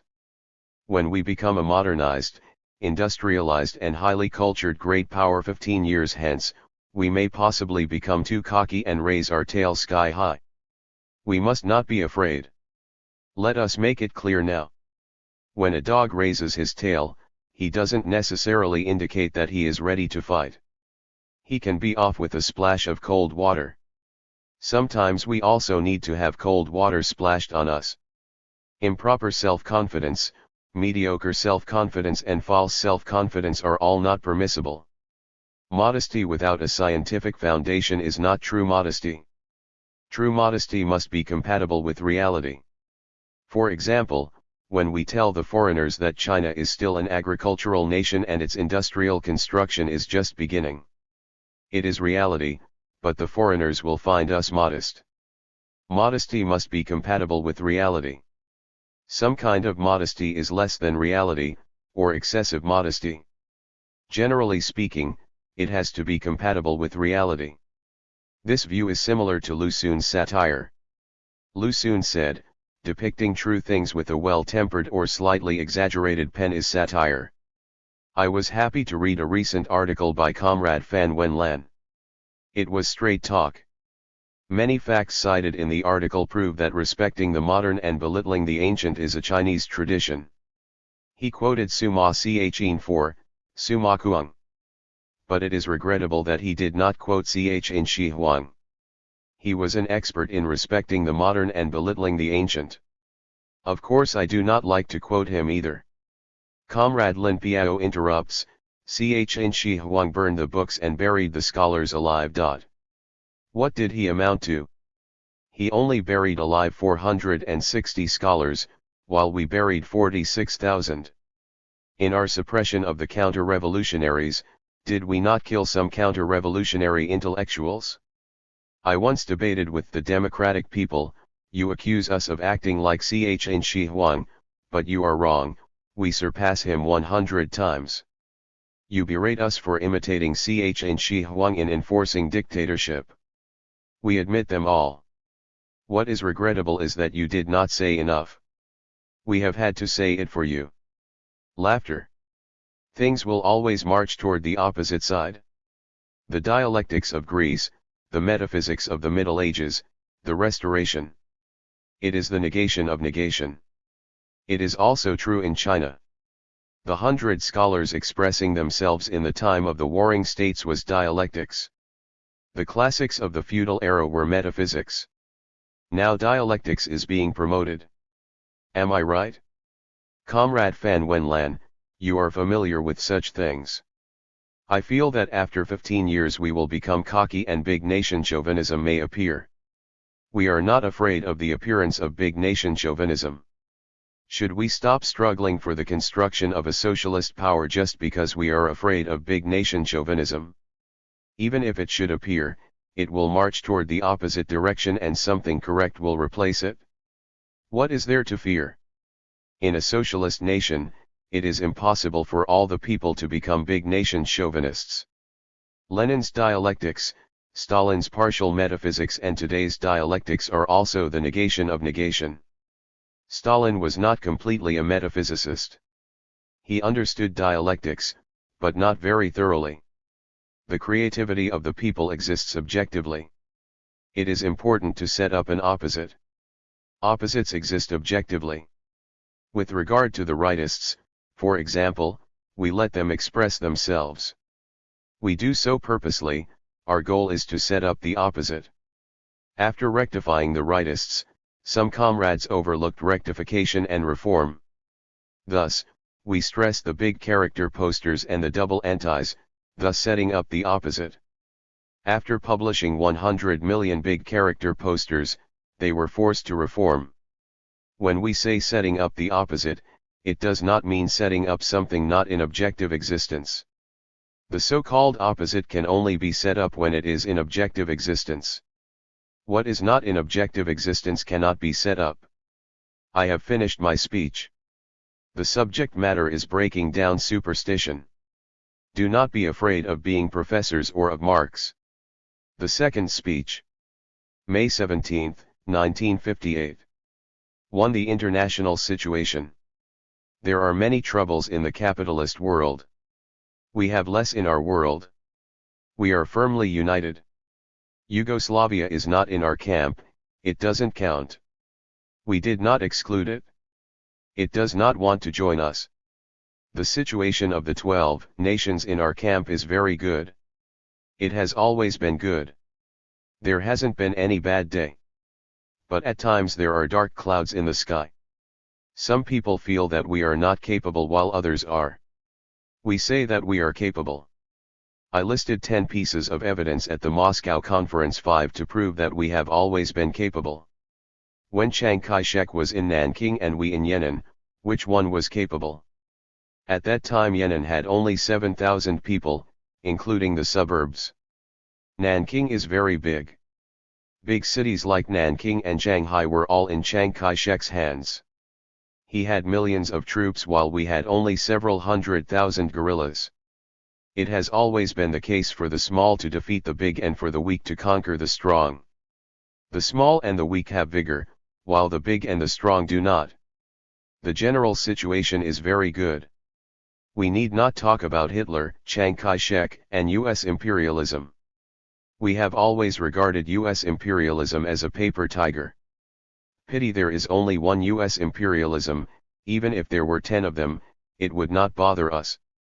It will perish sooner or later. The Japanese in Peking apologized to me for attacking us. I said, you did a good deed. Precisely because of your invasion and occupation of more than half of China we were able to unite, lead the people of the entire nation to chase you away and come to Peking. When we were in Yan'an, we wondered when we would be able to see the operas of Mei Lanfang and Chen Yan Chiu. Some thought they would never have a chance in their lifetime. However, we did get to see the operas. The revolutionary situation has been developing rapidly. In 7 years, the entire party united and overthrew Chiang Kai-shek. Now we want to unite and undertake construction. The 7th Party Congress had a Program 6. This Congress was also a Congress of Unity, a Congress of Victory. It also had a common program. The entire party unanimously formulated a general line for the building of socialism, which also serves as the general line of the people of the entire country. The situation at home is one of unity in the party and among the people. The international scene is troubled with much disorder. There are internal squabbles in the imperialist camp. The world is not at peace. There are troubles in France, Algeria, Latin America, Indonesia, and Lebanon. All the troubles are in the capitalist world. But they all concern us. Anything that is adverse to imperialism is advantageous to us. Imperialism is squabbling within itself, it is suppressing Indonesia, Lebanon, and Latin America and fighting over Algeria. I shall not repeat the details. I refer you to the materials. Generally speaking, sometimes the situation seems to be bad, dark clouds in the sky. At such times we must be far-sighted. We must not be confused by the temporary darkness and feel that things are wrong with us and with the world and that we will have bad luck. There is no such thing. In the past, our worst period was the Long March 7, blocked in front and pursued from behind, and our troops, our land, and our party were reduced, with only one of our 10 fingers left. Overcoming these difficulties tempered us. Later on, new opportunities appeared and we again developed ourselves. Our one finger grew into 10. We developed all the way to the founding of the People's Republic of China and gained a national victory. The very first page of the first chapter of the Soviet Communist Party history discussed the dialectics of growing from small to big. The Soviet Communists developed from a cell organized by a few individuals into a great party leading the nation. They had not even a single rifle. Yet, first the Tsar and then the Kerensky government, both fully armed, numbered among their enemies. Which one was stronger, the fully armed or the one without a rifle? I say that the latter was stronger. Who conquered whom at the end? The condition of our party was similar to it. In 1921 our party was founded, consisting of only a few dozen members. Zhou Fuhai of the First Party Congress was a good comrade, sound O, F laughter, and Chn Kungpo another good comrade, sound of laughter, 8. Chn Tusiu did not come to the meeting, but because of his prestige, he was elected the Secretary General. But he was unfit. He subscribed to Bernsteinism. He was a radical and willing to promote a democratic revolution, but he did not understand the socialist revolution or the theory of the continuous revolution, therefore, he made mistakes. Let us recall our party history and see how much difficulties we have encountered. There was the Long March and there was also the period from the 3rd to the 4th plenum of the 6th Central Committee. 9. The 4th plenum was held in Shanghai and there were very few people left. It was life or death. The party was splitting. At the time of the Long March of 25,000 li, the party was also splitting. After splitting, it united again. Chiang Kuo-tao took off and unity was restored. Subsequently in Yan'an, Chiang Kai-shek and the Japanese surrounded us, cutting us into more than 10 bases. Under such a difficult situation, was Yan'an or Nanking stronger? Were we or was Chiang Kai-shek stronger? Now it has been proven that we were stronger, for how else would we be holding a meeting in Huajian Hall? Why did he flee to Taiwan? Who was the victor? 2. The domestic situation. China is an important component of international society. When we discuss the international situation, we must discuss China. China is the proof that the laboring people, the oppressed, have vigor. Currently, socialism has many allies. The national independence movement of Asia, Africa, and Latin America is our ally. They are the rear areas of imperialism and we have allies there. Lenin said, progressive Asia and backward Europe. England, France, Italy, West Germany, Belgium, and Portugal in Europe are all backward, the US is also backward. Are they progressive or are we? Stalin understood this point.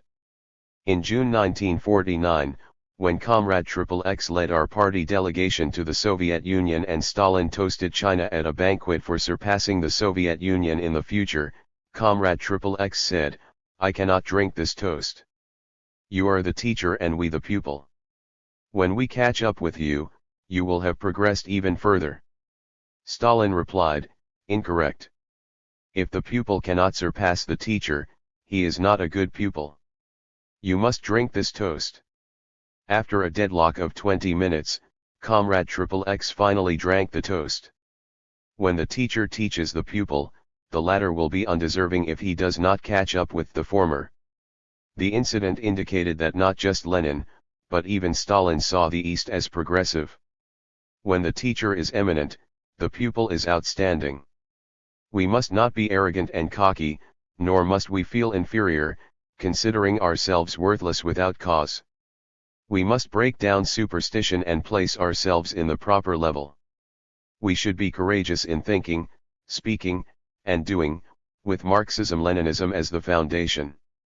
Tito has courage in thinking, speaking, and doing, but his foundation is imperialism and capitalism, not Marxism-Leninism. Our foundation is Marxism-Leninism, therefore, we are correct, and we will not get into trouble when we think, speak, and do with courage. Let us discuss the domestic problem. The peasant alliance remains to be the domestic problem. China's revolution has always been the issue of this alliance. Without it, the working class could not have gained liberation, it would not be able to build a powerful nation. Prior to the liberation, China's working class numbered only 4 million, excluding handicraft. Now there are 12 million, or 3 times as many. When we include the family members, the number is only around 40 million, while the peasant population reaches over 500 million. Therefore, China's problem has always been the problem of the peasant alliance. Some comrades are not very clear about this, not even after having worked in the rural village for decades. Why did we make anti-adventurist mistakes in 1956? The major cause rested with the problem of the peasant alliance. The thinking and feelings of the peasants were not thoroughly understood, therefore, there was no basis and, the moment there was a storm, vacillation could easily occur. In 1956 we published a book on the rural socialist high tide, including material from 190 cooperatives in the provinces and regions 10. Each province contributed several articles except Tibet. In fact, we did not need that many. Just the material of the Wankuofan Cooperative, Tsinghua County, Hopei Province, would have been enough. 11. Then, there was the case of a poor cooperative in central Hopei. All the middle peasants fled, leaving only 3 poor peasant households, but these 3 families held on. They pointed out the direction of the 500 million peasants. Each and every province had many cooperatives with production increases. The increases ranged 1 to several folds. Do you still refuse to believe it? The 40 articles of agriculture will definitely be realized. Can you still refuse to believe it? I feel that they can be realized. In 1955, 1956, and the first half of 1957, the number of disbelievers was considerably big and there were many tide watchers in all levels including the central. At present, XXX are talking about settling accounts after the fall. They look only for the negative elements, not the positive. When a few cotters are overheard to say that the rural village is not so good, 3 or 4 individuals would whisper into one another's ears that the cooperative is not so good, the future looks bleak, the peasants do not have enough to eat, there is no output increase nor reserve grain, etc. When the family writes for money, they will always exaggerate, making life sound harder than it is and complaining about the lack of grain, oil, and fabric, for otherwise you will not remit. You must analyze all these. Is it true that there is no grain, oil, or fabric? Comrade Koch Shi 12 told me about the statistics of Kiangsu province.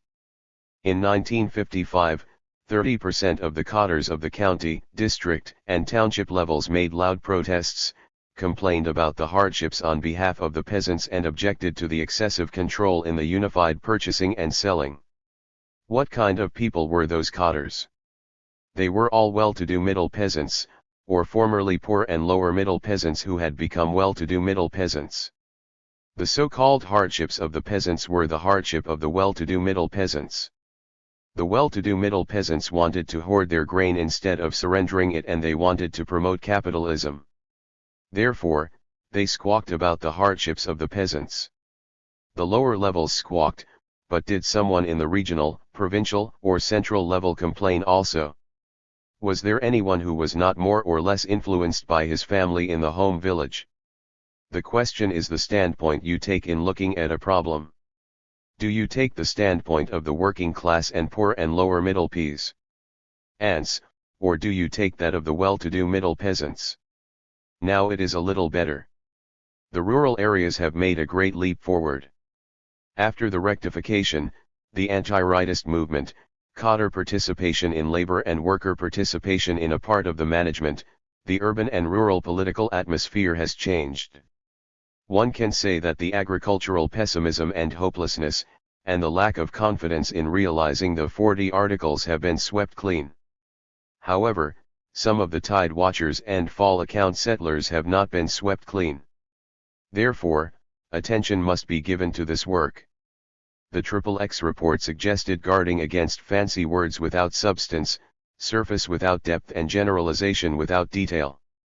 The suggestion was made by Kiangsu.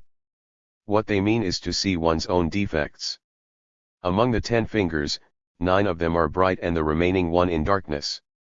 Fancy means flowery, blooming without bearing fruit. In regard to generalization without detail, Chang Fei 13 gave attention to the details even though he dealt in generalization. We want to be Chang Fei and give attention to the details. We must not bloom without bearing fruit or give attention to the general while ignoring the details, for otherwise we may not attain our quota in the fall. Comrades of all occupations, professions, and units must pay attention, regardless of their type of work, whether industry, agriculture, commerce, culture, and education, or writing novels. The domestic situation is very good and the future looks bright. In the past, thinking was not unified. There was no confidence in achieving greater, faster, better and more economical results. Industry, agriculture, and communication are concerned with these results.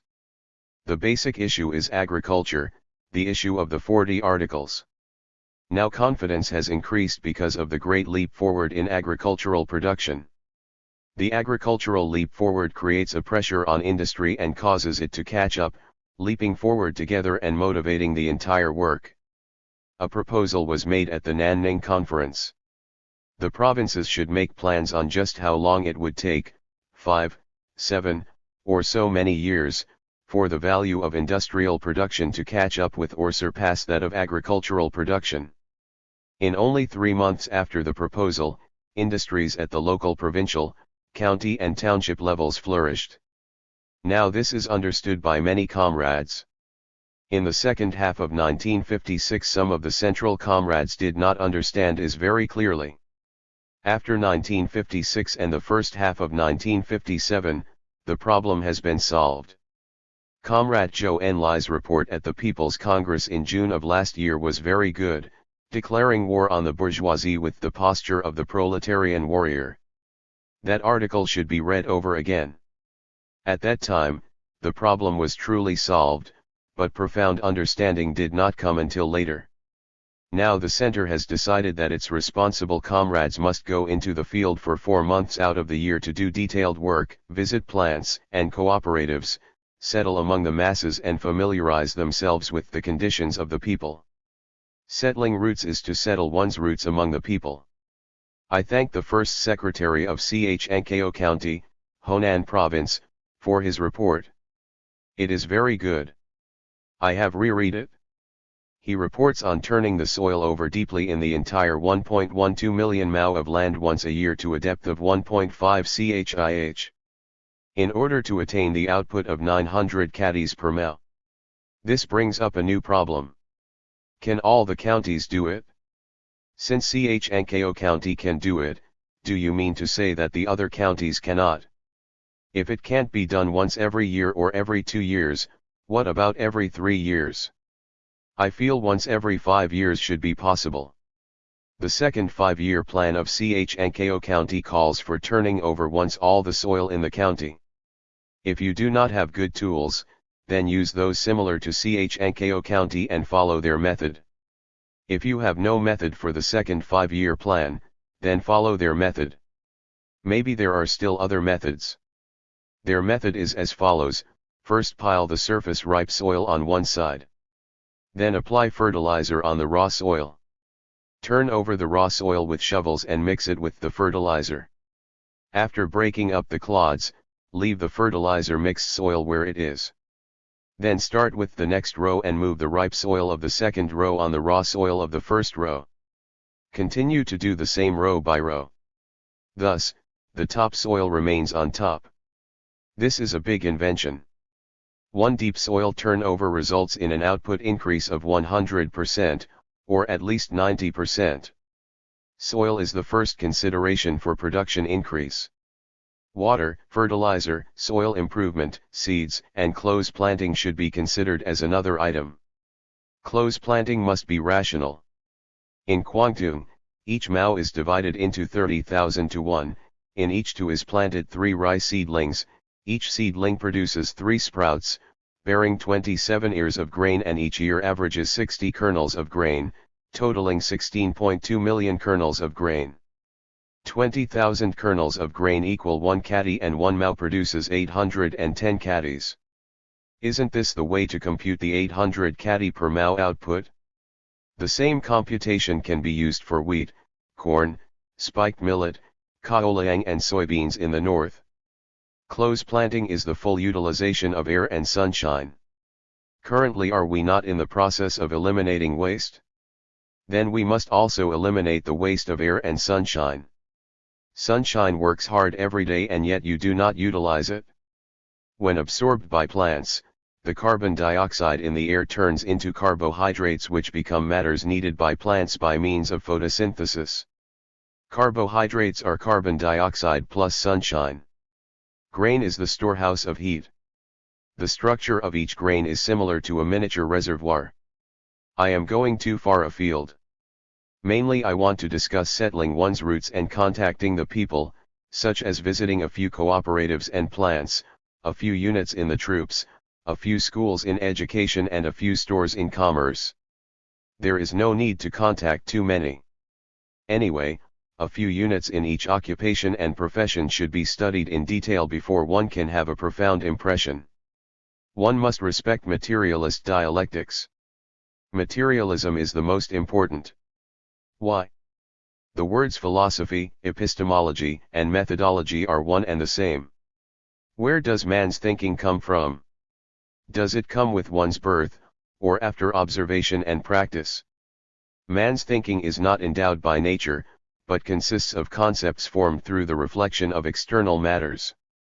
Deductions and judgments only become possible after the preliminary formation of concepts, such as dog, man, child, tree, horse, rock, etc. If a 3-year-old child is asked whether his mother is a human being or a dog, he will be able to reply that she is a human being, not a dog. This is the judgment of the child. Mother is an individual, while human being is general, yet there is an identity between the two. It is the unity of opposites between the individual and the general. It is dialectics. Thus, a 3-year-old child understands the unity of contradictions and dialectics. Our thinking can only be formed through the stimulation of our senses by the objective world. It is formed from objective practice. Where do concepts come from?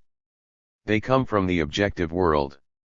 The current concept of greater, faster, better and more economical results has been formed only through the accumulation of many experiences, including those of China, of the Soviet Union, of our base and of several years of construction. The phrase "go all out and strive for the upper reaches" is also indispensable. We cannot do without it. Without energy, or sufficient energy, it is hard for an individual, a group of people, or a party, to do anything successfully. Naturally we want to strive for the upstream, all the way up to Sichuan, not the lower stream, which is Jiangsu. This is illustrating the issue with natural geography. We must keep pace with the advanced. Our comrades must associate with the masses, truly understand their feelings and impress our mind with their thinking and emotions. If our mind is not deeply impressed with the feelings of the masses, it becomes easy to waver. If our mind is thus deeply impressed, even if we should run into problems in our work, we will be able to handle them. In the past we often encountered difficulties in battles. Sometimes we couldn't find a solution even by midnight. But, after sleeping over it, we would have the solution the next day. Difficulties appear constantly. Sun Yat-sen said that he accumulated 40 years of experience. We have accumulated decades of experience. We well know that, whenever we encounter a difficult problem, we can solve it by consulting with the masses, sleeping over it and holding a meeting. Currently, do we not have problems, or difficulties? Do not be frightened by temporary darkness. We constantly have two elements, light and dark. Now the northern part of Hopei has no rainfall. Do you think the comrades of Hopei are not worried? They produced 4 billion catties last year and are planning for 8 billion this year. Even if there should be drought, the output will be increased to 5 or 6 billion catties. The domestic situation is pretty good. Do not be afraid of any darkness. There are two sides, light and dark. The comrades who made mistakes understood the matter in June of last year. There are still many tide watchers and fall account settlers, but it doesn't matter. Let us explain the reasons more frequently and convince them by persuasion.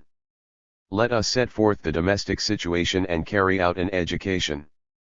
3. Elimination of the 4 pests. Let us discuss the elimination of the 4 pests. Is it good to eliminate the 4 pests? I find it very interesting.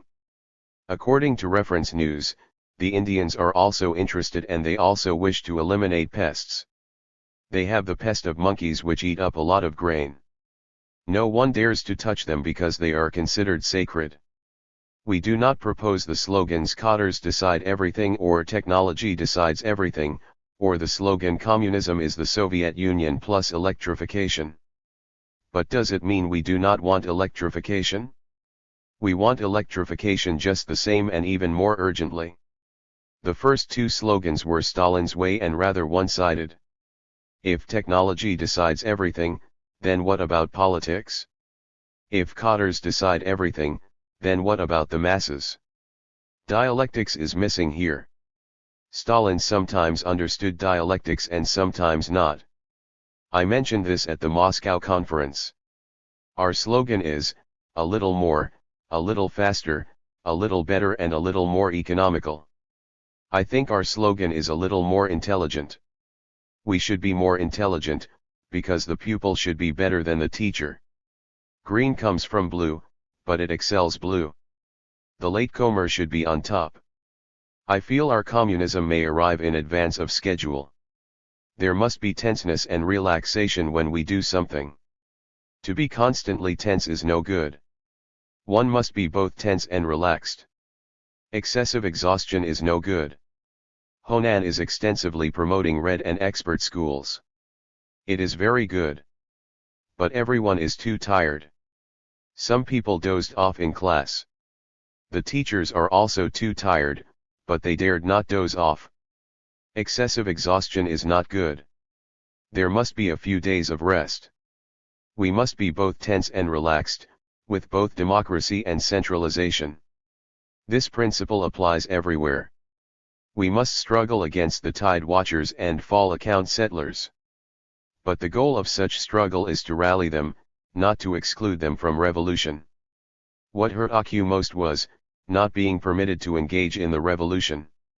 One must refrain from criticizing without helping the wrongdoers to correct their mistakes. Whether it is in struggling against or helping others, one must have good intentions. It is not good to be without good intentions.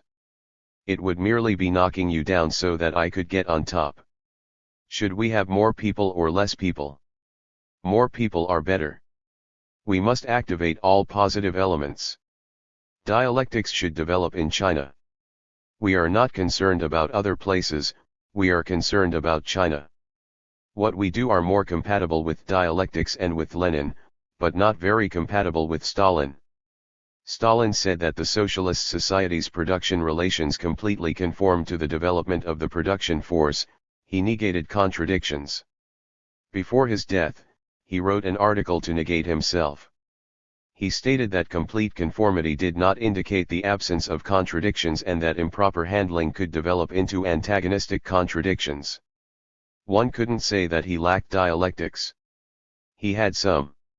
While there were superstition and one-sidedness, his method did succeed in building socialism, defeating the enemy, producing 50 million tons of steel, possibly 55 million tons this year, and in putting 3 satellites in orbit. His was one kind of method. Can we find another method? The purpose is to promote socialism and Marxism-Leninism. Take the class struggle as an example. We have adopted Lenin's method, not Stalin's. When discussing the socialist economy, Stalin said the post-revolutionary reform was a peaceful reform proceeding from the top to the bottom levels. He did not undertake the class struggle from the bottom to the top, but introduced peaceful land reform in Eastern Europe and North Korea, without struggling against the landowners or the rightists, only proceeding from the top to the bottom and struggling against the capitalists. We proceed from the top to the bottom, but we also add the class struggle from the bottom to the top, settling the roots and linking together. We struggled against the bourgeoisie in the Five Evils movement. 14 Now we are promoting construction and the mass movement.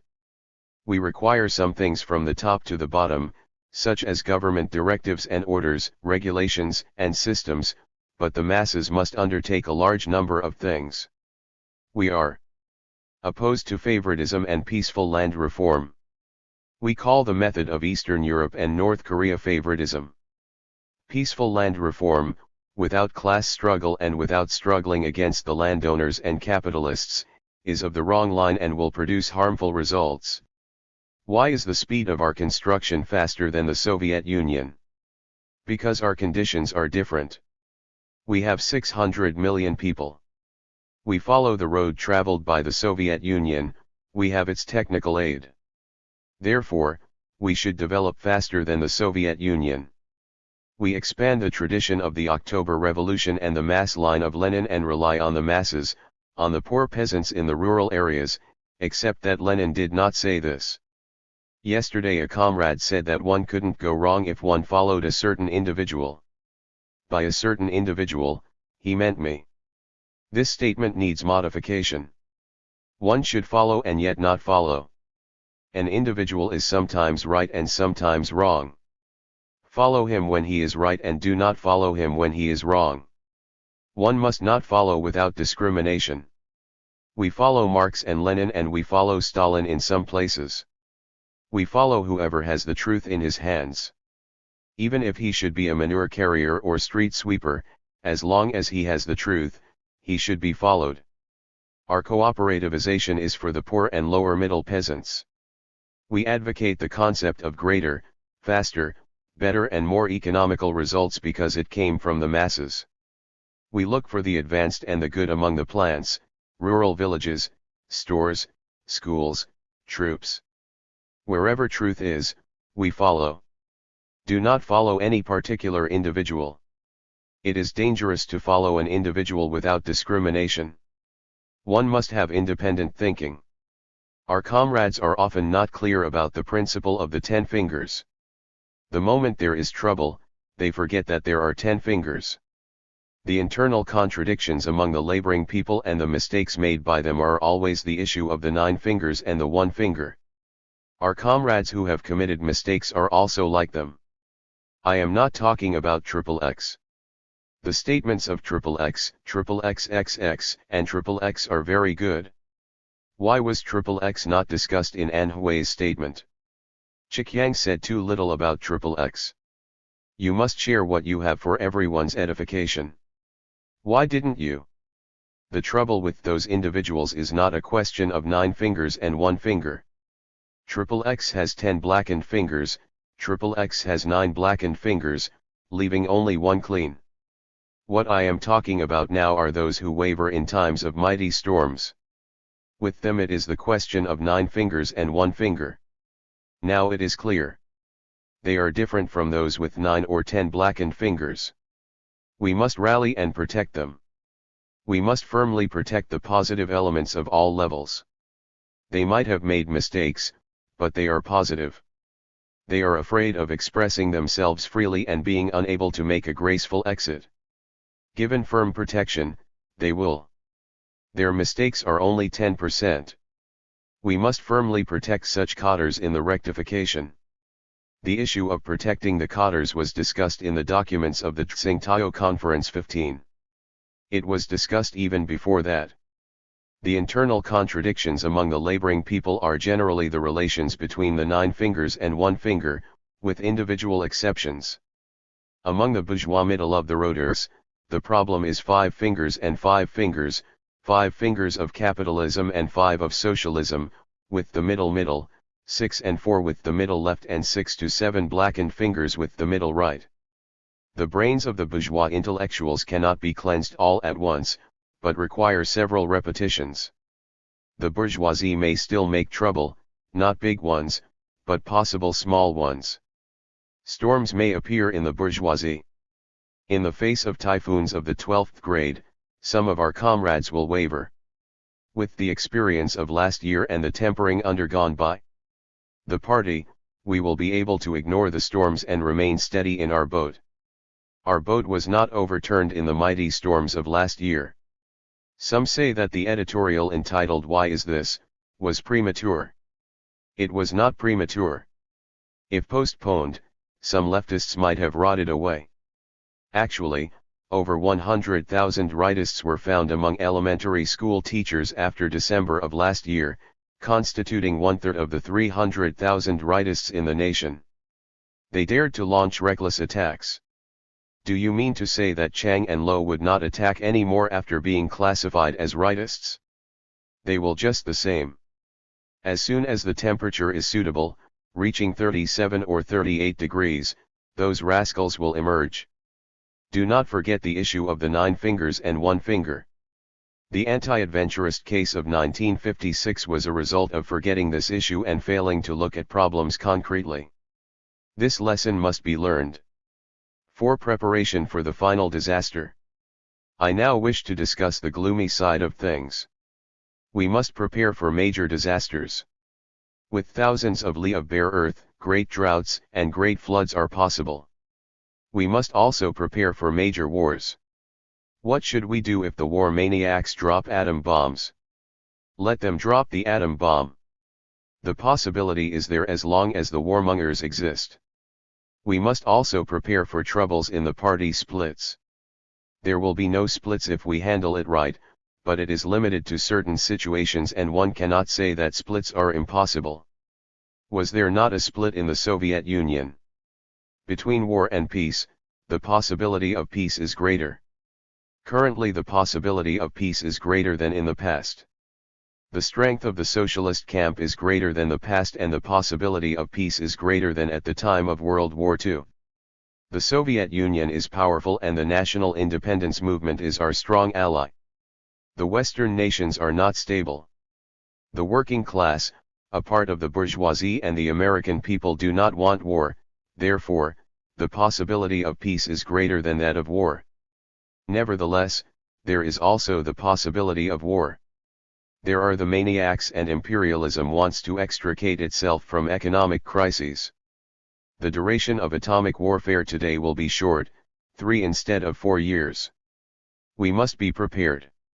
What should be done if war really comes? I want to discuss this problem. If there is war, we will fight. Let imperialism be swept clean and we will start construction again.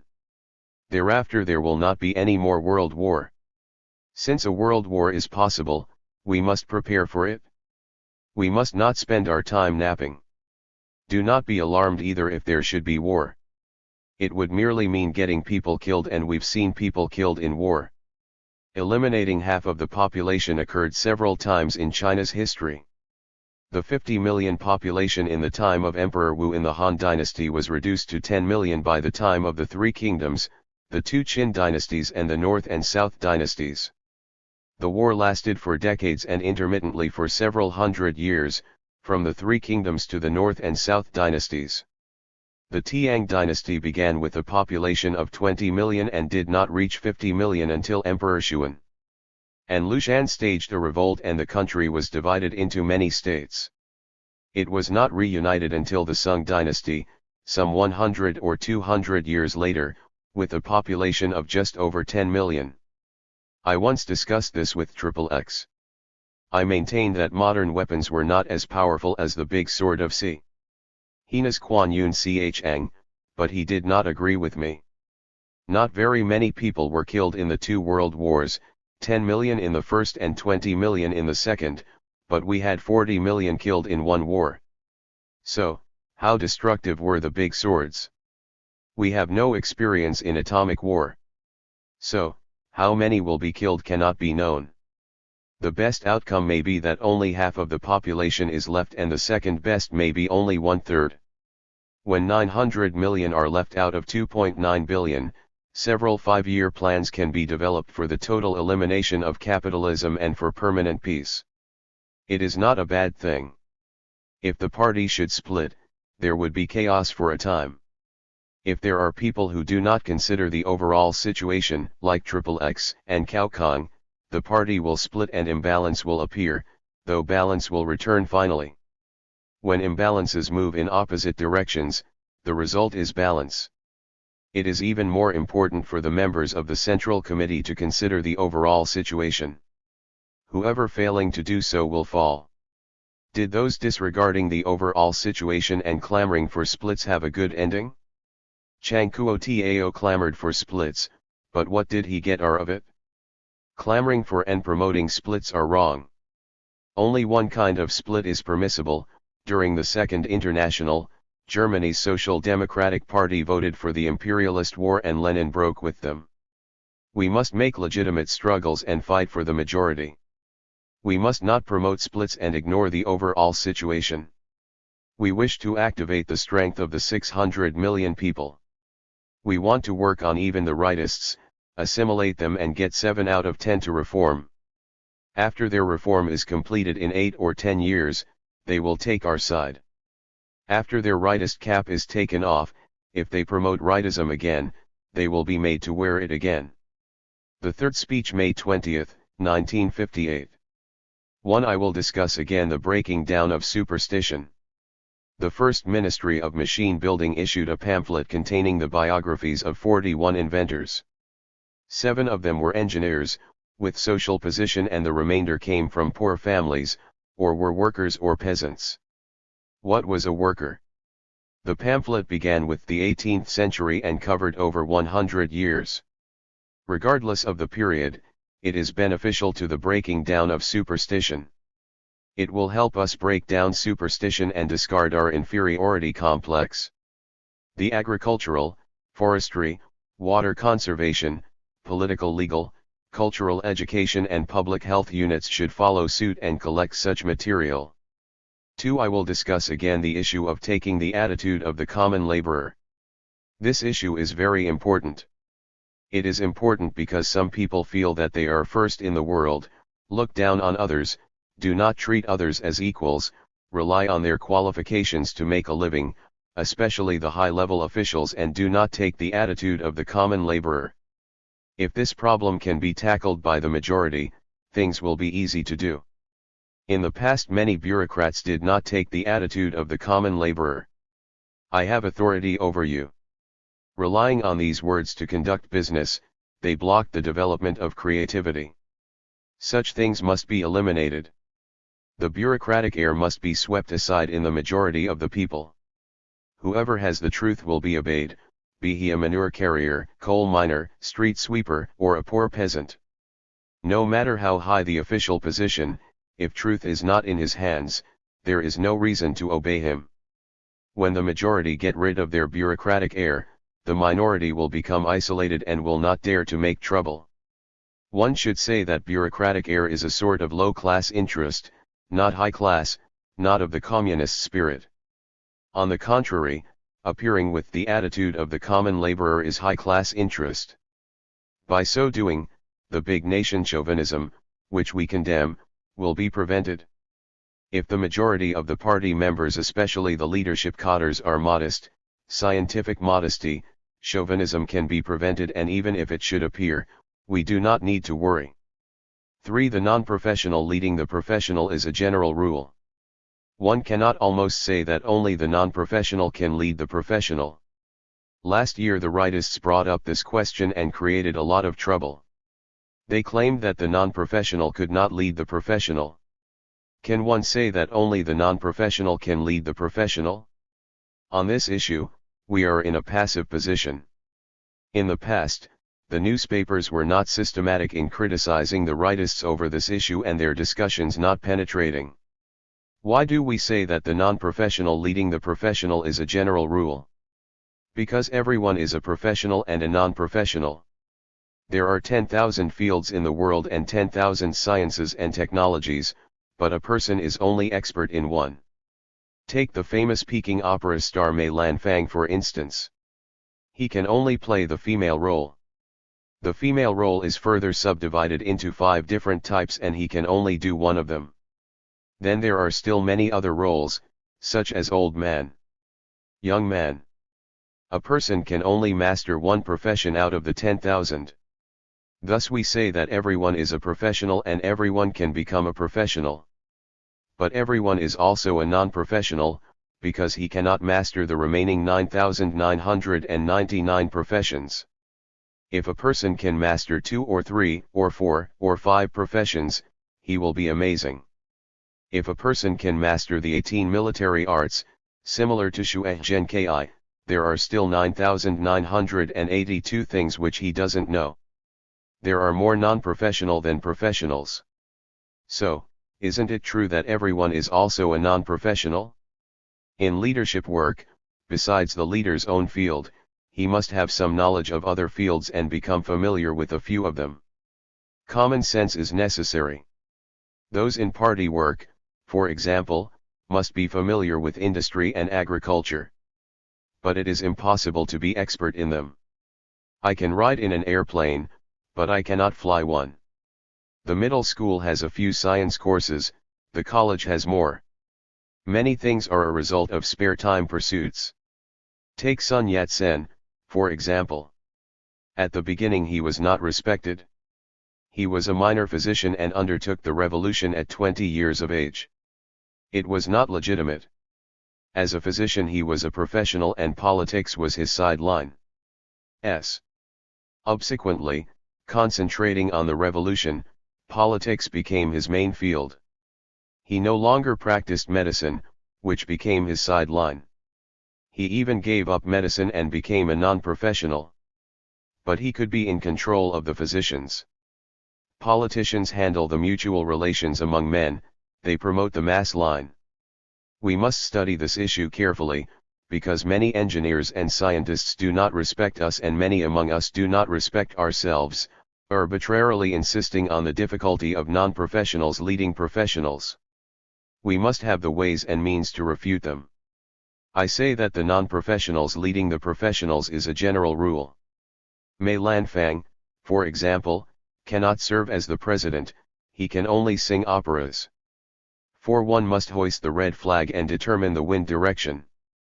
The red flag is our 5-star red flag. What flag should one hoist? The red flag or the white flag?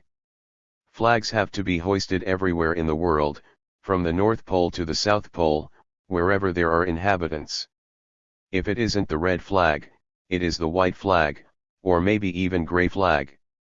If it isn't the proletarian flag, it is the bourgeois flag. What flag did the organizations, schools, and plants hoist in May and June of last year? Both sides fought. Currently, what kind of flag is still hoisted by a few backward plants, or workshops in the plants, cooperatives, schools, military units, and organizations or parts of them? If it isn't the white flag, it is the gray flag. We should visit the backward places and activate the masses to hoist the red flag. Mediocre modesty is failure to hoist the red flag. Failure to hoist the red flag is a low-class orientation and false modesty. Such modesty should be criticized. There is a sort of social public opinion which encourages a sort of work style: do not come forward fearlessly, do not think, speak, and do courageously. This is an influence of Julin Weishi. To hoist the flag, one must sharpen one's sense of smell, learn the wind direction and determine what wind is blowing. If it is not the east wind prevailing over the west wind, then it is the west wind prevailing over the east wind. These were the words of Lin Taiyu of Suqiao. There will always be parties and factions in the world, and the people in society will always be divided into left, middle, and right, some in an advanced position, others in the middle or backward positions.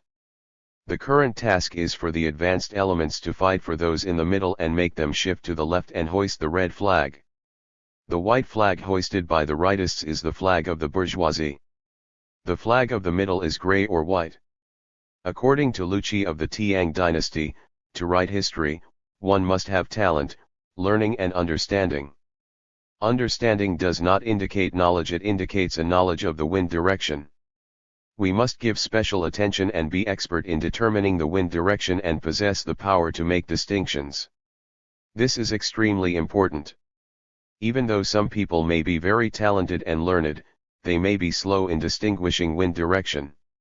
Stalin stressed foresight. Foresight is to distinguish wind direction and foresee a gale when there is only a breeze. It is not good to stand on the observation deck and see nothing. The lack of foresight is not seeing what is already there. Such condition affords the rightists an opportunity. If you don't see them, they will come. Do not be afraid of hoisting the red flag. Wherever it should be hoisted, hurry up and hoist it. It should be hoisted in each and every hilltop and rural settlement. It should be hoisted in each and every party committee, organization, military unit, plant, and cooperative. Wherever there is no red flag, it should be hoisted. Currently there are many places without the red flag. They are not evenly advanced. Some of them become backward again right after hoisting the red flag and the flag is no longer red. Constant change is also a natural condition. If the flag turns color, it should be replaced. There are red and white happy events. Last time I discussed the handling of possible disasters, mainly war and party splits. There are big, medium, and small disasters. What I discussed were the big ones, war and splits. The Chinese people consider weddings as red happy events and funerals white happy events. I find them very rational. The Chinese know dialectics. Weddings will produce children. A child is split out of the body of the mother. It is a sudden change, a happy event. One individual is split into 2 or 3, or even 10, like the aircraft carrier.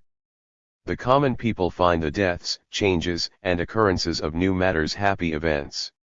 When a person dies, a memorial meeting is held.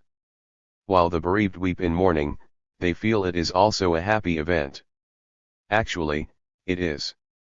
Just imagine if Confucius were still living and here at this meeting in Huajian Hall, he would be over 2000 years old and it wouldn't be so good. If one subscribes to dialectics and yet disapproves of death, it will be metaphysics. Disasters are social phenomena, natural phenomena. Sudden changes are the most fundamental law of the universe. Birth is a sudden change, so is death.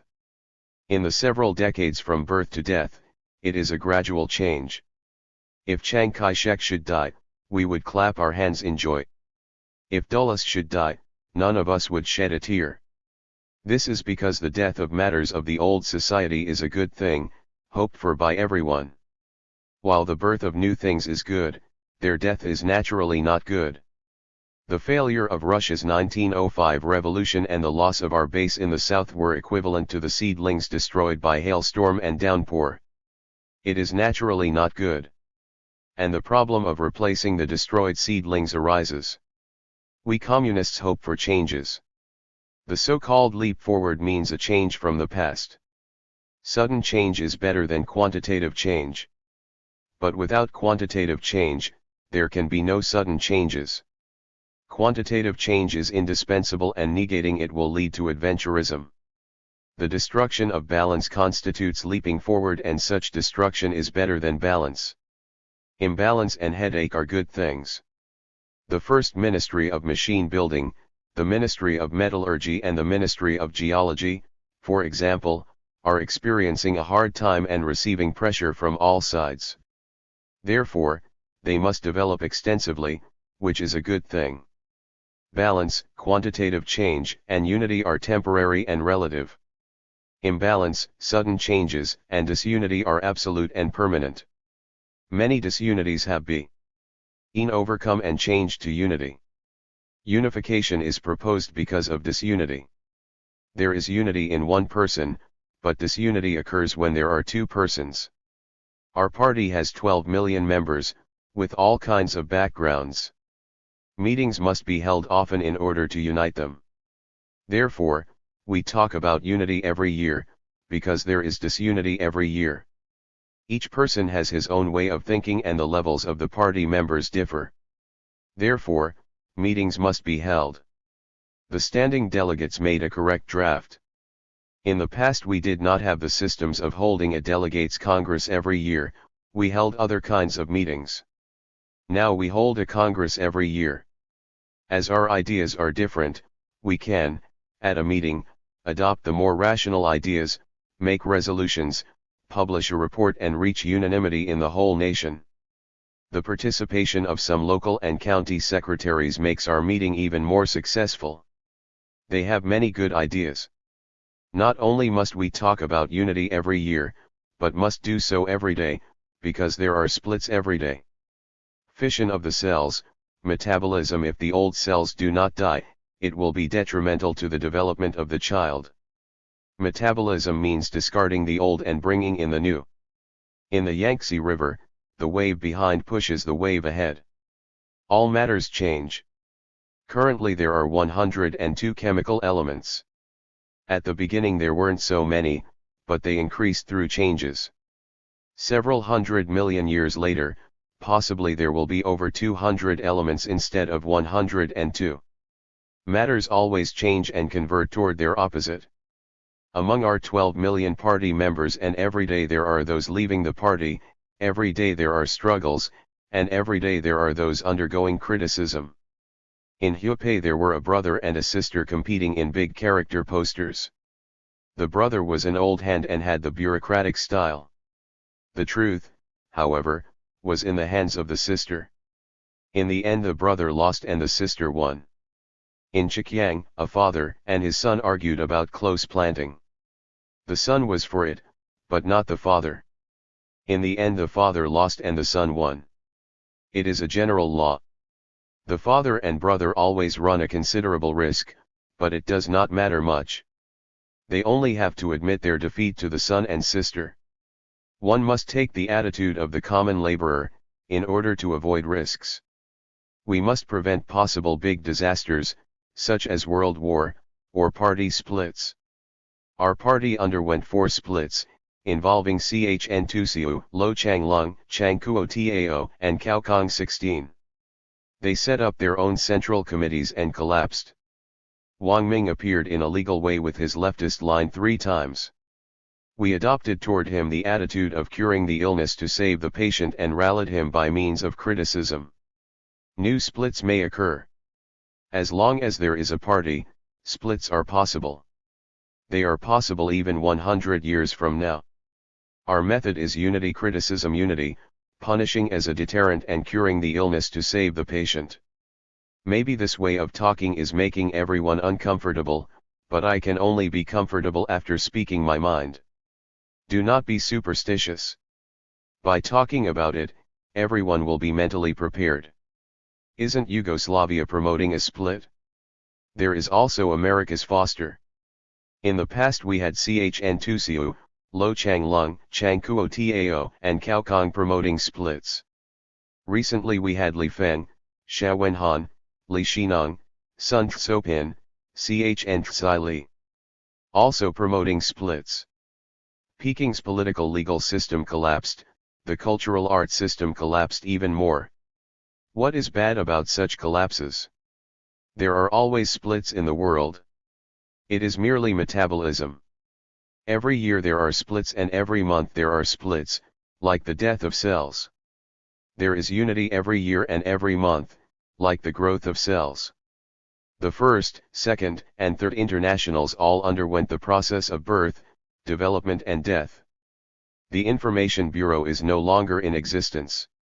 Now we can use the form of the Moscow Conference to replace it. By agreement of 12 nations, the Soviet Union serves as the convener and calls a meeting whenever necessary. There are 2 kinds of opposites. One includes things already in existence in society. The rightists, for example, are in existence to start with, but whether to bring them out or not is a policy issue. We are determined to bring them out, set them up as opposites, launch the laboring people to debate and compete with them and knock them down. There are many rightists among the elementary school teachers, numbering 100,000 among the 300,000 rightists.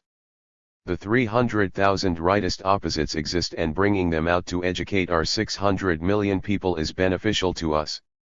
The other includes what is not in existence in nature. It has some material conditions. To build a dam, for example, we can use artificial means to set up an opposite. The water level is raised to make it flow and produce a fall, resulting in power generation and shipping. Building a plant also involves setting up opposites. The Anshan steel mill was built by the Japanese. The Changchun motor vehicle plant is new, an opposite established artificially. What is absent in nature can be manufactured by man, but there must be a material foundation. The satellite in orbit is man-made. It can be placed in orbit when the law is found. We are optimists.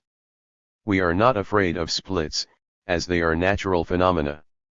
The splits of CHN2CU, Lo Changlung, Changkuo Tao, and Kaokong were helpful to us.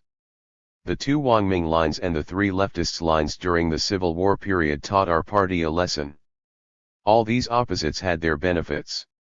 Naturally, it is not necessary to create CHN2CU, Kaokong, etc., artificially. They will emerge when the climate is favorable. There is nothing to fear. We will overcome them. Optimism is our main outlook. We also have worries.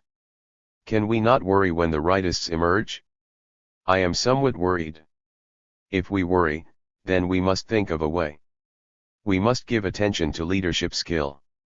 With good leadership, a split will turn from something bad into something good. If it is foreseen, it may not come at all, like weeding.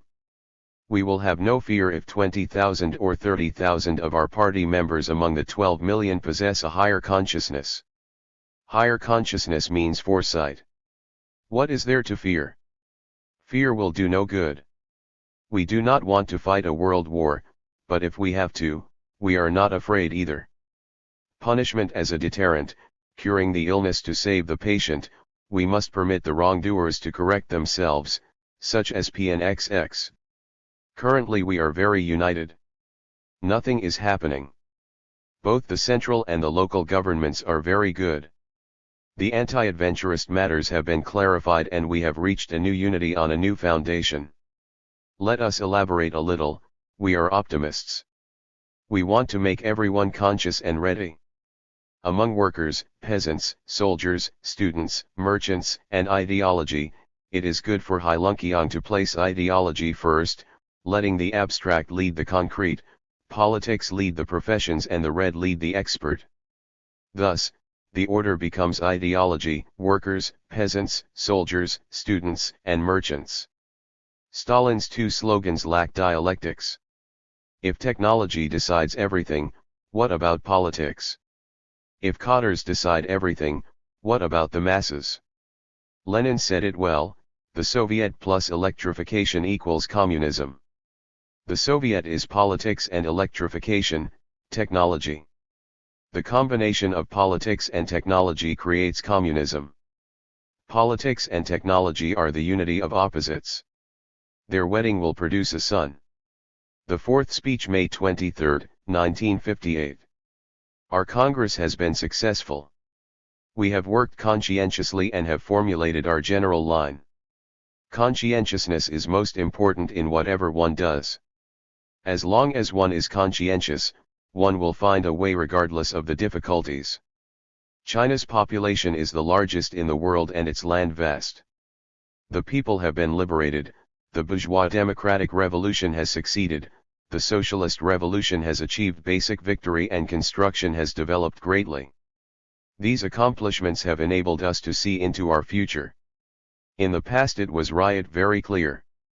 We did not know when we would extricate ourselves from the passive and backward situation. In the past we commanded no prestige or respect in the world. Dulles does not think much of us. It is not compatible with our position, but he does have his reasons. Though we have a large population, we have not yet demonstrated our strength. One day when we catch up with Great Britain and the US, Dulles will respect us and acknowledge our existence as a nation. Our policy is that we will not invite him as a guest, but if he should knock on our door, we would entertain him. Things were not very clear in the past several years, even as recent as the year before the last. There were still those opposing the general line and many doubted the policy of greater, faster, better and more economical results. This was inevitable, because it existed objectively. Many people doubted or opposed the building of socialism with better and more economical results. Some people could see the point, while others could not. Those who could not see the point must undergo some tortuosity. After a period of time, more people saw the point. The road is always tortuous, there will be twists and turns in the future. The Congress adopted the general line to go all out, aim high and achieve greater, faster, better and more economical results. But it has to be proved in objective practice. Some of it has been proved in the past. The past 3 years air like a saddle, high at both ends and low in the middle. The year before the last was high, last year low, and this year high again. With such changes, the Congress this time is successful. It reflected the people's sentiments, demands, and stamina in building socialism with greater, faster, better and more economical results. Such results were not very evident at the time of the third plenum of the 8th Central Committee in November 1956, but began to manifest themselves from the time of the third plenum in September 1957. In the winter of 1956, two events were unexpected: the international antagonism toward Stalin and the Poland and Hungary incidents. An anti-Soviet and anti-communist high tide appeared in the world, affecting the whole world and our party. Domestically, we did not expect the resistance against adventurism or the international incidents. As was mentioned at the CHN2 conference, all the comrades present here should pay attention to twists and turns that may still occur in the future. I hope all the provincial committees will study the situation and be ready. As I mentioned the last time, there is the possibility of war and there is the possibility of splits, but it doesn't matter if we can foresee them. Everyone must study this matter. All provinces must further study the possibilities of war, splits. Because we will not be afraid if they are expected. Not that there is a war now, but there is the possibility. There are maniacs in the world. As discussed at the Moscow conference, we must be prepared against the maniacs. Should there be war, they will be finished. Wisdom belongs to us. There may be trouble, but unjust forces will always be condemned and the just forces will always win, but we must foresee what's coming. The party must also ponder.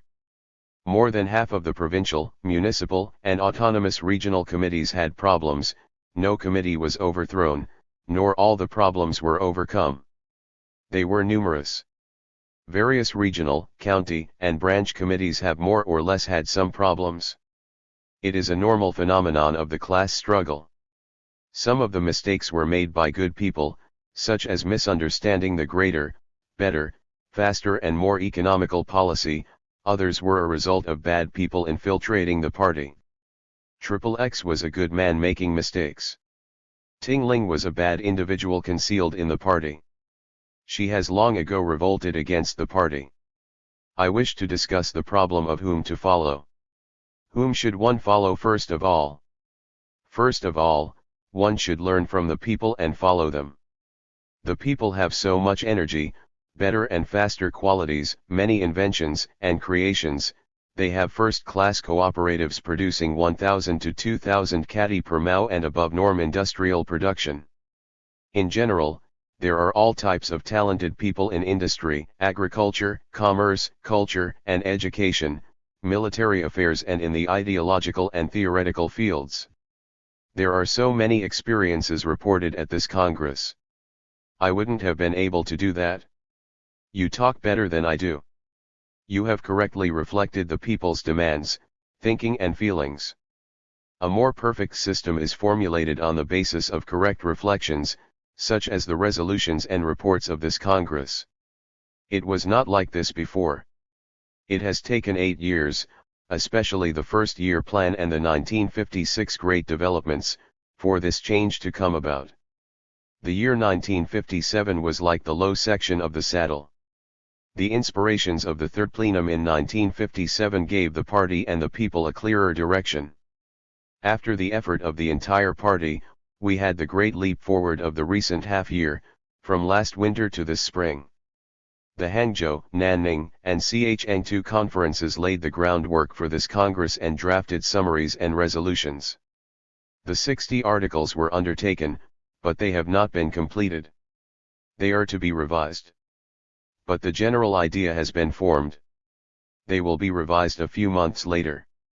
Therefore, we follow the people first and later on the people follow us. Theory first comes from practice, and later on it is used to guide practice. The unity of theory and practice is Marxism. There was no Marxism to start with. It came to the people's mind from their practice in class struggle. It was first reflected in the minds of the forerunners, Marx, Engels, Lenin, and Stalin. The reflection of the objective law in the subjective world resulted in a theoretical summary, which was developed into theories by them to serve as our models. If political errors are to be avoided, then we must use theory to guide practice, but theory must originate from practice. Apart from objective practice, it will be impossible to form theory. No reality can be formed behind closed doors. The general line formulated at the Congress is not the result of any spur-of-the-moment ideas of certain individuals.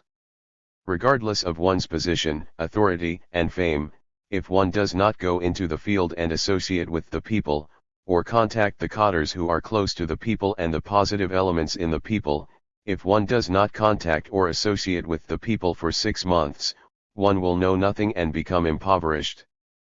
Therefore, the provision that everyone must spend 4 months out of the year in the field is necessary.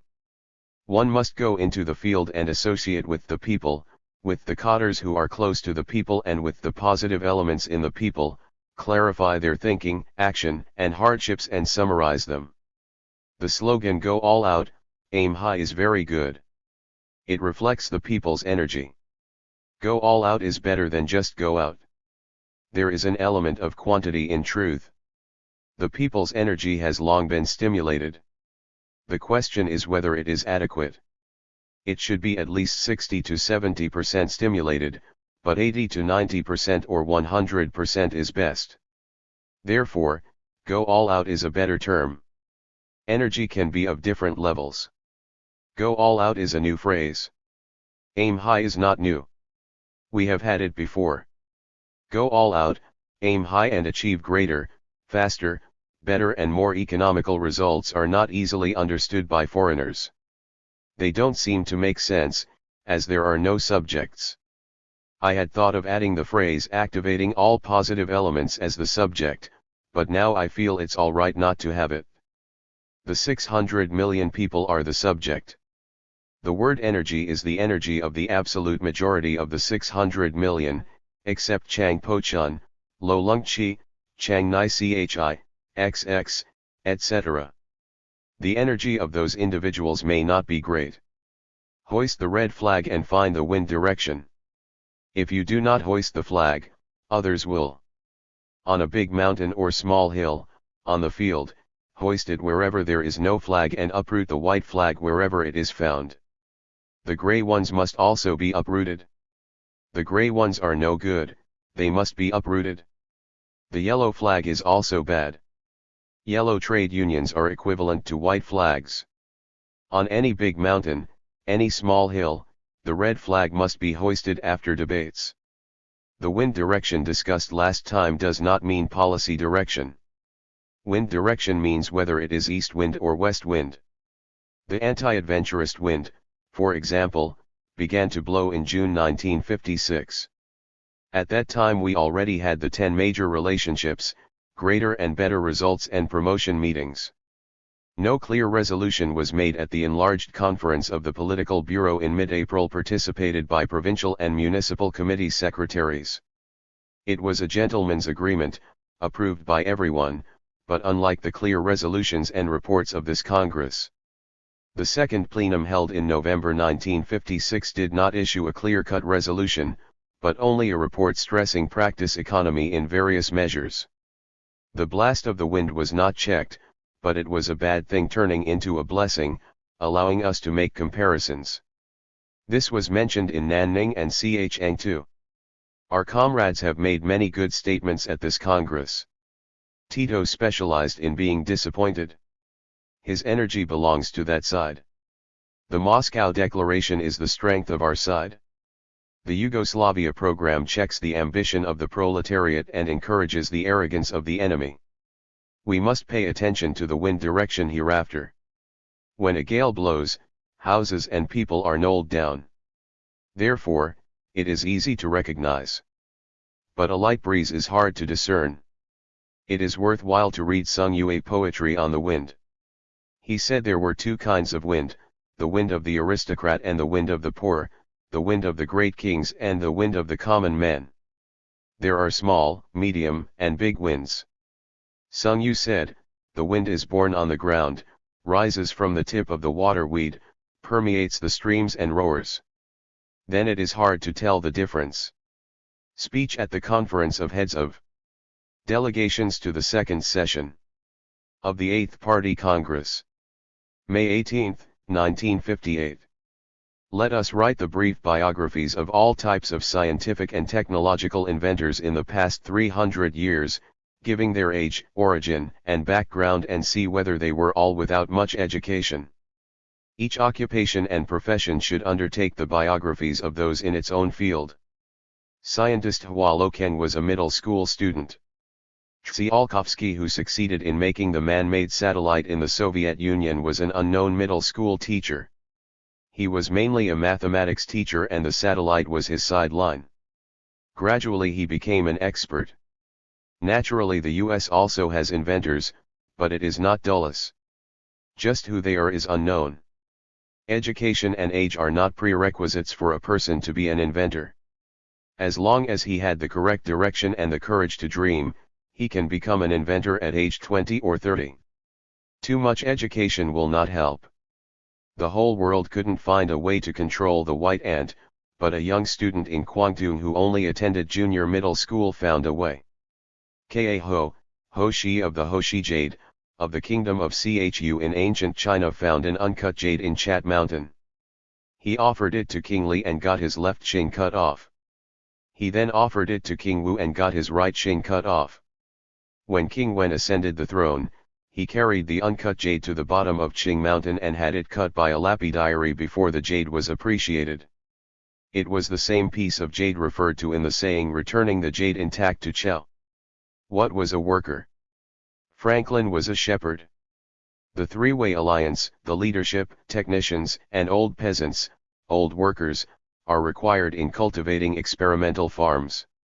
In general, what I want to prove by my information is one point: isn't it true that the lowly are the most intelligent and the elite the most ignorant when it comes to robbing the cocky high-level intellectuals of their capital? There should be less servility and more self-respect. The workers, peasants, old cotters and low-level intellectuals should be encouraged in their self-confidence and creativity. I once asked some people, are we in heaven? Are we considered gods? Are we foreigners? They answered in the negative. They were superstitious. In my speeches, I discussed 1. Breaking down superstition, 2. International and domestic situations, and 3. Disasters. Generally speaking, the international situation is bright, but war is also possible. The domestic situation is the issue of the relationship with the 500 million peasants. The peasants are our allies. If they are not rallied, there will be no politics. If no attention is given to their problems, mistakes will occur. With them as our allies, we will win. Lenin also stressed the workers' and peasants' democratic dictatorship, arousing the consciousness of the rural semi-proletariat to take part in uninterrupted revolution. Some people felt that, since it took 80 years to develop capitalism, socialism could only be introduced when the workers became more numerous and the peasants conscious of themselves. But practice proved that it did not require several decades to advance from democratic revolution to socialism. The Soviet Union's February Revolution proved Lenin was correct. China is even more different. We have several decades of experience in the democratic revolutionary base. After the liberation, the peasants' morale was high. The rural semi-proletariat numbered 350 million. A considerable number of people in China's Communist Party do not understand the importance of the peasant issue, and that is where mistakes will occur. Those who do not believe in greater, faster, better and more economical results primarily have no confidence in the 40 articles in agriculture. They do not believe that agriculture can be developed relatively fast. Why do we talk about the 10 major relationships? They constitute the basic viewpoint. It is for the purpose of comparison with the Soviet Union. Besides the Soviet method, is it possible to find another method which is even faster and better than the Soviet Union and the European nations? The road of China's industrialization includes the simultaneous promotion of the large, medium, and small enterprises and of industry and agriculture. We do not say that we are competing with the Soviet Union, but actually we are vying with the teacher. We have two parents, the Kuomintang Society and the October Revolution. We follow Lenin in the mass line and the class struggle. We want to eliminate the bourgeoisie thoroughly, including its ideology, but without confiscating the property and destroying the people of the bourgeoisie. Stalin did not promote the mass line. He played favoritism and was too excessive in the class struggle. The domestic situation is mainly the issue of the peasantry. Irrigation, fertilizer, soil improvement, seeds, close planting and deep plowing. The method of Chankeo County is a model. I feel that heavy industry, metallurgy, machinery, coal, chemistry, and foreign trade should be discussed. I would rather delay the closing of the meeting for one day. Of the 26 provinces, municipalities, and regions, 13 of them have problems. There is confusion in the political and legal systems and in the literary and art circles throughout the country. Two types of people cause the problems, rightists and right opportunists. Those making the mistake of the line will be permitted to participate in the revolution. As for Pianhan 1, Ku Ta Tsun, and Feng Paichu, it is better not to discipline them at this meeting. It is correct to propose disciplining, but not disciplining is also right. Several documents should be printed, including the statements of Wang Ming and Ku Xining and the letters of a branch secretary in Tientsin and the party committee secretary of Nanking University, to the chairman. The branch secretary of Tientsin was very good. He did not give in. As not very many people were informed in the past, whether to let loose or not, it was impossible to keep pace at that time. A branch in Tsinghua University deteriorated. It is a rare opportunity for a party purge. The annotations to socialist upsurge in China's countryside should be printed. It is correct to say that the ownership system has been basically solved, but the mutual relationship between the political and ideological fronts have not yet been solved. It was a little too optimistic to predict that the socialist revolution had gained a basic victory. I did not expect such a big revolution. As for China's bourgeoisie, I predict there will still be struggles, long-term struggles, to eliminate the deep-rooted influence of the bourgeoisie and its intellectuals. A socialist revolution involving a battle on the political and ideological fronts is inevitable. Another one is necessary after a basic solution to the ownership system has been found. This time, I did not expect the revolution will be fundamentally over in a few months, nor did I expect that the rectification would be implemented ahead of schedule. The rectification was forced on us by circumstances, and the struggle against the bourgeoisie was inevitable. But the resistance against adventurism also accelerated the rightists' attack. I consciously used the rightists to carry out the rectification. Turn it loose first before thinking of a method, struggle a few rounds and see. The Tsingtao conference printed some material. A student of Huadong Normal College was very firm, asking what will happen if the Communist Party collapses. The above is about the peasant issue. Urban population is 15% of the total and rural population 85%.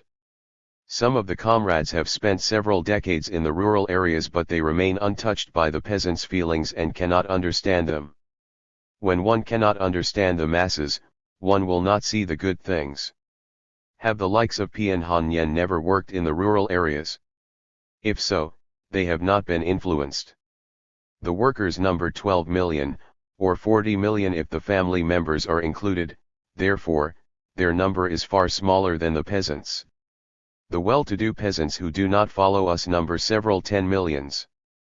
After the great leap forward, possibly 50% of them will be against socialism and 20% will maintain their present position. What are your opinions on the election? It is not good to be without horns on the head, but too many is not good either. A cow should have 2 horns, 4 would be too many. If we elect a group of alternate committee members, there will be a balance. To have a few more alternates is no problem. Among the workers, peasants, and soldiers, there are several 100 million peasants. The Trotsky factions too has always scoffed at us for peasantism, and imperialism calls ours a peasant revolution. China's working class cannot sit firm without the peasants. Since Lenin also stressed the peasant problem, did he also advocate peasantism? I asked our European comrades, what about you? In Europe, besides the farm workers, conflict between the landowner peasants, many with their own farm machinery, and socialism is great. In my conversations with the comrades of South America and India, the issue of rallying the peasants was also discussed. I asked them to study a rural village, clarify the class relations, and analyze matter in minute detail. Being backward has its advantages. The great leap forward should not be pushed too urgently. The students of red and expert schools dozed off in class. This won't do at all.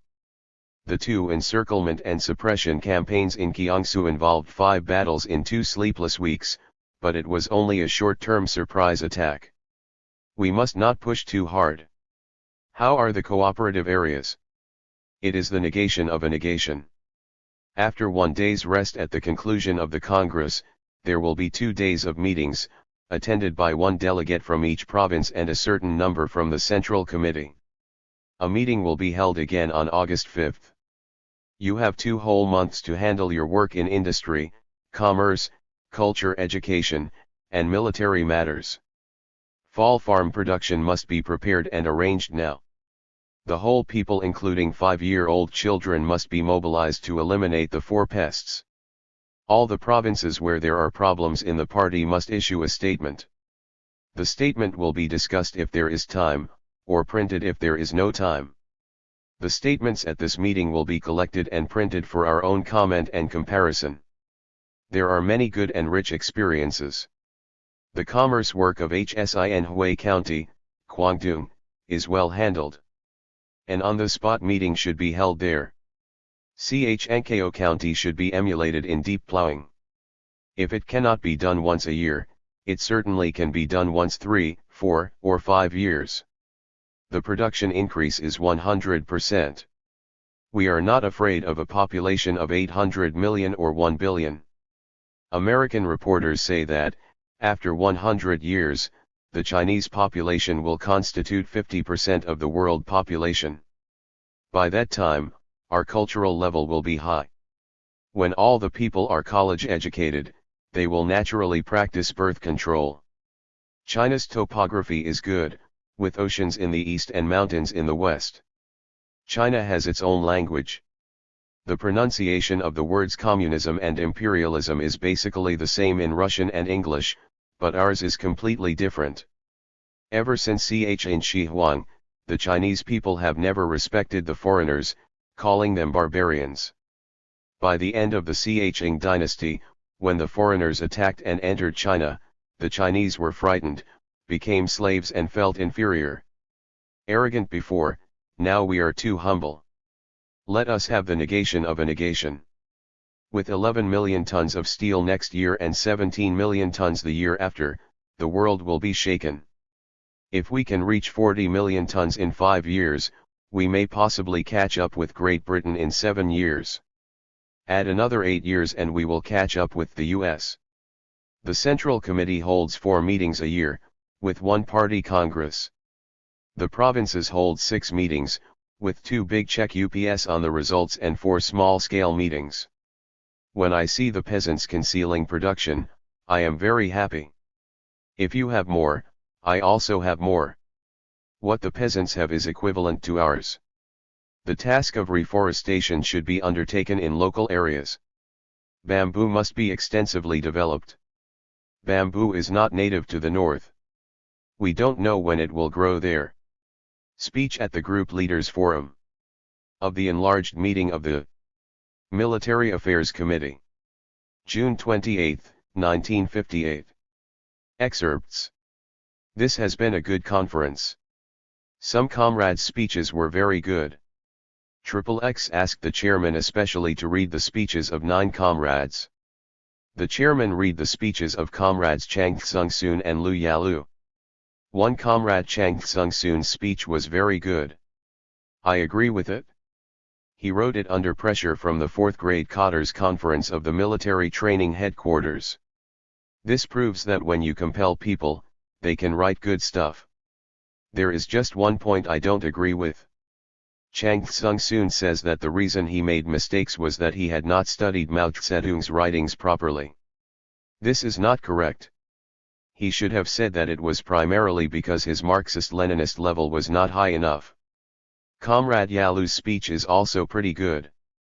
This illustrates the point that the army comrades' level is high and that they can write.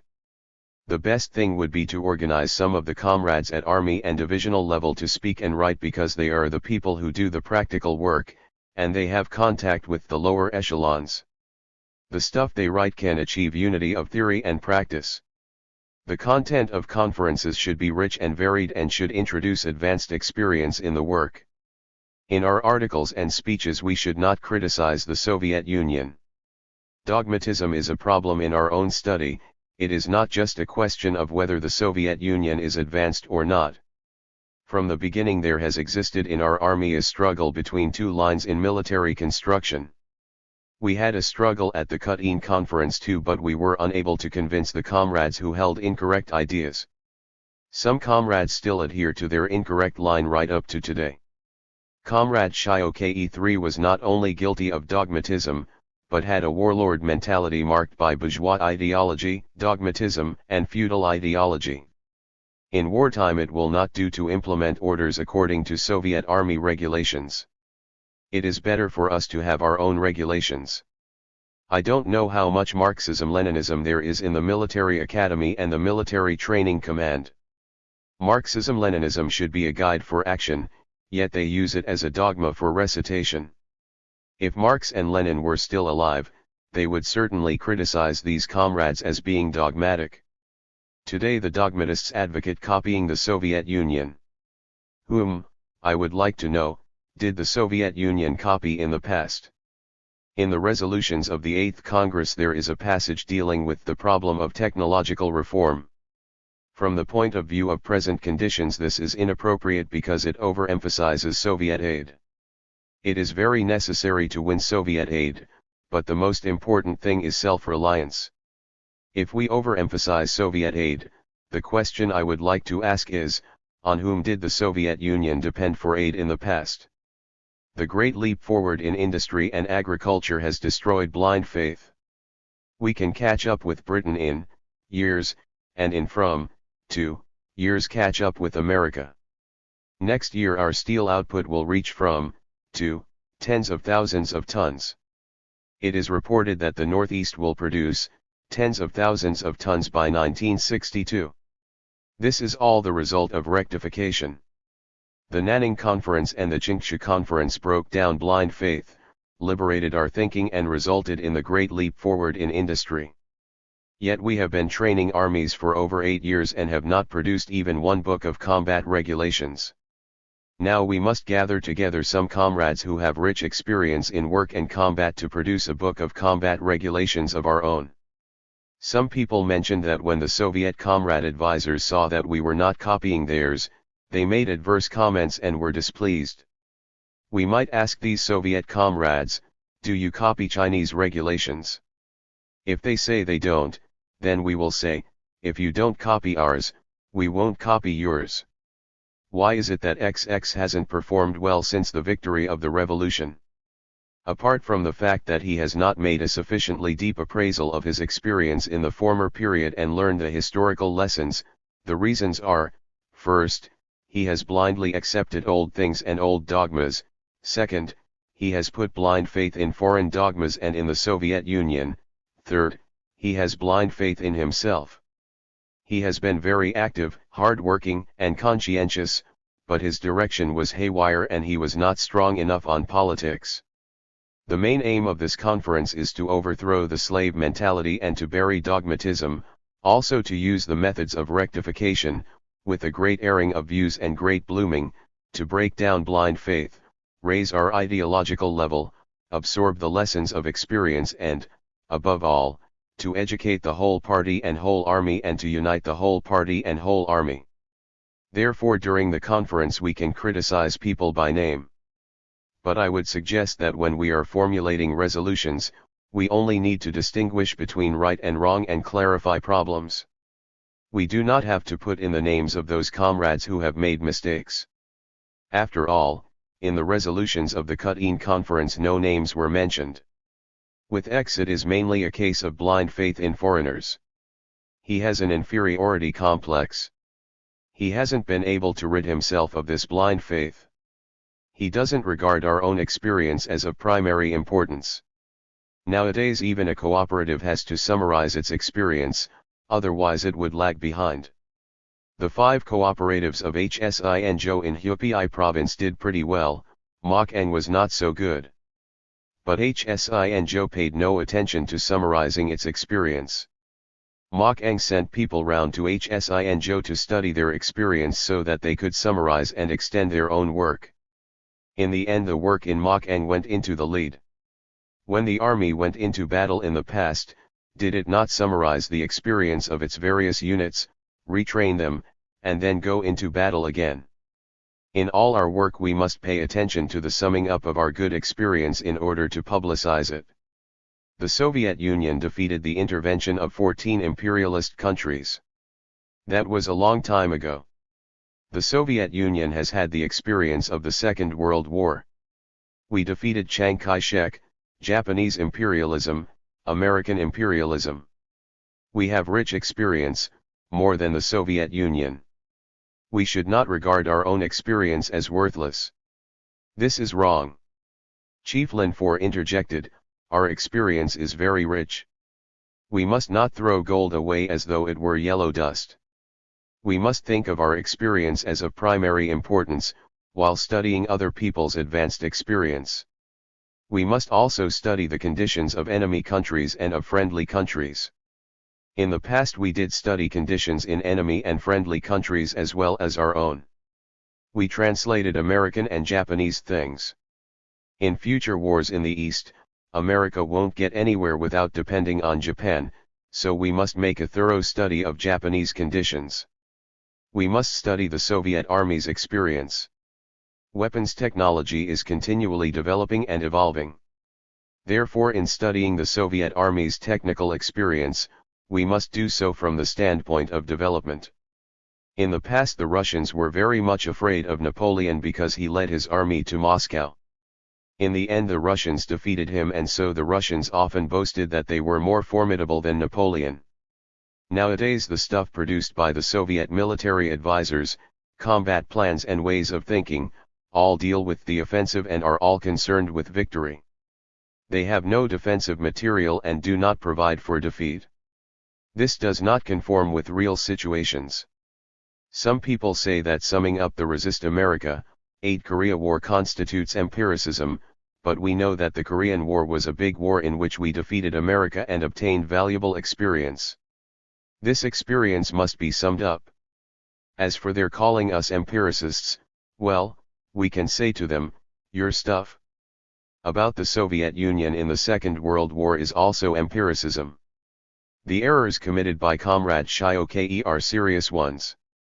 In the past we had no chance to convene such a big conference. Now that we have that chance we can dig out the roots of dogmatism.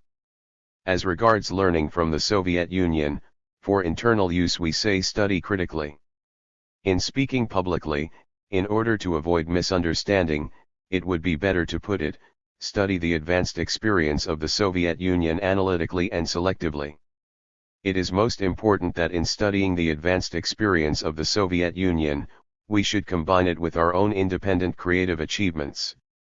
The universal truth of Marxism must be combined with Chinese practice. We must not eat pre-cooked food. If we do, we shall be defeated.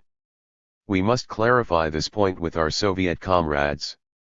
We have learned from the Soviet Union in the past, we are still learning today, and we shall learn in the future. Nevertheless, our study must be combined with our own concrete conditions.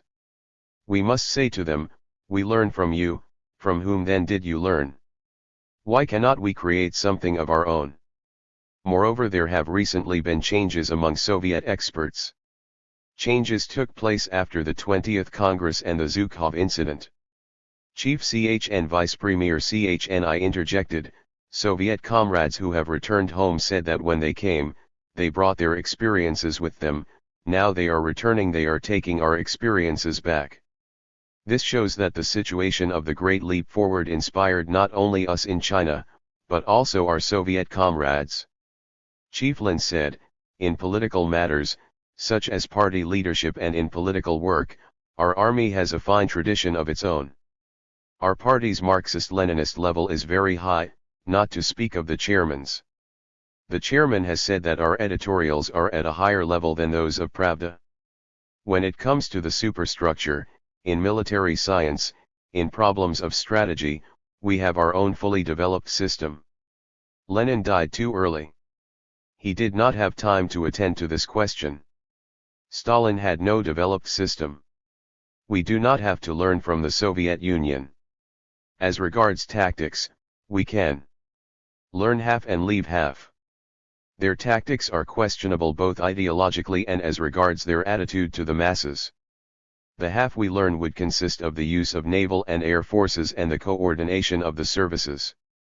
As for the half we don't learn, such as tactical thinking, we have Chairman Mao, so we don't need to learn theirs. We should study technology and science and also the organization of modern warfare, but we should use the methodology of the mass line to study it. We should take advantage of the fact that our generation is still alive to organize a group of codders to put together our own system properly, and to pass it on. That's the way. Li Shimin, Tzao 5 etc., all knew how to fight wars. China's past has quite a lot to offer. Comrade Kai Feng 6 said that the Sun Tzu Ping Fa 7 contained no Marxism, but when we asked him whether he had read it he could not answer. Obviously it is quite wrong to make categorical statements without having read it. Chief Lin interjected, Sun Tzu Ping Fa does contain both materialism and dialectics. It is a collective work. The authors included Sun Tzu, Sun Pin, Tzao Tstao, Tu, etc. The elimination of blind faith was brought up at the Qingshu conference. It has progressed very rapidly in the last 4 months. Since the second session of the 8th Congress it has further developed in every domain throughout the country. For example, Anshan, which originally planned to produce tens of thousands of tons of steel, has now revised its target and next year will reach an output of from to tens of thousands of tons. They have also gone in for the combination of large, small, and medium plants and of native and foreign methods. According to a letter from Comrade XXX in the Northeast, in the second 5-year plan the Northeast can reach an output of tens of thousands of tons. If we have steel and modernized industry, then we can easily develop a modernized defense industry. I am in favor of producing more light weapons so that we can arm a mass militia. Chief Lin interjected, the militia is very important. In the past others have looked down on us. The main reason for this was that we were short of food, steel, and machines. Now we have produced some things for all to see. Instructions. June-September 1958. Atom bombs. June 1958. Let us work on atom bombs and nuclear bombs. 10 years, I think, should be quite enough. At the University of Tientsin. August 13, 1958. In future, schools should have factories and factories schools. Teachers should do manual work. It will not do to move only their lips and not their hands. Colleges should grasp 3 things, party committee leadership, mass line, and the coordination of education and production. At the University of Wuhan. September 12, 1958. It is a good thing that the students themselves spontaneously ask for part-time study and part-time work. This is a logical result of the campaign to build workshops at schools. More permissions should be given to this kind of request and also active encouragement and support. In school reform, notice must be paid to the development of the activism of the broad teaching staff and students and to the gathering together of the wisdom of the masses. At the Hupi Iron and Steel Works. September, 1958. Large-scale enterprises like the Wuhan Iron and Steel Works should be gradually built up as industrial complexes. In addition to a wide range of iron and steel products, machinery, chemical products, and building materials may be attempted. In such a large-scale industrial complex, there must also be some affiliated agriculture, commerce, education, and military service. Communes are better. August 9, 1958. Source: extracted from the account of Mao's inspection tour in Shantung on August 9, 1958, as reported in People's Daily, 13 August, 1958. Chairman Mao emphasized particularly that arrangements for all types of work must be the subject of vigorous and uninhibited debate by the masses. He said that if plans and directions were not debated by the masses, the ideas would be yours, i.e., those of the cadres. After such debates, the masses themselves became the masters, and were naturally prepared to work more energetically. Chairman Mao emphasized once more that the leading cadres must go frequently to the lower levels to have a look, to aid the basic level cadres in summing up their experience, and to give guidance on the spot. When Tianchi Lung, Shantung Provincial Secretary, reported that Pei Yuan Shang in Li Chngn was preparing to set up large collective farms, Chairman Mao said, "It is better to set up people's communes. Their advantage lies in the fact that they combine industry, agriculture, commerce, education, and military affairs. This is convenient for leadership." Interview with the Xinhua News Agency correspondent. September 29, 1958. Imperialism will not last long because it always does evil things. It persists in grooming and supporting reactionaries in all countries who are against the people. It has forcibly seized many colonies and semi-colonies and many military bases, and it threatens the peace with atomic war. Thus, forced by imperialism to do so, more than 90% of the people of the world are rising or will rise up in struggle against it. Yet imperialism is still alive, still running amok in Asia, Africa, and Latin America. In the West, imperialism is still oppressing the people at home. This situation must change. It is the task of the people of the whole world to put an end to the aggression and oppression perpetrated by imperialism, and chiefly by U.S. imperialism. It is my opinion that the international situation has now reached a new turning point. There are two winds in the world today, the east wind and the west wind. There is a Chinese saying, either the east wind prevails over the west wind or the west wind prevails over the east wind. I believe it is characteristic of the situation today that the east wind is prevailing over the west wind. That is to say, the forces of socialism have become overwhelmingly superior to the forces of imperialism. Speech at the Supreme State Conference. Excerpts. September 8, 1958. U.S. imperialism invaded China's territory of Taiwan and has occupied it for the past 9 years. A short while ago it sent its armed forces to invade and occupy Lebanon. The United States has set up hundreds of military bases in many countries all over the world.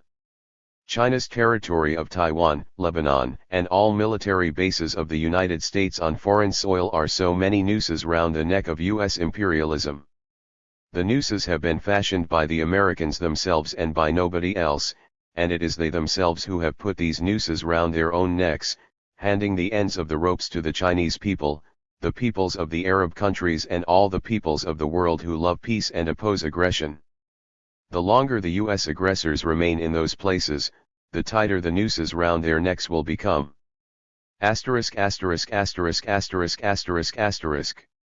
If the U.S. monopoly capitalist groups persist in pushing their policies of aggression and war, the day is bound to come when they will be hanged by the people of the whole world. The same fate awaits the accomplices of the United States. The masses can do anything. September 29, 1958. Source: extracted from a statement to a reporter of the Xinhua Agency, on September 29, 1958, following a tour of the country. During this trip, I have witnessed the tremendous energy of the masses. On this foundation it is possible to accomplish any task whatsoever. We must first complete the tasks on the iron and steel fronts. In these sectors, the masses have already been mobilized. Nevertheless, in the country as a whole, there are a few places, a few enterprises, where the work of mobilizing the masses has still not been properly carried out, where mass meetings have not been held and where the tasks, the reasons for them, and the methods have still not been made perfectly clear to the masses or discussed by the masses. There are still a few comrades who are unwilling to undertake a large-scale mass movement in the industrial sphere. They call the mass movement on the industrial front irregular and disparage it as a rural style of work and a guerrilla habit. This is obviously incorrect. However, while devoting ourselves to iron and steel production on a large scale, we must not sacrifice agriculture. The 1959 task in agriculture is to achieve a leap forward even greater than that of 1958. Consequently, we must organize the industrial and agricultural labor force effectively and extend the system of people's communes throughout the whole country. On Huan Shang's comment on the disintegration of the Western world. November 25, 1958. Source: Long Live Mao Zedong Thought, a Red Guard publication. Huan Shang's theory is correct. The Western world is disintegrating. Currently it is in the process of breaking up, though not yet completely. But is heading in that direction. Final disintegration is inevitable. The transitional period may last quite a while, it will not happen overnight. The so-called Western unity is an empty term. There is unity, Dulles is striving for it, but it has to be under US control. Under the atomic bomb, the big and small partners must rally around the US, pay tribute, and prostrate themselves as inferiors. This is the so-called unity of the Americans. Such a situation will inevitably head toward the opposite of unity, to disintegration. Comrades, under today's situation, to whom does the world belong? A letter to Zhou Shiqiao. November 25, 1958. Source: Long Live Mao Zedong Thought, a Red Guard publication. Dear Tun Yuan, I received your letter of October 17 and was happy to read it. When undertaking a new duty, one must not choose the light and shun the heavy, but must choose the heavy and scorn the light. The ancients said, the virtuous and the able, it is impossible to combine the two into one. I feel that the two can be combined into one in you.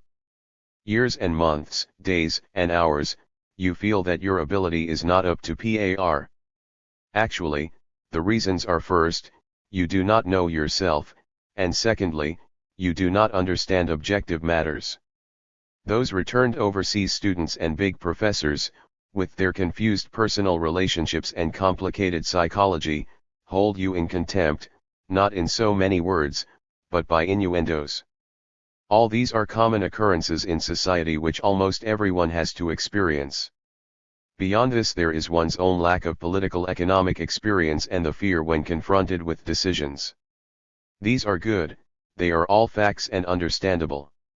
I feel that your intelligence and honesty are adequate to resolve all difficulties. It seems that I have discussed this point with you before. Intelligence means asking many questions and thinking a lot, honesty entails seeking the truth through facts. Practicing them constantly and regularly will make one more successful. Your courage seems to have greatly increased. After not having seen a person for 3 days, one must look at him with new eyes. My rambling is merely to add some oil and put in a dash of vinegar. Covering 80,000 li a day when sitting on the ground. Chang Chuju was wrong in his statement. There is a numerical basis. The diameter of the Earth is approximately 12,500 kilometers. Multiplied by 3.1416, it becomes 40,000 kilometers, or 80,000 li. This is the mileage of the Earth's revolution, 1 day's time. One must pay to ride a train, ship, or bus. It is called traveling. But no fare is required, no purchase of a ticket required, when sitting on the Earth and covering 80,000 li. Is this traveling? One is constrained by customs and habits, and one's superstition is not eliminated. it is nothing but daily life, yet many people find it odd. Patrolling the skies, our solar system, including the Earth, threads back and forth in the Silver River Milky Way every day and every hour. What is the Silver River? It is without limit. 1,000 merely indicates infinity. Mankind merely patrols in a river, but what he sees is infinite.